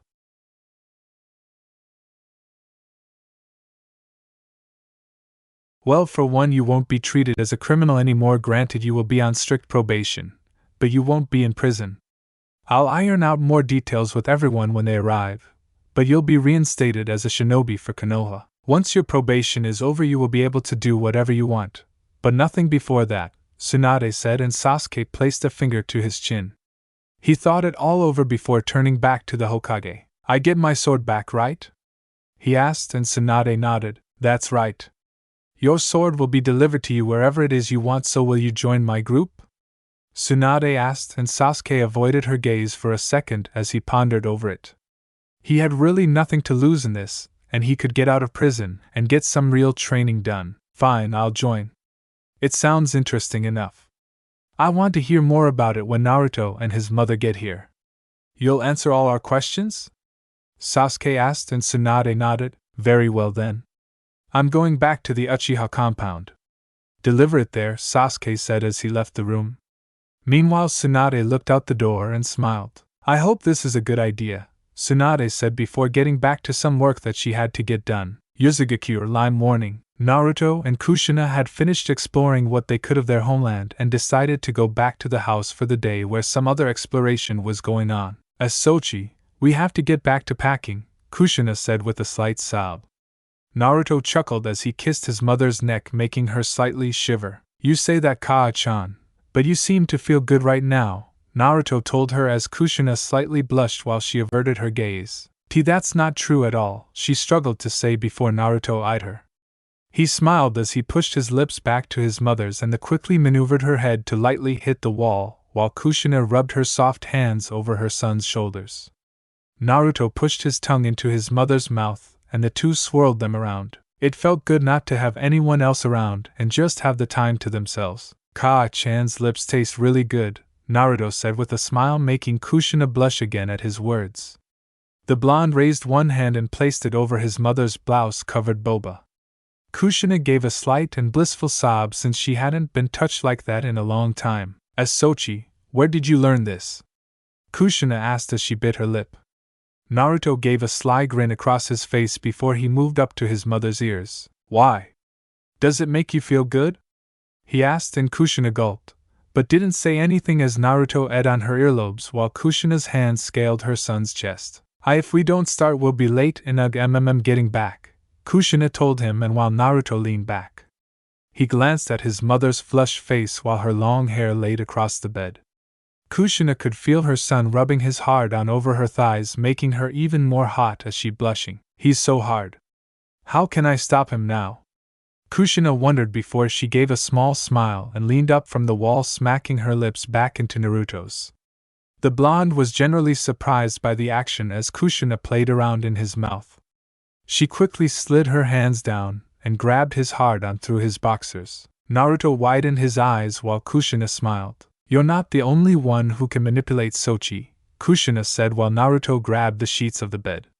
He mentally cursed the situation while Kushina continued to rub her slender hands over his. Yes, she was rubbing her son's and she was enjoying it. Kushina watched her son squirm from her touch while the redhead smiled. Do Ka-chan's hands feel good? Kushina asked, and Naruto gritted his teeth with a nod of bliss while Kushina smiled. Well, Sochi, how about I do something for you? Kushina said as she trailed down his body. She unbuttoned them, exposing his chest while she stripped him of everything but his boxers. Ka-chan, what are you about to do? Naruto asked, but only the sneaky smile from his mother was present as she took his out.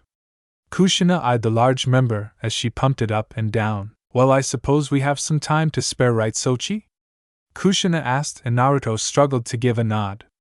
Meanwhile, the blonde took off his mother's blouse and looked at the red bra and matching panties, which really came to match her hair. Kushina did seem to notice and quickly let go of Naruto's, only to push Naruto to the bed and turn her body around as she rested her spot on his face. There, Sochi, do you like my attire? Kushina asked, and Naruto gulped with a nod as he carefully took off his mother's panties. He watched the streams of liquid flow down her body, making him lick his lips before he sobbed out, only to see Kushina bobbing her head over his. She moved her hair out of the way as she swirled her tongue over his. Ka-chan, damn, that feels good. Slow down, Naruto told her, but Kushina didn't seem to hear him at the moment. She could only focus on the thick stick in front of her while Naruto twitched his eyebrow. Two can play that game, Ka-chan, Naruto said as he lifted his head and ate on her sweet nether lips. Kushina widened her eyes before she slightly shuddered. She could feel Naruto's tongue climbing further and further inside before she continued her own. Oh, it's so good. What have I been missing out on?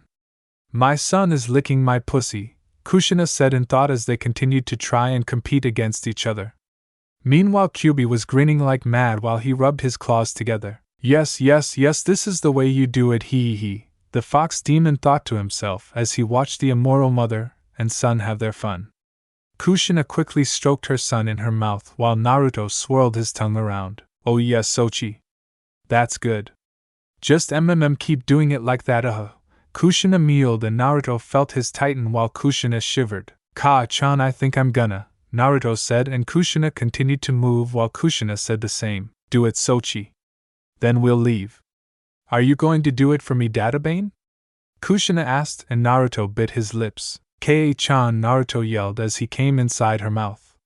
Kushina widened her eyes at the intruding liquids before she squealed. Naruto Ku, Kushina yelled as she came in his mouth.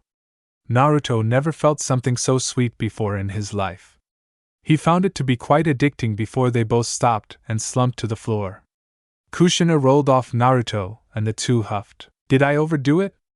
Naruto asked, and Kushina smiled. I don't think so. I really needed that, Kushina said, and Naruto leaned up on the side of the bed. Why did you need that? He asked, and Kushina leaned up next to him. She placed her head on his shoulder before smiling. Because it's been a long time since I've felt this way for anyone other than you, Kushina said as she stood to her feet and covered her areas with a small blush on her face. Naruto smiled as he stood up also. He could see the remnant of his pleasure over her body, making her look more erotic than before. He would have liked to really take his mother, but he could wait. He was just happy to be with her for now, but she was right. They did have to go, so on that note the two quickly washed up and got dressed. Lime over. Naruto and Kushina exited the house they had been staying at, and everything was packed up and ready to go. The blonde had taken the books that he had found in the vault. They were all packed up and ready to go. The two Uzumaki passed the large gates of Yuzugakure and walked away into the bushes. Kushina whistled a sweet tone while the sun shined over the island. While she whistled, Naruto closed his eyes and enjoyed the sweet sound. He smiled before turning to his mother. "You've got a beautiful voice," Naruto said, and Kushina raised an eyebrow before rubbing the back of her head. Do I? "I've never figured it," she said, and Naruto nodded as he remembered back to a certain incident. "You remind me of this girl who knew how to play the flute. She was kind of a foul mouth, but she was alright. If only she wasn't with Orochimaru team. She had red hair just like yours, or maybe it was dark pink, I don't remember," Naruto said, and Kushina raised an eyebrow. "Oh? And what was her name?" Kushina asked, and while she wasn't at all interested in the concept of someone from Orochimaru's hands, she still could talk about it. "Her name was Tayuya, I think," Naruto said, and Kushina stopped. Naruto turned around, making the redhead place a finger to her chin. "I knew a Tayuya. She was only a baby at the time. One of her parents was my cousin. Her name was Yura Uzumaki. After Yuzugakure's destruction, she came to visit me under the guise of someone else. When I hooked up with her, she told me how she was pregnant, and the small baby that she had in her arms. She said she would name the child Tayuya. I never knew why. She was only about a year old at the time I had seen her. She had the same type of hair you're talking about," Kushina said. Naruto widened his eyes. "Wait, are you saying that Tayuya could have been an Uzumaki?" Naruto asked, and Kushina nodded. "Anything is possible, Sochi. It's something to look into," Kushina said, and Naruto could agree with that. If Tayuya was family, then that would mean that he had a cousin and he didn't even know about it. Oh, how weird was that supposed to be for him? "Alright, we'll look into it later, Kaa-chan," Naruto told her, and the two arrived at the sea. "Alright, so how do we get back?" he asked, and Kushina smiled. "Just wait a few minutes," she said, and Naruto did so. Those minutes went by fast as they saw a ship appear. It was the same one that they had gone on before they left. Naruto had asked his mother how she knew that they were coming, and she merely told him that she had given them orders to come and get the two in 2 or 3 days. Soon the mother and son duo got on the boat and were ready to head back to Konoha. Back in Konoha, Sasuke stepped into his family's training ground and felt the nostalgia taking over him.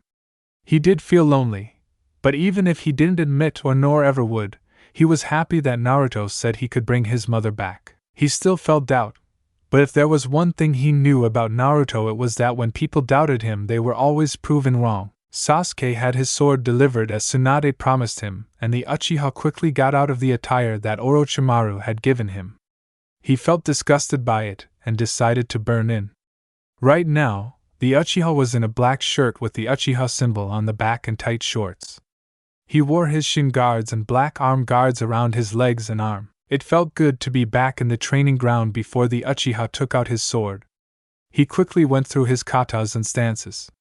His Sharingan was blazing as he went through his intense workout. He could feel the stares of Sumambu on him, but he ignored it for the time being. However, that was only for about half an hour before he felt another presence. Sasuke sighed as he sheathed his sword and took a bottle of water. He allowed the water to quench his thirst while he rolled his eyes. "Sakura, come on now," Sasuke said, and just like he knew, the pink-haired Kunoichi appeared with her head down. Sasuke narrowed his eyes at her before he saw some other people appear. He saw Ino, Chuji, Shikamaru, and Niji walking towards him. "Oh great, what do you all want?" Sasuke asked, sitting on the porch while Shikamaru rubbed the back of his head. "I see you're still the same troublesome guy," the Nara said while Sasuke huffed. "Is there something you need from me for some reason?" Sasuke asked, and Sakura looked at him in sadness. "Sasuke-kun, did you hear that Tsunade-sama's disbanding Team 7? She's making a group of me, Naruto, Kakashi, and Sumambu."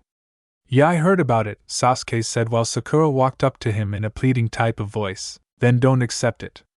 We should all be a team again like we used to," Sakura said while the others turned to Sasuke.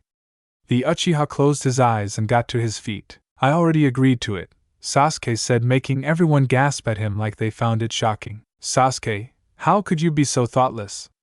Ino asked, and Sasuke glared at her. Shikamaru and Chuji backed up before Sasuke turned around. In what way am I being thoughtless? She should be happy for the training she received, but she keeps focusing on me. She needs to get over herself right now. You say I'm being thoughtless, then have you thought about how I feel? Sasuke asked, making Ino narrow her eyes while Sakura seemed confused. Sasuke ate his teeth and sighed. Well, whatever. I agreed to it, so leave me alone so I can train. If you want your questions, then go ask the Hokage, cause I don't know it all. It's time to stop living that dream, Sakura, Sasuke said before Chuji walked forward. She just wanted you to come home, Sasuke. Isn't that why you're here now? He asked while Sasuke quickly swung his sword around, doing his katas as always. No one's going to keep holding her hand all the time. I didn't come back for her, nor did I come back for this village. I only came back because of what Naruto said to me. If what he said was true, then that's fine with me, Sasuke said, and Sakura widened her eyes at Naruto's name. What did he say to you? Sakura asked with a bit of haste in her voice, which everyone had known. It's none of your business what he said to me. Now then, leave. You're disrupting my training, Sasuke said while Sakura growled. Did those times mean nothing to you? You used to smile, have fun, and joke around with us. Why are you so cold? She asked, and Sasuke stopped swinging. Oh, this is not going to be good, Shikamaru said in thought, and unknown to him, Niji had the same thought as did Ino and Chuji. Sasuke huffed and closed his eyes. I did like those times, but I also see the reality of it all. I've recently learned something that has challenged everything I've ever believed, and now I'm confused as to what I should do. I don't have the time to laugh, smile, or have fun. If you understood me at all, then you would leave me alone, Sasuke said, and just like that everyone walked away without saying a word while Sasuke sighed. A small smile appeared on his face before he turned around. Sakura, you have potential despite being a damn fangirl. Stop wasting it, and get yourself some training and stop throwing your life away after fantasies, Sasuke said in thought before he continued on with his training. With Kakashi and Yugao, the sounds of clashing metal were numerous in the sounds of the forested areas. Kakashi backflipped and landed on one knee while Yugao smiled. You used to be better than that with a sword, Kakashi-senpai, Yugao told him, and the Jonin rolled his eyes at her. He held his father's sword in his hands before getting back to his feet. Can you blame me? I haven't picked one up in so long, but it feels good to have one in my hands again. OS, are you done or can we continue? Kakashi asked, and Yugao smiled behind her mask. Are you going to get serious now? She asked, reaching for her mask while Kakashi reached for his headband. Yugao's mask fell to the ground, showing her face while Kakashi showed his Sharingan. Well, you know me, I like to cut loose every once in a while, Kakashi said to her, and the two immediately disappeared while clashes resumed and was ready to have some fun tomorrow. One day later, Naruto and Kushina sighed as they came through the doorway. They had been going midday yesterday, and just made it back. They were quite lucky at the time. Both showed their identification to the guards to let them in, which they did. Alright, Sochi, let's go and see Tsunade, then we can get some kenjutsu training done. Along with some ninjutsu, but first we head up to the library and work on that little project of ours, Kushina said, and Naruto agreed. The two walked away towards the Hokage mansion. Tsunade was currently signing documents, and prayed to Kami for something to do. She just couldn't get rid of the damn piles of papers. It was a living organism coming after her each time to make her life a living hell. Soon there was a knock on her door, and the Godame Hokage gasped with a blissful thanks to whomever she was talking to. Come in, she said joyfully, making Kushina and Naruto arrive. The two stepped inside while Tsunade seemed rather surprised. Kushina, Naruto, good of both of you to come back. Did you find anything in Yuzugakure? Tsunade asked, and Naruto nodded. We sure did. We found lots of stuff there. It was great, Tsunade Bachan, the blonde said, and Tsunade seemed shocked at the fact that they did find something, but she tried to hide that small fact. I see, well, you two are just in time. I have an announcement to make, and you two are required to be here. It's a little bit of a surprise, Tsunade said, making them raise their eyebrows in confusion of what she could want. It was then that Shizen came through the door with a small file. Here's that paper you wanted, Tsunade-sama, Shizen said to her, and the Hokage took it into her hands with a smile. Thank you, Shizen. Now could you please go get Sasuke, Kakashi and Yugao for me? Tsunade asked, and Shizen nodded with a bow before leaving. What's going on, Ba-chan? Why do you need to see them also?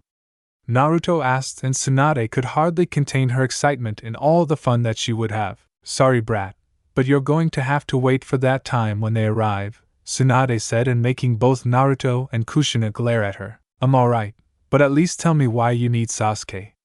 Isn't he still serving his time? Naruto asked, and Tsunade shook her head. No, because he's agreed to go with what I have planned. Besides, as a Chunin you should know some of these things, Tsunade said, and Naruto rubbed the back of his head with a slight nod. But if you must know, then he's out. He's agreed to go with what I have planned, that's why. Normally I wouldn't do this, but the fact that he gave up willingly sort of swayed my vote a little, Tsunade said, making Naruto and Kushina sweat drop. It would be best not to tell her about that. In about 8 to 10 minutes, Sasuke, Kakashi and Yugao arrived, and all 5 Kenjutsu users stood before their Hokage. Naruto glanced at Sasuke and smiled. Hey team, glad to see you out, Naruto said, and Sasuke folded his arms with a smile of his own. Shut up, loser, he responded with his own little grin. The two boys said hi to Kakashi and the Umbu woman while Tsunade clapped her hands, bringing everyone's attention back to her. Alright, you 5, settle down. For the last few weeks I've been enacting a small plan to form a group. Ask your questions after I'm finished, Tsunade said, making everyone nod. Seeing that they understood, Tsunade decided to finish. Alright then, I'll get straight to the point. You all have something in common, something that now makes you stand out from other shinobi. You are all Kenjutsu masters. You hold the finest expertise in sword-style jutsu. So I've taken it upon myself to make you all a group. As of right now you are all in the middle of the Jonin rank. Your group's purpose is to handle in all matters that need to be dealt with in the matter of swords, weapons, and anything else that seems related to the topics. Keep in mind that, yes, everyone uses weapons, but you're going to be one of Konoha's finest groups.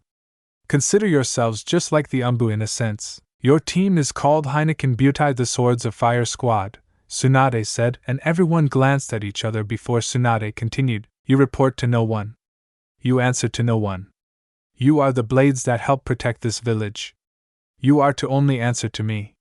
You cut down our enemies in the name of Konoha. I suggest that you all get used to each other's. Yugao Yuzuki, Kakashi Hatake, Naruto Uzumaki, Kushina Uzumaki, and Sasuke Uchiha. Do you all accept this group? Tsunade asked, and everyone seemed to sweat drop.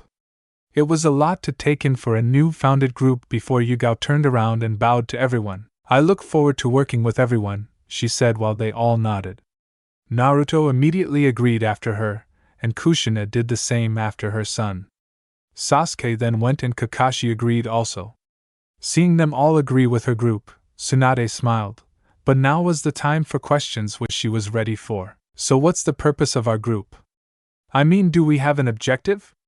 Sasuke asked, and Tsunade nodded fast, not wanting to get away from the point. You do have an objective. Assassinations, surveillance, combat tactics. All these things are things that you must do and more. You are the 5 who were hand-selected by me to do this group.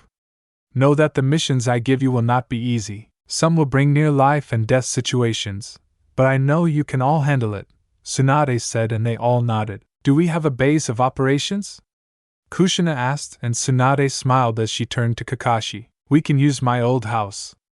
I don't really live there anymore, so it can be refitted to however we want so long as we have the money for it, Kakashi said, and Kushina smirked with a nod while Naruto got to his feet also. I think we could also use Yuzugakure for one of these base things.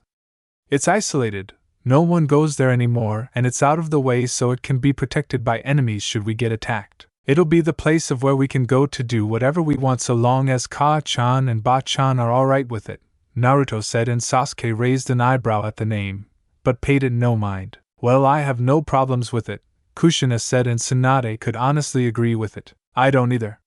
You will all be traveling a lot, so it's understandable. So if you want to use Yuzugakure as a base of operations, then that's fine, but you are to tell no one about it unless I deem it acceptable, Tsunade said, and everyone nodded with smiles on their faces. So who's the leader?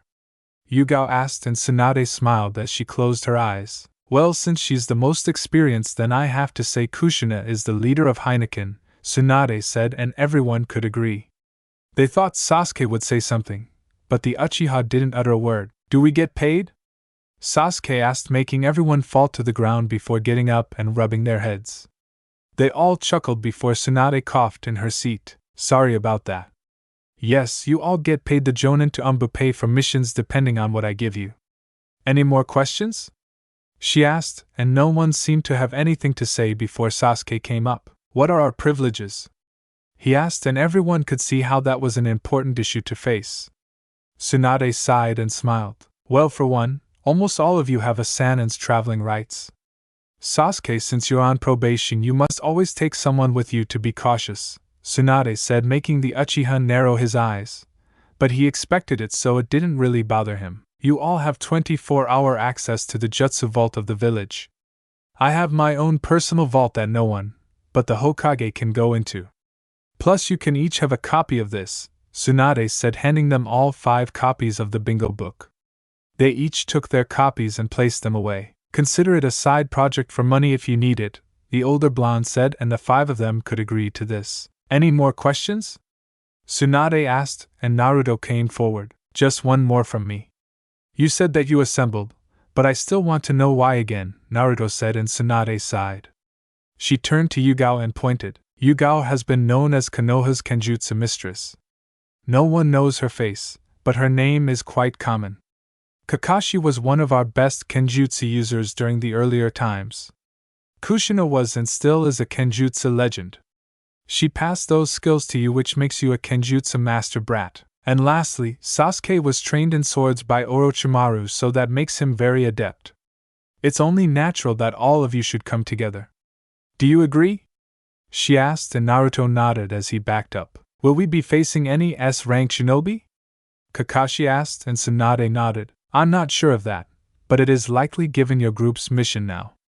I'd advise that you all be careful and watch each other's backs, she said to them, and they all agreed. No one had any more questions, and so on that note Tsunade opened a drawer and pulled out 5 brand new uniforms. The top of it consisted of a black jacket with plenty of hiding places for weapons and the like.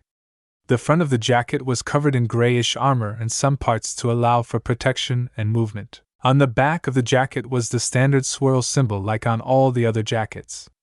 She passed them to everyone and they each took them. She then went into another drawer and pulled out the pants.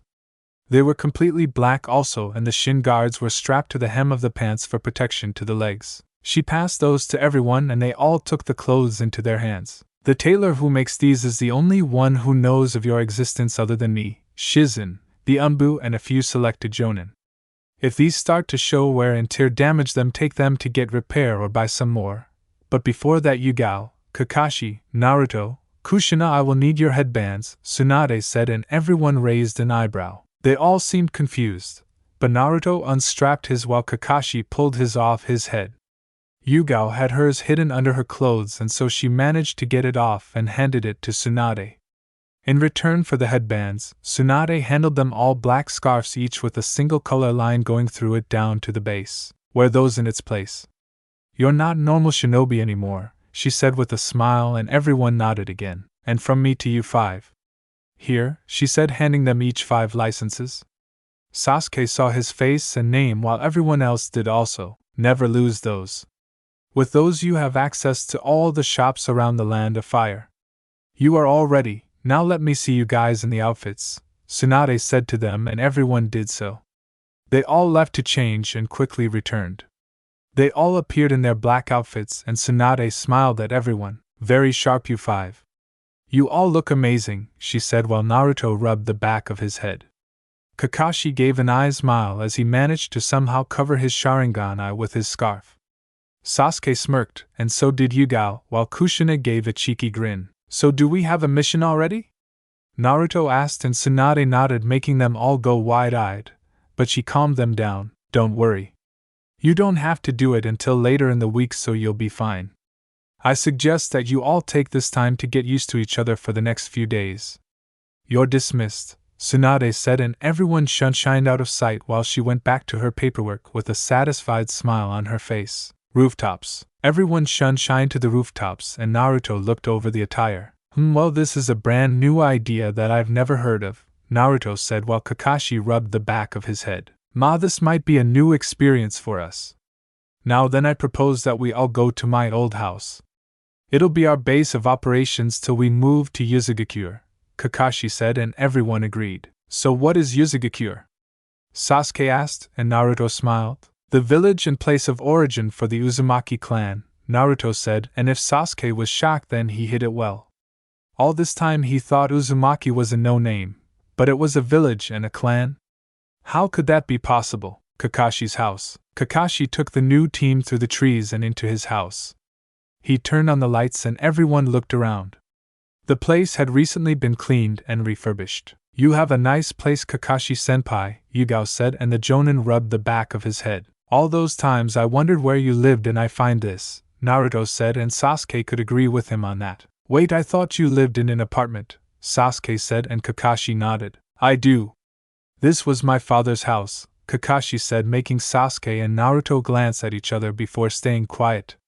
A small silence shadowed the area, and before long Kushina clapped her hand, bringing everyone's attention back together. All right then. I suggest that we all start to get to know each other. We'll all tell our likes, dislikes, hobbies, and our affinities. How about that? Kushina asked. Yugao agreed while Kakashi, Naruto, and Sasuke's sweat dropped. Deja vu? They all thought before everyone sat around the room. Kakashi served them all some tea and everyone thanked him for their drinks. Alright, I'll go first. I'm Kushina Uzumaki. I like my son, Fuinjutsu, Kenjutsu, and teaching my son all I know along with ramen. I dislike those who make bad ramen, anyone who gets in my way, and those who disrespect their fellow shinobi. My hobby is training and spending time with my son. My affinity is water. Next, Kushina said, and Kakashi rubbed the back of his head. Well, Naruto, Sasuke, I guess you'll learn a bit more about me now. I'm Kakashi Hatake. I like walking around the village, being around my fellow Jonin, reading and training. I dislike those who abandon others. I also dislike Guy when he tries to force me to do his competitions. My hobby is reading. My affinities are fire and lightning, Kakashi finished, and Yugao continued. Hello everyone. I'm Yugao Yuzuki. I like looking at the moon, walking around the village at night, and reading when I have the time. I dislike people who don't treat their weapons with respect. I dislike anyone who looks down on me. My hobby is training with my sword. My affinity is lightning, Yugao finished, and Sasuke started. I'm Sasuke Uchiha. I like training, getting stronger, and achieving my goals. I dislike those who get in my way and those who look down on the Uchiha clan. My hobby is training myself. My affinity is fire and lightning, Sasuke finished, and Naruto lastly started his own. I'm Naruto Uzumaki. I like my mother, ramen, my friends, Kenjutsu, and training, along with my recently good friend Kyubi, Naruto said, keeping the last part to himself, making Kyubi snicker with a small nod. My dislikes are the times it takes to wait for ramen, those who underestimate me or threaten my mother. My hobby is training with my mother and practicing my Kenjutsu. My affinity is wind, Naruto finished, and everyone nodded. They were all surprised that they found their similarities so quickly, but they let that end for right now. Alright then, now that we know some things about each other, we can get more acquainted. Kakashi, how many rooms does this place hold? Kushina asked, and Kakashi rubbed the back of his head. Maybe 5 or 6, he said, and Kushina nodded. Alright, since we're all a part of Heineken, then we'll make our rooms here. There will be times that we can't go back to our usual places since people come there a lot, so everyone we need to grab some clothes from our rooms and houses and bring them back here. Meanwhile, we'll each get supplies for the fridge. The place seems clean, so we'll divide the chores and things. Same can be said for when we go to Yuzugakure. Only Naruto and I can help you pass, so make sure one of us is with you when we go, Kushina told them. Everyone in the group agreed before Naruto looked the house over. Kakashi-sensei, does this place have a vault? Naruto asked, and Kakashi nodded. Yeah, it's a medium-sized vault that can hold a lot of things. Why? He asked, and Naruto smiled. Well, I was thinking that we could all take some scrolls from our houses and place them inside. Kind of like our own little jutsu vault of sorts. It might be a good idea, right? He asked, and everyone glanced at each other. I think Naruto-san has a point. I think that might be a good idea also, the purple-haired woman said, and everyone agreed with it. Well, that's alright with me, but we should also take some with us to Yuzugakure. If we have the time, then we'll renovate the place, and then we'll make some buildings for ourselves. It'll be nice, Kushina said, and Sasuke smirked. We should also make a training ground here and there for ourselves. We'll need to refine our skills. I'd rather not save the dobe all the time, Sasuke stated, and Naruto growled. Please team, I kicked you that one time, Naruto told him, and Sasuke grew a tick mark.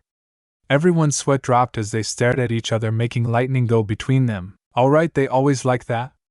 Yugao asked, and Kakashi sighed. Habits don't die easily, I guess, he said, making Kushina nod.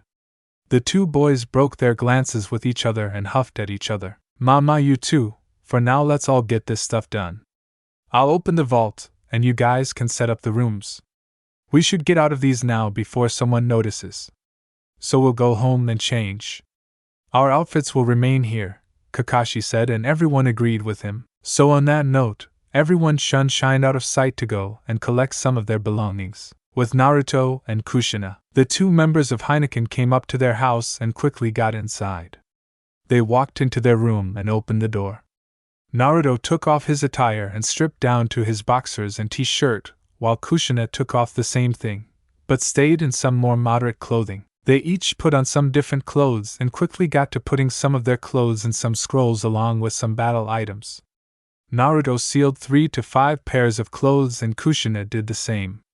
They sealed their Heineken attire and quickly walked downstairs. They each sealed some food and other things in their scrolls and were about to walk to the door before they heard a knock. Naruto gulped while Kushina opened the door. They saw Sakura come through the door while giving a sad smile. Sochi, I'll take our things. See you later, Kushina said as she ran out the door. Naruto narrowed his eyes and allowed Sakura to come inside. Hi Naruto, Sakura said, and the blonde smiled. Hey Sakura. How are you? Naruto asked, and Sakura shrugged her shoulders. I'm fine, but Sasuke-kun wants to disband Team 7. Isn't that crazy? He's joining some group. Has Tsunade-sama talked to you about it? Sakura asked, and Naruto closed his eyes. He knew this might come up. While they ran through the trees, Sasuke told Naruto about his talk with Sakura, and the blonde knew it wouldn't be long before she would come to him to ask him not to do it. She always came to him when she was desperate. Yeah, me and Ka-chan joined, Naruto said as he didn't really divulge any information, just told Sakura that part. The pink-haired Kunoichi gasped and stood to her feet. First Kakashi-sensei, then Sasuke, and now you. Am I the only one who still wants the old Team 7 back? Sakura asked, and Naruto stood to his feet. He could feel the Shin characteristics coming into play. He was a lot more serious than before he met Shin, but only around people who deserved it. Look Sakura, I'll always treasure Team 7, but we're not going to stay a group.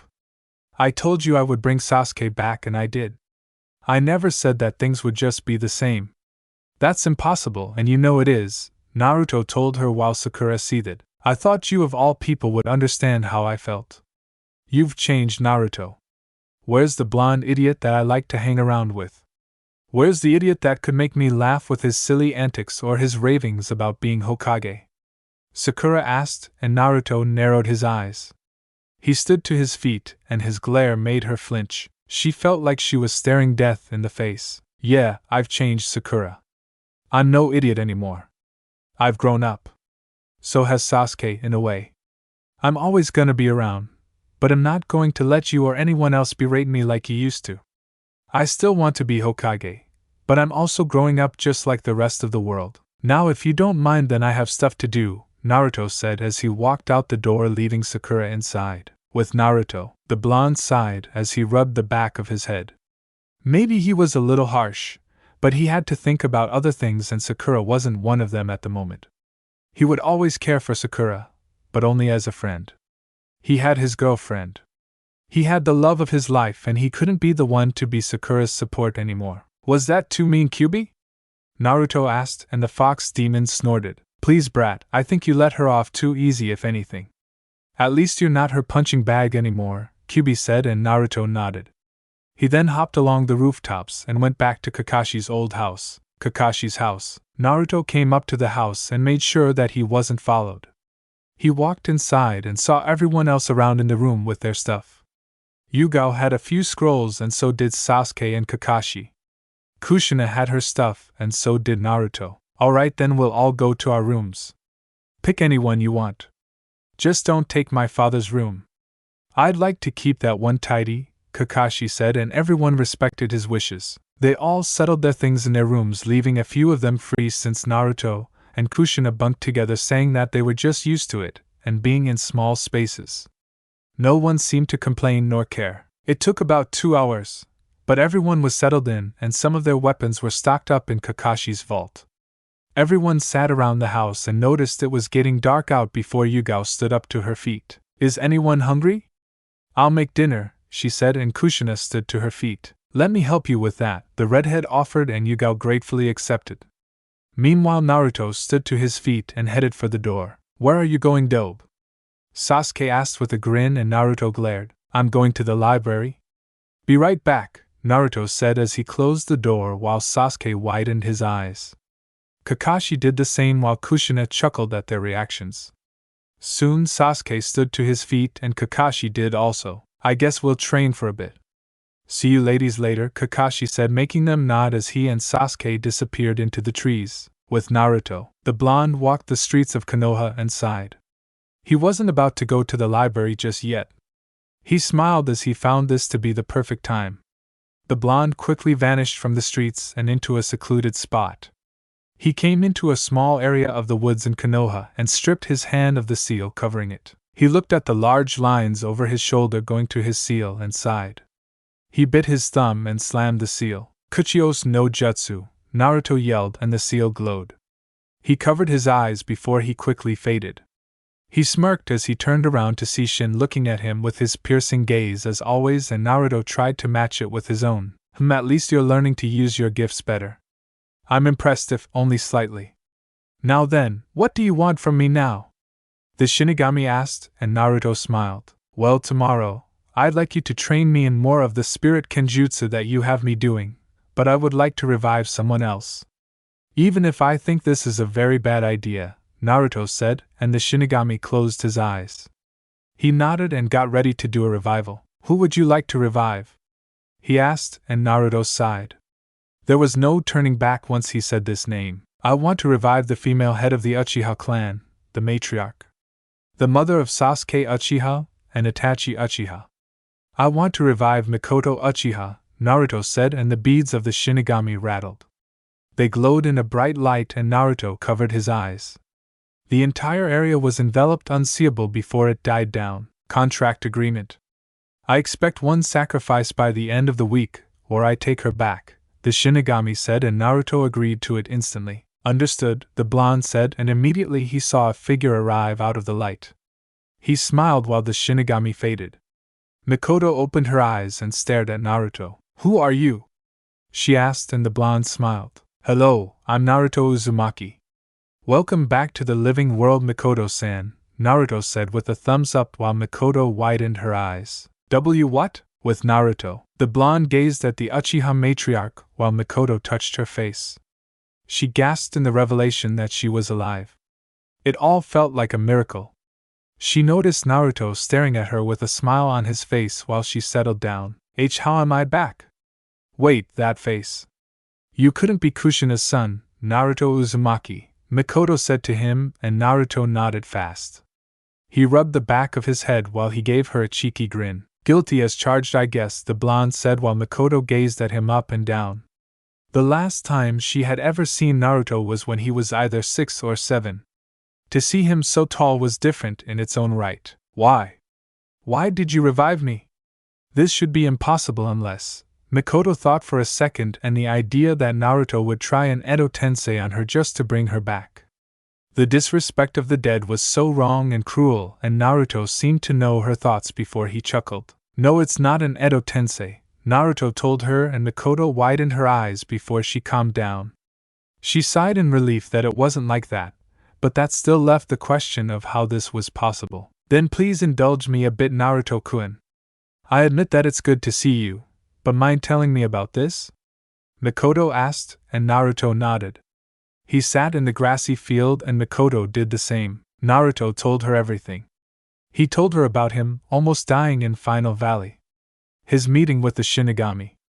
How the shinigami became his first summoner, and even how he revived Kushina, Gaara, Hinako and herself. Needless to say, but Mikoto was surprised that anyone could hold a contract with the death god. It had to be considered a really big privilege and honor to hold such a thing. And you used it to revive me, but why? She asked, and Naruto chuckled while Mikoto stared at his seal.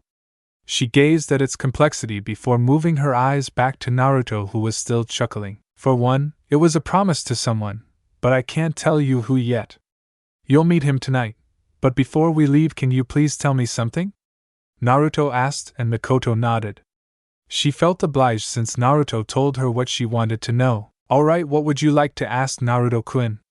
She asked with a small smile, and the blonde narrowed his eyes into a small glare. What happened with the Uchiha massacre? The blonde asked, and Mikoto's smile dwindled. She looked at the ground for a second, contemplating a few things while Naruto gave her the time that she needed. It's not easy to explain, but the Uchiha were feeling arrogant. Our clan had always looked out for the benefits of the village, and my husband, Fugaku Uchiha, felt that the Hokage position was withering. He felt that the Uchiha should be deciding things for the village since we were the village police force. I always felt the Fugaku was blinded by that, but I never said anything even though I know I should have. Then Itachi came to kill us in the name of the village of Konoha. I can only wonder how hard it was to kill all of us. But Fugaku and I took our deaths without any resistance, Mikoto explained while Naruto raised an eyebrow. But all of you? Didn't any of you disapprove of this? Naruto asked, and Mikoto nodded. She sighed and slightly rubbed the back of her hair. Yes, but the village probably didn't want to take any chances. Rather than keep the Uchiha alive and live in fear of a possible coup, they decided to get rid of everyone. Tell me, is Sarutobi-sama still alive? She asked, and Naruto looked away in some sadness. It was the only answer that she needed before she sighed. I see, so who's the Hokage now? Mikoto asked, and Naruto rolled his eyes with a small smile. Our female Sannin, Tsunade Senju, the blonde said, and Mikoto gasped. So Tsunade came back to the village. Well, that was a surprise as she could forget about the fact that she was even alive. The Uzumaki and Uchiha sat in relative silence for a little while before Naruto took out a piece of paper. He then took out a pen and smiled as he wrote on the paper. Mikoto watched the blonde write whatever he was writing before he stopped. He handed the note to Mikoto, and the Uchiha matriarch took it into her hands. Alright, I think we can go now, but go towards the Uchiha compound and stay in the living room. You'll meet the person soon enough, Naruto told her, and Mikoto gave a confused expression. She wondered what Naruto could be hiding from her, but she gave in and got to her feet. I'm alright, she said, walking off, and Naruto snickered. He could only hope that things went well. Alright, now to get you, then that'll be it, Naruto said to himself before he shot off back to Kakashi's house. Heineken base of operations. Yugao and Kushina were still cooking their food as they heard swords clashing outside. It seemed that Kakashi and Sasuke were having a good time with each other, but they did wonder where Naruto was. He had been gone for a long time and everyone was starting to get worried. Is the food almost done, Yugao? Kushina asked, and the female ex-umbu nodded, taking a spoon to sip the broth of some soup. Yes, Kushina-san. Though I hope Naruto-san comes home soon, Yugao said, and Kushina agreed before the two ladies heard the doorknob twist. They tensed for a second before they saw Naruto come through the door with an ear-splitting grin across his face. Well, speak of the devil. How was the library, Naruto-kun? Kushina asked, and the blonde snickered. He turned back to his mother, and due to their connection, Kushina could feel the overwhelming joy that Naruto felt, although it seemed more like a prank was coming into play sooner or later. Why are you so happy? Yugao asked, and Naruto sat on the couch. He tried to calm down, but the feeling was just too good not to smile. No particular reason. Hey, where are Kakashi and Sasuke? Naruto asked, and before they could answer, the two Heineken members came through the door from the training field as they heard Naruto's question. Right here, you loser. What's the matter? Too many hard books for you to read? Sasuke asked with a smile, but Naruto ignored it while Kakashi went upstairs to wash up while Naruto wrapped an arm around Sasuke's neck. He was in too good a mood to care about Sasuke's insult. The Uchiha raised an eyebrow at Naruto's upbeat attitude as he wondered if something happened, but Naruto was going to clarify that soon enough. What's with you, loser? Get off me, Sasuke said, and Naruto did so before he stopped smiling long enough to have a serious expression. Sasuke, go back to the Uchiha compound, Naruto told him, and Sasuke raised an eyebrow. For what? He asked, and Naruto smiled as he pushed Sasuke to the door. The Uchiha grumbled at the blonde before Naruto whispered in his ear. You held your end of the bargain, so I did the same, he whispered, and Sasuke widened his eyes.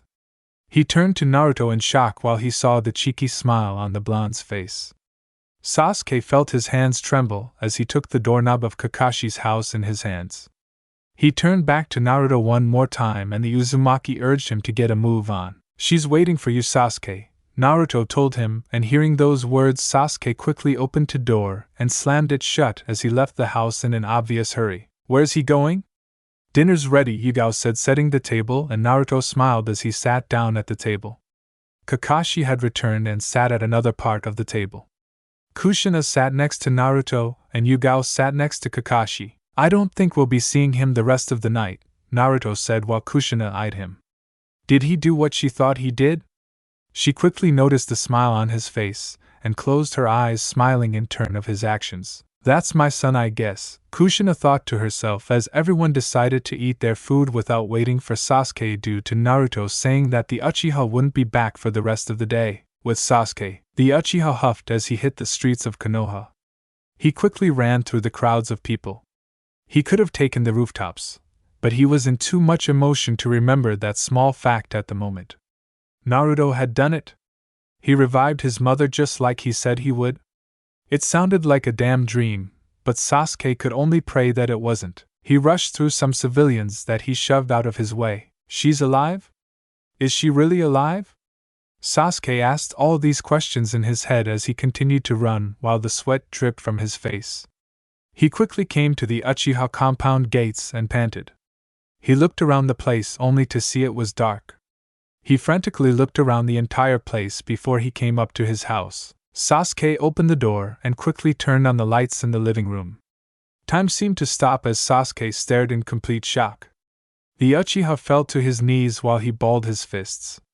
He stared at the dark-haired woman who was sitting on her couch looking at him. She gave a warm and inviting smile to the Uchiha heir before she stood to her feet. Hello, Sasuke, how have you been? She asked, walking over to him, and ruffled his hair. Sasuke trembled from her touch before he quickly grabbed her, shocking Mikoto with his action. Ka-san, Sasuke said eagerly, and Mikoto smiled while she softly petted his hair. Sasuke gritted his teeth while his Sharingan flared. He gazed at his mother up and down multiple times, and it showed him everything. She was the real person. No clone, no genjutsu. It really was his mother. My Sasuke, you have grown up a lot. I miss you, Mikoto said to him, and Sasuke bit his lower lip. He gulped while he settled into his mother's embrace. Mikoto was more than happy to allow him that as they rested for a few minutes. He really did it, but how? It's not possible, Sasuke thought before he got up, and Mikoto did the same. She took in Sasuke's appearance up and down, and he really turned into an astounding young man in her eyes. She looked at him before she took his hand and guided him towards the couch. Sasuke followed her and the two sat on the couch. I can't believe it, Sasuke said, and Mikoto smiled at her youngest son. She could tell it was a really big shock for him before she went into her clothes and pulled out a small paper. Sasuke noticed the letter as Mikoto handed it to him. Here for you, Sasuke, Mikoto told him, and Sasuke took the letter.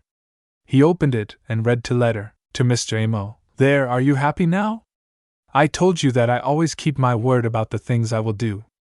There is Mikoto Uchiha right in the flesh. Please be happy with this. No doubt this is going to get a rise out of the village, and Tsunade Bachan is already suspicious of my actions, so please find a way to deal with this. Mikoto already told me that she wouldn't say anything. Please lighten up now and don't brood. Naruto Uzumaki. Sasuke crunched the letter into his hands and smiled. he sighed with a mental nod. Naruto did his part so Sasuke would do his and not say anything to give this away. Whatever Naruto didn't want people to know, then it was probably for the best, Sasuke figured. Sasuke put the note away and turned to his mother while Mikoto smiled at him. Well, Sasuke, are you going to just stare at me or will you tell your mother about your life? Mikoto asked and Sasuke nodded. He closed his eyes as he told his mother about his lonely life, which effectively made Mikoto sad about all the sadness that he endured. Sasuke told her about his being the Rookie of the Year and his obsession with killing Itachi because of what he did to the clan. Mikoto closed her eyes as she knew she would have to tell Sasuke the truth about the entire thing later. Sasuke talked to her about his entire life, even the unpleasant parts of teaming up with Orochimaru for a bit for power. Sasuke was actually quite ashamed to admit it to his mother, and while Mikoto severely disapproved of his actions, she could understand where he was coming from.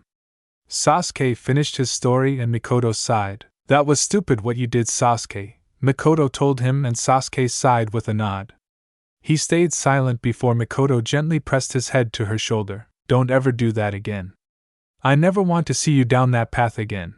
But Sasuke, there is something that I must tell you, Mikoto told him, and the Uchiha looked at her in confusion of what she could tell him. What is it, Kaa-san? Sasuke asked, and Mikoto sighed. She closed her eyes, trying to find the words to explain to her son.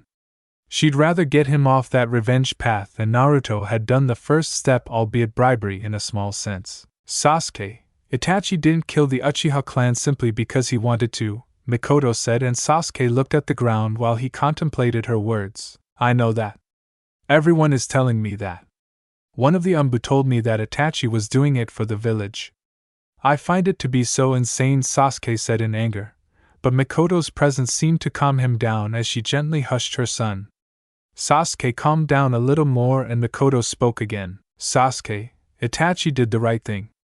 Believe it or not, but our clan wanted to overthrow Konoha, Mikoto said, making Sasuke widen his eyes. The Uchiha balled his fists before he stood to his feet. You're messing with me, right? Father's the one who taught me about loyalty to one's village. He told me to get stronger, all for the sake of being a good Konoha shinobi, Sasuke said, and Mikoto nodded as she stood to her feet also. She and Sasuke stared at each before the Uchiha heir looked at the ground. Yes, Sasuke, he told you that, but you misinterpreted it. You weren't to be strong for this Konoha, but for his Konoha. The one he would rule over as the Uchiha head and the Hokage of the village. Sasuke, Itachi is the one who showed true loyalty to the village. To love his village so much that he would take the blame for the village and become an international criminal, at least that's what I think would happen. Did he become a criminal? Mikoto asked and Sasuke nodded. An S-ranked criminal, Sasuke corrected, and Mikoto mentally whistled. She didn't know whether to be proud or sad that he was considered an S-rank shinobi. The two Uchiha stayed silent for a small while before Sasuke looked at the wall. So what am I supposed to do? I never dreamed of a life where I wasn't going to kill Itachi for what he did, Sasuke said, seething, and Mikoto smiled as she kissed her son's forehead, making him lightly blush. Sasuke, forgive Itachi. You know the burden of following orders. I bear no hatred for Itachi's son, so please, just for me, try and forgive him. He might still feel bad for all that he did.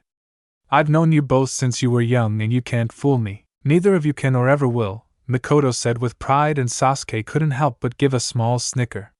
Soon his stomach rumbled, making the Uchiha blush in embarrassment. Mikoto chuckled at him before she noticed how messed up he looked in his clothes. Well, we can talk about later for right now. We'll get you something to eat and then we'll go see Tsunade. There is something I'd like to ask her, Mikoto said, and Sasuke paled. Is that such a good idea?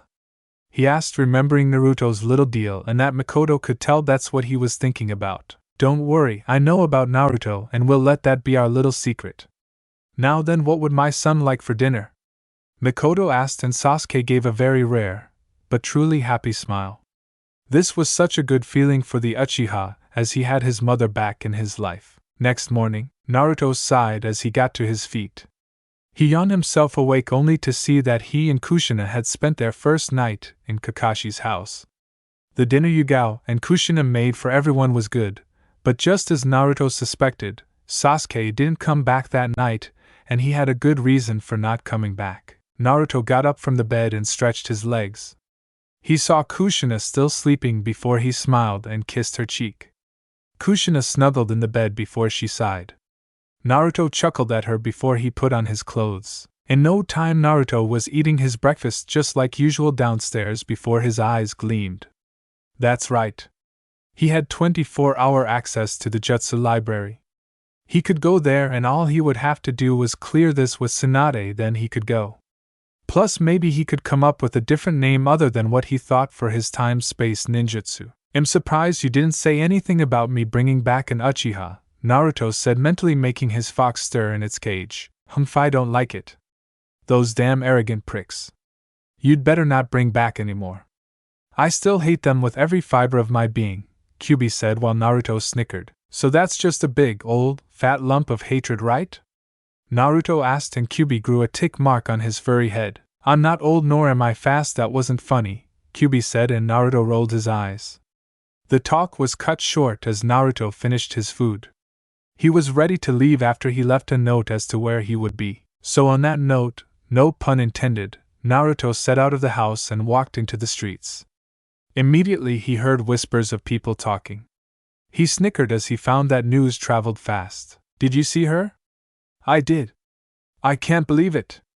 Mikoto-sama is alive and well. I feel like it's almost impossible. Maybe the Shinigami likes her. All these comments Naruto heard and they made him chuckle. He didn't have on his Heineken outfit, but just some casual clothes. Damn, news travels fast. I can only hope that no one traces this back to me, Naruto said to himself as he entered the Hokage mansion. He was no closer to walking up the stairs before he saw something slam out of the door. His sweat dropped and noticed it was a bottle of sake. I quit, someone yelled, making Naruto quickly turn his head to see Mikoto and Sasuke staring at Tsunade as she threw sake bottle after sake bottle out the window. The blonde's sweat dropped again as he wondered what this was about. Tsunade-sama, you must calm down, Shizen yelled while Jiraiya seemed to be in a state of shock. Tsunade grew a tick mark before turning to her assistant and grabbing her clothes. Calm down, you expect me to calm down, do you, or do you not see the person in this room? At the moment I quit sake, it won't deal with this headache. I can take a lot, but this is impossible, Tsunade yelled while Naruto gulped. He quickly turned around the corner before Tsunade narrowed her eyes. Naruto, get urine here, she yelled, and the blonde winced. Sasuke and Mikoto turned around while Naruto rubbed the back of his head. He chuckled before dodging a sake bottle. What was that for? Naruto asked, and Tsunade grew another tick mark on her head. Who did it? I know you were dead, Mikoto. Kushina, then Hinako, and now you. What is going on here? I want to know it now, Tsunade commanded while Sasuke paled. Jiraiya completely agreed with Tsunade while the Sannin turned to Naruto. What are you doing here anyway, brat? Tsunade asked, and Naruto gulped. I just wanted to tell you that I was going to the Jutsu Vault for a little while. That's all. Did I interrupt something? And who's this? Naruto asked, feigning ignorance, making Sasuke and Mikoto lightly chuckle at him before Jiraiya stepped forward. Naruto, this is Mikoto Uchiha. She's the matriarch of the Uchiha clan and Sasuke's mother. She was, and all the others were reported to be deceased, so this is a real mystery. I don't see the work of an Edo Tensei in the least. Sasuke, what have you done? Jiraiya asked, and the Uchiha gasped. He bit his lower lip, and Mikoto was about to speak before Tsunade interrupted. Mikoto, let Sasuke talk. I want to hear this before I go insane, Tsunade said, and Naruto gulped before Sasuke rubbed the back of his head and closed his eyes. Why are you asking me? I didn't know about this at all. I only found out about this yesterday, Sasuke said to her, and Tsunade dropped her jaw along with Jiraiya. There was no way that she could have gotten into the village since the border patrols were tighter. Someone would have noticed her at the very least, but she was dead, gone, out of commission, pushing up daisies, whatever you wanted to say.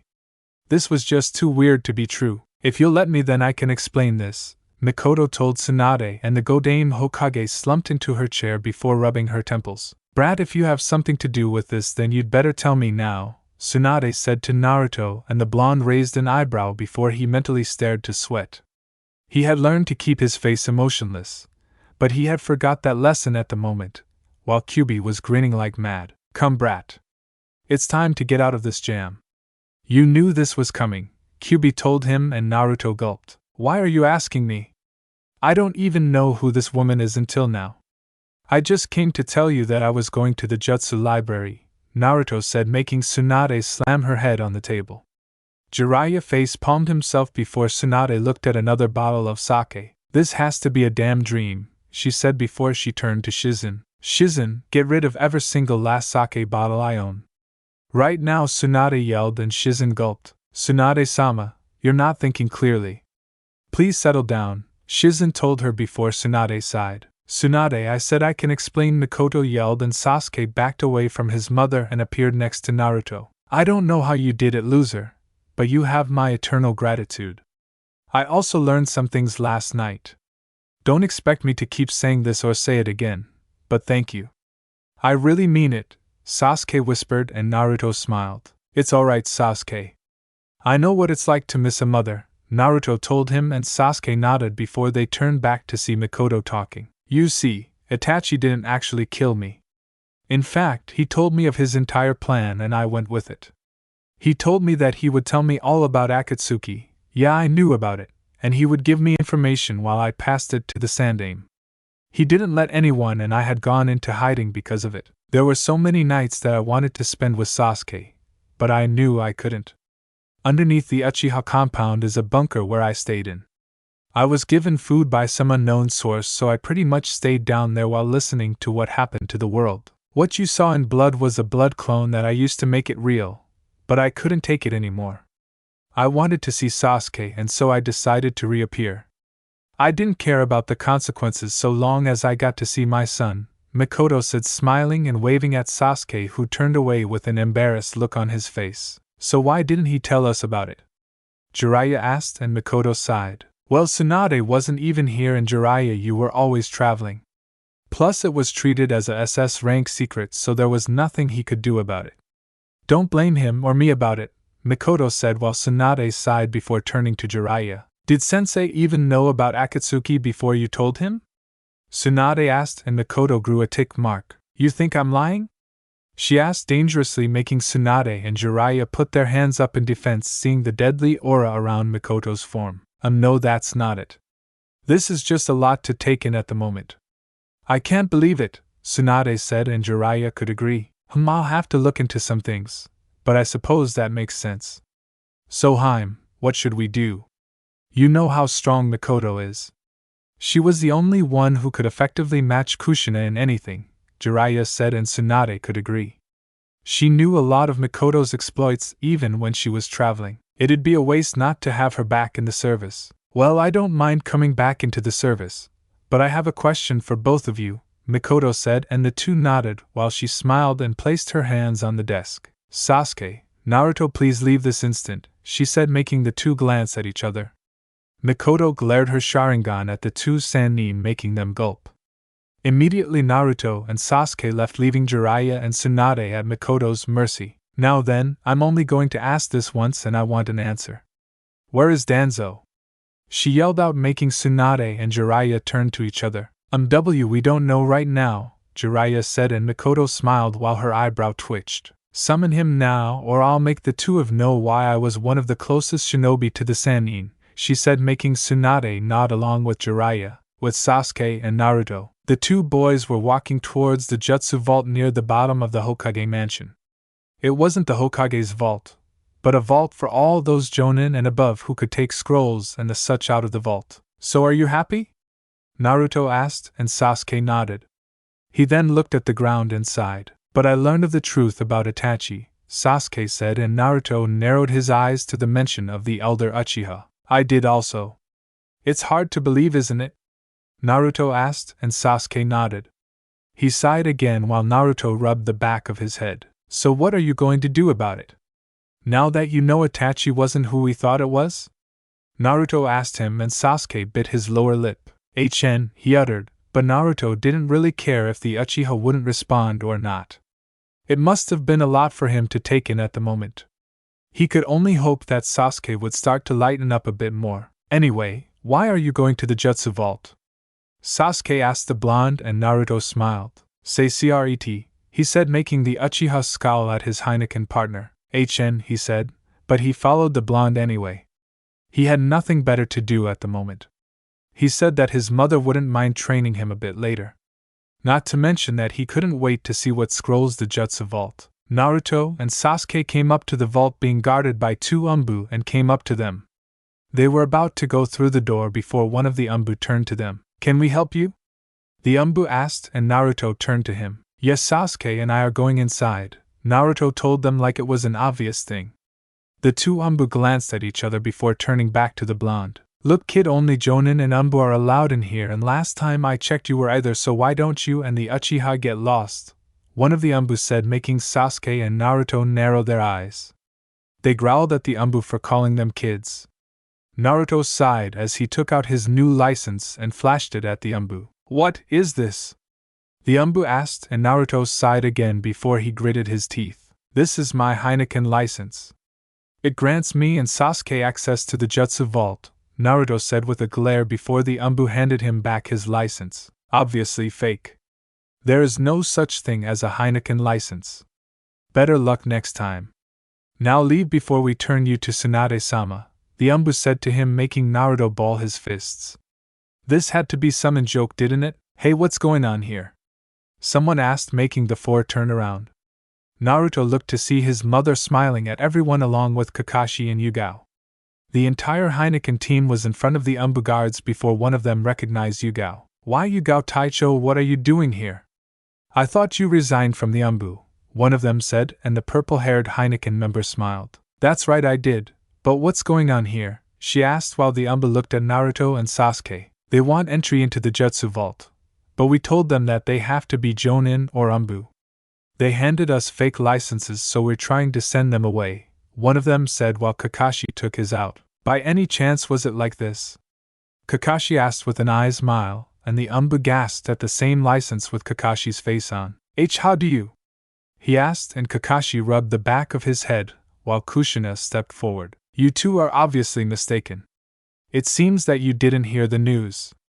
Tsunade has created a group called Heineken, and just like the Umbu and Jonin in the village, we can all go into the jutsu vault. The license you saw was real, so you should let them and us pass, she told them, and the Umbu gulped with a quick nod from the 2 as they opened the doors to Naruto and Sasuke. I'm sorry about that.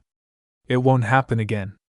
Please go on inside, they told them all, making everyone nod as they all went inside the jutsu vault. Immediately Naruto gasped at the sheer size of it, and so did Sasuke. It was so damn large that they almost couldn't see the top of it. This was really amazing. By the way, what are you guys doing here? Naruto asked, turning to his mother, former sensei and new teammate. Kushina, Kakashi and Yugao chuckled with their own mischievous grins on their faces. Well, we were all going to come here sooner or later, but we saw you guys gone. It looks like others are around too, Yugao said, seeing Umbu and Jonin in the jutsu vault. Yeah, it's quite packed, but we need to be quiet. It's sort of like a library of sorts, so keep quiet, Kakashi told them, and everyone nodded. Yugao quickly left the group to go and find something on swords, while Kakashi and Sasuke left, with one looking for fire techniques and the other for lightning, leaving Naruto and Kushina together in the place. So shall we get started, Ka-chan? Naruto asked, and Kushina nodded as they traversed the large library of jutsu scrolls. So what are we looking for? Kushina asked, and Naruto rubbed the back of his head. He looked in one aisle and sighed. Maybe we should start with something to do with chakra, I guess.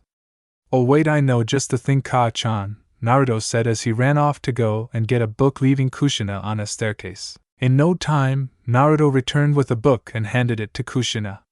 She looked at the book and noticed the title Chakra Outgoing and Ingoing. Kushina looked at the book with a confused expression, but then Naruto handed her another book that read Seals the Unknown Arts. Sochi, what do these books have to do with anything? Kushina asked, and Naruto smiled as he decided to leave her wondering, and Kushina never liked to be left wondering about something. Come on, Ka-chan. Right now we'll need to read up on these. Then I'll turn to our Uzumaki book for some more answers. Right now, Ka-chan will need to read these. Once we're done with these, then we can look at something else, Naruto told her, and Kushina nodded. She wondered where her son could be going with this. but she decided to get one with reading the books while Naruto made a Kage Bunshin to go and get another book for him. The entire Heineken group secured a small table and read together. Naruto showed Kushina some illustrations of chakra that was able to go outward as well as inward at the same time. Granted, Kushina knew that, and she showed him the seal that were used to contain physical energy. Sasuke was looking at a fire jutsu scroll that was invented by the Sandaime Hokage himself. He wondered why it wasn't in the Hokage's vault, but he wouldn't complain about it. Kakashi was looking at a small scroll that spoke of a taijutsu for Sharingan users while Yugao was staring at a sword book on the latest kenjutsu techniques written by old masters. It wouldn't be a short time before they left Hyuga compound. Hanako was watching her daughter train with her sister.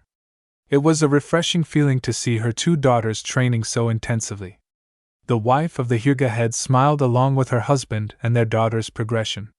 She sipped some tea with a sigh. Hinata, firmer stance.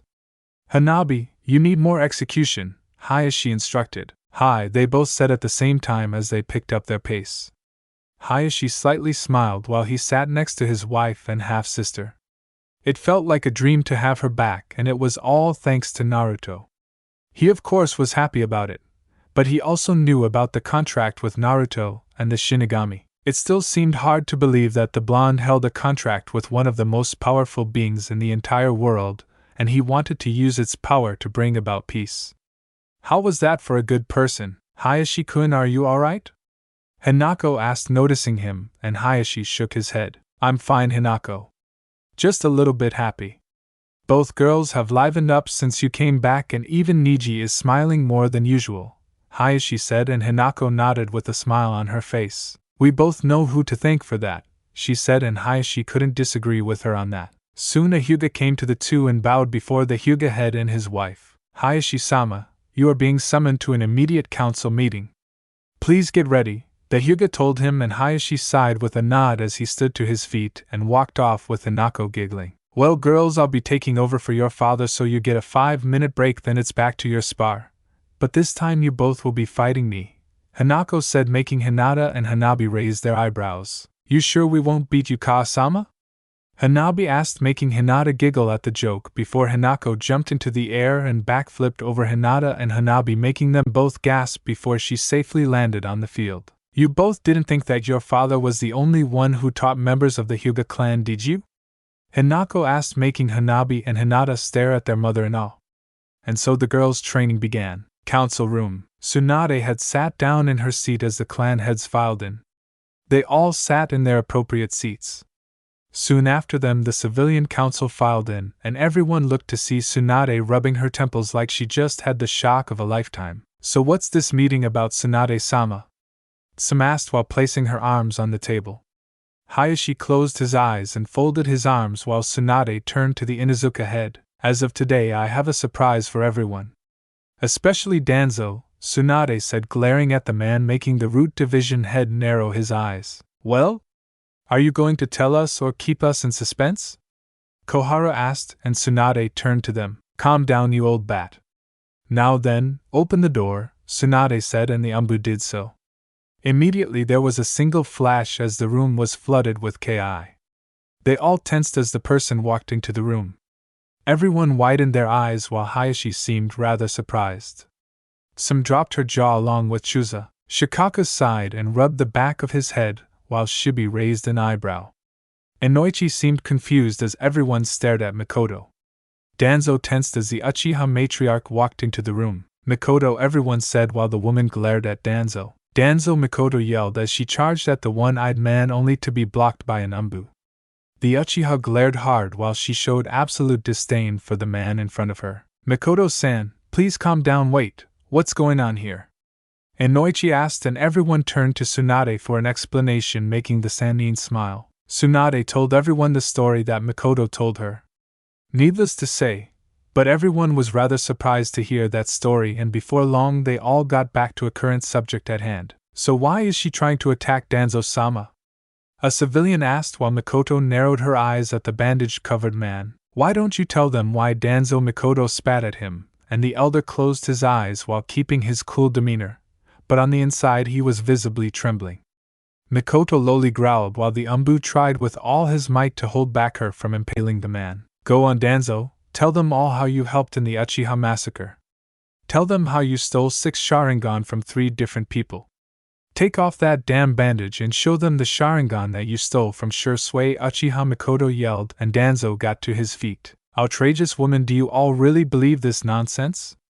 Danzo asked before Mikoto grabbed the arm of the Umbu and flung him away from her before she did a quick sidestep and slammed Danzo into the wall before Tsunade stood to her feet. Danzo, take off that bandage. If what you say is true, then you should have no problem taking it off, Tsunade proclaimed, and the elder growled. Everyone had their eyes set on him, while Mikoto had her kunai right at his jugular. The old man narrowed his eyes before he looked directly at Mikoto. Damn it, I could never have seen this coming. I thought I had gotten away clean. Damn that Itachi. He can't do anything right, can he? Danzo wondered before Tsunade narrowed her eyes in impatience. Well, Danzo, take off that bandage, and I mean now, Tsunade said, and Danzo narrowed his eyes while Mikoto smirked. Soon before anyone knew it, there came a barrage of smoke bombs in the room, filling it with smoke, making everyone cough while Mikoto covered her eyes and mouth. Soon the smoke dispelled and everyone turned to see Danzo gone. Tsunade narrowed her eyes, as did everyone else. She slammed the table while Tsum stood to her feet. Damn it, he got away clean. I can't find him anywhere, Tsum said while Hayashi did a few hand signs. Byakugan, he yelled as he tried to scan everything within his field of vision, but Danzo was gone while Mikoto sighed. I'm going after him, Mikoto said as she jumped down, but she was stopped by Tsunade, who only gave a small grin. Now Mikoto, don't be reckless here, Tsunade said while Inoichi agreed with her. He quickly jumped down to the floor and sighed. We should get the Umbu on him immediately, Inoichi said, but Tsunade waved her hand off at the position. You all go home. I know who can handle this mission. That includes you, Mikoto, Tsunade said, and the Uchiha matriarch calmed down and nodded while Tsunade snapped her fingers. An Umbu appeared behind her and smiled. Get me Yugao, Kakashi, Kushina, Naruto and Sasuke, Tsunade said, and the Umbu bowed before leaving while everyone looked at Tsunade with confused expressions on their faces. Why do you need those 5? Chusa asked, and Tsunade simply smiled as she walked away. She really hated the fact that Danzo was now a suspect for being involved in the Uchiha massacre, but she was also grinning like mad. I guess I'll give them their first mission. Granted, it's not how I wanted to induct them as a team, Tsunade said before she went into her office before she saw Mikoto follow her. Tsunade, I don't know what you want with my son or Kushina or Naruto, but I need to go after Danzo, Mikoto said, and the blonde woman sighed as she rubbed the back of her head before she sat in her chair. Mikoto, while I'm glad you're back, I still need you to know your place. I'm the Hokage, and what I say goes.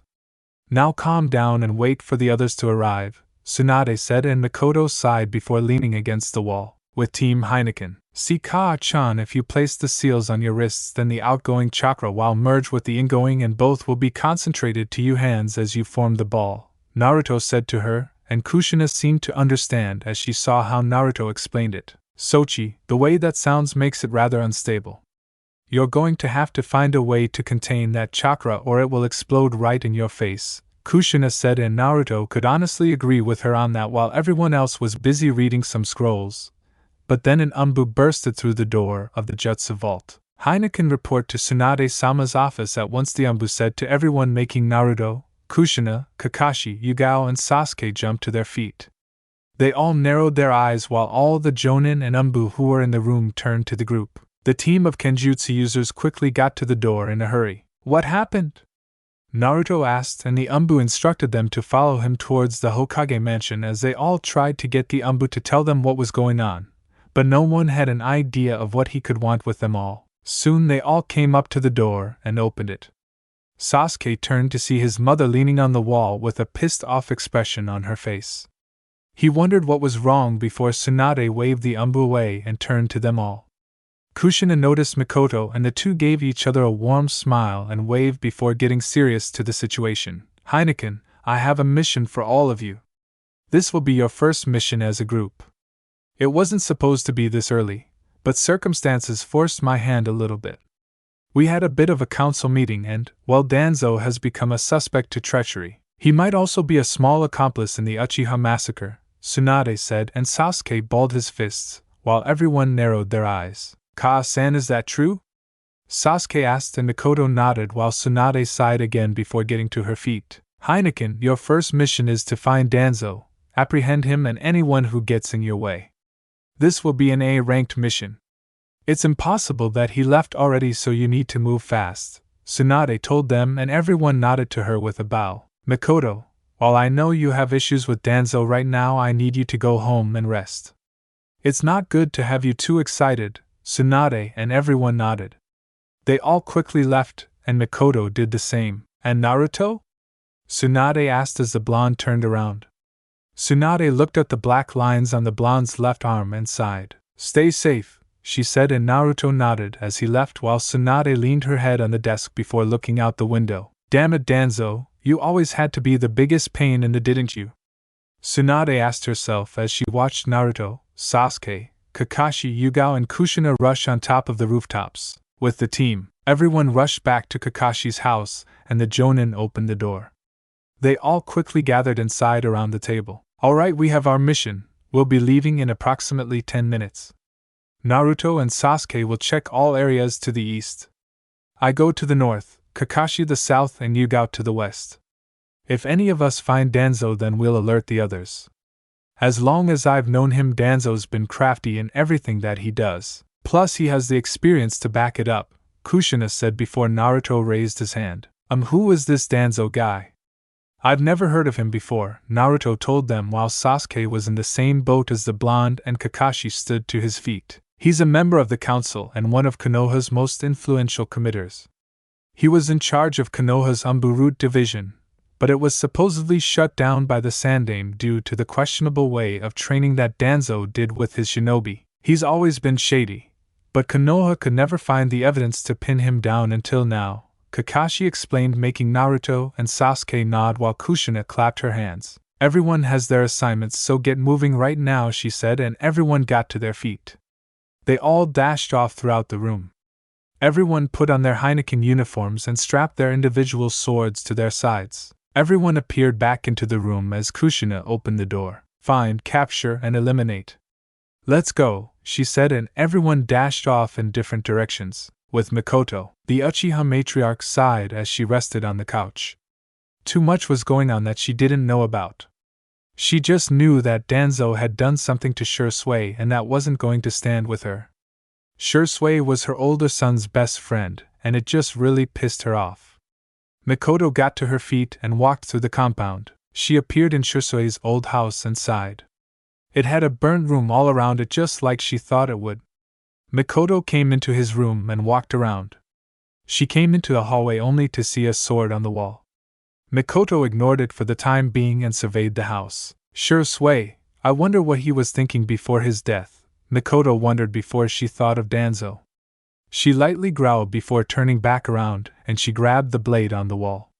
It had a dark blue handle matching her hair and a shiny metal that was used from years and years of practice. Mikoto sighed while she graced her finger over the metal. Itachi, it seems that you didn't get Shisui's sword.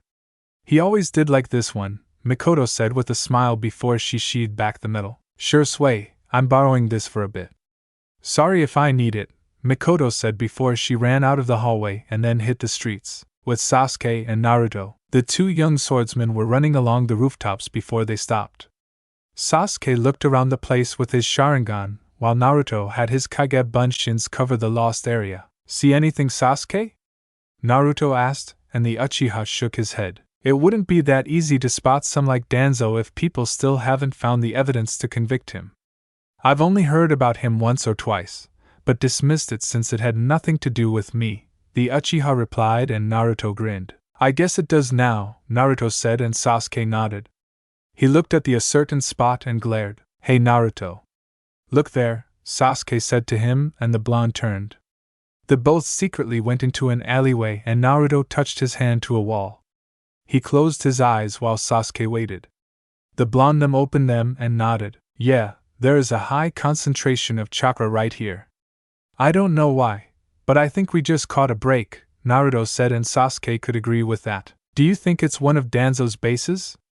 the last Uchiha asked while the Uzumaki shook his head. I'm not sure, but remember Kakashi-sensei's teachings? Naruto asked, and Sasuke thought back to that time. Look underneath, he said, and the blonde nodded. Right, so let's look underneath this wall, Naruto suggested, and Sasuke agreed with that.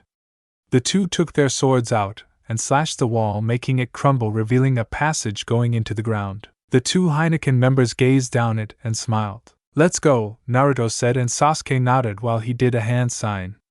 The Uchiha sent a fireball into the air, making it explode while Naruto raised an eyebrow. Calling for the others, Sasuke said, and Naruto nodded as they walked through the passage. It was really long and narrow. It took quite a bit of time, but the two swordsmen came to a big underground training ground of some place. Various doors and halls could be seen while they looked to the side to see that they were standing on a platform. They saw that the bottom looked endless, and neither was willing to find out if it was. What are you doing here?